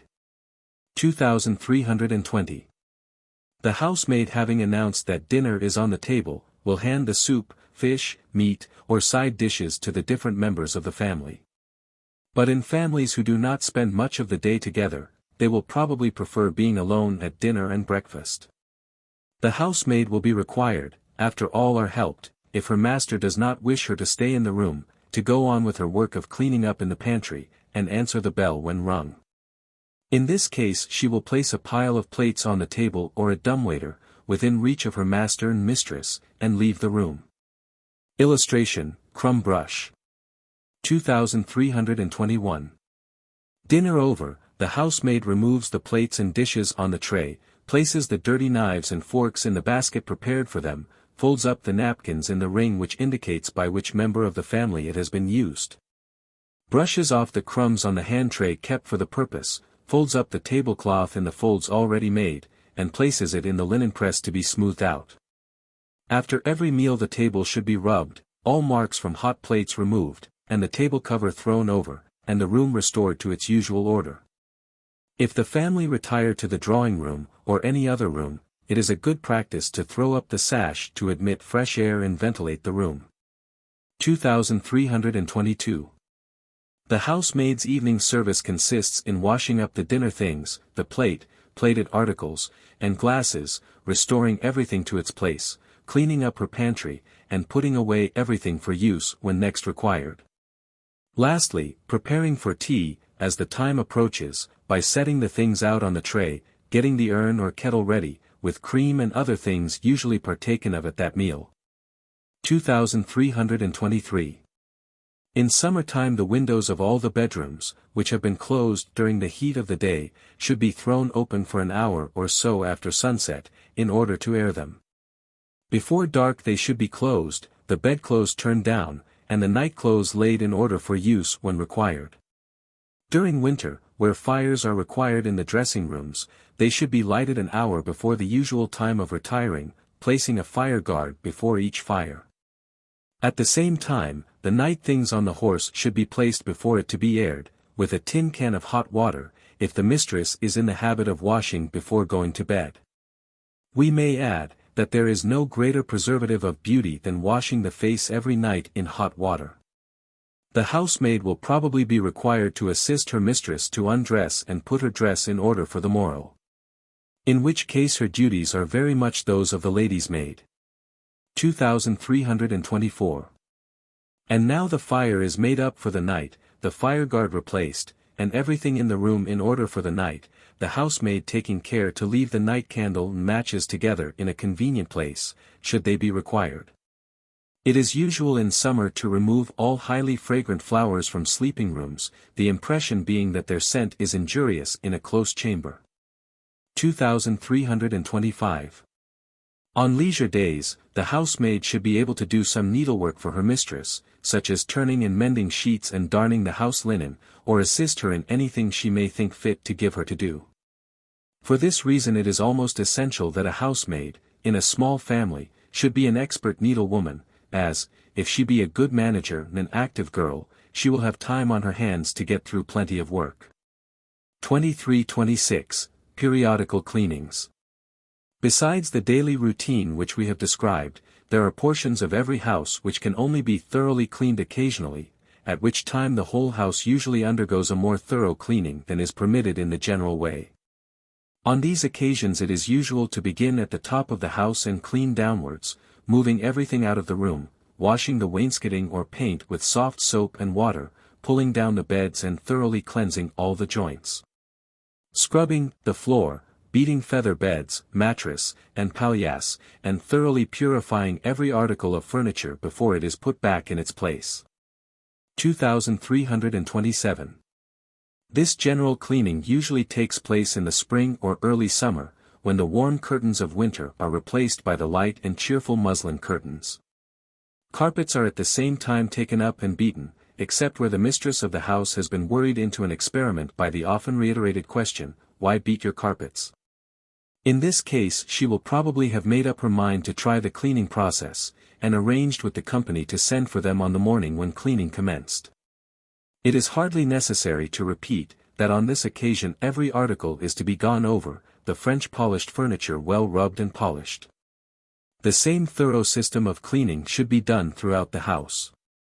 The walls cleaned where painted, and swept down with a soft broom or feather brush where papered, the window and bed curtains, which have been replaced with muslin ones, carefully brushed, or, if they require it, cleaned. Lamps not likely to be required, washed out with hot water, dried, and cleaned. The several grates are now to be furnished with their summer ornaments. And we know none prettier than the following, which the housemaid may provide at a small expense to her mistress: purchase 2 yards and a half of crinoline muslin, and tear it into small strips, the selvage way of the material, about an inch wide. Strip this thread by thread on each side, leaving the 4 center threads. This gives about 36 pieces, fringed on each side, which are tied together at one end, and fastened to the trap of the register, while the threads, unraveled, are spread gracefully about the grate. The lower part of which is filled with paper shavings. This makes a very elegant and very cheap ornament, which is much stronger, besides, than those usually purchased. Illustration: cornice brush. Illustration: house pail. Illustration: dusting brush. 2328. As winter approaches, this house cleaning will have to be repeated, and the warm bed and window curtains replaced. The process of scouring and cleaning is again necessary, and must be gone through, beginning at the top, and going through the house, down to the kitchens. 2329. Independently of these daily and periodical cleanings, other occupations will present themselves from time to time, which the housemaid will have to perform. When spots show on polished furniture, they can generally be restored by soap and water and a sponge, the polish being brought out by using a little polish, and then well rubbing it. Again, drawers which draw out stiffly may be made to move more easily if the spot where they press is rubbed over with a little soap. 2330. Chips broken off any of the furniture should be collected and replaced, by means of a little glue applied to it. Liquid glue, which is sold prepared in bottles, is very useful to have in the house, as it requires no melting. And anything broken can be so quickly repaired. 2331. Breaking glass and china is about the most disagreeable thing that can happen in a family, and it is, probably, a greater annoyance to a right-minded servant than to the mistress. A neat-handed housemaid may sometimes repair these breakages, where they are not broken in very conspicuous places. By joining the pieces very neatly together with a cement made as follows: dissolve an ounce of gum mastic in a quantity of highly rectified spirits of wine. Then soften an ounce of isinglass in warm water, and, finally, dissolve it in rum or brandy, till it forms a thick jelly. Mix the isinglass and gum mastic together, adding a quarter of an ounce of finely powdered gum ammoniac. Put the whole into an earthen pipkin, and in a warm place, till they are thoroughly incorporated together, pour it into a small phial, and cork it down for use. 2332.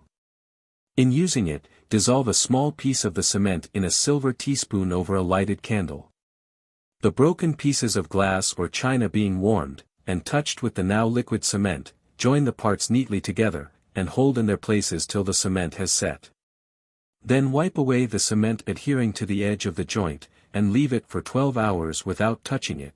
The joint will be as strong as the china itself, and if neatly done, it will show no joining. It is essential that neither of the pieces be wetted either with hot or cold water. Useful recipes for housemaids. To clean marble. 2333. Mix with 1/4 pint of soap lees, 1/2 gill of turpentine, sufficient pipe clay and bullock's gall to make the whole into rather a thick paste. Apply it to the marble with a soft brush, and after a day or two, when quite dry, rub it off with a soft rag. Apply this a second or third time till the marble is quite clean. Another method. 2334. Take 2 parts of soda, 1 of pumice stone, and 1 of finely powdered chalk. Sift these through a fine sieve, and mix them into a paste with water. Rub this well all over the marble, and the stains will be removed. Then wash it with soap and water, and a beautiful bright polish will be produced. To clean floorcloth. 2335. After having washed the floorcloth in the usual manner with a damp flannel, wet it all over with milk and rub it well with a dry cloth, when a most beautiful polish will be brought out. Some persons use for rubbing a well-waxed flannel. But this in general produces an unpleasant slipperiness, which is not the case with the milk. To clean decanters. 2336. Roll up in small pieces some soft brown or blotting paper, wet them, and soap them well. Put them into the decanters about 1/4 full of warm water, shake them well for a few minutes, then rinse with clear cold water. Wipe the outsides with a nice dry cloth, put the decanters to drain, and when dry they will be almost as bright as new ones. To brighten gilt frames. 2337. Take sufficient flour of sulfur to give a golden tinge to about 1½ pint of water, and in this boil 4 or 5 bruised onions, or garlic, which will answer the same purpose. Strain off the liquid, and with it, when cold, wash, with a soft brush, any gilding which requires restoring, and when dry it will come out as bright as new work. To preserve bright grates or fire irons from rust. 2338. Make a strong paste of fresh lime and water, and with a fine brush smear it as thickly as possible over all the polished surface requiring preservation. By this simple means, all the grates and fire irons in an empty house may be kept for months free from harm, without further care or attention. German furniture gloss. Ingredients. 1/2 pound, yellow wax, 1 ounce black rosin, 2 ounces of oil of turpentine. Mode. Cut the wax into small pieces, and melt it in a pipkin, with the rosin pounded very fine. Stir in gradually, while these two ingredients are quite warm, the oil of turpentine. Keep this composition well covered for use in a tin or earthen pot. A little of this gloss should be spread on a piece of coarse woolen cloth, and the furniture well rubbed with it. Afterwards it should be polished with a fine cloth. Duties of the maid-of-all-work. 2340, the general servant, or maid-of-all-work, is perhaps the only one of her class deserving of commiseration. Her life is a solitary one, and in some places, her work is never done. She is also subject to rougher treatment than either the house or kitchen maid, especially in her earlier career. She starts in life, probably a girl of 13, with some small tradesman's wife as her mistress. Just a step above her in the social scale. And although the class contains among them many excellent, kind-hearted women, it also contains some very rough specimens of the feminine gender. And to some of these it occasionally falls to give our maid-of-all-work her first lessons in her multifarious occupations. The mistress's commands are the measure of the maid-of-all-work's duties. By the time she has become a tolerable servant, she is probably engaged in some respectable tradesman's house, where she has to rise with the lark, for she has to do in her own person all the work which in larger establishments is performed by cook, kitchen maid, and housemaid, and occasionally the part of a footman's duty, which consists in carrying messages. 2341. The general servant's duties commence by opening the shutters, and windows, if the weather permits, of all the lower apartments in the house. She should then brush up her kitchen range, light the fire, clear away the ashes, clean the hearth, and polish with a leather the bright parts of the range, doing all as rapidly and as vigorously as possible, that no more time be wasted than is necessary. After putting on the kettle, she should then proceed to the dining room or parlor to get it in order for breakfast. She should first roll up the rug, take up the fender, shake and fold up the tablecloth, then sweep the room, carrying the dirt towards the fireplace. A coarse cloth should then be laid down over the carpet, and she should proceed to clean the grate, having all her utensils close to her. When the grate is finished, the ashes cleared away, the hearth cleaned, and the fender put back in its place, she must dust the furniture, not omitting the legs of the tables and chairs. And if there are any ornaments or things on the sideboard, she must not dust round them, but lift them up on to another place, dust well where they have been standing, and then replace the things. Nothing annoys a particular mistress so much as to find, when she comes downstairs, different articles of furniture looking as if they had never been dusted. If the servant is at all methodical, and gets into a habit of doing a room in a certain way, she will scarcely ever leave her duties neglected. After the rug is put down, the tablecloth arranged, and everything in order, she should lay the cloth for breakfast, and then shut the dining room door. 2342. The hall must now be swept, the mats shaken, the doorstep cleaned, and any brass knockers or handles polished up with the leather. If the family breakfast very early, the tidying of the hall must then be deferred till after that meal. After cleaning the boots that are absolutely required, the servant should now wash her hands and face, put on a clean white apron, and be ready for her mistress when she comes downstairs. In families where there is much work to do before breakfast, the master of the house frequently has 2 pairs of boots in wear, so that they may be properly cleaned when the servant has more time to do them, in the daytime. This arrangement is, perhaps, scarcely necessary in the summertime, when there are no grates to clean every morning, but in the dark days of winter it is only kind and thoughtful to lighten a servant-of-all-work's duties as much as possible. Illustration, blacking brush box.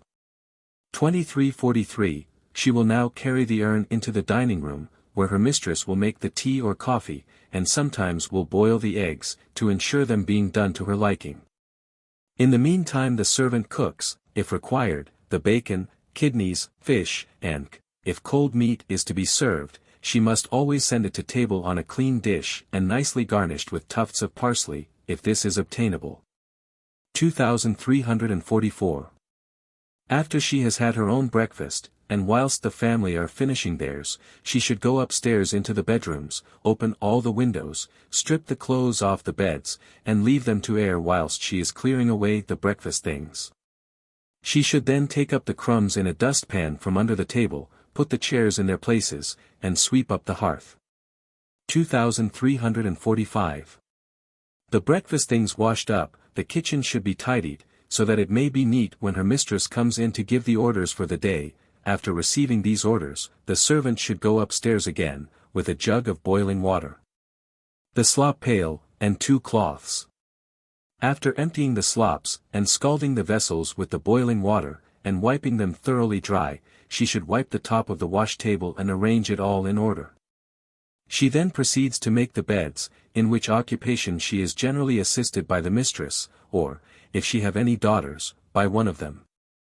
Before commencing to make the bed, the servant should put on a large bed apron, kept for this purpose only, which should be made very wide, to button round the waist and meet behind, while it should be made as long as the dress. By adopting this plan, the blacks and dirt on servants' dresses, which at all times it is impossible to help, will not rub off onto the bedclothes, mattresses, and bed furniture. When the beds are made, the rooms should be dusted, the stairs lightly swept down, hall furniture, closets, and dusted. The lady of the house, where there is but one servant kept, frequently takes charge of the drawing room herself, that is to say, dusting it, the servant sweeping, cleaning windows, looking-glasses, grates, and rough work of that sort. If there are many ornaments and knickknacks about the room, it is certainly better for the mistress to dust these herself, as a maid-of-all-work's hands are not always in a condition to handle delicate ornaments. 2346. Now she has gone the rounds of the house and seen that all is in order, the servant goes to her kitchen to see about the cooking of the dinner, in which very often her mistress will assist her. She should put on a coarse apron with a bib to do her dirty work in, which may be easily replaced by a white one if required. 2347. Half an hour before dinner is ready, she should lay the cloth, that everything may be in readiness when she is dishing up the dinner, and take all into the dining room that is likely to be required, in the way of knives, forks, spoons, bread, salt, water, and by exercising a little forethought, much confusion and trouble may be saved both to mistress and servant, by getting everything ready for the dinner in good time. 2348. After taking in the dinner, when every one is seated, she removes the covers, hands the plates round, and pours out the beer, and should be careful to hand everything on the left side of the person she is waiting on. 2349. We need scarcely say that a maid-of-all-work cannot stay in the dining room during the whole of dinner time, as she must dish up her pudding, or whatever is served after the first course. When she sees everyone helped, she should leave the room to make her preparations for the next course, and anything that is required, such as bread, and people may assist themselves to in the absence of the servant. 2350. When the dinner things are cleared away, the servant should sweep up the crumbs in the dining room, sweep the hearth, and lightly dust the furniture, then sit down to her own dinner. Illustration, knife cleaning machine. 2351. After this, she washes up and puts away the dinner things, sweeps the kitchen, dusts and tidies it, and puts on the kettle for tea. She should now, before dressing herself for the afternoon, clean her knives, boots, and shoes, and do any other dirty work in the scullery that may be necessary. Knife cleaning machines are rapidly taking the place, in most households, of the old knife board. The saving of labor by the knife cleaner is very great, and its performance of the work is very satisfactory. Small and large machines are manufactured, some cleaning only 4 knives, whilst others clean as many as 12 at once. Nothing can be more simple than the process of machine knife cleaning. And although, in a very limited household, the substitution of the machine for the board may not be necessary, yet we should advise all housekeepers, to whom the outlay is not a difficulty, to avail themselves of the services of a machine.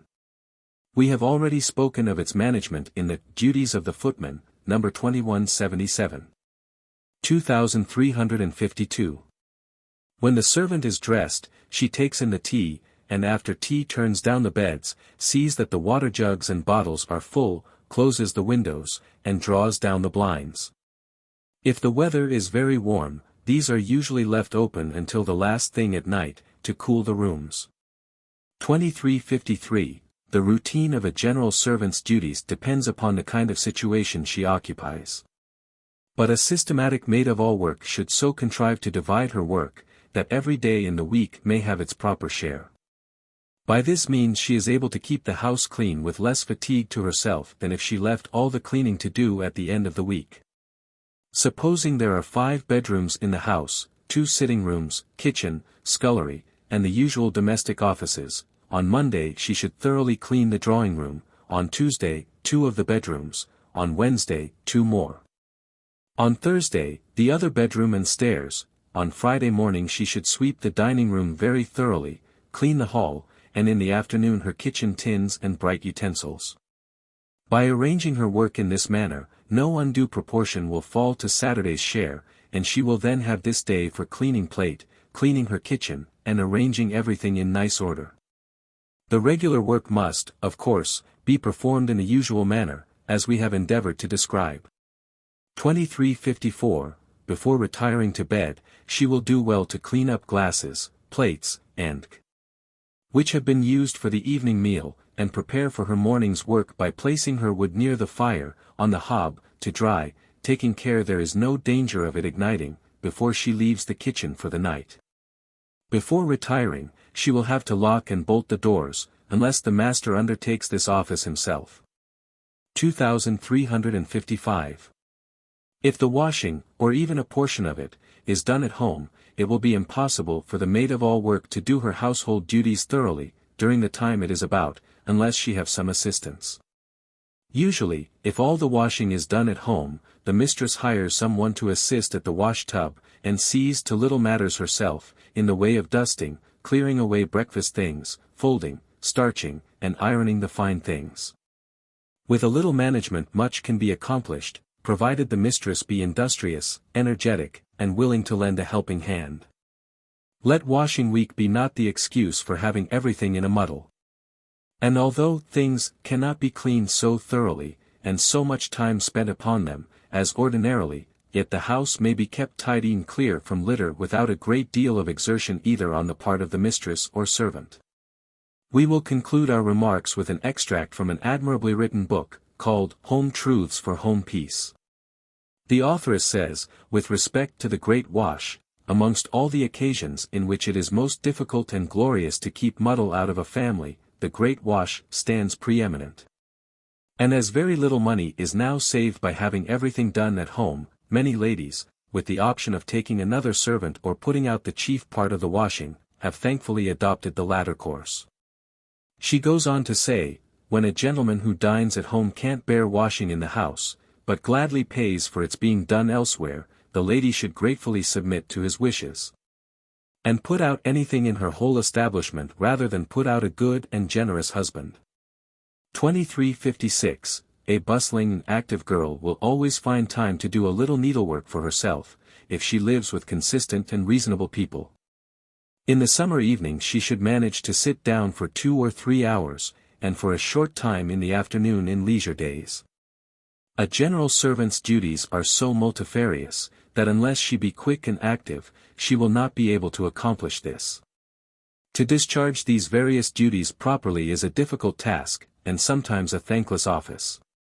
But it must be remembered that a good maid-of-all-work will make a good servant in any capacity, and may be safely taken not only without fear of failure, but with every probability of giving satisfaction to her employer. Duties of the dairymaid. 2357. The duties of the dairymaid differ considerably in different districts. In Scotland, Wales, and some of the northern counties, women milk the cows. On some of the large dairy farms in other parts of England, she takes her share in the milking, but in private families the milking is generally performed by the cowkeeper, and the dairymaid only receives the milk pails from him morning and night, and empties and cleans them preparatory to the next milking. Her duty being to supply the family with milk, cream, and butter, and other luxuries depending on the milky mothers of the herd. 2358. The dairy. The object with which gentlemen keep cows is to procure milk unadulterated, and sweet butter, for themselves and families. In order to obtain this, however, great cleanliness is required, and as visitors, as well as the mistress of the house. Sometimes visit the dairy. Some efforts are usually made to render it ornamental and picturesque. The locality is usually fixed near to the house. It should neither be exposed to the fierce heat of the summer's sun nor to the equally unfavorable frosts of winter. It must be both sheltered and shaded. If it is a building apart from the house and other offices, the walls should be tolerably thick, and if hollow, the temperature will be more equable. The walls inside are usually covered with Dutch glazed tiles.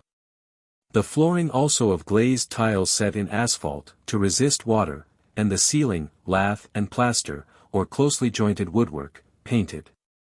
Its architecture will be a matter of fancy. It should have a northern aspect, and a thatched roof is considered most suitable, from the shade and shelter it affords. And it should contain at least 2 apartments, besides a cool place for storing away butter. One of the apartments, in which the milk is placed to deposit cream, or to ripen for churning, is usually surrounded by shelves of marble or slate, on which the milk dishes rest. But it will be found a better plan to have a large square or round table of stone in the center, with a watertight ledge all round it, in which water may remain in hot weather, or, if some attempt at the picturesque is desired, a small fountain might occupy the center, which would keep the apartment cool and fresh. Round this table the milk dishes should be ranged, one shelf, or dresser, of slate or marble, being kept for the various occupations of the dairymaid. It will be found a better plan than putting them on shelves and corners against the wall. There should be a funnel or ventilator in the ceiling, communicating with the open air, made to open and shut as required. Double windows are recommended, but of the lattice kind, so that they may open, and with wire gauze blinds fitted into the opening, and calico blinds, which may be wetted when additional coolness is required.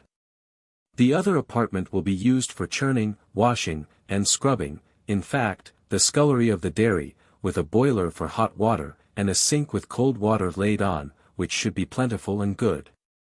In some dairies a third apartment, or, at least, a cool airy pantry, is required for storing away butter, with shelves of marble or slate, to hold the cream jars while it is ripening, and where cheeses are made, a fourth becomes necessary. The dairy utensils are not numerous: churns, milk pails for each cow, hair sieves, slices of tin, milk pans, marble dishes for cream for family use, scales and weights, a portable rack for drying the utensils, wooden bowls, butter molds and butter patters, and wooden tubs for washing the utensils, comprising pretty nearly everything.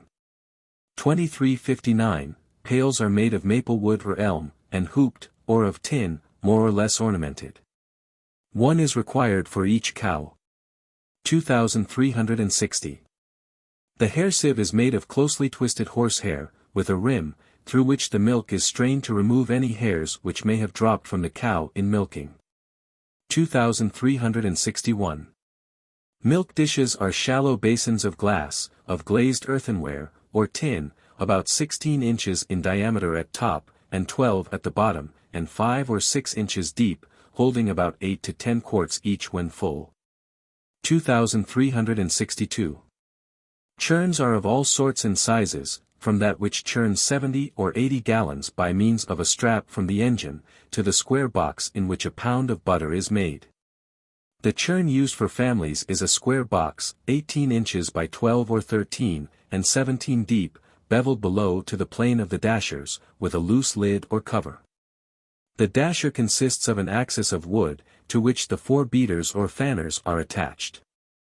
These fans are simply 4 pieces of elm strongly dovetailed together, forming an oblong square, with a space left open, 2 of the openings being left broader than the others. Attached to an axle, they form an axis with 4 projecting blades.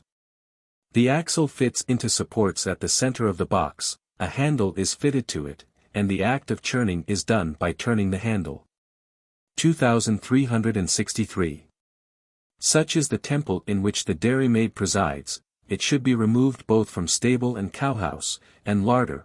No animal smells should come near it, and the drainage should be perfect. 2364. The dairymaid receives the milk from the cowkeeper, each pail being strained through the hair sieve into one of the milk basins. This is left in the basins from 24 to 36 hours in the summer, according to the weather. After which it is skimmed off by means of the slicer, and poured into glazed earthenware jars to turn for churning. Some persons prefer making up a separate churning for the milk of each cow, in which there is some advantage. In this case the basins of each cow, for 2 days, would either be kept together or labeled. As soon as emptied, the pails should be scalded and every particle of milk washed out, and placed away in a dry place till next required. And all milk spilt on the floor, or on the table or dresser, cleaned up with a cloth and hot water. Where very great attention is paid to the dairy, the milk coolers are used larger in winter, when it is desirable to retard the cooling down and increase the creamy deposit, and smaller in summer, to hasten it. The temperature required being from 55 degrees to 50 degrees, in summer it is sometimes expedient, in very sultry weather, to keep the dairy fresh and cool by suspending cloths dipped in chloride of lime across the room. 2365. In some dairies it is usual to churn twice, and in others 3 times a week, the former produces the best butter, the other the greatest quantity. With 3 cows, the produce should be 27 to 30 quarts a day. The dairymaid should churn every day when very hot, if they are in full milk, and every second day in more temperate weather, besides supplying the milk and cream required for a large establishment. The churning should always be done in the morning. The dairymaid will find it advantageous in being at work on churning mornings by 5 o'clock. The operation occupies from 20 minutes to half an hour in summer, and considerably longer in winter. A steady uniform motion is necessary to produce sweet butter, neither too quick nor too slow. Rapid motion causes the cream to heave and swell, from too much air being forced into it. The result is a tedious churning, and soft, bad-colored butter. 2366. In spring and summer, when the cow has her natural food, no artificial color is required, but in winter, under stall feeding, the color is white and tallowy, and some persons prefer a higher color. This is communicated by mixing a little finely powdered arnotto with the cream before putting it into the churn. A still more natural and delicate color is communicated by scraping a red carrot into a clean piece of linen cloth, dipping it into water, and squeezing it into the cream. 2367. As soon as the butter comes, the milk is poured off, and the butter put into a shallow wooden tub or bowl, full of pure spring water, in which it is washed and kneaded, pouring off the water, and renewing it until it comes away perfectly free from milk. Imperfect washing is the frequent cause of bad butter, and in nothing is the skill of the dairymaid tested more than in this process. Moreover, it is one in which cleanliness of habits and person are most necessary. In this operation we want the aid of Phyllis's neat, soft, and perfectly clean hand, for no mechanical operation can so well squeeze out the sour particles of milk or curd. 2368. The operations of churning and butter-making over, the buttermilk is disposed of. Usually, in England, it goes to the pigs, but it is a very wholesome beverage when fresh, and some persons like it. The disposal, therefore, will rest with the mistress. The dairymaid's duty is to get rid of it. She must then scald with boiling water and scrub out every utensil she has used. Brush out the churn, clean out the cream jars, which will probably require the use of a little common soda to purify, wipe all dry, and place them in a position where the sun can reach them for a short time, to sweeten them. 2369. In Devonshire, celebrated for its dairy system, the milk is always scalded. The milk pans, which are of tin, and contain from 10 to 12 quarts, after standing 10 or 12 hours, are placed on a hot plate of iron, over a stove, until the cream has formed on the surface, which is indicated by the air bubbles rising through the milk, and producing blisters on the surface coating of cream. This indicates its approach to the boiling point, and the vessel is now removed to cool. When sufficiently, that is, quite cool, the cream is skimmed off with the slice. It is now the clout cream for which Devonshire is so famous. It is now placed in the churn, and churned until the butter comes, which it generally does in a much shorter time than by the other process. The butter so made contains more casein than butter made in the usual way, but does not keep so long. 2370. it is a question frequently discussed, how far it is economical for families to keep cows and make their own butter. It is calculated that a good cow costs from May 1st to October 1st, when well but economically kept, £5. 16ths, 6d. And from October 1st to April 30th, £10. 2s, 6d. During that time she should produce 227 pounds of butter, besides the skimmed milk. Of course, if new milk and cream are required, that will diminish the quantity of butter. 2371.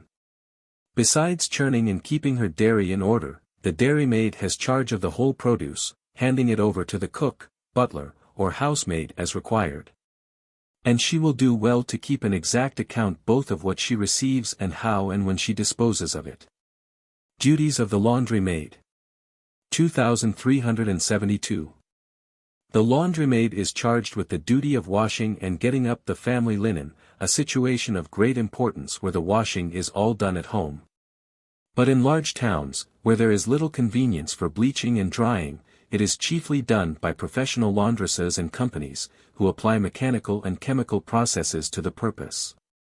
These processes, however, are supposed to injure the fabric of the linen, and in many families the fine linen, cottons, and muslins, are washed and got up at home, even where the bulk of the washing is given out. In country and suburban houses, where greater conveniences exist, washing at home is more common, in country places universal. 2373. The laundry establishment consists of a washing house, an ironing and drying room, and sometimes a drying closet heated by furnaces. The washing house will probably be attached to the kitchen. But it is better that it should be completely detached from it, and of one story, with a funnel or shaft to carry off the steam. It will be of a size proportioned to the extent of the washing to be done. A range of tubs, either round or oblong, opposite to, and sloping towards, the light, narrower at the bottom than the top, for convenience in stooping over, and fixed at a height suited to the convenience of the women using them. Each tub having a tap for hot and cold water, and another in the bottom, communicating with the drains, for drawing off foul water. A boiler and furnace, proportioned in size to the wants of the family, should also be fixed. The flooring should be York stone, laid on brick piers, with good drainage or asphalt, sloping gently towards a gutter connected with the drain. 2374. Adjoining the bleaching house, a second room, about the same size, is required for ironing, drying, and mangling. The contents of this room should comprise an ironing board, opposite to the light. A strong white deal table, about 12 or 14 feet long, and about 3.5 feet broad, with drawers for ironing blankets, a mangle in one corner, and clothes horses for drying and airing. Cupboards for holding the various irons, starch, and other articles used in ironing, a hot plate built in the chimney, with furnace beneath it for heating the irons, sometimes arranged with a flue for carrying the hot air round the room for drying. Where this is the case, however, there should be a funnel in the ceiling for ventilation and carrying off steam. But a better arrangement is to have a hot air closet adjoining, heated by hot air pipes, and lined with iron, with proper arrangements for carrying off steam, and clothes horses on casters running in grooves, to run into it for drying purposes. This leaves the laundry free from unwholesome vapor. 2375. The laundry-maid should commence her labors on Monday morning by a careful examination of the articles committed to her care, and enter them in the washing book.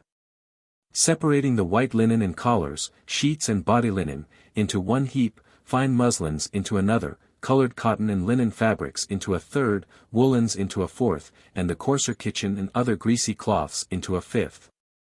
Every article should be examined for ink or grease spots, or for fruit or wine stains.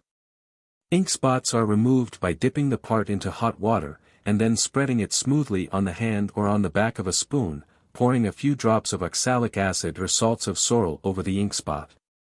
Rubbing and rinsing it in cold water till removed. Grease spots, by rubbing over with yellow soap, and rinsing in hot water. Fruit and wine spots, by dipping in a solution of sal ammonia or spirits of wine, and rinsing. 2376. Every article having been examined and assorted, the sheets and fine linen should be placed in one of the tubs and just covered with lukewarm water, in which a little soda has been dissolved and mixed, and left there to soak till the morning. The greasy cloths and dirtier things should be laid to soak in another tub, in a liquor composed of half a pound of unslaked lime to every 6 quarts of water which has been boiled for 2 hours, then left to settle, and strained off when clear. Each article should be rinsed in this liquor to wet it thoroughly, and left to soak till the morning, just covered by it when the things are pressed together. Coppers and boilers should now be filled, and the fires laid ready to light. 2377. Early on the following morning the fires should be lighted, and as soon as hot water can be procured, washing commenced, the sheets and body linen being wanted to whiten in the morning, should be taken first. Each article being removed in succession from the lye in which it has been soaking, rinsed, rubbed, and wrung, and laid aside until the tub is empty, when the foul water is drawn off. The tub should be again filled with lukewarm water, about 80 degrees, in which the articles should again be plunged, and each gone over carefully with soap, and rubbed. Novices in the art sometimes rub the linen against the skin. More experienced washerwomen rub one linen surface against the other, which saves their hands, and enables them to continue their labor much longer, besides economizing time, 2 parts being thus cleaned at once. 2378. After this first washing, the linen should be put into a second water as hot as the hand can bear, and again rubbed over in every part, examining every part for spots not yet moved, which require to be again soaked over and rubbed till thoroughly clean. Then rinsed and wrung, the larger and stronger articles by 2 of the women, the smaller and more delicate articles requiring gentler treatment. 2379. In order to remove every particle of soap, and produce a good color, they should now be placed, and boiled for about an hour and a half in the copper, in which soda, in the proportion of a teaspoonful to every 2 gallons of water, has been dissolved. Some very careful laundresses put the linen into a canvas bag to protect it from the scum and the sides of the copper. When taken out, it should again be rinsed, first in clean hot water, and then in abundance of cold water slightly tinged with fig blue, and again wrung dry. It should now be removed from the washing house and hung up to dry or spread out to bleach, if there are conveniences for it, and the earlier in the day this is done, the clearer and whiter will be the linen. 2380. Colored muslins, cottons, and linens, require a milder treatment. Any application of soda will discharge the color, and soaking all night, even in pure water, deteriorates the more delicate tints. When ready for washing, if not too dirty, they should be put into cold water and washed very speedily, using the common yellow soap, which should be rinsed off immediately. One article should be washed at a time, and rinsed out immediately before any others are wetted. When washed thoroughly, they should be rinsed in succession in soft water, in which common salt has been dissolved, in the proportion of a handful to 3 or 4 gallons, and afterwards wrung gently, as soon as rinsed, with as little twisting as possible, and then hung out to dry. Delicate colored articles should not be exposed to the sun, but dried in the shade, using clean lines and wooden pegs. 2381. Woolen articles are liable to shrink, unless the flannel has been well shrunk before making up. This liability is increased where very hot water is used. Cold water would thus be the best to wash woolens in, but, as this would not remove the dirt, lukewarm water, about 85 degrees, and yellow soap, are recommended. When thoroughly washed in this, they require a good deal of rinsing in cold water, to remove the soap. 2382. Greasy cloths, which have soaked all night in the liquid described, should be now washed out with soap and water as hot as the hands can bear, first in one water, and rinsed out in a second, and afterwards boiled for 2 hours in water in which a little soda is dissolved. When taken out, they should be rinsed in cold water, and laid out or hung up to dry. 2383. Silk handkerchiefs require to be washed alone. When they contain snuff, they should be soaked by themselves in lukewarm water 2 or 3 hours, they should be rinsed out and put to soak with the others in cold water for an hour or 2, Then washed in lukewarm water, being soaked as they are washed. If this does not remove all stains, they should be washed a second time in similar water, and, when finished, rinsed in soft water in which a handful of common salt has been dissolved. In washing stuff or woolen dresses, the band at the waist and the lining at the bottom should be removed, and wherever it is gathered into folds, and, in furniture, the hems and gatherings. A black silk dress, if very dirty, must be washed. But, if only soiled, soaking for 24 hours will do. If old and rusty, a pint of common spirits should be mixed with each gallon of water, which is an improvement under any circumstances. Whether soaked or washed, it should be hung up to drain, and dried without wringing. 2384, satin and silk ribbons, both white and colored, may be cleaned in the same manner. 2385. Silks, when washed, should be dried in the shade, on a linen horse, taking care that they are kept smooth and unwrinkled. If black or blue, they will be improved if laid again on the table, when dry, and sponged with gin, or whiskey or other white spirit. 2386. The operation should be concluded by rinsing the tubs, cleaning the coppers, scrubbing the floors of the washing house, and restoring everything to order and cleanliness. 2387. Thursday and Friday, in a laundry in full employ, are usually devoted to mangling, starching, and ironing. 2388, linen, cotton, and other fabrics, after being washed and dried, are made smooth and glossy by mangling and by ironing.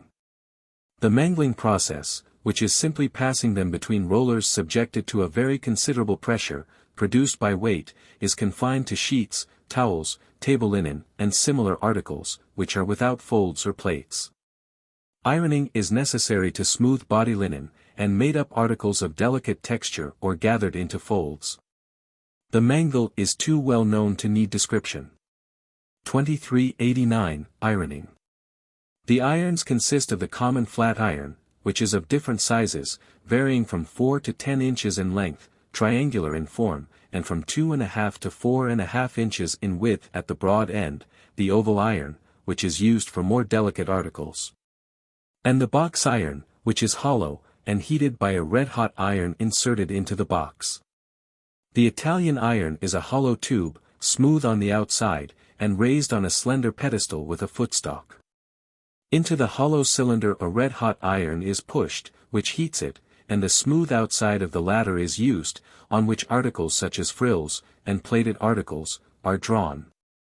Crimping and goffering machines are used for a kind of plating where much regularity is required, the articles being passed through 2 iron rollers fluted so as to represent the kind of plate or fold required. 2390. Starching is a process by which stiffness is communicated to certain parts of linen, as the collar and front of shirts, by dipping them in a paste made of starch boiled in water, mixed with a little gum arabic, where extra stiffness is required. To make starch. Ingredients. Allow 1/2 pint of cold water and 1 quart of boiling water to every 2 tablespoonfuls of starch. Mode. Put the starch into a tolerably large basin. Pour over it the cold water, and stir the mixture well with a wooden spoon until it is perfectly free from lumps, and quite smooth. Then take the basin to the fire, and whilst the water is actually boiling in the kettle or boiler, pour it over the starch, stirring it the whole time. If made properly in this manner, the starch will require no further boiling. But should the water not be boiling when added to the starch, it will not thicken, and must be put into a clean saucepan, and stirred over the fire until it boils. Take it off the fire, strain it into a clean basin, cover it up to prevent a skin forming on the top, and, when sufficiently cool that the hand may be borne in it, starch the things. Many persons, to give a shiny and smooth appearance to the linen when ironed, stir round 2 or 3 times in the starch a piece of wax candle, which also prevents the iron from sticking. 2392. When the things to be starched are washed, dried, and taken off the lines, they should be dipped into the hot starch made as directed, squeezed out of it, and then just dipped into cold water, and immediately squeezed dry. If fine things be wrung, or roughly used, they are very liable to tear, so too much care cannot be exercised in this respect. If the article is lace, clap it between the hands a few times, which will assist to clear it. Then have ready laid out on the table a large clean towel or cloth, shake out the starched things, lay them on the cloth, and roll it up tightly, and let it remain for 3 or 4s, when the things will be ready to iron. 2393. To be able to iron properly requires much practice and experience. Strict cleanliness with all the ironing utensils must be observed, as, if this is not the case, not the most expert ironer will be able to make her things look clear and free from smears, and after wiping down her ironing table, the laundry maid should place a coarse cloth on it, and over that the ironing blanket, with her stand and iron rubber. And having ascertained that her irons are quite clean and of the right heat, she proceeds with her work. 2394. It is a good plan to try the heat of the iron on a coarse cloth or apron before ironing anything fine, there is then no danger of scorching. For ironing fine things, such as collars, cuffs, muslins, and laces, there is nothing so clean and nice to use as the box iron, the bottom being bright and never placed near the fire, it is always perfectly clean. It should, however, be kept in a dry place, for fear of its rusting. Gaffering tongs or irons must be placed in a clear fire for a minute, then withdrawn, wiped with a coarse rubber, and the heat of them tried on a piece of paper, as, unless great care is taken, these will very soon scorch. 2395. The skirts of muslin dresses should be ironed on a skirt board covered with flannel, and the fronts of shirts on a smaller board, also covered with flannel, this board being placed between the back and front. 2396. After things are mangled, they should also be ironed in the folds and gathers, dinner napkins smoothed over, as also tablecloths, pillowcases, and sometimes sheets. The bands of flannel petticoats, and shoulder straps to flannel waistcoats, must also undergo the same process.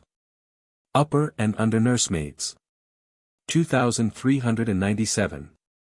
The nursery is of great importance in every family, and in families of distinction, where there are several young children, it is an establishment kept apart from the rest of the family, under the charge of an upper nurse, assisted by under-nursery maids proportioned to the work to be done. The responsible duties of upper nursemaid commence with the weaning of the child. It must now be separated from the mother or wet nurse, at least for a time, and the cares of the nursemaid, which have hitherto been only occasionally put in requisition, are now to be entirely devoted to the infant.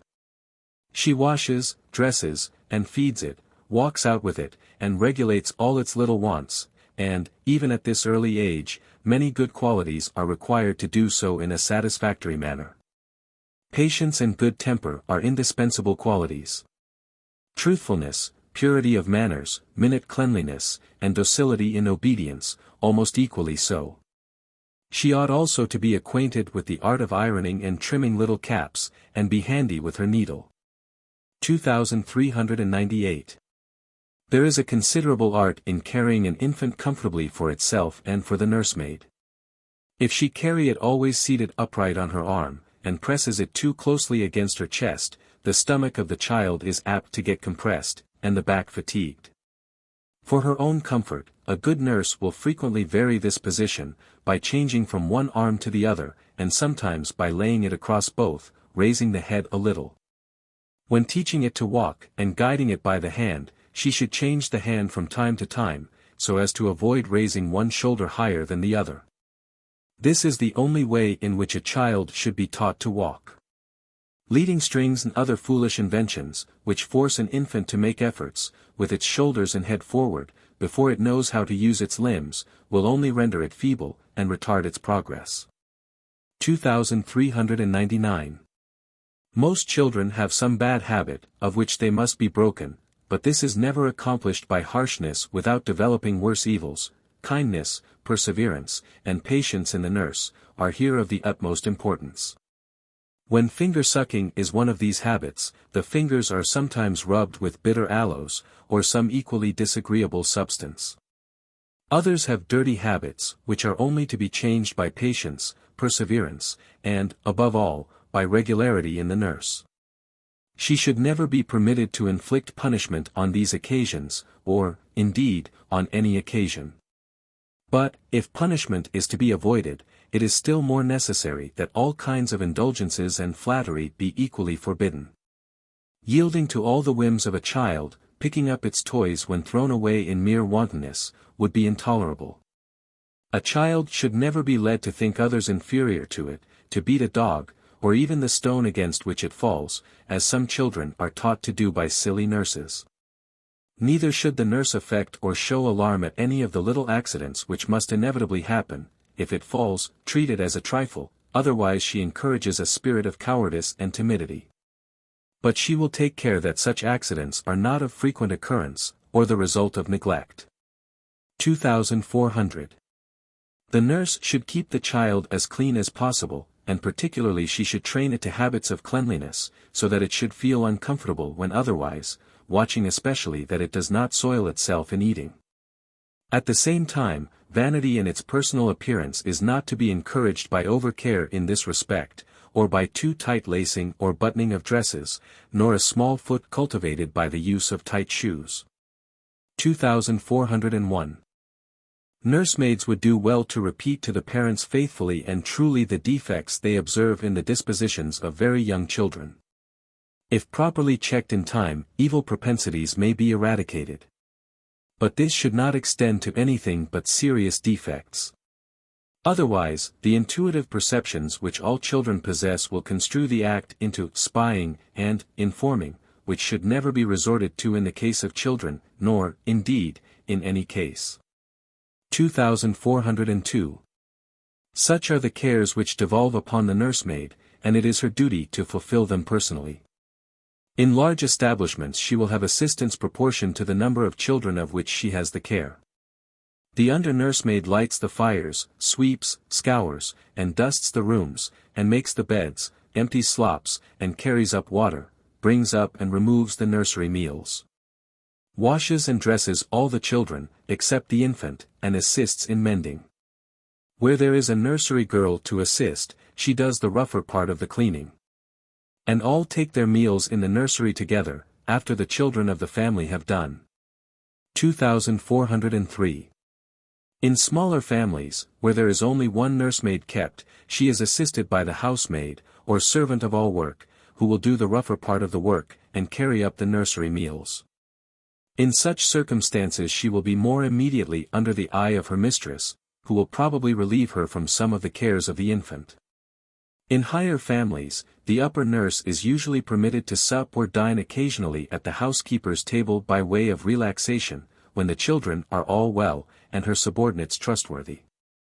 2404. Where the nurse has the entire charge of the nursery, and the mother is too much occupied to do more than pay a daily visit to it, it is desirable that she be a person of observation, and possess some acquaintance with the diseases incident to childhood, as also with such simple remedies as may be useful before a medical attendant can be procured, or where such attendance is not considered necessary. All these little ailments are preceded by symptoms so minute as to be only perceptible to close observation, such as twitching of the brows, restless sleep, grinding the gums, and, in some inflammatory diseases, even to the child abstaining from crying, from fear of the increased pain produced by the movement. Dentition, or cutting the teeth, is attended with many of these symptoms. Measles, thrush, scarlatina, croup, whooping cough, and other childish complaints, are all preceded by well-known symptoms, which may be alleviated and rendered less virulent by simple remedies instantaneously applied. 2405. Dentition is usually the first serious trouble, bringing many other disorders in its train. The symptoms are most perceptible to the mother, the child sucks feebly, and with gums hot, inflamed, and swollen. In this case, relief is yielded by rubbing them from time to time with a little of Mrs. Johnson's soothing syrup, a valuable and perfectly safe medicine. Selfish and thoughtless nurses, and mothers too, sometimes give cordials and sleeping draughts, whose effects are too well known. 2406. Convulsion fits sometimes follow the feverish restlessness produced by these causes. In which case a hot bath should be administered without delay, and the lower parts of the body rubbed, the bath being as hot as it can be without scalding the tender skin. At the same time, the doctor should be sent for immediately, for no nurse should administer medicine in this case, unless the fits have been repeated and the doctor has left directions with her how to act. 2407. Croup is one of the most alarming diseases of childhood. It is accompanied with a hoarse, croaking, ringing cough, and comes on very suddenly, and most so in strong, robust children. A very hot bath should be instantly administered, followed by an emetic either in the form of tartar emetic, croup powder, or a teaspoonful of ipecacuanha, wrapping the body warmly up in flannel after the bath. The slightest delay in administering the bath, or the emetic, may be fatal, hence, the importance of nurses about very young children being acquainted with the symptoms. 2408. Whooping cough is generally preceded by the moaning noise during sleep, which even adults threatened with the disorder cannot avoid. It is followed by violent fits of coughing, which little can be done to relieve. A child attacked by this disorder should be kept as much as possible in the fresh, pure air, but out of draughts, and kept warm, and supplied with plenty of nourishing food. Many fatal diseases flow from this scourge of childhood, and a change to purer air, if possible, should follow convalescence. 2409. Worms are the torment of some children. The symptoms are an unnatural craving for food, even after a full meal. Costiveness, suddenly followed by the reverse, fetid breath, a livid circle under the eyes, enlarged abdomen, and picking the nose, for which the remedies must be prescribed by the doctor. 2410. Measles and scarlatina much resemble each other in their early stages. Headache, restlessness, and fretfulness are the symptoms of both. Shivering fits, succeeded by a hot skin. Pains in the back and limbs, accompanied by sickness, and, in severe cases, sore throat. Pain about the jaws, difficulty in swallowing, running at the eyes, which become red and inflamed, while the face is hot and flushed, often distinguish scarlatina and scarlet fever, of which it is only a mild form. 2411. While the case is doubtful, a dessert spoonful of spirit of nitre diluted in water, given at bedtime, will throw the child into a gentle perspiration, and will bring out the rash in either case. In measles, this appears first on the face. In scarlatina, on the chest, and in both cases a doctor should be called in. In scarlatina, tartar emetic powder or ipecacuanha may be administered in the meantime. 2412. In all cases, cleanliness, fresh air, clean utensils, and frequent washing of the person, both of nurse and children, are even more necessary in the nursery than in either drawing room or sick room. Inasmuch as the delicate organs of childhood are more susceptible of injury from smells and vapors than adults. 2413. It may not be out of place if we conclude this brief notice of the duties of a nursemaid, by an extract from Florence Nightingale's admirable Notes on Nursing. Referring to children, she says. 2414. They are much more susceptible than grown people to all noxious influences. They are affected by the same things, but much more quickly and seriously, by want of fresh air, of proper warmth, want of cleanliness in house, clothes, bedding, or body. By improper food, want of punctuality, by dullness, by want of light, by too much or too little covering in bed or when up. And all this in health. And then she quotes a passage from a lecture on sudden deaths in infancy, to show the importance of careful nursing of children. In the great majority of instances, when death suddenly befalls the infant or young child, it is an accident. It is not a necessary, inevitable result of any disease. That which is known to injure children most seriously is foul air. Keeping the rooms where they sleep closely shut up is destruction to them. And, if the child's breathing be disordered by disease, a few hours only of such foul air may endanger its life, even where no inconvenience is felt by grown-up persons in the room. 2415. Persons moving in the Beat Society will see, after perusing Miss Nightingale's book, that this foul air, want of light, too much or too little clothing, and improper food, is not confined to Crown Street or St. Giles's. That Belgravia and the squares have their north room, where the rays of the sun never reach. A wooden bedstead, 2 or 3 mattresses piled up to above the height of the table, a valance attached to the frame, nothing but a miracle could ever thoroughly dry or air such a bed and bedding, is the ordinary bed of a private house. Than which nothing can be more unwholesome. Don't treat your children like sick, she sums up, don't dose them with tea. Let them eat meat and drink milk, or half a glass of light beer. Give them fresh, light, sunny, and open rooms, cool bedrooms, plenty of outdoor exercise, facing even the cold, and wind, and weather, in sufficiently warm clothes, and with sufficient exercise, plenty of amusements and play. More liberty, and less schooling, and cramming, and training, more attention to food and less to physic. Duties of the sick nurse. 2416. All women are likely, at some period of their lives, to be called on to perform the duties of a sick nurse, and should prepare themselves as much as possible, by observation and reading, for the occasion when they may be required to perform the office. The main requirements are good temper, compassion for suffering, sympathy with sufferers, which most women worthy of the name possess, neat-handedness, quiet manners, love of order, and cleanliness. With these qualifications there will be very little to be wished for, the desire to relieve suffering will inspire 1,000 little attentions, and surmount the disgusts which some of the offices attending the sick-room are apt to create. Where serious illness visits a household, and protracted nursing is likely to become necessary, a professional nurse will probably be engaged, who has been trained to its duties. But in some families, and those not a few let us hope, the ladies of the family would oppose such an arrangement as a failure of duty on their part. There is, besides, even when a professional nurse is ultimately called in, a period of doubt and hesitation, while disease has not yet developed itself, when the patient must be attended to. And, in these cases, some of the female servants of the establishment must give their attendance in the sick room. There are, also, slight attacks of cold, influenza, and accidents in 1,000 forms, to which all are subject, where domestic nursing becomes a necessity. Where disease, though unattended with danger, is nevertheless accompanied by the nervous irritation incident to illness, and when all the attention of the domestic nurse becomes necessary. 2417.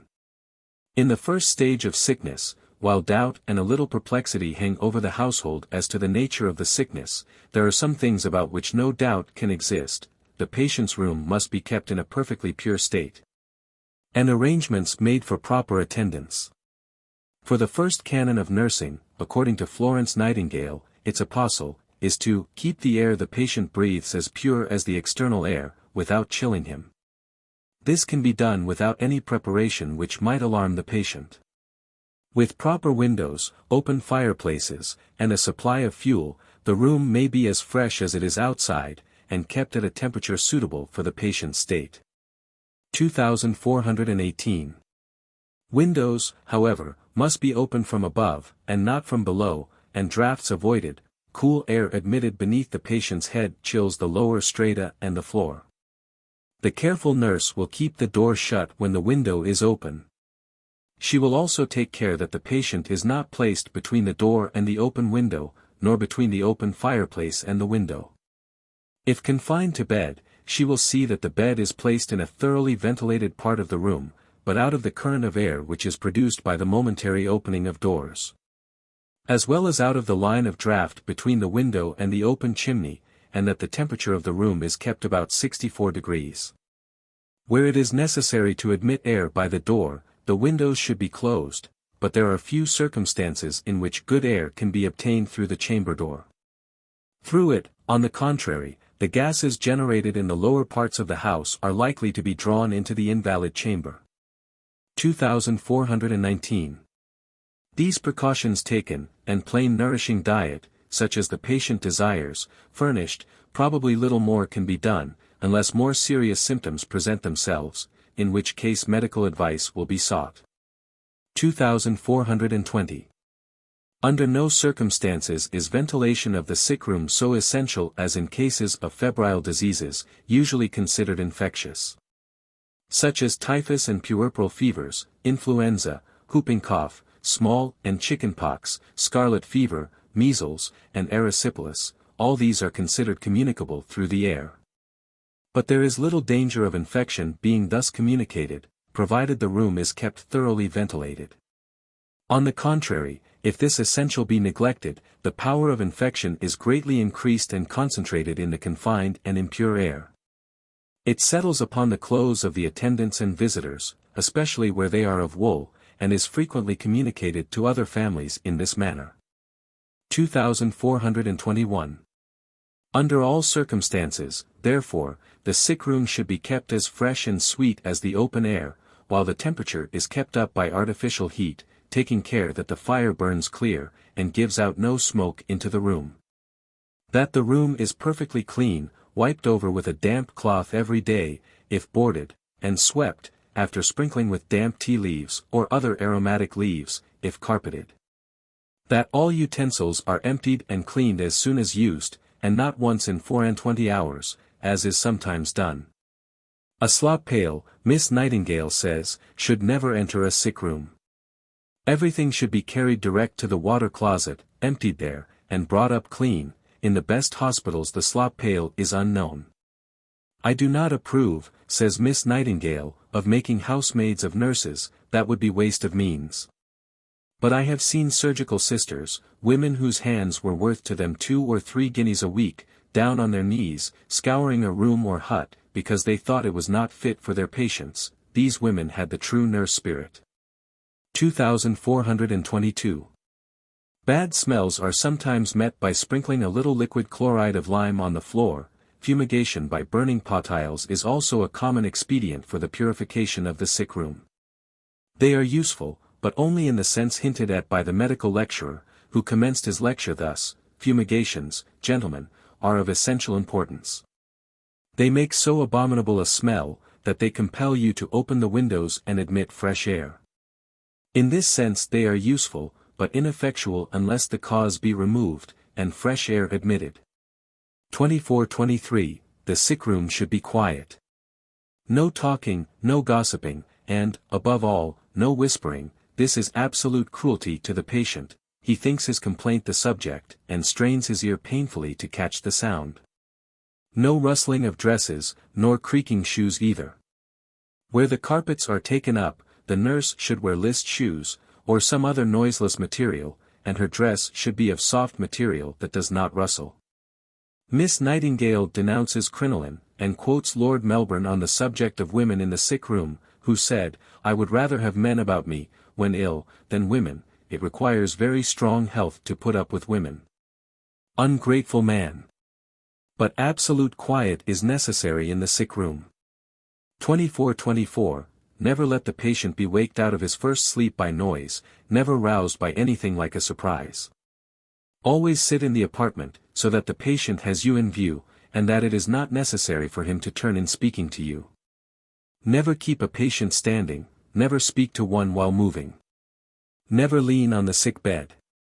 Above all, be calm and decisive with the patient, and prevent all noises overhead. 2425. A careful nurse, when a patient leaves his bed, will open the sheets wide, and throw the clothes back so as thoroughly to air the bed. She will avoid drying or airing anything damp in the sick room. 2426. It is another fallacy, says Florence Nightingale, to suppose that night air is injurious. A great authority told me that, in London, the air is never so good as after 10 o'clock, when smoke has diminished, but then it must be air from without, not within, and not air vitiated by gaseous airs. A great fallacy prevails also, she says, in another section, about flowers poisoning the air of the sick room. No one ever saw them overcrowding the sick room, but, if they did, they actually absorb carbonic acid and give off oxygen. Cut flowers also decompose water, and produce oxygen gas. Lilies, and some other very odorous plants, may perhaps give out smells unsuited to a close room, while the atmosphere of the sick room should always be fresh and natural. 2427. Patients, says Miss Nightingale, are sometimes starved in the midst of plenty, from want of attention to the ways which alone make it possible for them to take food. A spoonful of beef tea, or arrowroot and wine, or some other light nourishing diet, should be given every hour, for the patient's stomach will reject large supplies.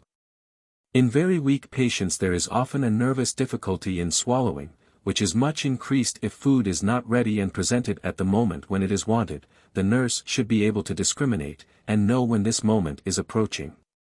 2428. Diets suitable for patients will depend, in some degree, on their natural likes and dislikes, which the nurse will do well to acquaint herself with. Beef tea is useful and relishing, but possesses little nourishment. When evaporated, it presents a teaspoonful of solid meat to a pint of water.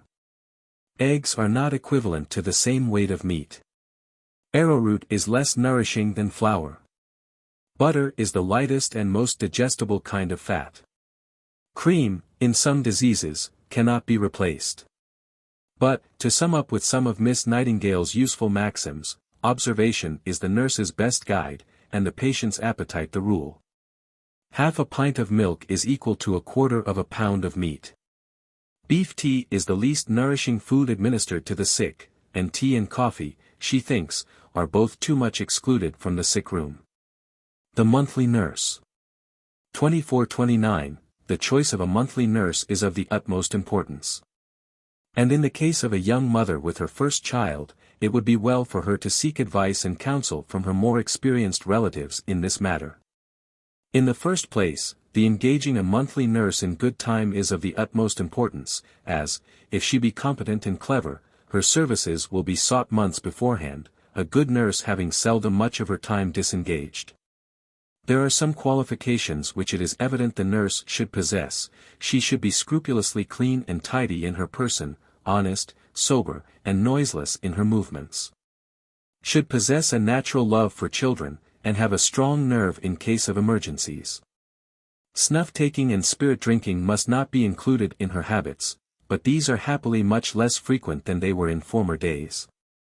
2430. Receiving, as she often will, instructions from the doctor, she should bear these in mind, and carefully carry them out.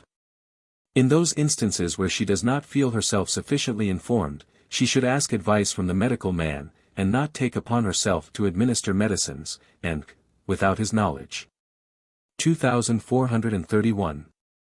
A monthly nurse should be between 30 and 50 years of age, sufficiently old to have had a little experience, and yet not too old or infirm to be able to perform various duties requiring strength and bodily vigor.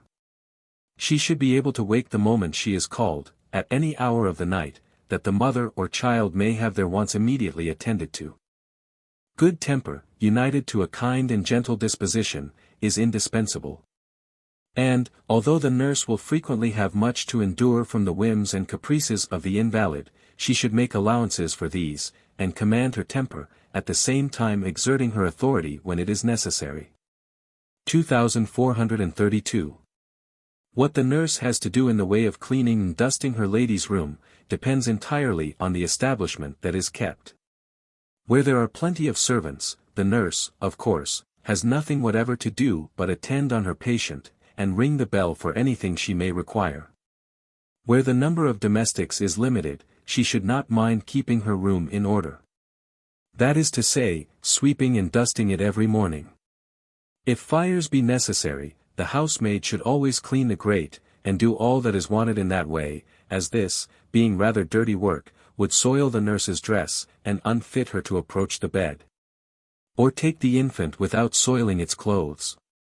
In small establishments, too, the nurse should herself fetch things she may require, and not ring every time she wants anything, and she must, of course, not leave her invalid unless she sees everything is comfortable. And then only for a few minutes. When downstairs, and in company with the other servants, the nurse should not repeat what she may have heard in her lady's room, as much mischief may be done by a gossiping nurse. As in most houses the monthly nurse is usually sent for a few days before her services may be required, she should see that all is in readiness, that there be no bustle and hurry at the time the confinement takes place.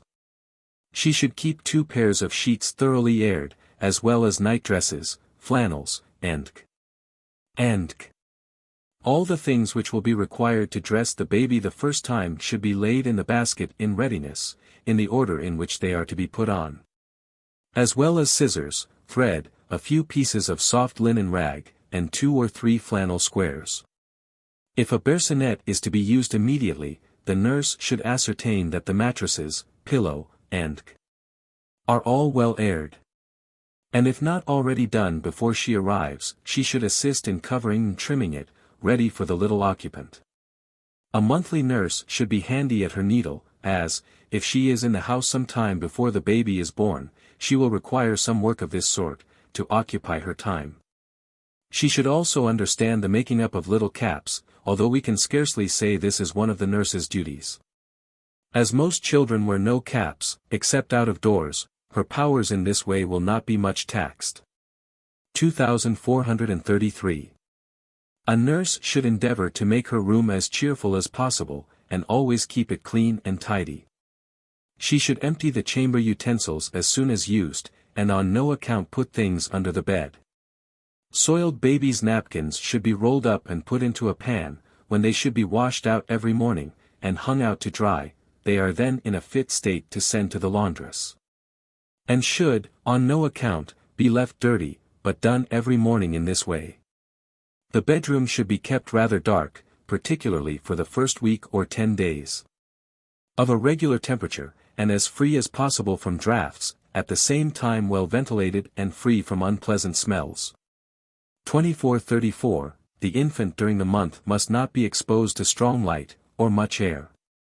And in carrying it about the passages, stairs, and the nurse should always have its head flannel on, to protect the eyes and ears from the currents of air. For the management of children, we must refer our readers to the following chapters. And we need only say, in conclusion, that a good nurse should understand the symptoms of various ills incident to this period, as, in all cases, prevention is better than cure. As young mothers with their first baby are very often much troubled at first with their breasts, the nurse should understand the art of emptying them by suction, or some other contrivance. If the breasts are kept well drawn, there will be but little danger of inflammation, and as the infant at first cannot take all that is necessary, something must be done to keep the inflammation down. This is one of the greatest difficulties a nurse has to contend with, and we can only advise her to be very persevering, to rub the breasts well, and to let the infant suck as soon and as often as possible, until they get in proper order. The wet nurse. 2435. We are aware that, according to the opinion of some ladies, there is no domestic theme, during a certain period of their married lives, more fraught with vexation and disquietude than that ever fruitful source of annoyance, the nurse. But, as we believe, there are thousands of excellent wives and mothers who pass through life without even a temporary imbroglio in the kitchen, or suffering a state of moral hectic the whole time of a nurse's empire in the nursery or bedroom. Our own experience goes to prove, that although many unqualified persons pawn themselves off on ladies as fully competent for the duties they so rashly and dishonestly undertake to perform, and thus expose themselves to ill will and merited censure, there are still very many fully equal to the legitimate exercise of what they undertake. And if they do not in every case give entire satisfaction, some of the fault, and sometimes a great deal of it, may be honestly placed to the account of the ladies themselves, who, in many instances, are so impressed with the propriety of their own method of performing everything, as to insist upon the adoption of their system in preference to that of the nurse, whose plan is probably based on a comprehensive forethought, and rendered perfect in all its details by an ample experience.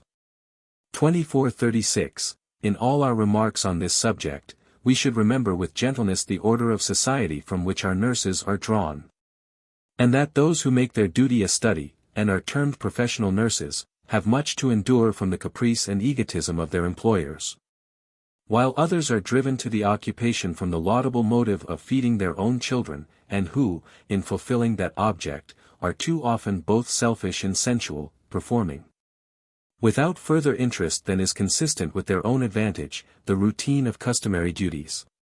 2437. Properly speaking, there are two nurses, the nurse for the mother and the nurse for the child, or, the monthly and the wet nurse. Of the former we have already spoken, and will now proceed to describe the duties of the latter, and add some suggestions as to her age, physical health, and moral conduct. Subjects of the utmost importance as far as the charge entrusted to her is concerned, and therefore demanding some special remarks. 2438.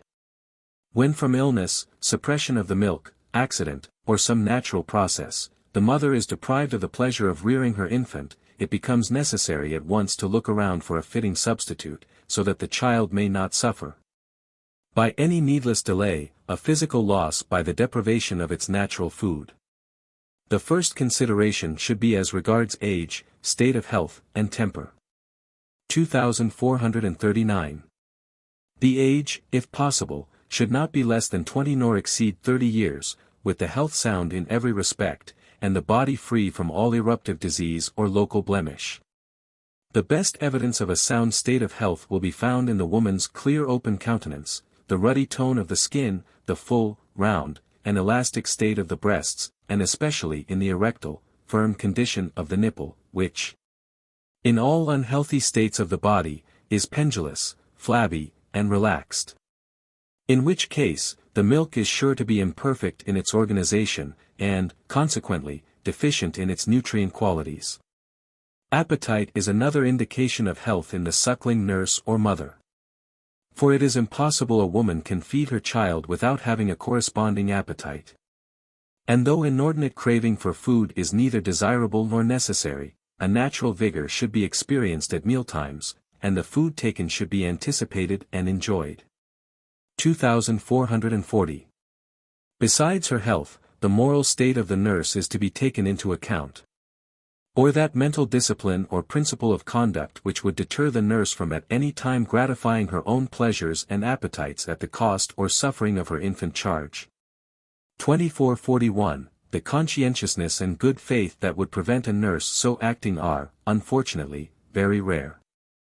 And many nurses, rather than forego the enjoyment of a favorite dish, though morally certain of the effect it will have on the child, will, on the first opportunity, feed with avidity on fried meats, cabbage, cucumbers, pickles, or other crude and injurious aliments, in defiance of all orders given, or confidence reposed in their word, good sense, and humanity. And when the infant is afterwards racked with pain, and a night of disquiet alarms the mother, the doctor is sent for, and the nurse, covering her dereliction by a falsehood, the consequence of her gluttony is treated as a disease. And the poor infant is dosed for some days with medicines, that can do it but little if any good, and, in all probability, materially retard its physical development. The selfish nurse, in her ignorance, believes, too, that as long as she experiences no admonitory symptoms herself, the child cannot suffer. And satisfied that, whatever is the cause of its screams and plunges, neither she, nor what she had eaten, had anything to do with it, with this flattering assurance at her heart, she watches her opportunity, and has another luxurious feast off the proscribed dainties, till the increasing disturbance in the child's health, or treachery from the kitchen, opens the eyes of mother and doctor to the nurse's unprincipled conduct. In all such cases the infant should be spared the infliction of medicine, and, as a wholesome corrective to herself, and relief to her charge, a good sound dose administered to the nurse. 2442. Respecting the diet of the wet nurse, the first point of importance is to fix early and definite hours for every meal, and the mother should see that no cause is ever allowed to interfere with their punctuality. The food itself should be light, easy of digestion, and simple. Boiled or roast meat, with bread and potatoes, with occasionally a piece of sago, rice, or tapioca pudding, should constitute the dinner, the only meal that requires special comment. Broths, green vegetables, and all acid or salt foods, must be avoided. Fresh fish, once or twice a week, may be taken, but it is hardly sufficiently nutritious to be often used as a meal. If the dinner is taken early, at 1 o'clock, there will be no occasion for luncheon, which too often, to the injury of the child, is made the cover for a first dinner. Half a pint of stout, with a reading biscuit, at 11 o'clock, will be abundantly sufficient between breakfast at 8 and a good dinner, with a pint of porter at 1 o'clock. About 8 o'clock in the evening, half a pint of stout, with another biscuit, may be taken, and for supper, at 10 or half past, a pint of porter, with a slice of toast or a small amount of bread and cheese, may conclude the feeding for the day. 2443. Animal food once in 24 hours is quite sufficient. All spirits, unless in extreme cases, should be avoided, and wine is still more seldom needed. With a due quantity of plain digestible food, and the proportion of stout and porter ordered, with early hours and regularity, the nurse will not only be strong and healthy herself, but fully capable of rearing a child in health and strength. There are 2 points all mothers, who are obliged to employ wet nurses, should remember, and be on their guard against. The first is, never to allow a nurse to give medicine to the infant on her own authority. Many have such an infatuated idea of the healing excellence of castor oil, that they would administer a dose of this disgusting grease twice a week, and think they had done a meritorious service to the child. The next point is, to watch carefully, lest, to ensure a night's sleep for herself, she does not dose the infant with Godfrey's cordial, syrup of poppies, or some narcotic potion. To ensure tranquility to the one and give the opportunity of sleep to the other. The fact that scores of nurses keep secret bottles of these deadly syrups, for the purpose of stilling their charges, is notorious, and that many use them to a fearful extent, is sufficiently patent to all. 2444. It therefore behoves the mother, while obliged to trust to a nurse, to use her best discretion to guard her child from the unprincipled treatment of the person she must, to a certain extent, depend upon and trust. And to remember, in all cases, rather than resort to castor oil or sedatives, to consult a medical man for her infant in preference to following the counsel of her nurse. The rearing, management, and diseases of infancy and childhood. Chapter 42. Physiology of life, as illustrated by respiration, circulation, and digestion. 2445. The infantine management of children, like the mother's love for her offspring, seems to be born with the child, and to be a direct intelligence of nature. It may thus, at first sight, appear as inconsistent and presumptuous to tell a woman how to rear her infant as to instruct her in the manner of loving it. Yet, though nature is unquestionably the best nurse, art makes so admirable a foster mother, that no sensible woman, in her novitiate of parent, would refuse the admonitions of art, or the teachings of experience, to consummate her duties of nurse. It is true that, in a civilized state of society, few young wives reach the epoch that makes them mothers without some insight, traditional or practical, into the management of infants. Consequently, the cases wherein a woman is left to her own unaided intelligence, or what, in such a case, may be called instinct, and obliged to trust to the promptings of nature alone for the well-being of her child, are very rare indeed. Again, every woman is not gifted with the same physical ability for the harassing duties of a mother. And though nature, as a general rule, has endowed all female creation with the attributes necessary to that most beautiful and, at the same time, holiest function, the healthy rearing of their offspring, the cases are sufficiently numerous to establish the exception, where the mother is either physically or socially incapacitated from undertaking these most pleasing duties herself, and where, consequently, she is compelled to trust to adventitious aid for those natural benefits which are at once the mother's pride and delight to render to her child. 2446. In these cases, when obliged to call in the services of hired assistants, she must trust the dearest obligation of her life to one who, from her social sphere, has probably notions of rearing children diametrically opposed to the preconceived ideas of the mother, and at enmity with all her sentiments of right and prejudices of position. 2447. It has justly been said, we think by Hood, that the children of the poor are not brought up, but dragged up. However facetious this remark may seem, there is much truth in it. And that children, reared in the reeking dens of squalor and poverty, live at all, is an apparent anomaly in the course of things, that, at first sight, would seem to set the laws of sanitary provision at defiance, and make it appear a perfect waste of time to insist on pure air and exercise as indispensable necessaries of life, and especially so as regards infantine existence. 2448.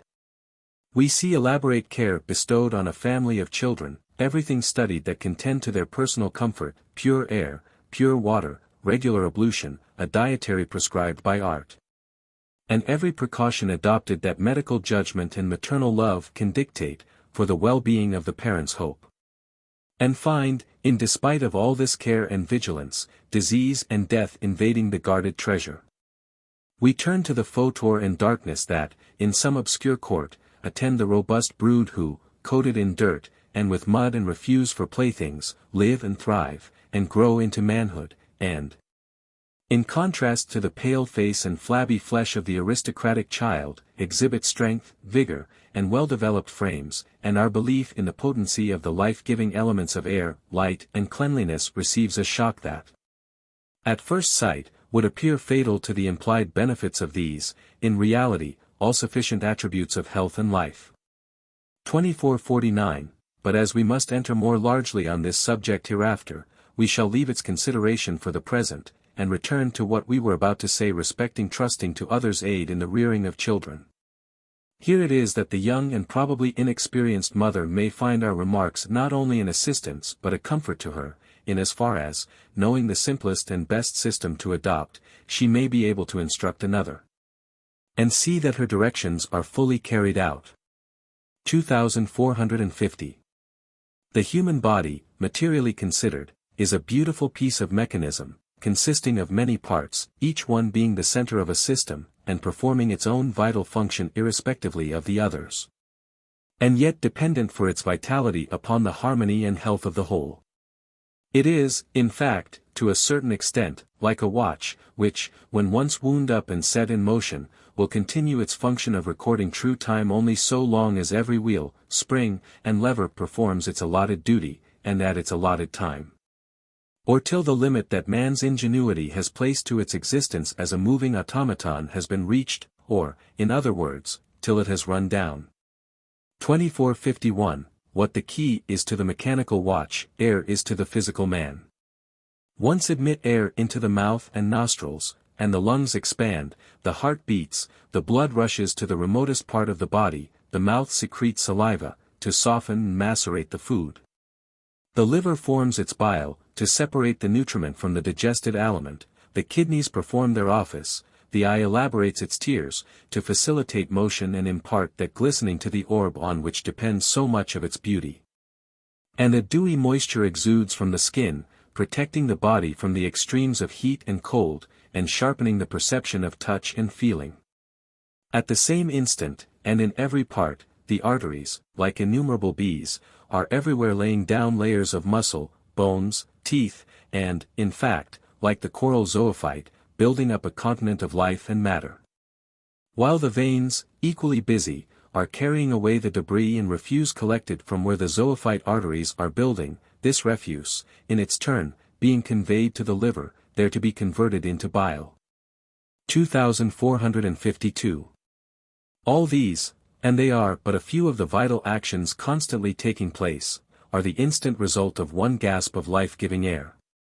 No subject can be fraught with greater interest than watching the first spark of life, as it courses with electric speed, through all the gates and alleys, of the soft, insensate body of the infant. The effect of air on the newborn child is as remarkable in its results as it is wonderful in its consequence.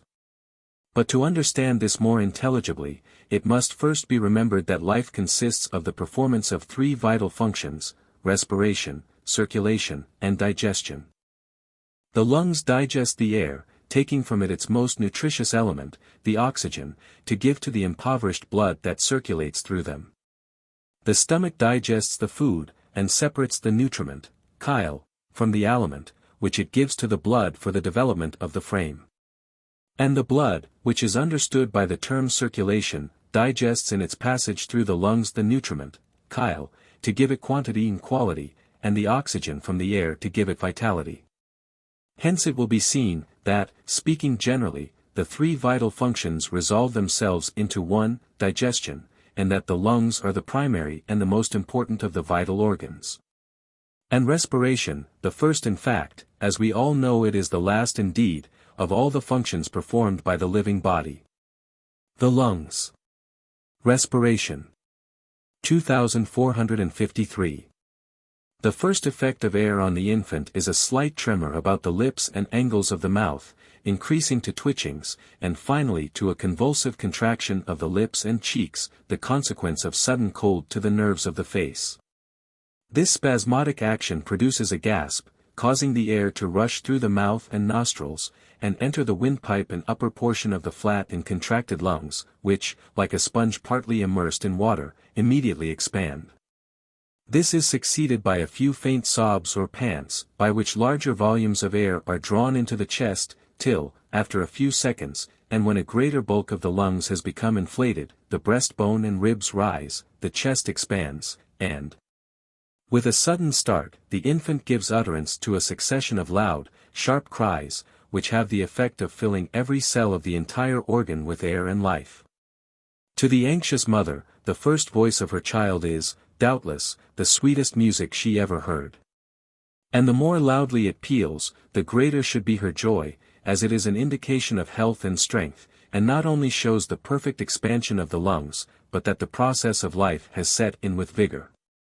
Having welcomed in its own existence, like the morning bird, with a shrill note of gladness, the infant ceases its cry, and, after a few short sobs, usually subsides into sleep or quietude.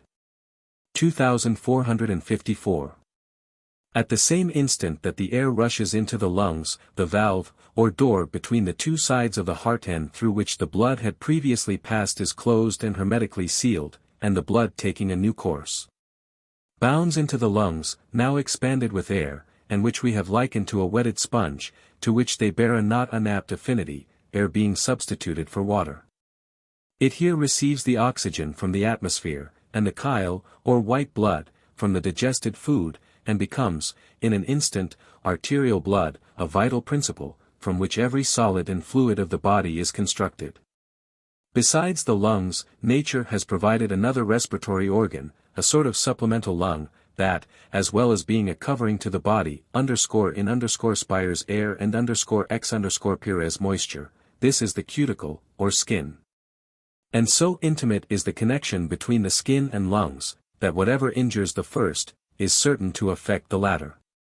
2455. Hence the difficulty of breathing experienced after scalds or burns on the cuticle, the cough that follows the absorption of cold or damp by the skin, the oppressed and laborious breathing experienced by children in all eruptive diseases. While the rash is coming to the surface, and the hot, dry skin that always attends congestion of the lungs, and fever. 2456. The great practical advantage derivable from this fact is, the knowledge that whatever relieves the one benefits the other. Hence, too, the great utility of hot baths in all affections of the lungs or diseases of the skin. And the reason why exposure to cold or wet is, in nearly all cases, followed by tightness of the chest, sore throat, difficulty of breathing, and cough. These symptoms are the consequence of a larger quantity of blood than is natural remaining in the lungs, and the cough is a mere effort of nature to throw off the obstruction caused by the presence of too much blood in the organ of respiration. The hot bath, by causing a larger amount of blood to rush suddenly to the skin, has the effect of relieving the lungs of their excess of blood, and by equalizing the circulation, and promoting perspiration from the cuticle, affords immediate and direct benefit, both to the lungs and the system at large. The stomach, digestion. 2457. The organs that either directly or indirectly contribute to the process of digestion are, the mouth, teeth, tongue, and gullet, the stomach, small intestines, the pancreas, the salivary glands, and the liver. Next to respiration, digestion is the chief function in the economy of life, as, without the nutritious fluid digested from the aliment, there would be nothing to supply the immense and constantly recurring waste of the system, caused by the activity with which the arteries at all periods, but especially during infancy and youth, are building up the frame and developing the body. In infancy, the period of which our present subject treats, the series of parts engaged in the process of digestion may be reduced simply to the stomach and liver, or rather its secretion, the bile. The stomach is a thick muscular bag, connected above with the gullet, and, at its lower extremity, with the commencement of the small intestines. The duty or function of the stomach is to secrete from the arteries spread over its inner surface, a sharp acid liquid called the gastric juice. This, with a due mixture of saliva, softens, dissolves, and gradually digests the food or contents of the stomach, reducing the whole into a soft pulpy mass, which then passes into the first part of the small intestines, where it comes in contact with the bile from the gallbladder, which immediately separates the digested food into two parts. One is a white creamy fluid called chyle, and the absolute concentration of all nourishment, which is taken up by proper vessels, and, as we have before said, carried directly to the heart, to be made blood of, and vitalized in the lungs, and thus provide for the wear and tear of the system. It must be here observed that the stomach can only digest solids, for fluids, being incapable of that process, can only be absorbed, and without the result of digestion, animal, at least human life, could not exist. Now, as nature has ordained that infantine life shall be supported on liquid aliment, and as, without a digestion the body would perish, some provision was necessary to meet this difficulty. And that provision was found in the nature of the liquid itself, or in other words, the milk. The process of making cheese, or fresh curds and whey, is familiar to most persons, but as it is necessary to the elucidation of our subject, we will briefly repeat it. The internal membrane, or the lining coat of a calf's stomach, having been removed from the organ, is hung up, like a bladder, to dry. When required, a piece is cut off, put in a jug, a little warm water poured upon it, and after a few hours it is fit for use, the liquid so made being called rennet. A little of this rennet, poured into a basin of warm milk, at once coagulates the greater part, and separates from it a quantity of thin liquor, called whey. This is precisely the action that takes place in the infant's stomach after every supply from the breast. The cause is the same in both cases, the acid of the gastric juice in the infant's stomach immediately converting the milk into a soft cheese. It is gastric juice, adhering to the calf's stomach, and drawn out by the water, forming rennet, that makes the curds in the basin.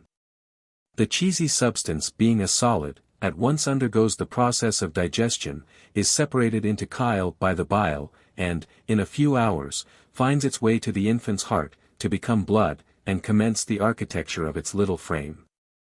This is the simple process of a baby's digestion: milk converted into cheese, cheese into chyle, chyle into blood, and blood into flesh, bone, and tegument. How simple is the cause, but how sublime and wonderful are the effects.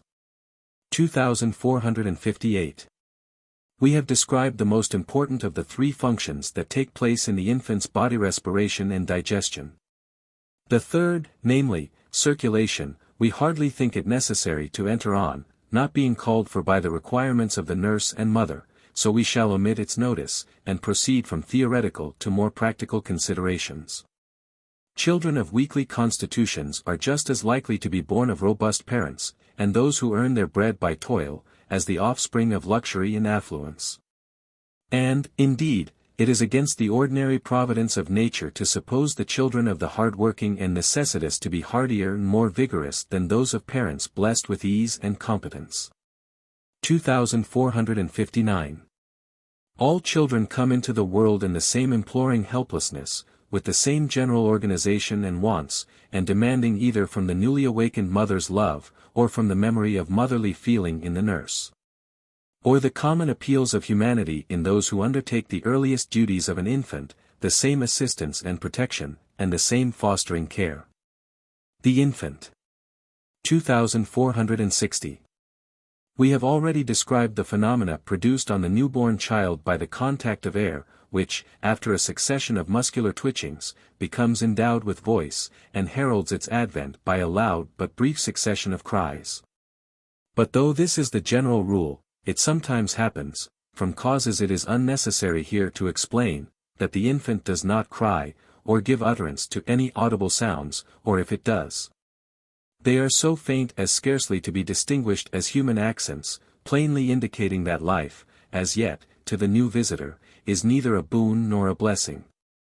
The infant being, in fact, in a state of suspended or imperfect vitality, a state of quasi-existence, closely approximating the condition of a stillbirth.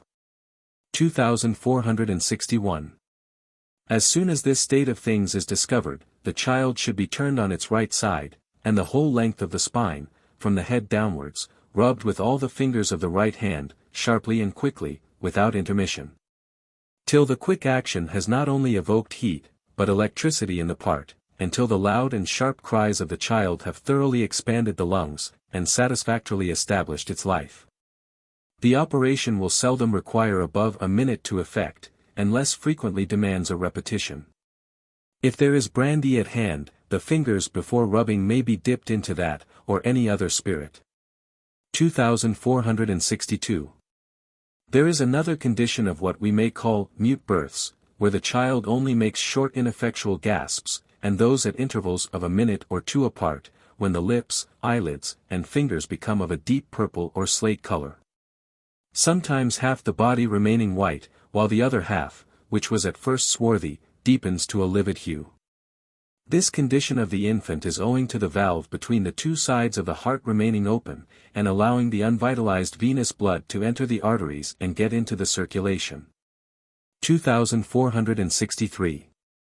The object in this case, as in the previous one, is to dilate the lungs as quickly as possible, so that, by the sudden effect of a vigorous inspiration, the valve may be firmly closed, and the impure blood, losing this means of egress, be sent directly to the lungs. The same treatment is therefore necessary as in the previous case, with the addition, if the friction along the spine has failed, of a warm bath at a temperature of about 80 degrees, in which the child is to be plunged up to the neck. First cleansing the mouth and nostrils of the mucus that might interfere with the free passage of air. 2464. While in the bath, the friction along the spine is to be continued, and if the lungs still remain unexpended, while one person retains the child in an inclined position in the water. Another should insert the pipe of a small pair of bellows into one nostril, and while the mouth is closed and the other nostril compressed on the pipe with the hand of the assistant. The lungs are to be slowly inflated by steady puffs of air from the bellows, the hand being removed from the mouth and nose after each inflation, and placed on the pit of the stomach, and by a steady pressure expelling it out again by the mouth. This process is to be continued, steadily inflating and expelling the air from the lungs, till, with a sort of tremulous leap, nature takes up the process, and the infant begins to gasp, and finally to cry, at first low and faint, but with every gulp of air increasing in length and strength of volume, when it is to be removed from the water, and instantly wrapped, all but the face and mouth, in a flannel. Sometimes, however, all these means will fail in effecting an utterance from the child, which will lie, with livid lips and a flaccid body, every few minutes opening its mouth with a short gasping pant, and then subsiding into a state of pulseless inaction, lingering probably some hours, till the spasmodic pantings growing further apart, it ceases to exist. 2465. The time that this state of negative vitality will linger in the frame of an infant is remarkable. And even when all the previous operations, though long continued, have proved ineffectual, the child will often rally from the simplest of means, the application of dry heat.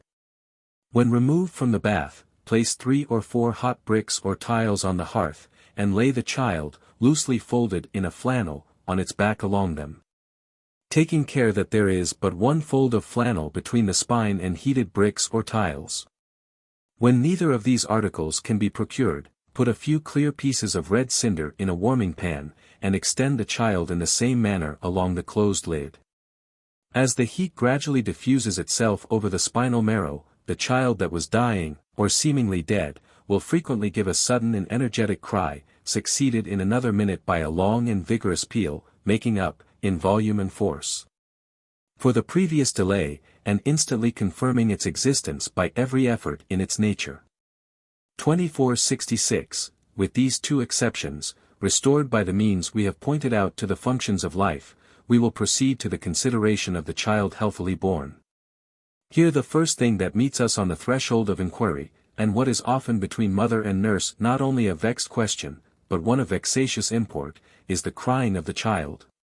The mother, in her natural anxiety, maintaining that her infant must be ill to cause it to cry so much or so often, and the nurse insisting that all children cry, and that nothing is the matter with it, and that crying does good, and is, indeed, an especial benefit to infancy.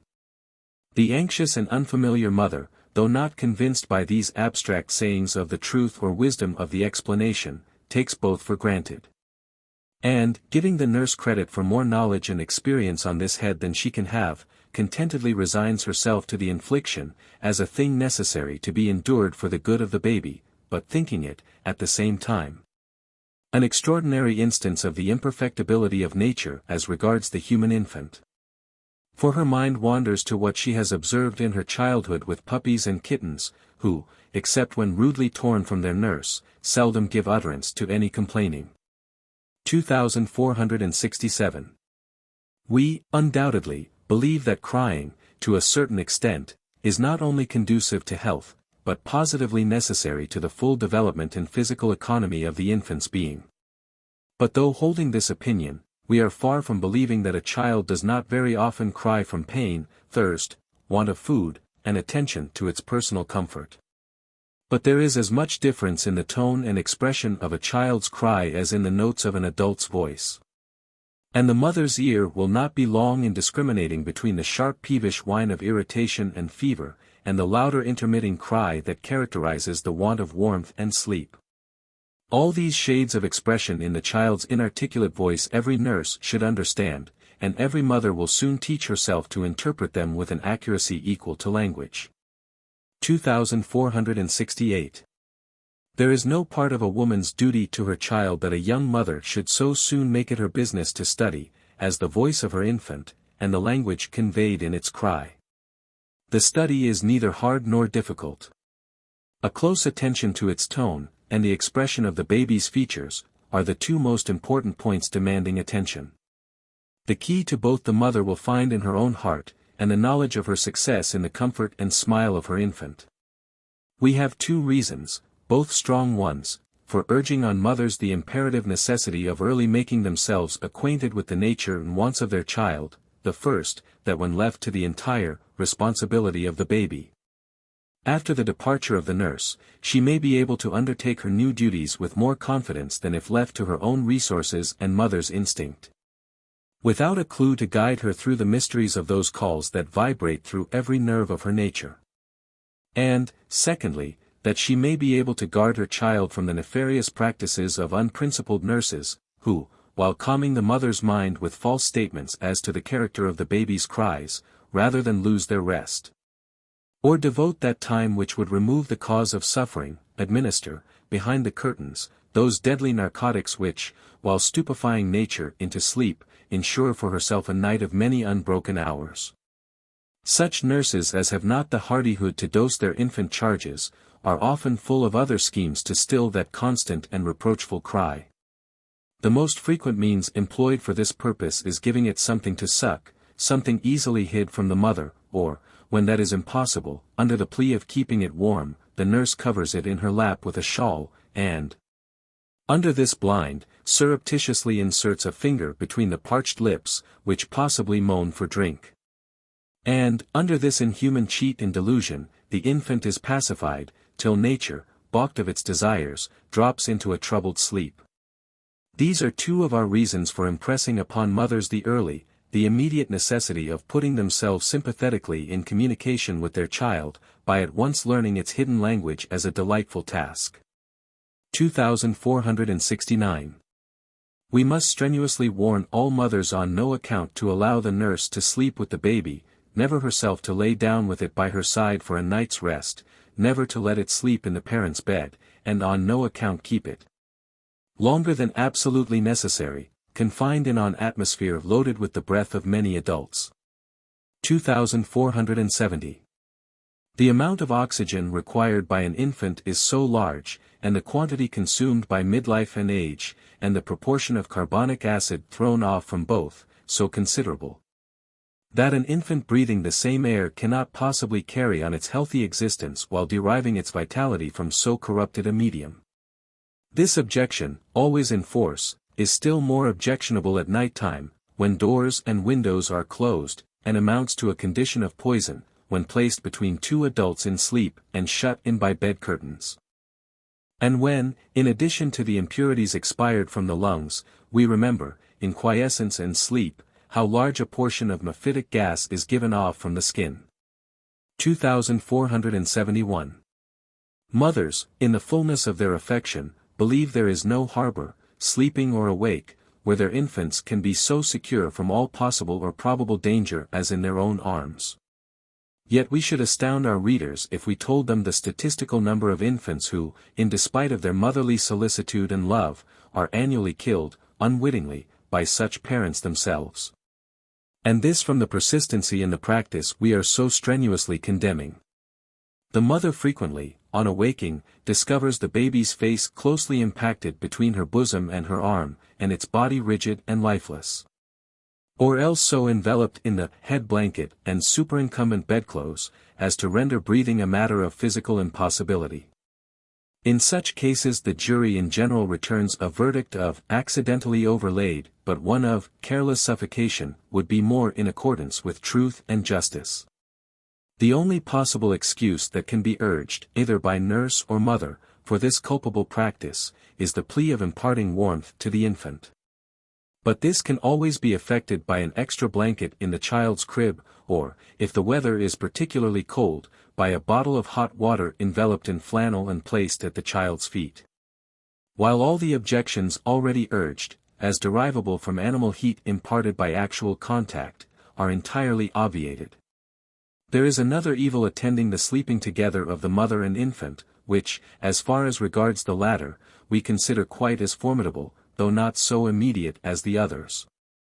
And is always followed by more or less of mischief to the mother. The evil we now allude to is that most injurious practice of letting the child suck after the mother has fallen asleep, a custom that naturally results from the former, and which, as we have already said, is injurious to both mother and child. It is injurious to the infant by allowing it, without control, to imbibe to distension a fluid sluggishly secreted and deficient in those vital principles which the want of mental energy, and of the sympathetic appeals of the child on the mother, so powerfully produce on the secreted nutriment, while the mother wakes in a state of clammy exhaustion, with giddiness, dimness of sight, nausea, loss of appetite, and a dull aching pain through the back and between the shoulders. In fact, she wakes languid and unrefreshed from her sleep, with febrile symptoms and hectic flushes, caused by her baby vampire, who, while dragging from her health and strength, has excited in itself a set of symptoms directly opposite, but fraught with the same injurious consequences, functional derangement. The milk. 2472. As nature has placed in the bosom of the mother the natural food of her offspring, it must be self-evident to every reflecting woman, that it becomes her duty to study, as far as lies in her power, to keep that reservoir of nourishment in as pure and invigorating a condition as possible. For she must remember that the quantity is no proof of the quality of this aliment. 2473. The mother, while suckling, as a general rule, should avoid all sedentary occupations, take regular exercise, keep her mind as lively and pleasingly occupied as possible, especially by music and singing. Her diet should be light and nutritious, with a proper sufficiency of animal food, and of that kind which yields the largest amount of nourishment. And, unless the digestion is naturally strong, vegetables and fruit should form a very small proportion of the general dietary, and such preparations as broths, gruels, arrowroot, and, still less, tapioca, or ground rice pudding, made with several eggs, may be taken freely. But all slops and thin potations, such as that delusion called chicken broth, should be avoided, as yielding a very small amount of nutriment, and a large proportion of flatulence. All purely stimulants should be avoided as much as possible, especially spirits, unless taken for some special object, and that medicinally, but as a part of the dietary they should be carefully shunned. Lactation is always an exhausting process, and as the child increases in size and strength, the drain upon the mother becomes great and depressing. Then something more even than an abundant diet is required to keep the mind and body up to a standard sufficiently healthy to admit of a constant and nutritious secretion being performed without detriment to the physical integrity of the mother. or injury to the child who imbibes it. And as stimulants are inadmissible, if not positively injurious, the substitute required is to be found in malt liquor. To the lady accustomed to her Madeira and sherry, this may appear a very vulgar potation for a delicate young mother to take instead of the more subtle and condensed elegance of wine.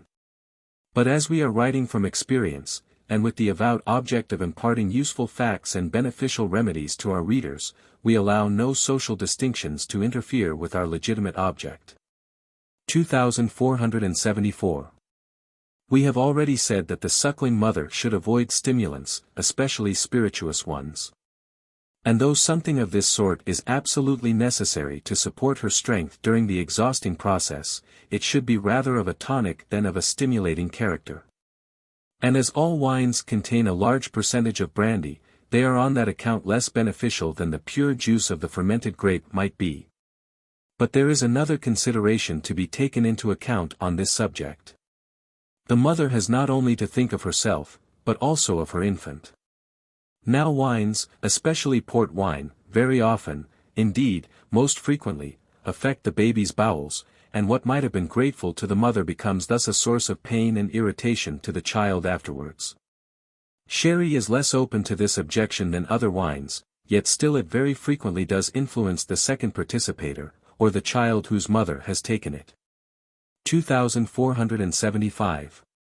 The 9 or 12 months a woman usually suckles must be, to some extent, to most mothers, a period of privation and penance, and unless she is deaf to the cries of her baby, and insensible to its kicks and plunges, and will not see in such muscular evidences the griping pains that rack her child, she will avoid every article that can remotely affect the little being who draws its sustenance from her. She will see that the babe is acutely affected by all that in any way influences her, and willingly curtail her own enjoyments, rather than see her infant rendered feverish, irritable, and uncomfortable. As the best tonic, then, and the most efficacious indirect stimulant that a mother can take at such times, there is no potation equal to porter and stout, or, what is better still, an equal part of porter and stout. Ale, except for a few constitutions, is too subtle and too sweet, generally causing acidity or heartburn, and stout alone is too potent to admit of a full draught, from its proneness to affect the head. And quantity, as well as moderate strength, is required to make the draught effectual. The equal mixture, therefore, of stout and porter yields all the properties desired or desirable as a medicinal agent for this purpose. 2476. Independently of its invigorating influence on the constitution, porter exerts a marked and specific effect on the secretion of milk. More powerful in exciting an abundant supply of that fluid than any other article within the range of the physician's art. And, in cases of deficient quantity, is the most certain, speedy, and the healthiest means that can be employed to ensure a quick and abundant flow. In cases where malt liquor produces flatulency, a few grains of the carbonate of soda may advantageously be added to each glass immediately before drinking, which will have the effect of neutralizing any acidity that may be in the porter at the time, and will also prevent its after disagreement with the stomach. The quantity to be taken must depend upon the natural strength of the mother, the age and demand made by the infant on the parent, and other causes. But the amount should vary from 1 to 2 pints a day, never taking less than half a pint at a time, which should be repeated 3 or 4 times a day. 2477. We have said that the period of suckling is a season of penance to the mother, but this is not invariably the case. And, as so much must depend upon the natural strength of the stomach, and its power of assimilating all kinds of food into healthy chyle, it is impossible to define exceptions. Where a woman feels she can eat any kind of food, without inconvenience or detriment, she should live during her suckling as she did before. But, as a general rule, we are bound to advise all mothers to abstain from such articles as pickles, fruits, cucumbers, and all acid and slowly digestible foods, unless they wish for restless nights and crying infants. 2478. As regards exercise and amusement, we would certainly neither prohibit a mother's dancing, going to a theatre, nor even from attending an assembly. The first, however, is the best indoor recreation she can take, and a young mother will do well to often amuse herself in the nursery with this most excellent means of healthful circulation. The only precaution necessary is to avoid letting the child suck the milk that has lain long in the breast, or is heated by excessive action. 2479. Every mother who can, should be provided with a breast pump, or glass tube, to draw off the superabundance that has been accumulating in her absence from the child. Or the first gush excited by undue exertion, the subsequent supply of milk will be secreted under the invigorating influence of a previous healthy stimulus. 2480. As the first milk that is secreted contains a large amount of the saline elements, and is thin and innutritious, it is most admirably adapted for the purpose nature designed it to fulfill, that of an aperient. But which, unfortunately, it is seldom permitted, in our artificial mode of living, to perform. 2481. So opposed are we to the objectionable plan of physicking newborn children, that, unless for positive illness, we would much rather advise that medicine should be administered through the mother for the first 8 or 10 weeks of its existence. This practice, which few mothers will object to, is easily effected by the parent, when such a course is necessary for the child, taking either a dose of castor oil, half an ounce of tasteless salts, the phosphate of soda, 1 or 2 teaspoonfuls of magnesia, a dose of lenitive electuary, manna, or any mild and simple aperient, which, almost before it can have taken effect on herself, will exhibit its action on her child. 2482. One of the most common errors that mothers fall into while suckling their children, is that of fancying they are always hungry, and consequently overfeeding them. And with this, the great mistake of applying the child to the breast on every occasion of its crying, without investigating the cause of its complaint, and, under the belief that it wants food, putting the nipple into its crying mouth. Until the infant turns in revulsion and petulance from what it should accept with eagerness and joy. At such times, a few teaspoonfuls of water, slightly chilled, will often instantly pacify a crying and restless child, who has turned in loathing from the offered breast. Or, after imbibing a few drops, and finding it not what nature craved, throws back its head in disgust, and cries more petulantly than before. In such a case as this, the young mother, grieved at her baby's rejection of the tempting present, and distressed at its cries, and in terror of some injury, over and over ransacks its clothes. Believing some insecure pin can alone be the cause of such sharp complaining, an accident that, from her own care in dressing, however, is seldom or ever the case. 2483. These abrupt cries of the child, if they do not proceed from thirst, which a little water will relieve, not unfrequently occur from some unequal pressure, a fold or twist in the roller, or some constriction round the tender body. If this is suspected, the mother must not be content with merely slackening the strings.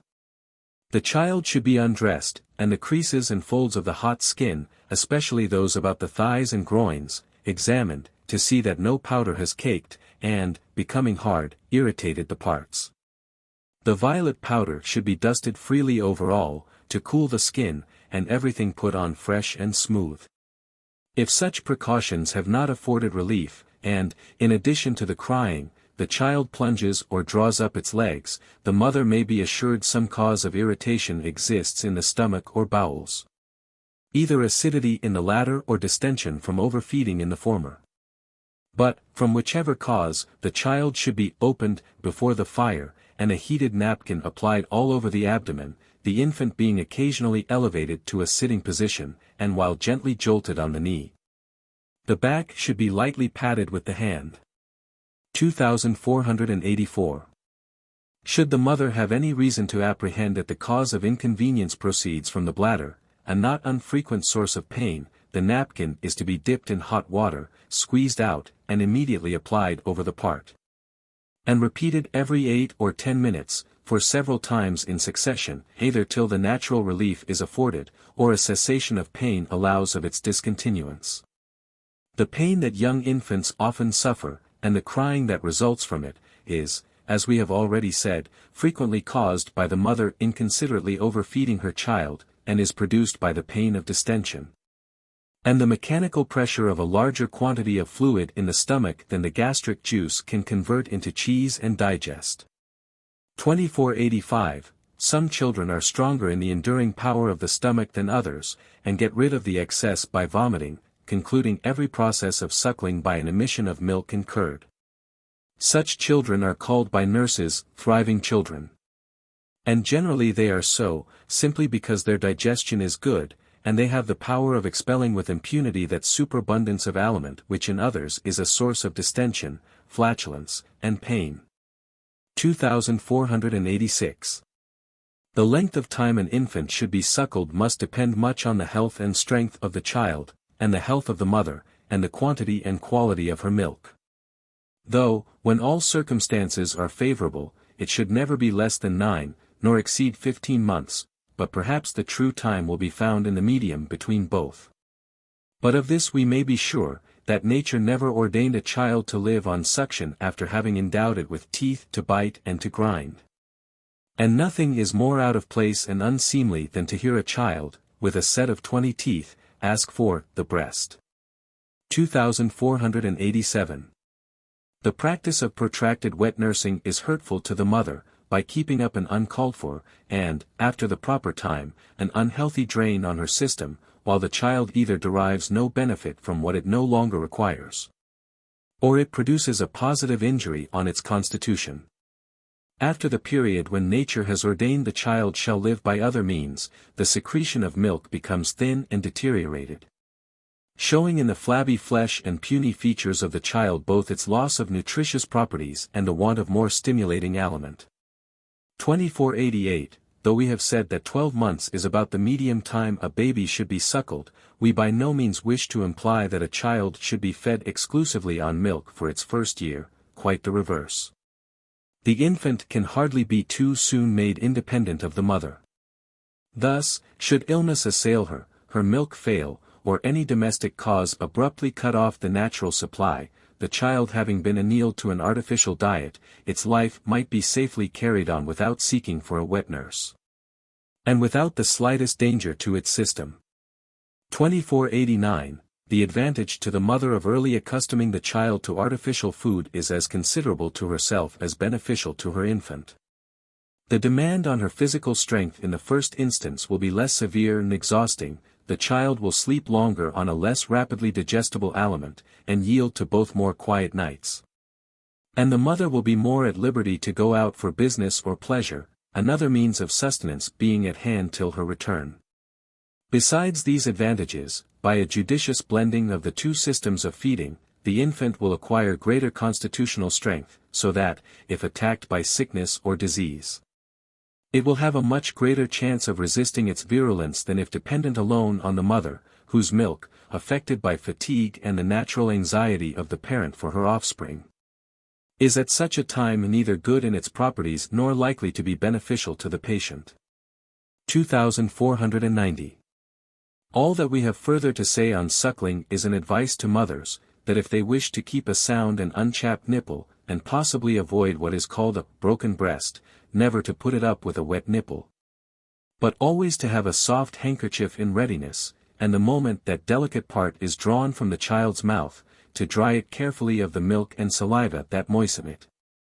And, further, to make a practice of suckling from each breast alternately. Dress and dressing, washing, and 2491. As respects the dress and dressing of a newborn infant, or of a child in arms, during any stage of its nursing, there are few women who will require us to give them guidance or directions for their instruction. And though a few hints on the subject may not be out of place here, yet most women intuitively take to a baby, and, with a small amount of experience, are able to perform all the little offices necessary to its comfort and cleanliness with ease and completeness. We shall, therefore, on this delicate subject hold our peace, and only, from afar, hint at what we would, leaving our suggestions to be approved or rejected, according as they chime with the judgment and the apprehension of our motherly readers. 2492. In these days of intelligence, there are few ladies who have not, in all probability, seen the manner in which the Indian squaw, the aborigines of Polynesia, and even the Lap and Eskimo, strap down their baby on a board, and by means of a loop suspend it to the bough of a tree, hang it up to the rafters of the hut, or on travel, dangle it on their backs, outside the domestic implements, which, as the slave of her master, man, the wronged but uncomplaining woman carries, in order that her lord may march in unhampered freedom. Cruel and confining as this system of backboard dressing may seem to our modern notions of freedom and exercise, it is positively less irksome, less confining, and infinitely less prejudicial to health than the mummying of children by our grandmothers 150 years ago, for what with chin stays, back stays, body stays, forehead cloths, rollers, bandages, and an infant had as many girths and strings, to keep head, limbs, and body in one exact position, as a ship has halyards. 2493, much of this, indeed we may say all, has been abolished, but still the child is far from being dressed loosely enough. And we shall never be satisfied till the abominable use of the pin is avoided in toto in an infant's dressing, and a texture made for all the undergarments of a child of a cool and elastic material. 2494. The manner in which an infant is encircled in a bandage called the roller, as if it had fractured ribs, compressing those organs, that, living on suction, must be, for the health of the child, to a certain degree distended. To obtain sufficient aliment from the fluid imbibed, is perfectly preposterous. Our humanity, as well as our duty, calls upon us at once to abrogate and discountenance by every means in our power. Instead of the process of washing and dressing being made, as with the adult, a refreshment and comfort, it is, by the dawdling manner in which it is performed, the multiplicity of things used, and the perpetual change of position of the infant to adjust its complicated clothing, rendered an operation of positive irritation and annoyance. We, therefore, entreat all mothers to regard this subject in its true light, and study to the utmost, simplicity in dress, and dispatch in the process. 2495. Children do not so much cry from the washing as from the irritation caused by the frequent change of position in which they are placed, the number of times they are turned on their face, on their back, and on their side. By the manipulations demanded by the multiplicity of articles to be fitted, tacked, and carefully adjusted on their bodies. What mother ever found her girl of 6 or 7 stand quiet while she was curling her hair? How many times nightly has she not to reprove her for not standing still during the process? It is the same with the unconscious infant, who cannot bear to be moved about, and who has no sooner grown reconciled to one position than it is forced reluctantly into another. It is true, in one instance the child has intelligence to guide it, and in the other not, but the motatory nerves, in both instances, resent coercion, and a child cannot be too little handled. 2496. On this account alone, and, for the moment, setting health and comfort out of the question, we beg mothers to simplify their baby's dress as much as possible.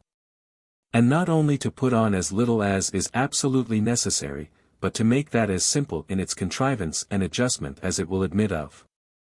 To avoid belly bands, rollers, girths, and everything that can impede or confine the natural expansion of the digestive organs, on the due performance of whose functions the child lives, thrives, and develops its physical being. Rearing by hand. Articles necessary, and how to use them, preparation of foods. Baths. Advantages of rearing by hand. 2497. As we do not for a moment wish to be thought an advocate for an artificial, in preference to the natural course of rearing children, we beg our readers to understand us perfectly on this head. All we desire to prove is the fact that a child can be brought up as well on a spoon dietary as the best example to be found of those reared on the breast, having more strength, indeed, from the more nutritious food on which it lives. It will be thus less liable to infectious diseases, and more capable of resisting the virulence of any danger that may attack it.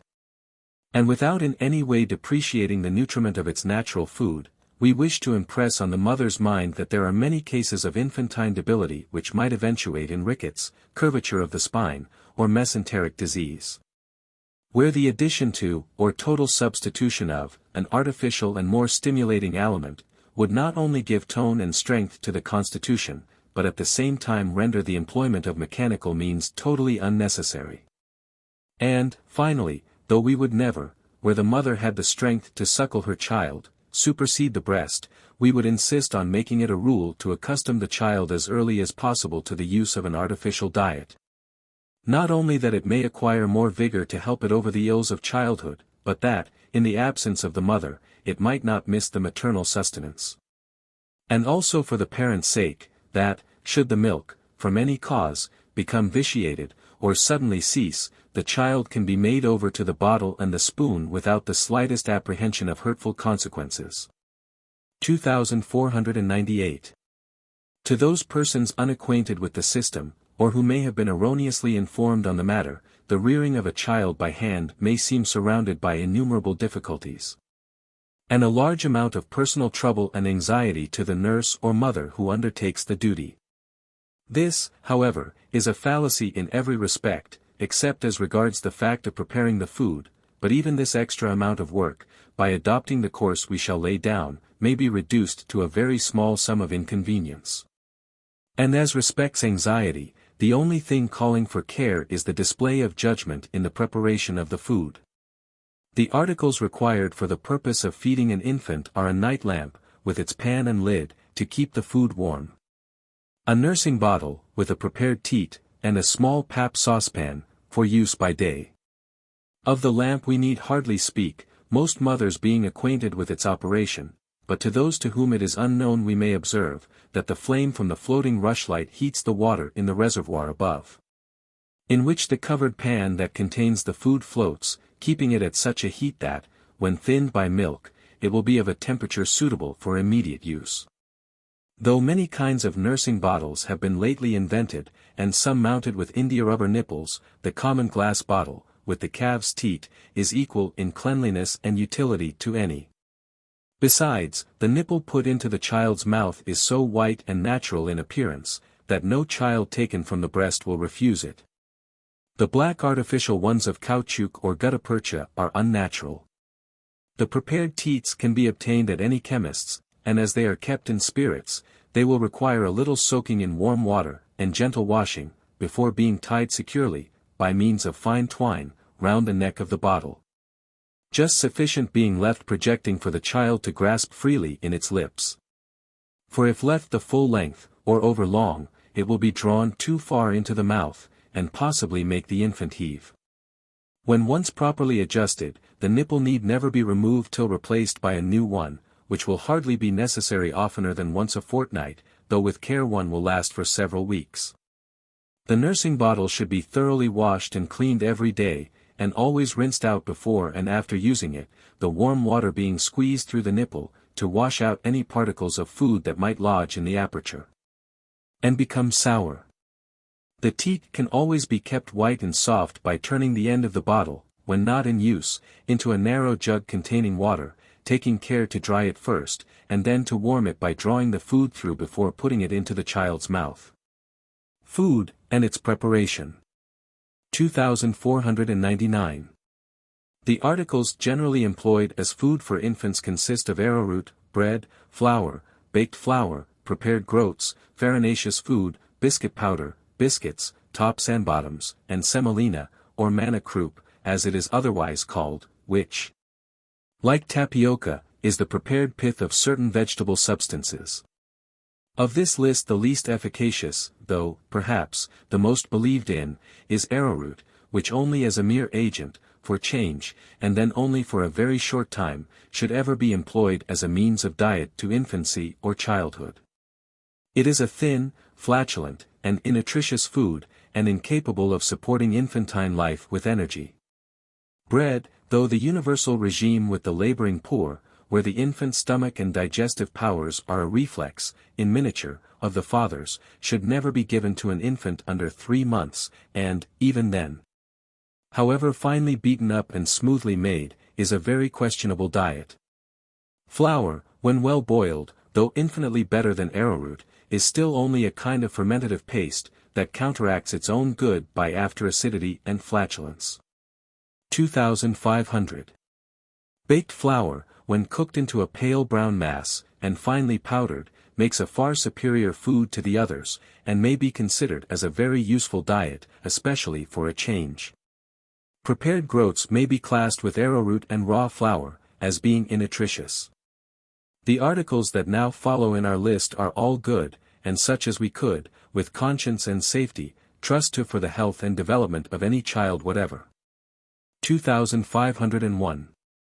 We may observe in this place, that an occasional change in the character of the food is highly desirable, both as regards the health and benefit of the child, and though the interruption should only last for a day, the change will be advantageous. 2502.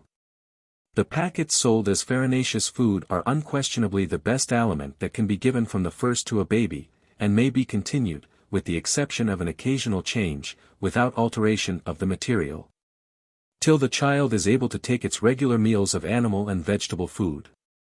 Some infants are so constituted as to require a frequent and total change in their system of living, seeming to thrive for a certain time on any food given to them, but if persevered in too long, declining in bulk and appearance as rapidly as they had previously progressed. In such cases the food should be immediately changed, and when that which appeared to agree best with the child is resumed, it should be altered in its quality, and perhaps in its consistency. 2503. For the farinaceous food there are directions with each packet, containing instructions for the making, but, whatever the food employed is, enough should be made at once to last the day and night. At first, about a pint basinful, but, as the child advances, a quart will hardly be too much. In all cases, let the food boil a sufficient time, constantly stirring, and taking every precaution that it does not get burnt, in which case it is on no account to be used. 2504. The food should always be made with water, the whole sweetened at once, and of such a consistency that, when poured out, and it has had time to cool, it will cut with the firmness of a pudding or custard. 1 or 2 spoonfuls are to be put into the pap saucepan and stood on the hob till the heat has softened it, when enough milk is to be added, and carefully mixed with the food, till the whole has the consistency of ordinary cream. It is then to be poured into the nursing bottle, and the food having been drawn through to warm the nipple, it is to be placed in the child's mouth. For the first month or more, half a bottleful will be quite enough to give the infant at one time. But, as the child grows, it will be necessary not only to increase the quantity given at each time, but also gradually to make its food more consistent, and, after the 3rd month, to add an egg to every pint basin of food made. At night the mother puts the food into the covered pan of her lamp, instead of the saucepan, that is, enough for one supply, and, having lighted the rush, she will find, on the waking of her child, the food sufficiently hot to bear the cooling addition of the milk. But, whether night or day, the same food should never be heated twice, and what the child leaves should be thrown away. 2505. The biscuit powder is used in the same manner as the farinaceous food, and both prepared much after the fashion of making starch. But when tops and bottoms, or the whole biscuit, are employed, they require soaking in cold water for some time previous to boiling. The biscuit or biscuits are then to be slowly boiled in as much water as will, when thoroughly soft, allow of their being beaten by a 3-pronged fork into a fine, smooth, and even pulp, and which, when poured into a basin and become cold, will cut out like a custard. If 2 large biscuits have been so treated, and the child is 6 or 7 months old, beat up 2 eggs, sufficient sugar to properly sweeten it, and about a pint of skim milk. Pour this on the beaten biscuit in the saucepan, stirring constantly. Boil for about 5 minutes, pour into a basin, and use, when cold, in the same manner as the other. 2506. This makes an admirable food, at once nutritious and strengthening. When tops and bottoms or rusks are used, the quantity of the egg may be reduced, or altogether omitted. 2507. Semolina, or manna croup, being in little hard grains, like a fine millet seed, must be boiled for some time, and the milk, sugar, and egg added to it on the fire, and boiled for a few minutes longer, and, when cold, used as the other preparations. 2508. Many persons entertain a belief that cow's milk is hurtful to infants, and, consequently, refrain from giving it, but this is a very great mistake, for both sugar and milk should form a large portion of every meal an infant takes. Teething and convulsions. Fits, and the consequence of dentition, and how to be treated. The number and order of the teeth, and manner in which they are cut. First and second set. 2509. About 3 months after birth, the infant's troubles may be said to begin. Teeth commence forming in the gums, causing pain and irritation in the mouth, and which, but for the saliva it causes to flow so abundantly, would be attended with very serious consequences.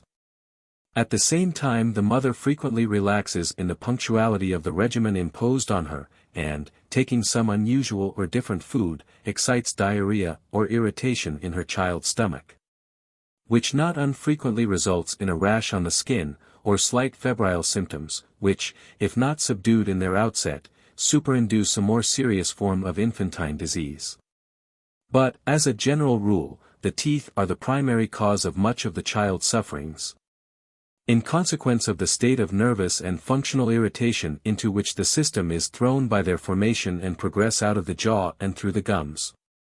We propose beginning this branch of our subject with that most fertile source of an infant's suffering. Teething. 2510. That this subject may be better understood by the nurse and mother, and the reason of the constitutional disturbance that, to a greater or less degree, is experienced by all infants, may be made intelligible to those who have the care of children. We shall commence by giving a brief account of the formation of the teeth, the age at which they appear in the mouth, and the order in which they pierce the gums. The organs of mastication in the adult consist of 32 distinct teeth, 16 in either jaw, being, in fact, a double set. The teeth are divided into 4 incisors, 2 canine, 4 first and second grinders, and 6 molars. But in childhood the complement or first set consists of only 20, and these only make their appearance as the development of the frame indicates the requirement of a different kind of food for the support of the system. At birth some of the first cut teeth are found in the cavities of the jaw, in a very small and rudimentary form, but this is by no means universal. About the 3rd month, the jaws, which are hollow and divided into separate cells, begin to expand, making room for the slowly developing teeth, which, arranged for beauty and economy of space lengthwise, gradually turn their tops upwards, piercing the gum by their edges, which, being sharp, assist in cutting a passage through the soft parts. There is no particular period at which children cut their teeth, some being remarkably early, and others equally late.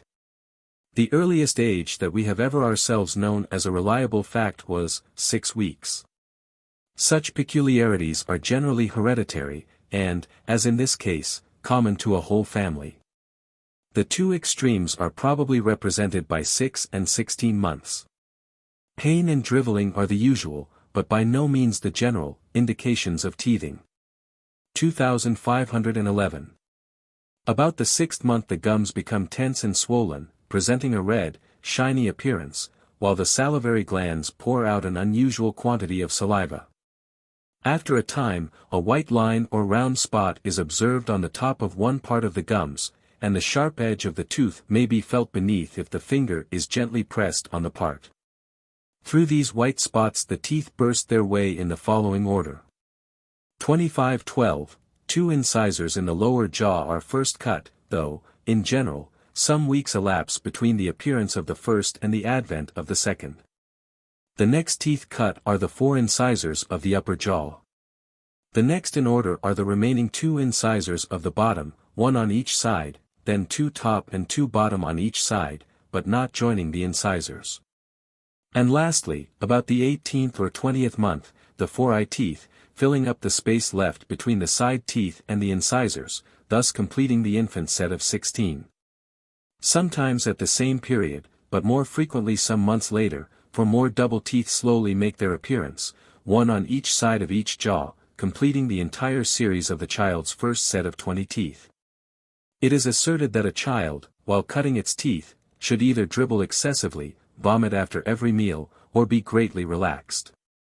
Though one or other, or all of these at once, may attend a case of teething, it by no means follows that any one of them should accompany this process of nature. Though there can be no doubt that where the pain consequent on the unyielding state of the gums, and the firmness of the skin that covers the tooth, is severe, a copious discharge of saliva acts beneficially in saving the head. And also in guarding the child from those dangerous attacks of fits to which many children in their teething are liable. 2513. The symptoms that generally indicate the cutting of teeth, in addition to the inflamed and swollen state of the gums, and increased flow of saliva, are the restless and peevish state of the child, the hands being thrust into the mouth, and the evident pleasure imparted by rubbing the finger or nail gently along the gum. The lips are often excoriated, and the functions of the stomach or bowels are out of order. In severe cases, occurring in unhealthy or scrofulous children, there are, from the first, considerable fever, disturbed sleep, fretfulness, diarrhea, rolling of the eyes, convulsive startings, laborious breathing, coma, or unnatural sleep, ending, unless the head is quickly relieved, in death. 2514. The treatment in all cases of painful teething is remarkably simple, and consists in keeping the body cool by mild aperient medicines, allaying the irritation in the gums by friction with a rough ivory ring or a stale crust of broad. And when the head, lungs, or any organ is overloaded or unduly excited, to use the hot bath, and by throwing the body into a perspiration, equalize the circulation, and relieve the system from the danger of a fatal termination. 2515. Besides these, there is another means, but that must be employed by a medical man. Namely, scarifying the gums, an operation always safe, and which, when judiciously performed, and at a critical opportunity, will often snatch the child from the grasp of death. 2516. There are few subjects on which mothers have often formed such strong and mistaken opinions as on that of lancing an infant's gums, some rather seeing their child go into fits, and by the unrelieved irritation endangering inflammation of the brain, water on the head, rickets, and other lingering affections, than permit the surgeon to afford instant relief by cutting through the hard skin, which, like a bladder over the stopper of a bottle, effectually confines the tooth to the socket, and prevents it piercing the soft, spongy substance of the gum. This prejudice is a great error, as we shall presently show, for, so far from hurting the child, there is nothing that will so soon convert an infant's tears into smiles as scarifying the gums in painful teething. That is, if effectually done, and the skin of the tooth be divided. 2517. Though teething is a natural function, and to an infant in perfect health should be unproductive of pain, yet in general it is not only a fertile cause of suffering, but often a source of alarm and danger. The former, from irritation in the stomach and bowels, deranging the whole economy of the system, and the latter, from coma and fits, that may excite alarm in severe cases. And the danger, that eventuates in some instances, from organic disease of the head or spinal marrow. 2518. We shall say nothing in this place of rickets or water on the head, which are frequent results of dental irritation, but proceed to finish our remarks on the treatment of teething.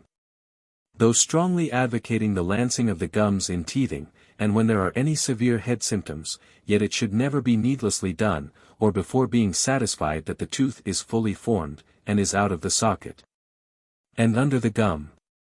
When assured on these points, the gum should be cut lengthwise, and from the top of the gum downwards to the tooth, in an horizontal direction, thus, and for about half an inch in length. The operation is then to be repeated in a transverse direction, cutting across the gum, in the center of the first incision, and forming a cross, thus plus.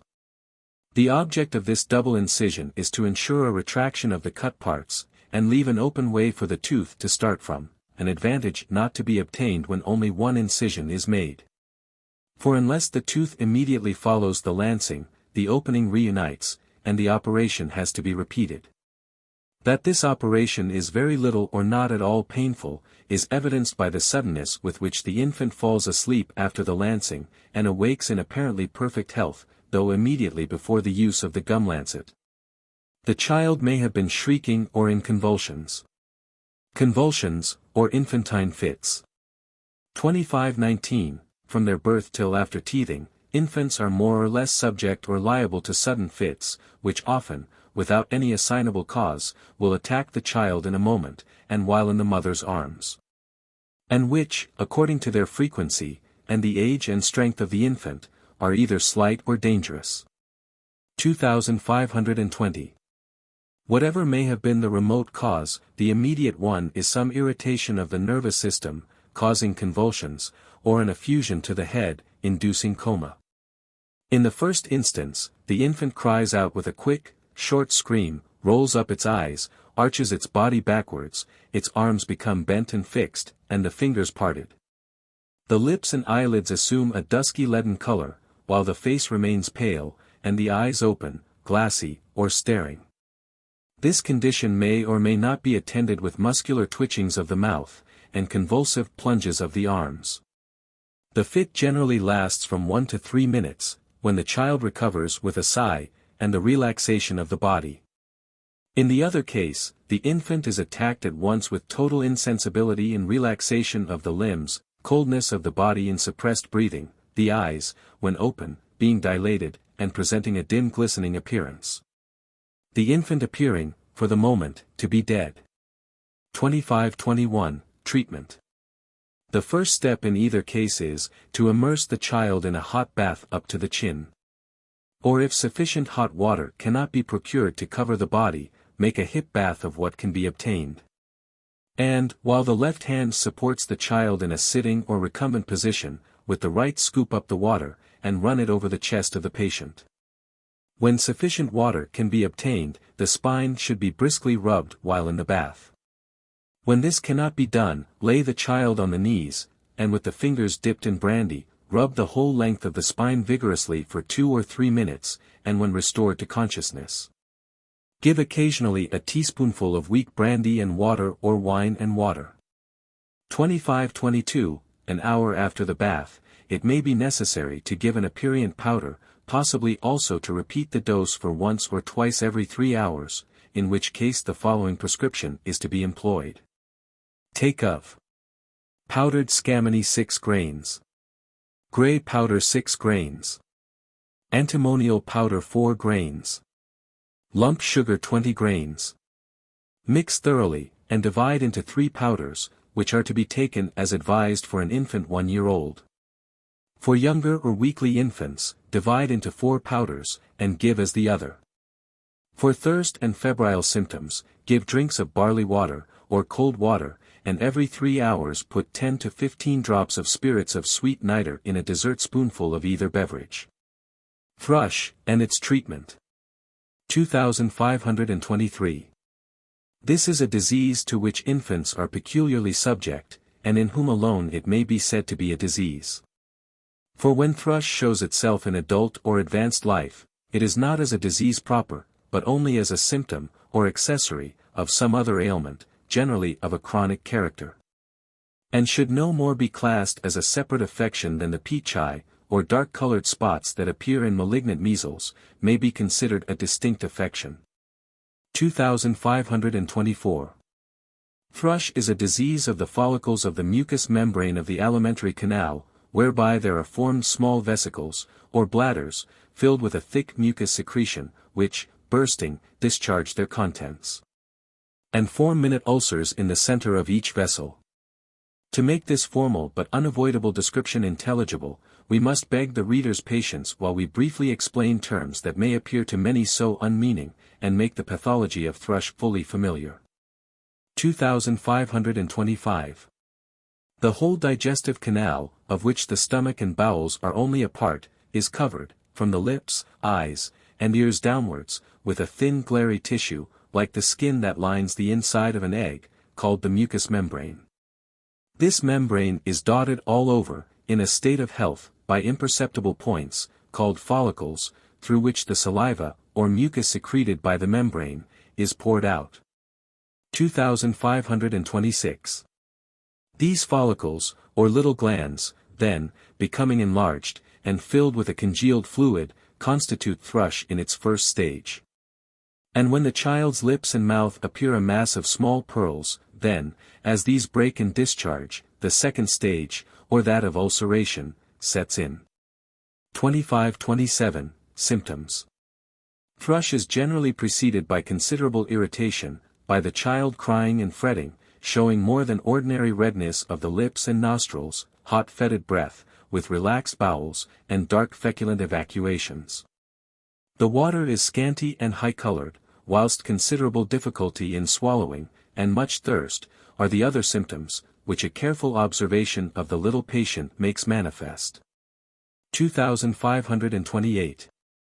The situation and character of thrush show at once that the cause is some irritation of the mucous membrane, and can proceed only from the nature and quality of the food. Before weaning, this must be looked for in the mother, and the condition of the milk, after that time, in the crude and indigestible nature of the food given. In either case, this exciting cause of the disease must be at once stopped. When it proceeds from the mother, it is always best to begin by physicking the infant through the parent.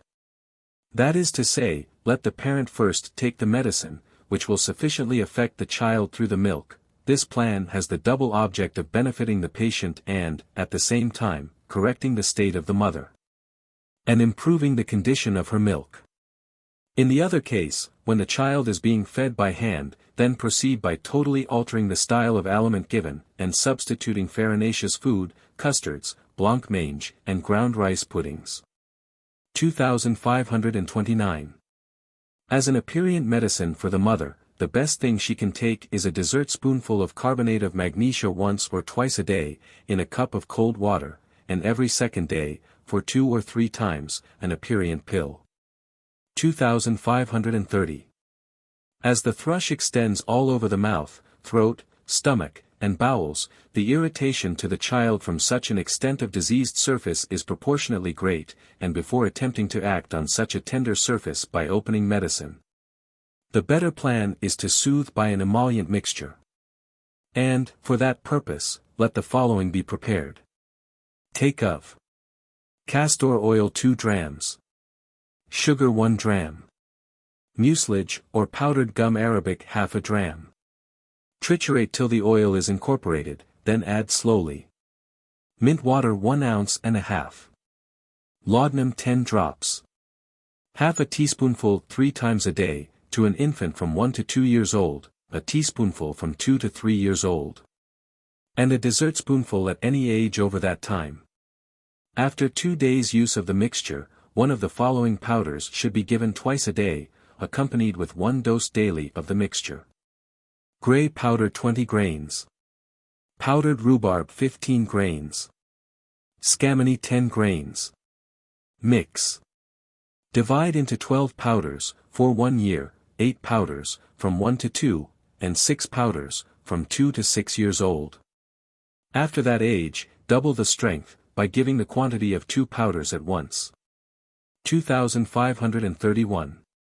It is sometimes customary to apply borax and honey to the mouth for thrush, but it is always better to treat the disease constitutionally rather than locally. The first steps, therefore, to be adopted are, to remove or correct the exciting cause, the mother's milk or food, allay irritation by a warm bath and the castor oil mixture, followed by and conjoined with the powders. 2532. To those, however, who wish to try the honey process, the best preparation to use is the following: rub down 1 ounce of honey with 2 drams of tincture of myrrh, and apply it to the lips and mouth every 4 or 6 hours. 2533.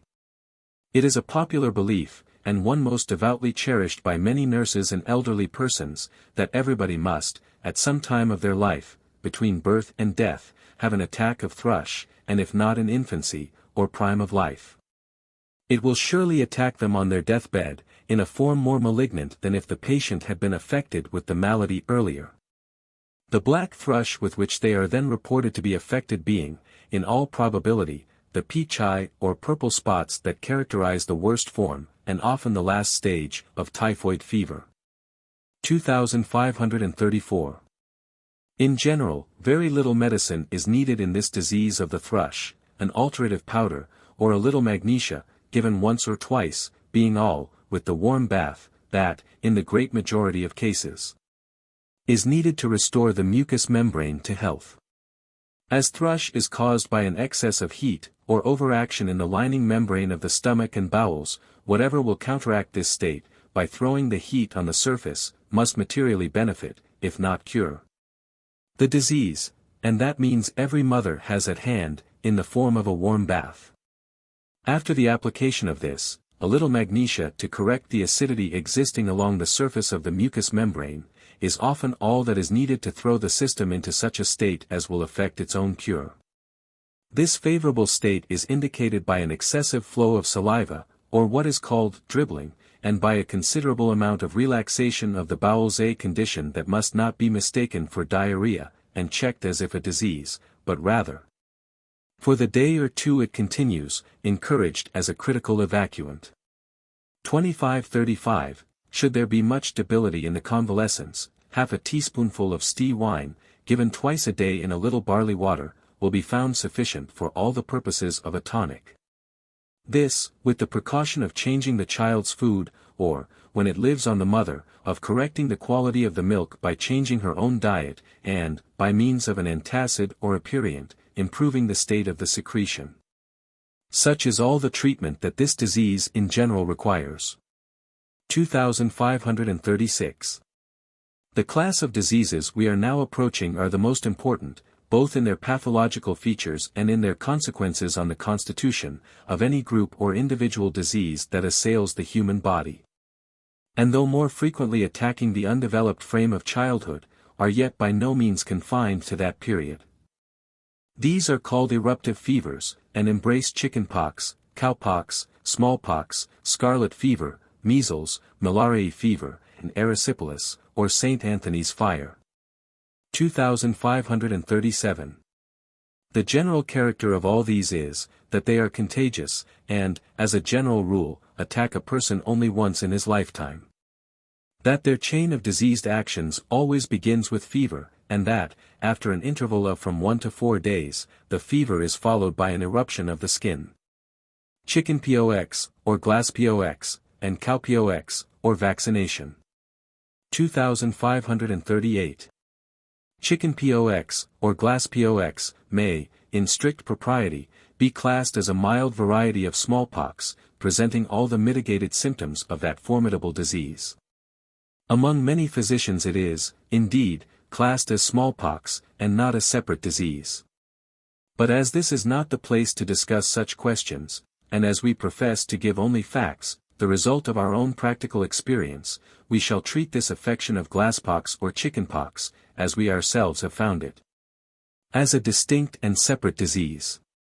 2539. Chickenpox is marked by all the febrile symptoms presented by smallpox, with this difference, that, in the case of chickenpox, each symptom is particularly slight. The heat of body is much less acute, and the principal symptoms are difficulty of breathing, headache, coated tongue, and nausea, which sometimes amounts to vomiting. After a term of general irritability, heat, and restlessness, about the 4th day, or between the 3rd and 4th, an eruption makes its appearance over the face, neck, and body, in its first 2 stages closely resembling smallpox. With this especial difference, that whereas the pustules in smallpox have flat and depressed centers, an infallible characteristic of smallpox, the pustules in chickenpox remain globular.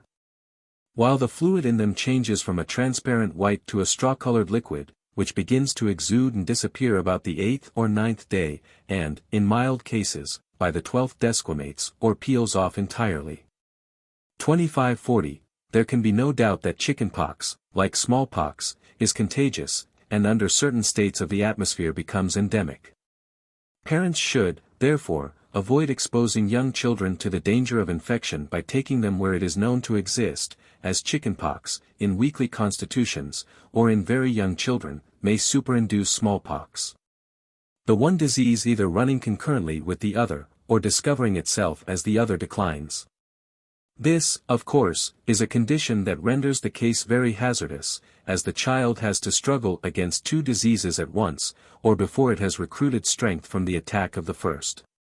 2541. Treatment.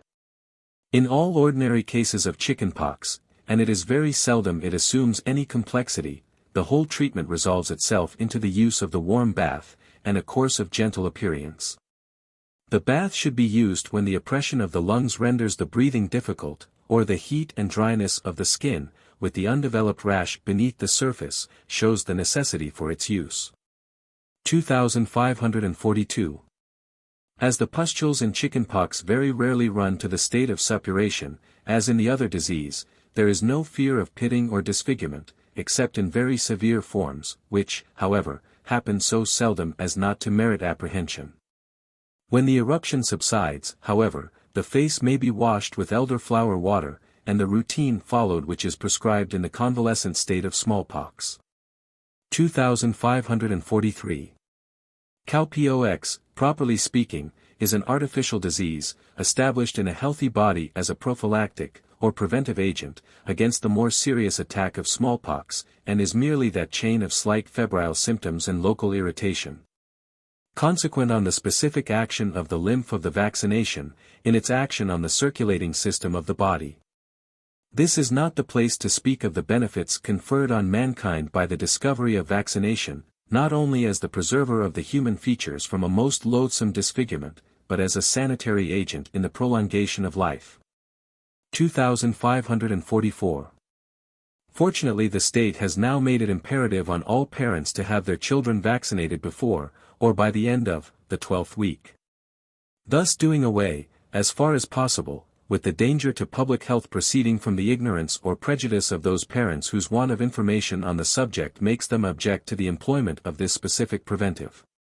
For though vaccination has been proved not to be always an infallible guard against smallpox, the attack is always much lighter, should it occur, and is seldom, if indeed ever, fatal after the precaution of vaccination. The best time to vaccinate a child is after the 6th and before the 12th week, if it is in perfect health, but still earlier if smallpox is prevalent, and any danger exists of the infant taking the disease. It is customary, and always advisable, to give the child a mild aperient powder 1 or 2 days before inserting the lymph in the arm. And should measles, scarlet fever, or any other disease arise during the progress of the pustule, the child, when recovered, should be revaccinated, and the lymph taken from its arm on no account used for vaccinating purposes. 2545. The disease of cowpox generally takes 20 days to complete its course, in other words, the maturity and declension of the pustule takes that time to fulfill its several changes. The mode of vaccination is either to insert the matter, or lymph, taken from a healthy child, under the cuticle in several places on both arms, or, which is still better, to make 3 slight scratches, or abrasions, with a lancet on one arm in this manner, and work into the irritated parts the lymph, allowing the arm to dry thoroughly before putting down the infant's sleeve. By this means absorption is ensured, and the unnecessary pain of several pustules on both arms avoided. No apparent change is observable by the eye for several days, indeed, not till the 4th, in many cases, is there any evidence of a vesicle. About the 5th day, however, a pink areola, or circle, is observed round one or all of the places, surrounding a small pearly vesicle or bladder. This goes on deepening in hue till the 7th or 8th day, when the vesicle is about an inch in diameter, with a depressed center. On the 9th the edges are elevated, and the surrounding part hard and inflamed. The disease is now at its height, and the pustule should be opened, if not for the purpose of vaccinating other children, to allow the escape of the lymph, and subdue the inflammatory action.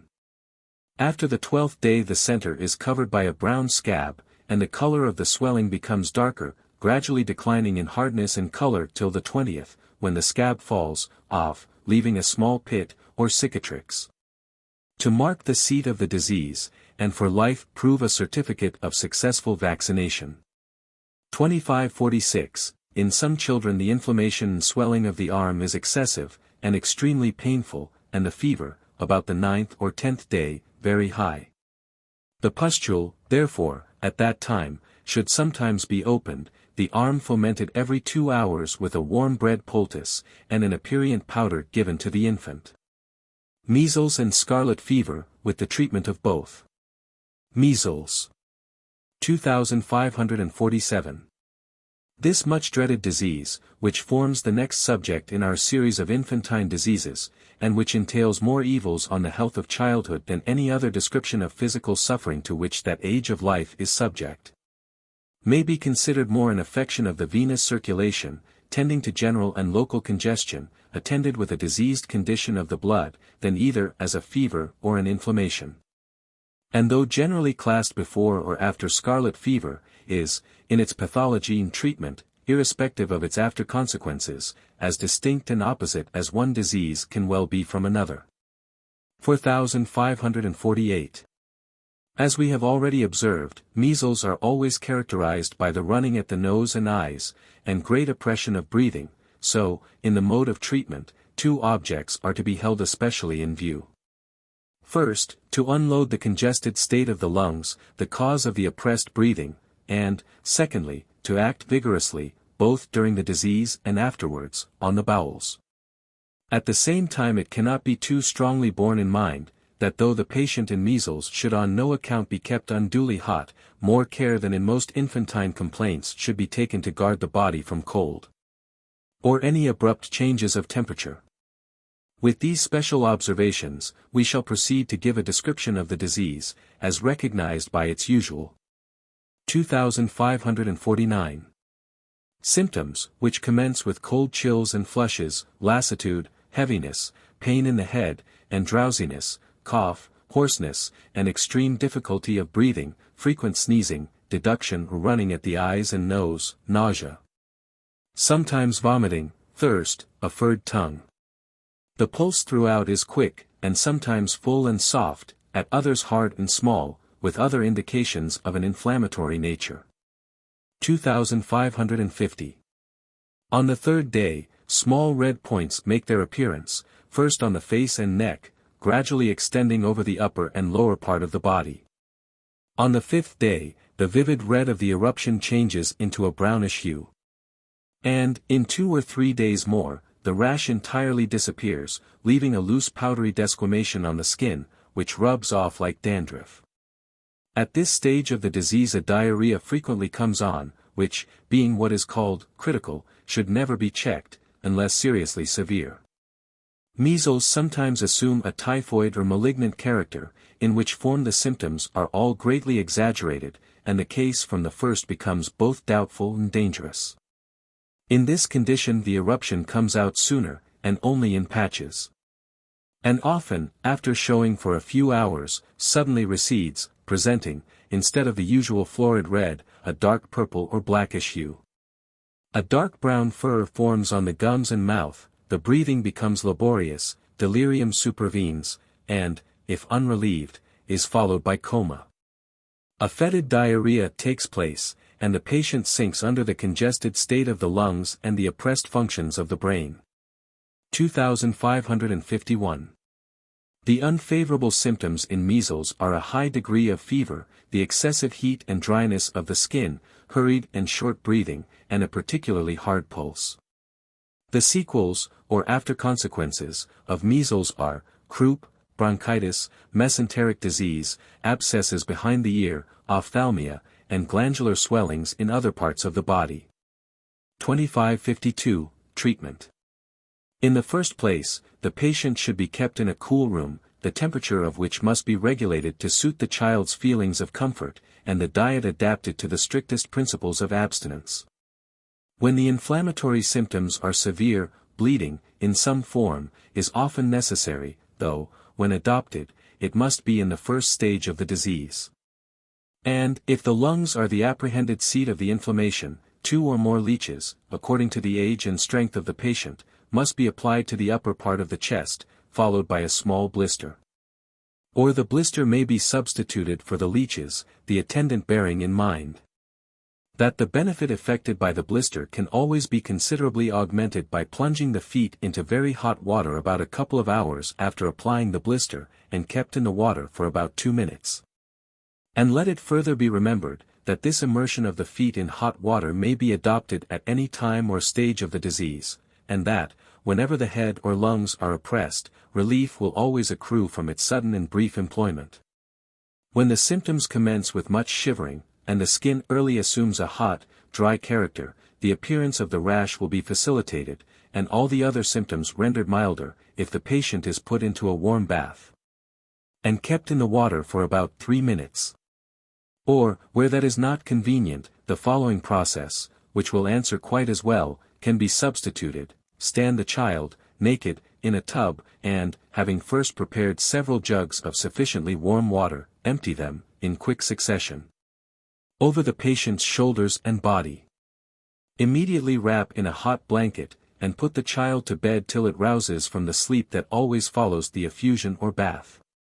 This agent, by lowering the temperature of the skin, and opening the pores, producing a natural perspiration, and unloading the congested state of the lungs, in most cases does away entirely with the necessity both for leeches and a blister.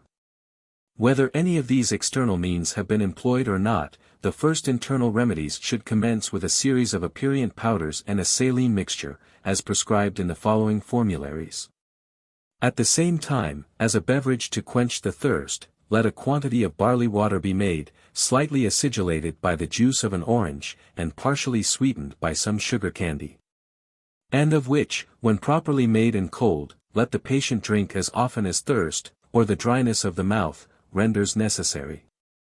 2553. Aperient powders. Take of scammony and jalap, each 24 grains. Gray powder and powdered antimony, each 18 grains. Mix and divide into 12 powders, if for a child between 2 and 4 years of age, into 8 powders, if for a child between 4 and 8 years of ago, and into 6 powders for between 8 and 12 years.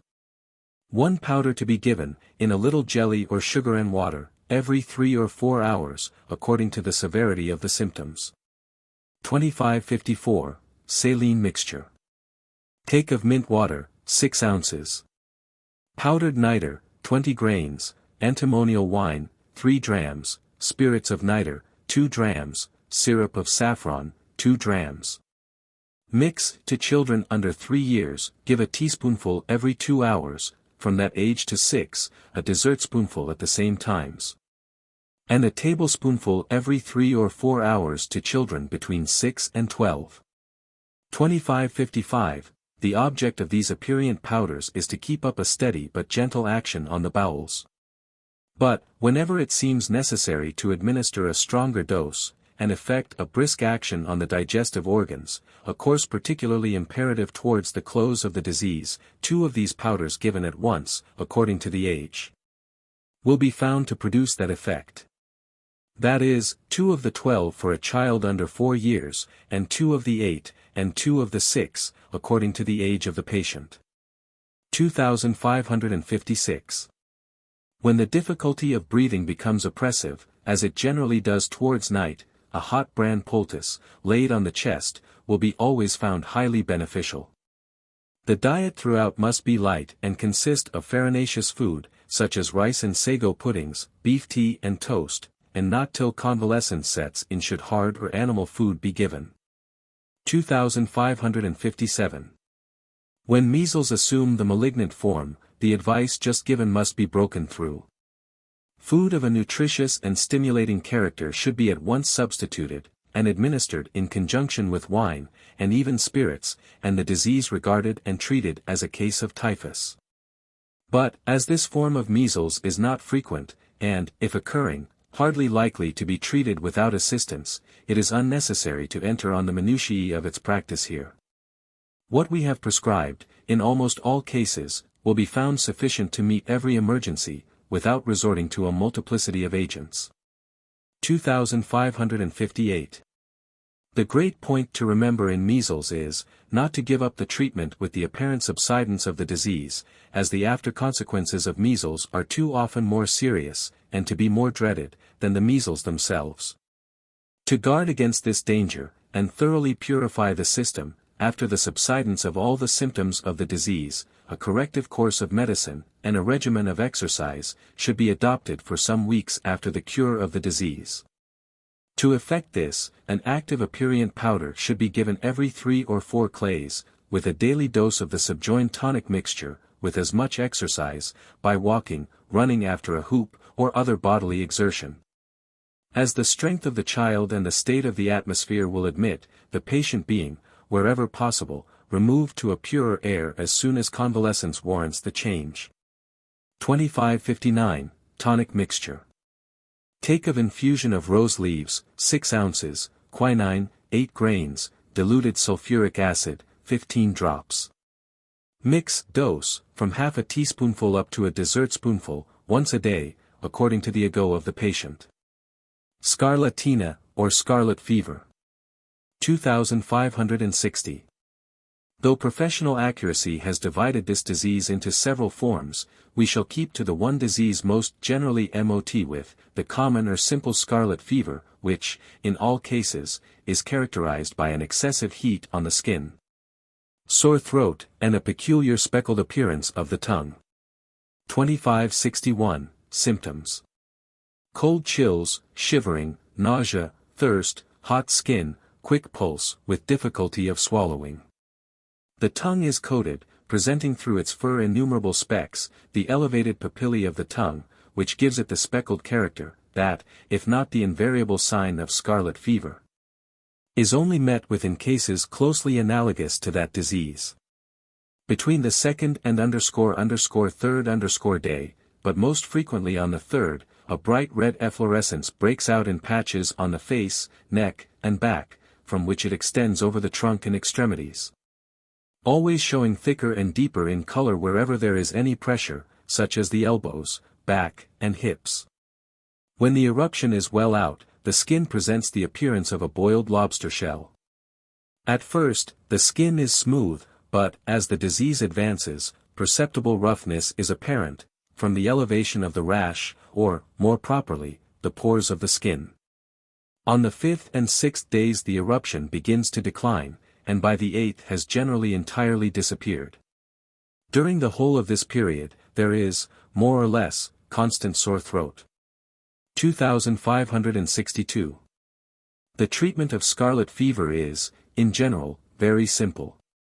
Where the heat is great, and the eruption comes out with difficulty, or recedes as soon as it appears, the body should be sponged with cold vinegar and water, or tepid water, as in measles, poured over the chest and body, the patient being, as in that disease, wrapped in a blanket and put to bed, and the same powders and mixture ordered in measles administered, with the addition of a constant hot bran poultice round the throat, which should be continued from the first symptom till a day or two after the declension of the rash.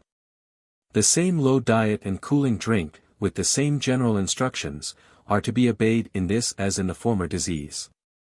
2563. When the fever runs high in the first stage, and there is much nausea, before employing the effusions of water, give the patient an emetic, of equal parts of ipecacuanha and antimonial wine, in doses of from a teaspoonful to a tablespoonful, according to age. By these means, 9 out of every 10 cases of scarlatina may be safely and expeditiously cured, especially if the temperature of the patient's room is kept at an even standard of about 60 degrees. Whooping cough, croup, and diarrhea, with their mode of treatment.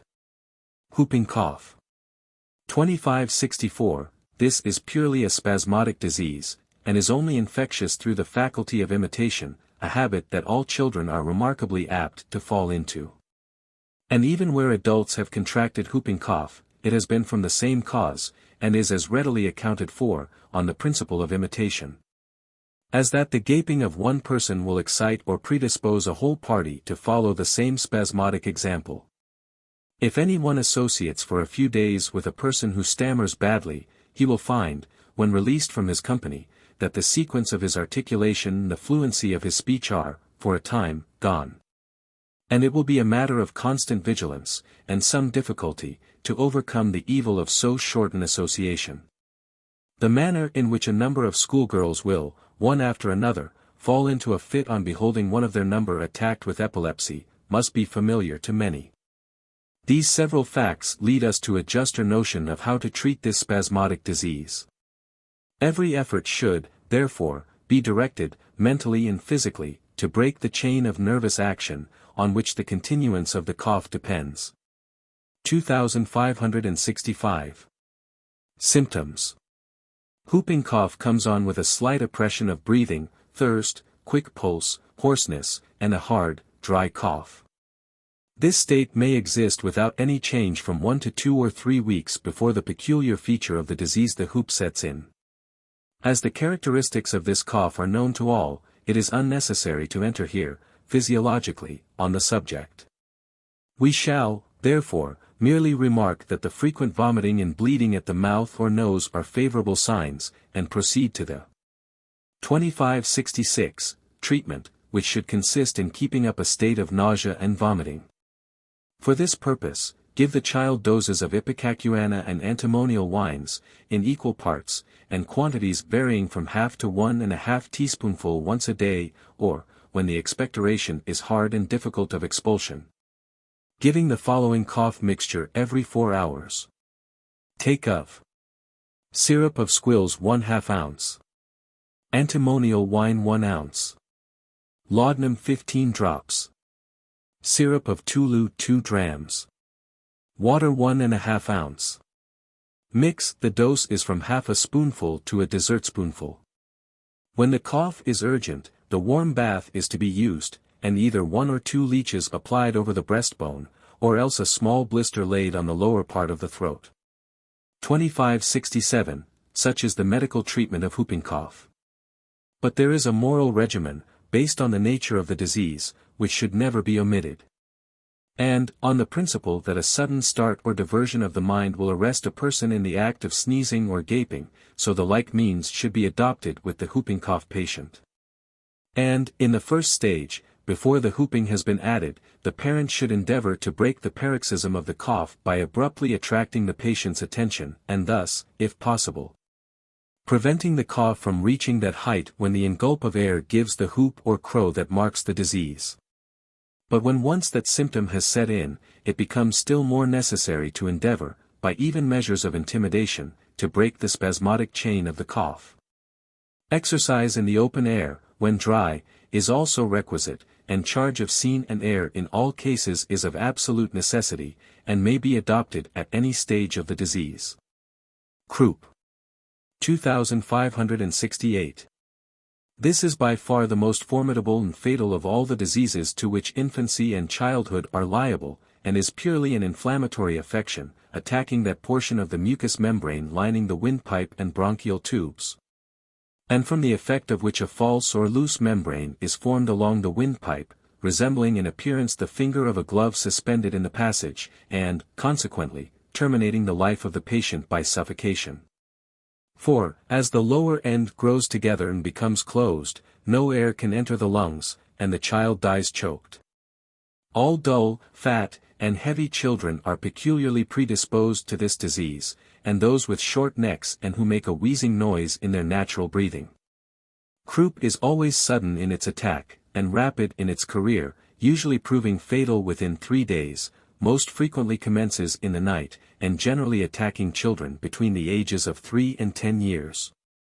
Mothers should, therefore, be on their guard who have children predisposed to this disease, and immediately resort to the means hereafter advised. 2569, Symptoms. Languor and restlessness, hoarseness, wheezing, and short, dry cough, with occasional rattling in the throat during sleep, the child often plucking at its throat with its fingers. Difficulty of breathing, which quickly becomes hard and labored, causing great anxiety of the countenance, and the veins of the neck to swell and become knotted.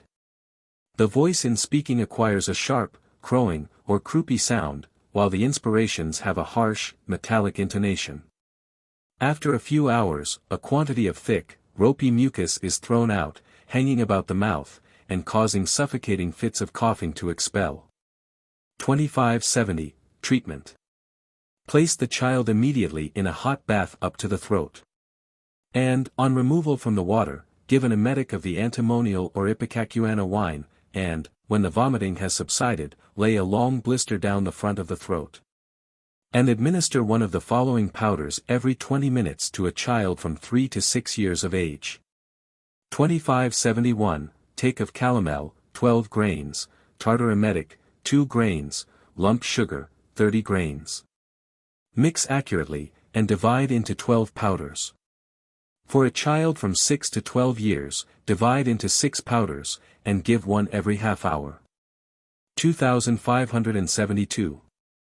Should the symptoms remain unabated after a few hours, apply 1 or 2 leeches to the throat, and put mustard poultices to the foot and thighs, retaining them about 8 minutes.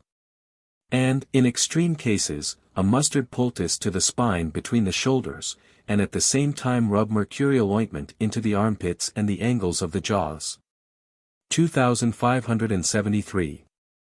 Such is a vigorous and reliable system of treatment in severe cases of croup, but, in the milder and more general form, the following abridgment will, in all probability, be all that will be required: first, the hot bath; second, the emetic; third, a mustard plaster round the throat for 5 minutes; fourth, the powders; fifth, another emetic in 6 hours, if needed, and the powders continued without intermission while the urgency of the symptoms continues. When relief has been obtained, these are to be discontinued, and a dose of senna tea given to act on the bowels. Diarrhea. 2574. The diarrhea with which children are so frequently affected, especially in infancy, should demand the nurse's immediate attention, and when the secretion, from its clayey color, indicates an absence of bile. A powder composed of 3 grains of gray powder and 1 grain of rhubarb, should be given twice, with an interval of 4 hours between each dose, to a child from 1 to 2 years, and a day or 2 afterwards. An aperient powder containing the same ingredients and quantities, with the addition of 2 or 3 grains of scammony. For the relaxation consequent on an overloaded stomach, or acidity in the bowels, a little magnesia dissolved in milk should be employed 2 or 3 times a day. 2575. When much griping and pain attend the diarrhea, half a teaspoonful of Dalby's carminative, the best of all patent medicines, should be given, either with or without a small quantity of castor oil to carry off the exciting cause. 2576. For any form of diarrhea that, by excessive action, demands a speedy correction, the most efficacious remedy that can be employed in all ages and conditions of childhood is the tincture of kino, of which from 10 to 30 drops, mixed with a little sugar and water in a spoon, are to be given every 2 or 3 hours till the undue action has been checked. Often the change of diet to rice, milk, eggs, or the substitution of animal for vegetable food, or vice versa, will correct an unpleasant and almost chronic state of diarrhea. 2577. A very excellent carminative powder for flatulent infants may be kept in the house, and employed with advantage, whenever the child is in pain or griped, by dropping 5 grains of oil of aniseed and 2 of peppermint on half an ounce of lump sugar, and rubbing it in a mortar, with a dram of magnesia, into a fine powder. A small quantity of this may be given in a little water at any time, and always with benefit. The Doctor. Chapter 43. 2578. Time, according to the old proverb, is money. And it may also, in many cases, and with equal truthfulness, be said to be life, for a few moments, in great emergencies, often turn the balance between recovery and death. This applies more especially to all kinds of poisoning, fits, submersion in water, or exposure to noxious gases, and many accidents. If people knew how to act during the interval that must necessarily elapse from the moment that a medical man is sent for until he arrives, many lives might be saved, which now, unhappily, are lost. Generally speaking, however, nothing is done, all is confusion and fright, and the surgeon, on his arrival, finds that death has already seized its victim, who, had his friends but known a few rough rules for their guidance, might have been rescued. We shall, therefore, in a series of papers, give such information as to the means to be employed in event of accidents, injuries, and, as, by the aid of a gentleman of large professional experience, we are warranted in recommending. List of drugs, and, necessary to carry out all instructions. 2579, we append at once a list of drugs, and a few prescriptions necessary to carry out all the instructions given in this series of articles. It will be seen that they are few, they are not expensive, and by laying in a little stock of them, our instructions will be of instant value in all cases of accident, and The drugs are antimonial wine, antimonial powder, blister compound, blue pill, calomel, carbonate of potash, compound iron pills, compound extract of colocynth, compound tincture of camphor, Epsom salts, Goulard's extract, jalap in powder, linseed oil, myrrh and aloes pills, niter, oil of turpentine, opium, powdered, and laudanum, sal ammoniac, senna leaves, soap liniment, opodeldoc, sweet spirits of niter, Turner's cerate, to which should be added, common adhesive plaster, isinglass plaster, lint, a pair of small scales with weights, an ounce and a dram measure glass, a lancet, a probe, a pair of forceps, and some curved needles. 2580, the following prescriptions may be made up for a few shillings.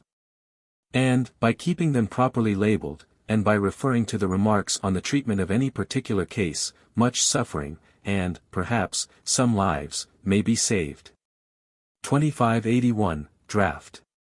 20 grains of sulfate of zinc in an ounce and a half of water. This draught is to be repeated in a quarter of an hour if vomiting does not take place. 2582, Clyster. 2 tablespoonfuls of oil of turpentine in a pint of warm gruel.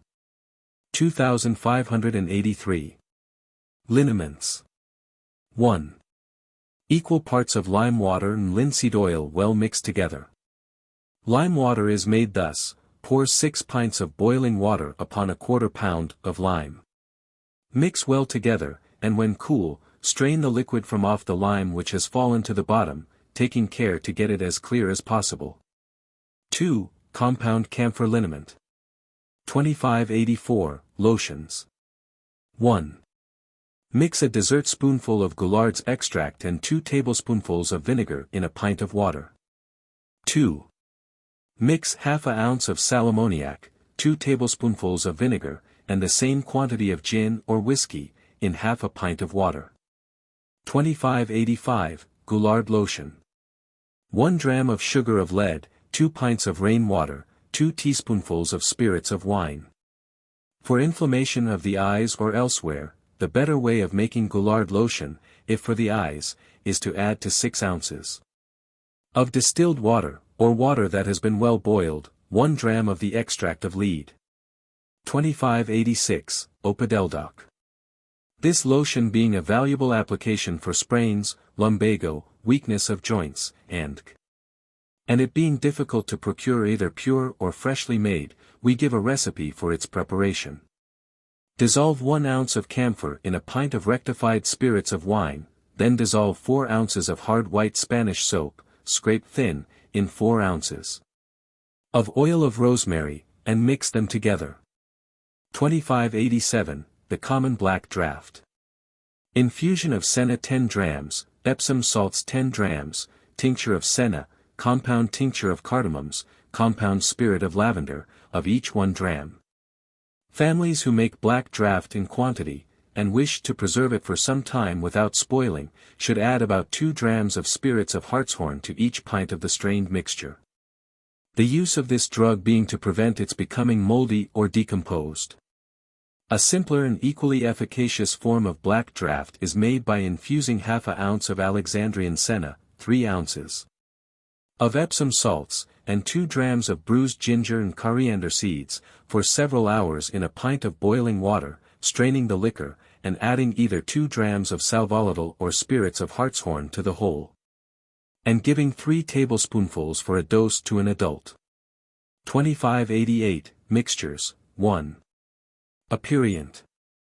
Dissolve an ounce of Epsom salts in half a pint of senna tea, take a quarter of the mixture as a dose, and repeat it in 3 or 4 hours if necessary. 2589, 2. Fever mixture.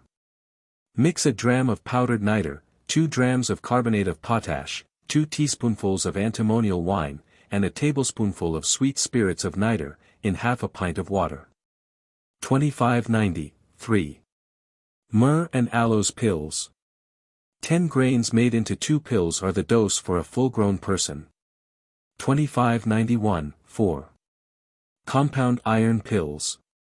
Dose for a full-grown person, 10 grains made into 2 pills. 2592, pills. 1. Mix 5 grains of calomel and the same quantity of antimonial powder with a little breadcrumb, and make into 2 pills. Dose for a full-grown person, 2 pills. 2. Mix 5 grains of blue pill and the same quantity of compound extract of colocynth together, and make into 2 pills, the dose for a full-grown person. 2593, powders. Mix a grain of calomel and 4 grains of powdered jalap together.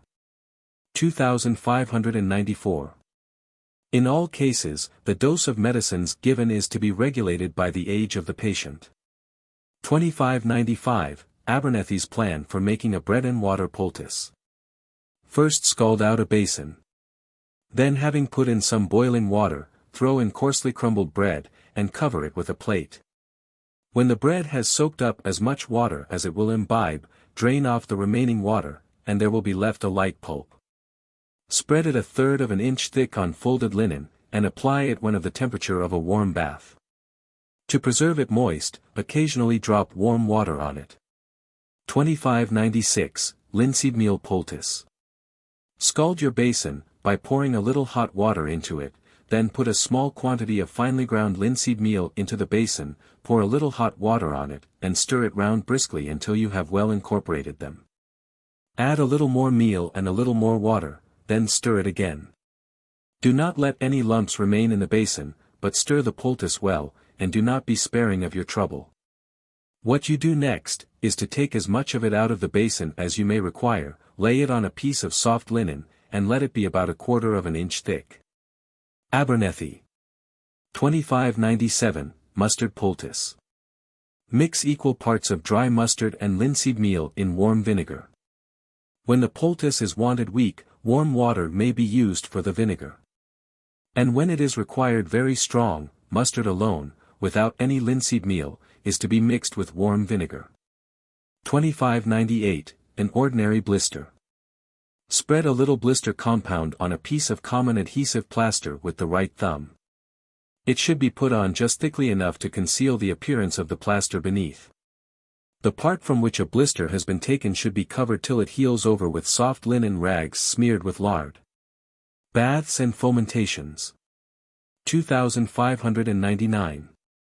All fluid applications to the body are exhibited either in a hot or cold form, and the object for which they are administered is to produce a stimulating effect over the entire, or a part, of the system. For the effect, though differently obtained, and varying in degree, is the same in principle, whether procured by hot or cold water. 2600, heat. There are 3 forms in which heat is universally applied to the body, that of the tepid, warm, and vapor bath. But as the first is too inert to be worth notice, and the last dangerous and inapplicable, except in public institutions, we shall confine our remarks to the really efficacious and always attainable one, the 2601, warm and hot bath. These baths are used whenever there is congestion, or accumulation of blood in the internal organs, causing pain, difficulty of breathing, or stupor, and are employed, by their stimulating property, to cause a rush of blood to the surface, and, by unloading the great organs, produce a temporary inflammation in the skin, and so equalize the circulation. The effect of the hot bath is to increase the fullness of the pulse, accelerate respiration, and excite perspiration. In all inflammations of the stomach and bowels, the hot bath is of the utmost consequence. The temperature of the warm bath varies from 92 degrees to 100 degrees, and may be obtained by those who have no thermometer to test the exact heat, by mixing 1 measure of boiling with 2 of cold water. 2602. Fomentations are generally used to effect, in a part, the benefit produced on the whole body by the bath, to which a sedative action is occasionally given by the use of roots, herbs, or other ingredients. The object being to relieve the internal organ, as the throat, or muscles round a joint, by exciting a greater flow of blood to the skin over the affected part. As the real agent of relief is heat, the fomentation should always be as hot as it can comfortably be borne, and, to ensure effect, should be repeated every half hour. Warm fluids are applied in order to render the swelling which accompanies inflammation less painful, by the greater readiness with which the skin yields, than when it is harsh and dry. They are of various kinds. But the most simple, and oftentimes the most useful, that can be employed, is warm water. Another kind of fomentation is composed of dried poppy heads, 4 ounces. Break them to pieces, empty out the seeds, put them into 4 pints of water, boil for a quarter of an hour, then strain through a cloth or sieve, and keep the water for use. Or, chamomile flowers, hemlock, and many other plants, may be boiled, and the part fomented with the hot liquor, by means of flannels wetted with the decoction.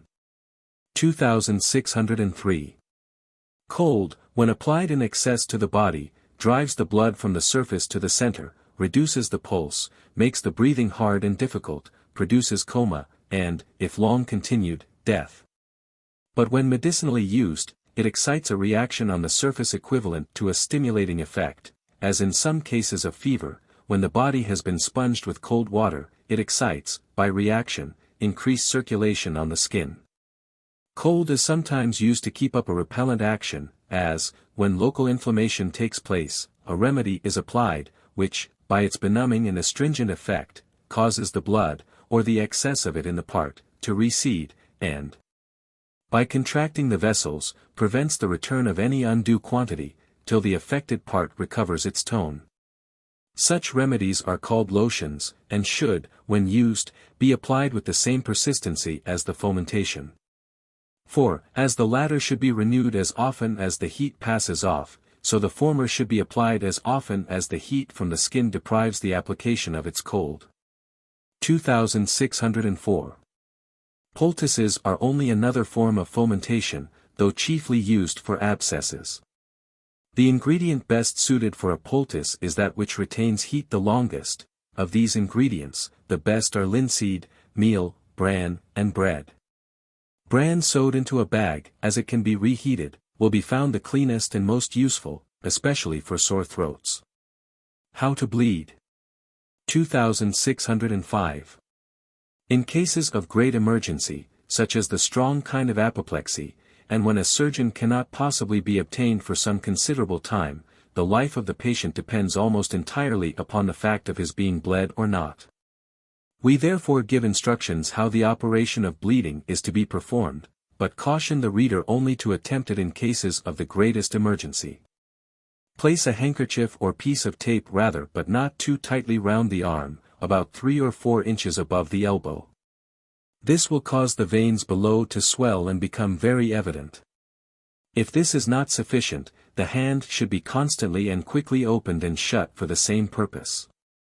There will now be seen, passing up the middle of the forearm, a vein which, just below the bend of the elbow, sends a branch inwards and outwards, each branch shortly joining another large vein. It is from the outer branch, that the person is to be bled. The right arm is the one mostly operated on. The operator should take the lancet in his right hand, between the thumb and first finger, place the thumb of his left hand on the vein below the part where he is going to bleed from, and then gently thrust the tip of the lancet into the vein, and, taking care not to push it too deeply, cut in a gently curved direction, thus and bring it out, point upwards, at about half an inch from the part of the vein into which he had thrust it. The vein must be cut lengthways, and not across. When sufficient blood has been taken away, remove the bandage from above the elbow, and place the thumb of the left hand firmly over the cut, until all the bleeding ceases. A small pad of lint is then to be put over the cut, with a larger pad over it, and the two kept in their places by means of a handkerchief or linen roller bound pretty tightly over them and round the arm. 2606. When a person is bled, he should always be in the standing, or at any rate in the sitting, position. For if, as is often the case, he should happen to faint, he can, in most eases at least, easily be brought to again by the operator placing him flat on his back, and stopping the bleeding. This is of the greatest importance. It has been recommended, for what supposed advantages we don't know, to bleed people when they are lying down. Should a person, under these circumstances, faint, what could be done to bring him to again? The great treatment of lowering the body of the patient to the flat position cannot be followed here. It is in that position already, and cannot be placed lower than it at present is, except, as is most likely to be the case, under the ground. 2607. Bleeding from the nose. Many children, especially those of a sanguineous temperament, are subject to sudden discharges of blood from some part of the body. And as all such fluxes are in general the result of an effort of nature to relieve the system from some overload or pressure, such discharges, unless in excess, and when likely to produce debility, should not be rashly or too abruptly checked. In general, these discharges are confined to the summer or spring months of the year, and follow pains in the head, a sense of drowsiness, languor, or oppression. And, as such symptoms are relieved by the loss of blood, the hemorrhage should, to a certain extent, be encouraged. When, however, the bleeding is excessive, or returns too frequently, it becomes necessary to apply means to subdue or mitigate the amount. For this purpose the sudden and unexpected application of cold is itself sufficient, in most cases, to arrest the most active hemorrhage. A wet towel laid suddenly on the back, between the shoulders, and placing the child in a recumbent posture, is often sufficient to effect the object. Where, however, the effusion resists such simple means, napkins wrung out of cold water must be laid across the forehead and nose, the hands dipped in cold water, and a bottle of hot water applied to the feet. If, in spite of these means, the bleeding continues, a little fine wool or a few folds of lint, tied together by a piece of thread, must be pushed up the nostril from which the blood flows, to act as a plug and pressure on the bleeding vessel. When the discharge has entirely ceased, the plug is to be pulled out by means of the thread. To prevent a repetition of the hemorrhage, the body should be sponged every morning with cold water, and the child put under a course of steel wine, have open-air exercise, and, if possible, salt-water bathing. For children, a key suddenly dropped down the back between the skin and clothes, will often immediately arrest a copious bleeding. 2608. Spitting of blood, or hemorrhage from the lungs, is generally known from blood from the stomach by its being of a brighter color, and in less quantities than that, which is always grumous and mixed with the half-digested food. In either case, rest should be immediately enjoined, total abstinence from stimulants, and a low, poor diet, accompanied with the horizontal position, and bottles of boiling water to the feet. At the same time the patient should suck through a quill, every hour, half a wineglass of water in which 10 or 15 drops of the elixir of vitriol has been mixed, and, till further advice has been procured. Keep a towel wrung out of cold water on the chest or stomach, according to the seat of the hemorrhage. Bites and stings. 2609. Bites and stings may be divided into three kinds: 1. Those of insects. 2. Those of snakes. 3. Those of dogs and other animals. 2610. 1. The bites or stings of insects, such as gnats, bees, wasps, and need cause very little alarm, and are, generally speaking, easily cured. They are very serious, however, when they take place on some delicate part of the body, such as near the eye, or in the throat. The treatment is very simple in most cases, and consists in taking out the sting, if it is left behind, with a needle, and applying to the part a liniment made of finely scraped chalk and olive oil, mixed together to about the thickness of cream. 2611. Bathing the part bitten with warm turpentine or warm vinegar is also of great use. If the person feels faint, he should lie quietly on his back, and take a little brandy and water, or sal volatile and water. When the inside of the throat is the part stung, there is great danger of violent inflammation taking place. In this case, from 8 to 12 leeches should be immediately put to the outside of the throat, and when they drop off, the part to which they have been applied should be well fomented with warm water. The inside of the throat is to be constantly gargled with salt and water. Bits of ice are to be sucked. Rubbing the face and hands well over with plain olive oil, before going to bed, will often keep gnats and mosquitoes from biting during the night. Strong scent, such as eau de cologne, will have the same effect. 2612-2. Bites of snakes. These are much more dangerous than the preceding, and require more powerful remedies. The bites of the different kinds of snakes do not all act alike, but affect people in different ways. Treatment of the part bitten. The great thing is to prevent the poison getting into the blood, and, if possible, to remove the whole of it at once from the body.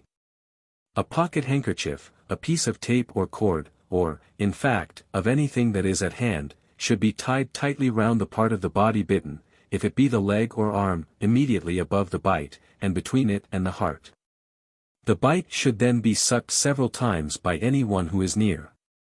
There is no danger in this, provided the person who does it has not got the skin taken off any part of his mouth. What has been sucked into the mouth should be immediately spit out again. But if those who are near have sufficient nerve for the operation, and a suitable instrument, they should cut out the central part bitten, and then bathe the wound for some time with warm water, to make it bleed freely. The wound should afterwards be rubbed with a stick of lunar caustic, or, what is better, a solution of this, 60 grains of lunar caustic dissolved in an ounce of water, should be dropped into it. The band should be kept on the part during the whole of the time that these means are being adopted. The wound should afterwards be covered with lint dipped in cold water. The best plan, however, to be adopted, if it can be managed, is the following: take a common wineglass, and, holding it upside down, put a lighted candle or a spirit lamp into it for a minute or two. This will take out the air. Then clap the glass suddenly over the bitten part, and it will become attached, and hold on to the flesh. The glass being nearly empty, the blood containing the poison will, in consequence, flow into it from the wound of its own accord. This process should be repeated 3 or 4 times, and the wound sucked, or washed with warm water, before each application of the glass. As a matter of course, when the glass is removed, all the blood should be washed out of it before it is applied again. Constitutional treatment. There is mostly at first great depression of strength in these cases, and it is therefore requisite to give some stimulant. A glass of hot brandy and water, or 20 drops of sal volatile, is the best that can be given. When the strength has returned, and if the patient has not already been sick, a little mustard in hot water should be given, to make him so. If, on the other hand, as is often the case, the vomiting is excessive, a large mustard poultice should be placed over the stomach, and a grain of solid opium swallowed in the form of a pill, for the purpose of stopping it. Only one of these pills should be given by a non-professional person. In all cases of bites from snakes, send for a surgeon as quickly as possible, and act according to the above directions until he arrives. If he is within any reasonable distance, content yourself by putting on the band, sucking the wound, applying the glass, and, if necessary, giving a little brandy and water. 2613-3. Bites of dogs. For obvious reasons, these kinds of bites are more frequently met with than those of snakes. The treatment is the same as that for snake bites, more especially that of the bitten part. The majority of writers on the subject are in favor of keeping the wound open as long as possible.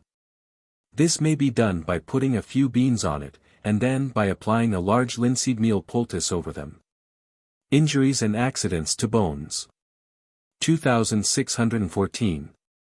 Dislocation of bones. When the end of a bone is pushed out of its natural position, it is said to be dislocated. This may be caused by violence, disease, or natural weakness of the parts about a joint. Symptoms. Deformity about the joint, with unnatural prominence at one part, and depression at another.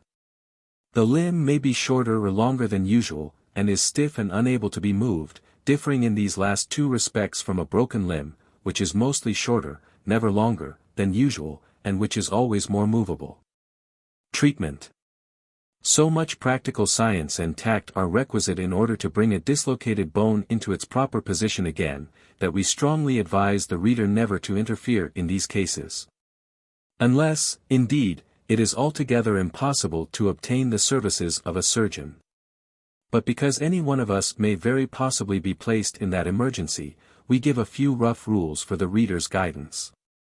In the first place, make the joint, from which the bone has been displaced, perfectly steady, either by fixing it to some firm object or else by holding it with the hands. Then pull the dislocated bone in a direction towards the place from which it has been thrust, so that, if it moves at all from its unnatural position, it may have the best chance of returning to its proper place. Do not, however, pull or press against the parts too violently, as you may, perhaps, by doing so, rupture blood vessels, and produce most serious consequences. When you do attempt to reduce a dislocated bone, do it as quickly as possible after the accident has taken place, every hour making the operation more difficult. When the patient is very strong, he may be put into a warm bath until he feels faint, or have 60 drops of antimonial wine given him every 10 minutes until he feels sickish. These two means are of great use in relaxing the muscles. If the bone has been brought back again to its proper place, keep it there by means of bandages, and if there is much pain about the joint, apply a cold lotion to it and keep it perfectly at rest. The lotion should be a dessertspoonful of Goulard's extract, and 2 tablespoonfuls of vinegar, mixed in a pint of water. Leeches are sometimes necessary. Unless the local pain, or general feverish symptoms, are great, the patient's diet should be the same as usual. Dislocations may be reduced a week, or even a fortnight, after they have taken place. As, therefore, although the sooner a bone is reduced the better, there is no very great emergency, and as the most serious consequences may follow improper or too violent treatment. It is always better for people in these cases to do too little than too much. Inasmuch as the good which has not yet may still be done, whereas the evil that has been done cannot so easily be undone. XXXV. Fractures of bones. Symptoms. 1. Deformity of the part. 2. Unnatural looseness. 3. A grating sound when the two ends of the broken bone are rubbed together.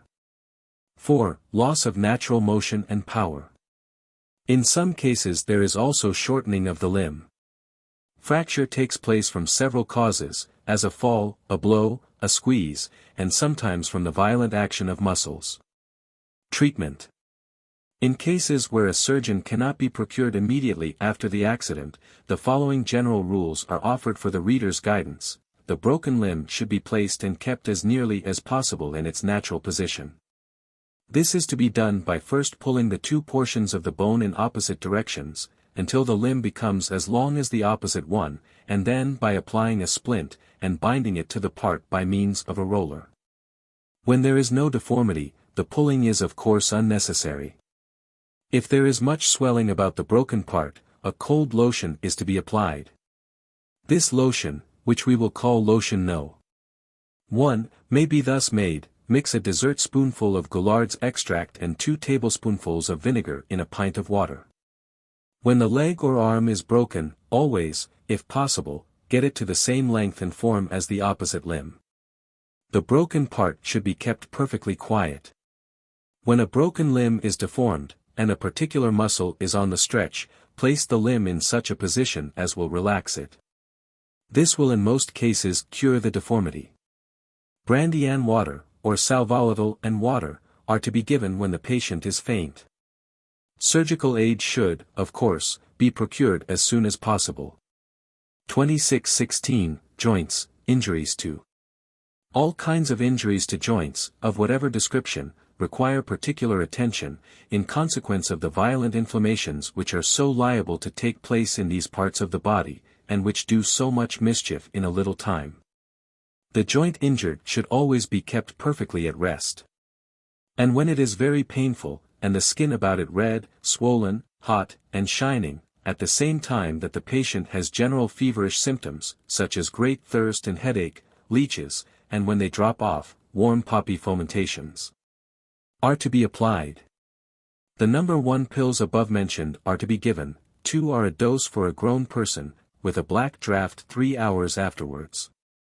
Give also 2 tablespoonfuls of the fever mixture every 4 hours, and keep the patient on low diet. When the injury and swelling are not very great, warm applications, with rest, low diet, and a dose of aperient medicine, will be sufficient. When a joint has received a penetrating wound, it will require the most powerful treatment, and can only be properly attended to by a surgeon. The patient's friends will have to use their own judgment to a great extent in these and in many other cases, as to when leeches, fever mixture, and are necessary. A universal rule, however, without a single exception, is always to rest a joint well after it has been injured in any way whatever, to purge the patient, and to keep him on low diet, without beer, unless he has been a very great drinker indeed. In which case he may still be allowed to take a little. For if the stimulant that a person has been accustomed to in excess be all taken away at once, he is very likely to have an attack of delirium tremens. The quantity given should not, however, be much, say a pint, or, at the most, a pint and a half a day. Rubbing the joint with opodeldoc, or the application of a blister to it, is of great service in taking away the thickenings, which often remain after all heat, pain, and redness have left an injured joint. Great care should be observed in not using a joint too quickly after it has been injured. When the shoulder joint is the one injured, the arm should be bound tightly to the body by means of a linen or flannel roller, and the elbow raised. When the elbow, it should be kept raised in the straight position, on a pillow. When the wrist, it should be raised on the chest, and suspended in a sling. When the knee, it should be kept in the straight position. And, lastly, when the ankle, it should be a little raised on a pillow. XXXVII. Bruises, lacerations, and cuts. Wherever the bruise may be, or however swollen or discolored the skin may become, 2 or 3 applications of the extract of lead, kept to the part by means of lint, will, in an hour or little more, remove all pain, swelling, and tenderness. Simple or clean cuts only require the edges of the wound to be placed in their exact situation, drawn close together, and secured there by 1 or 2 slips of adhesive plaster. When the wound, however, is jagged, or the flesh or cuticle lacerated, the parts are to be laid as smooth and regular as possible, and a piece of lint, wetted in the extract of lead, laid upon the wound. And a piece of greased lint placed above it to prevent the dressing sticking. The whole covered over to protect from injury, and the part dressed in the same manner once a day till the cure is effected. XXXVIII. Bruises and their treatment. The best application for a bruise, be it large or small, is moist warmth.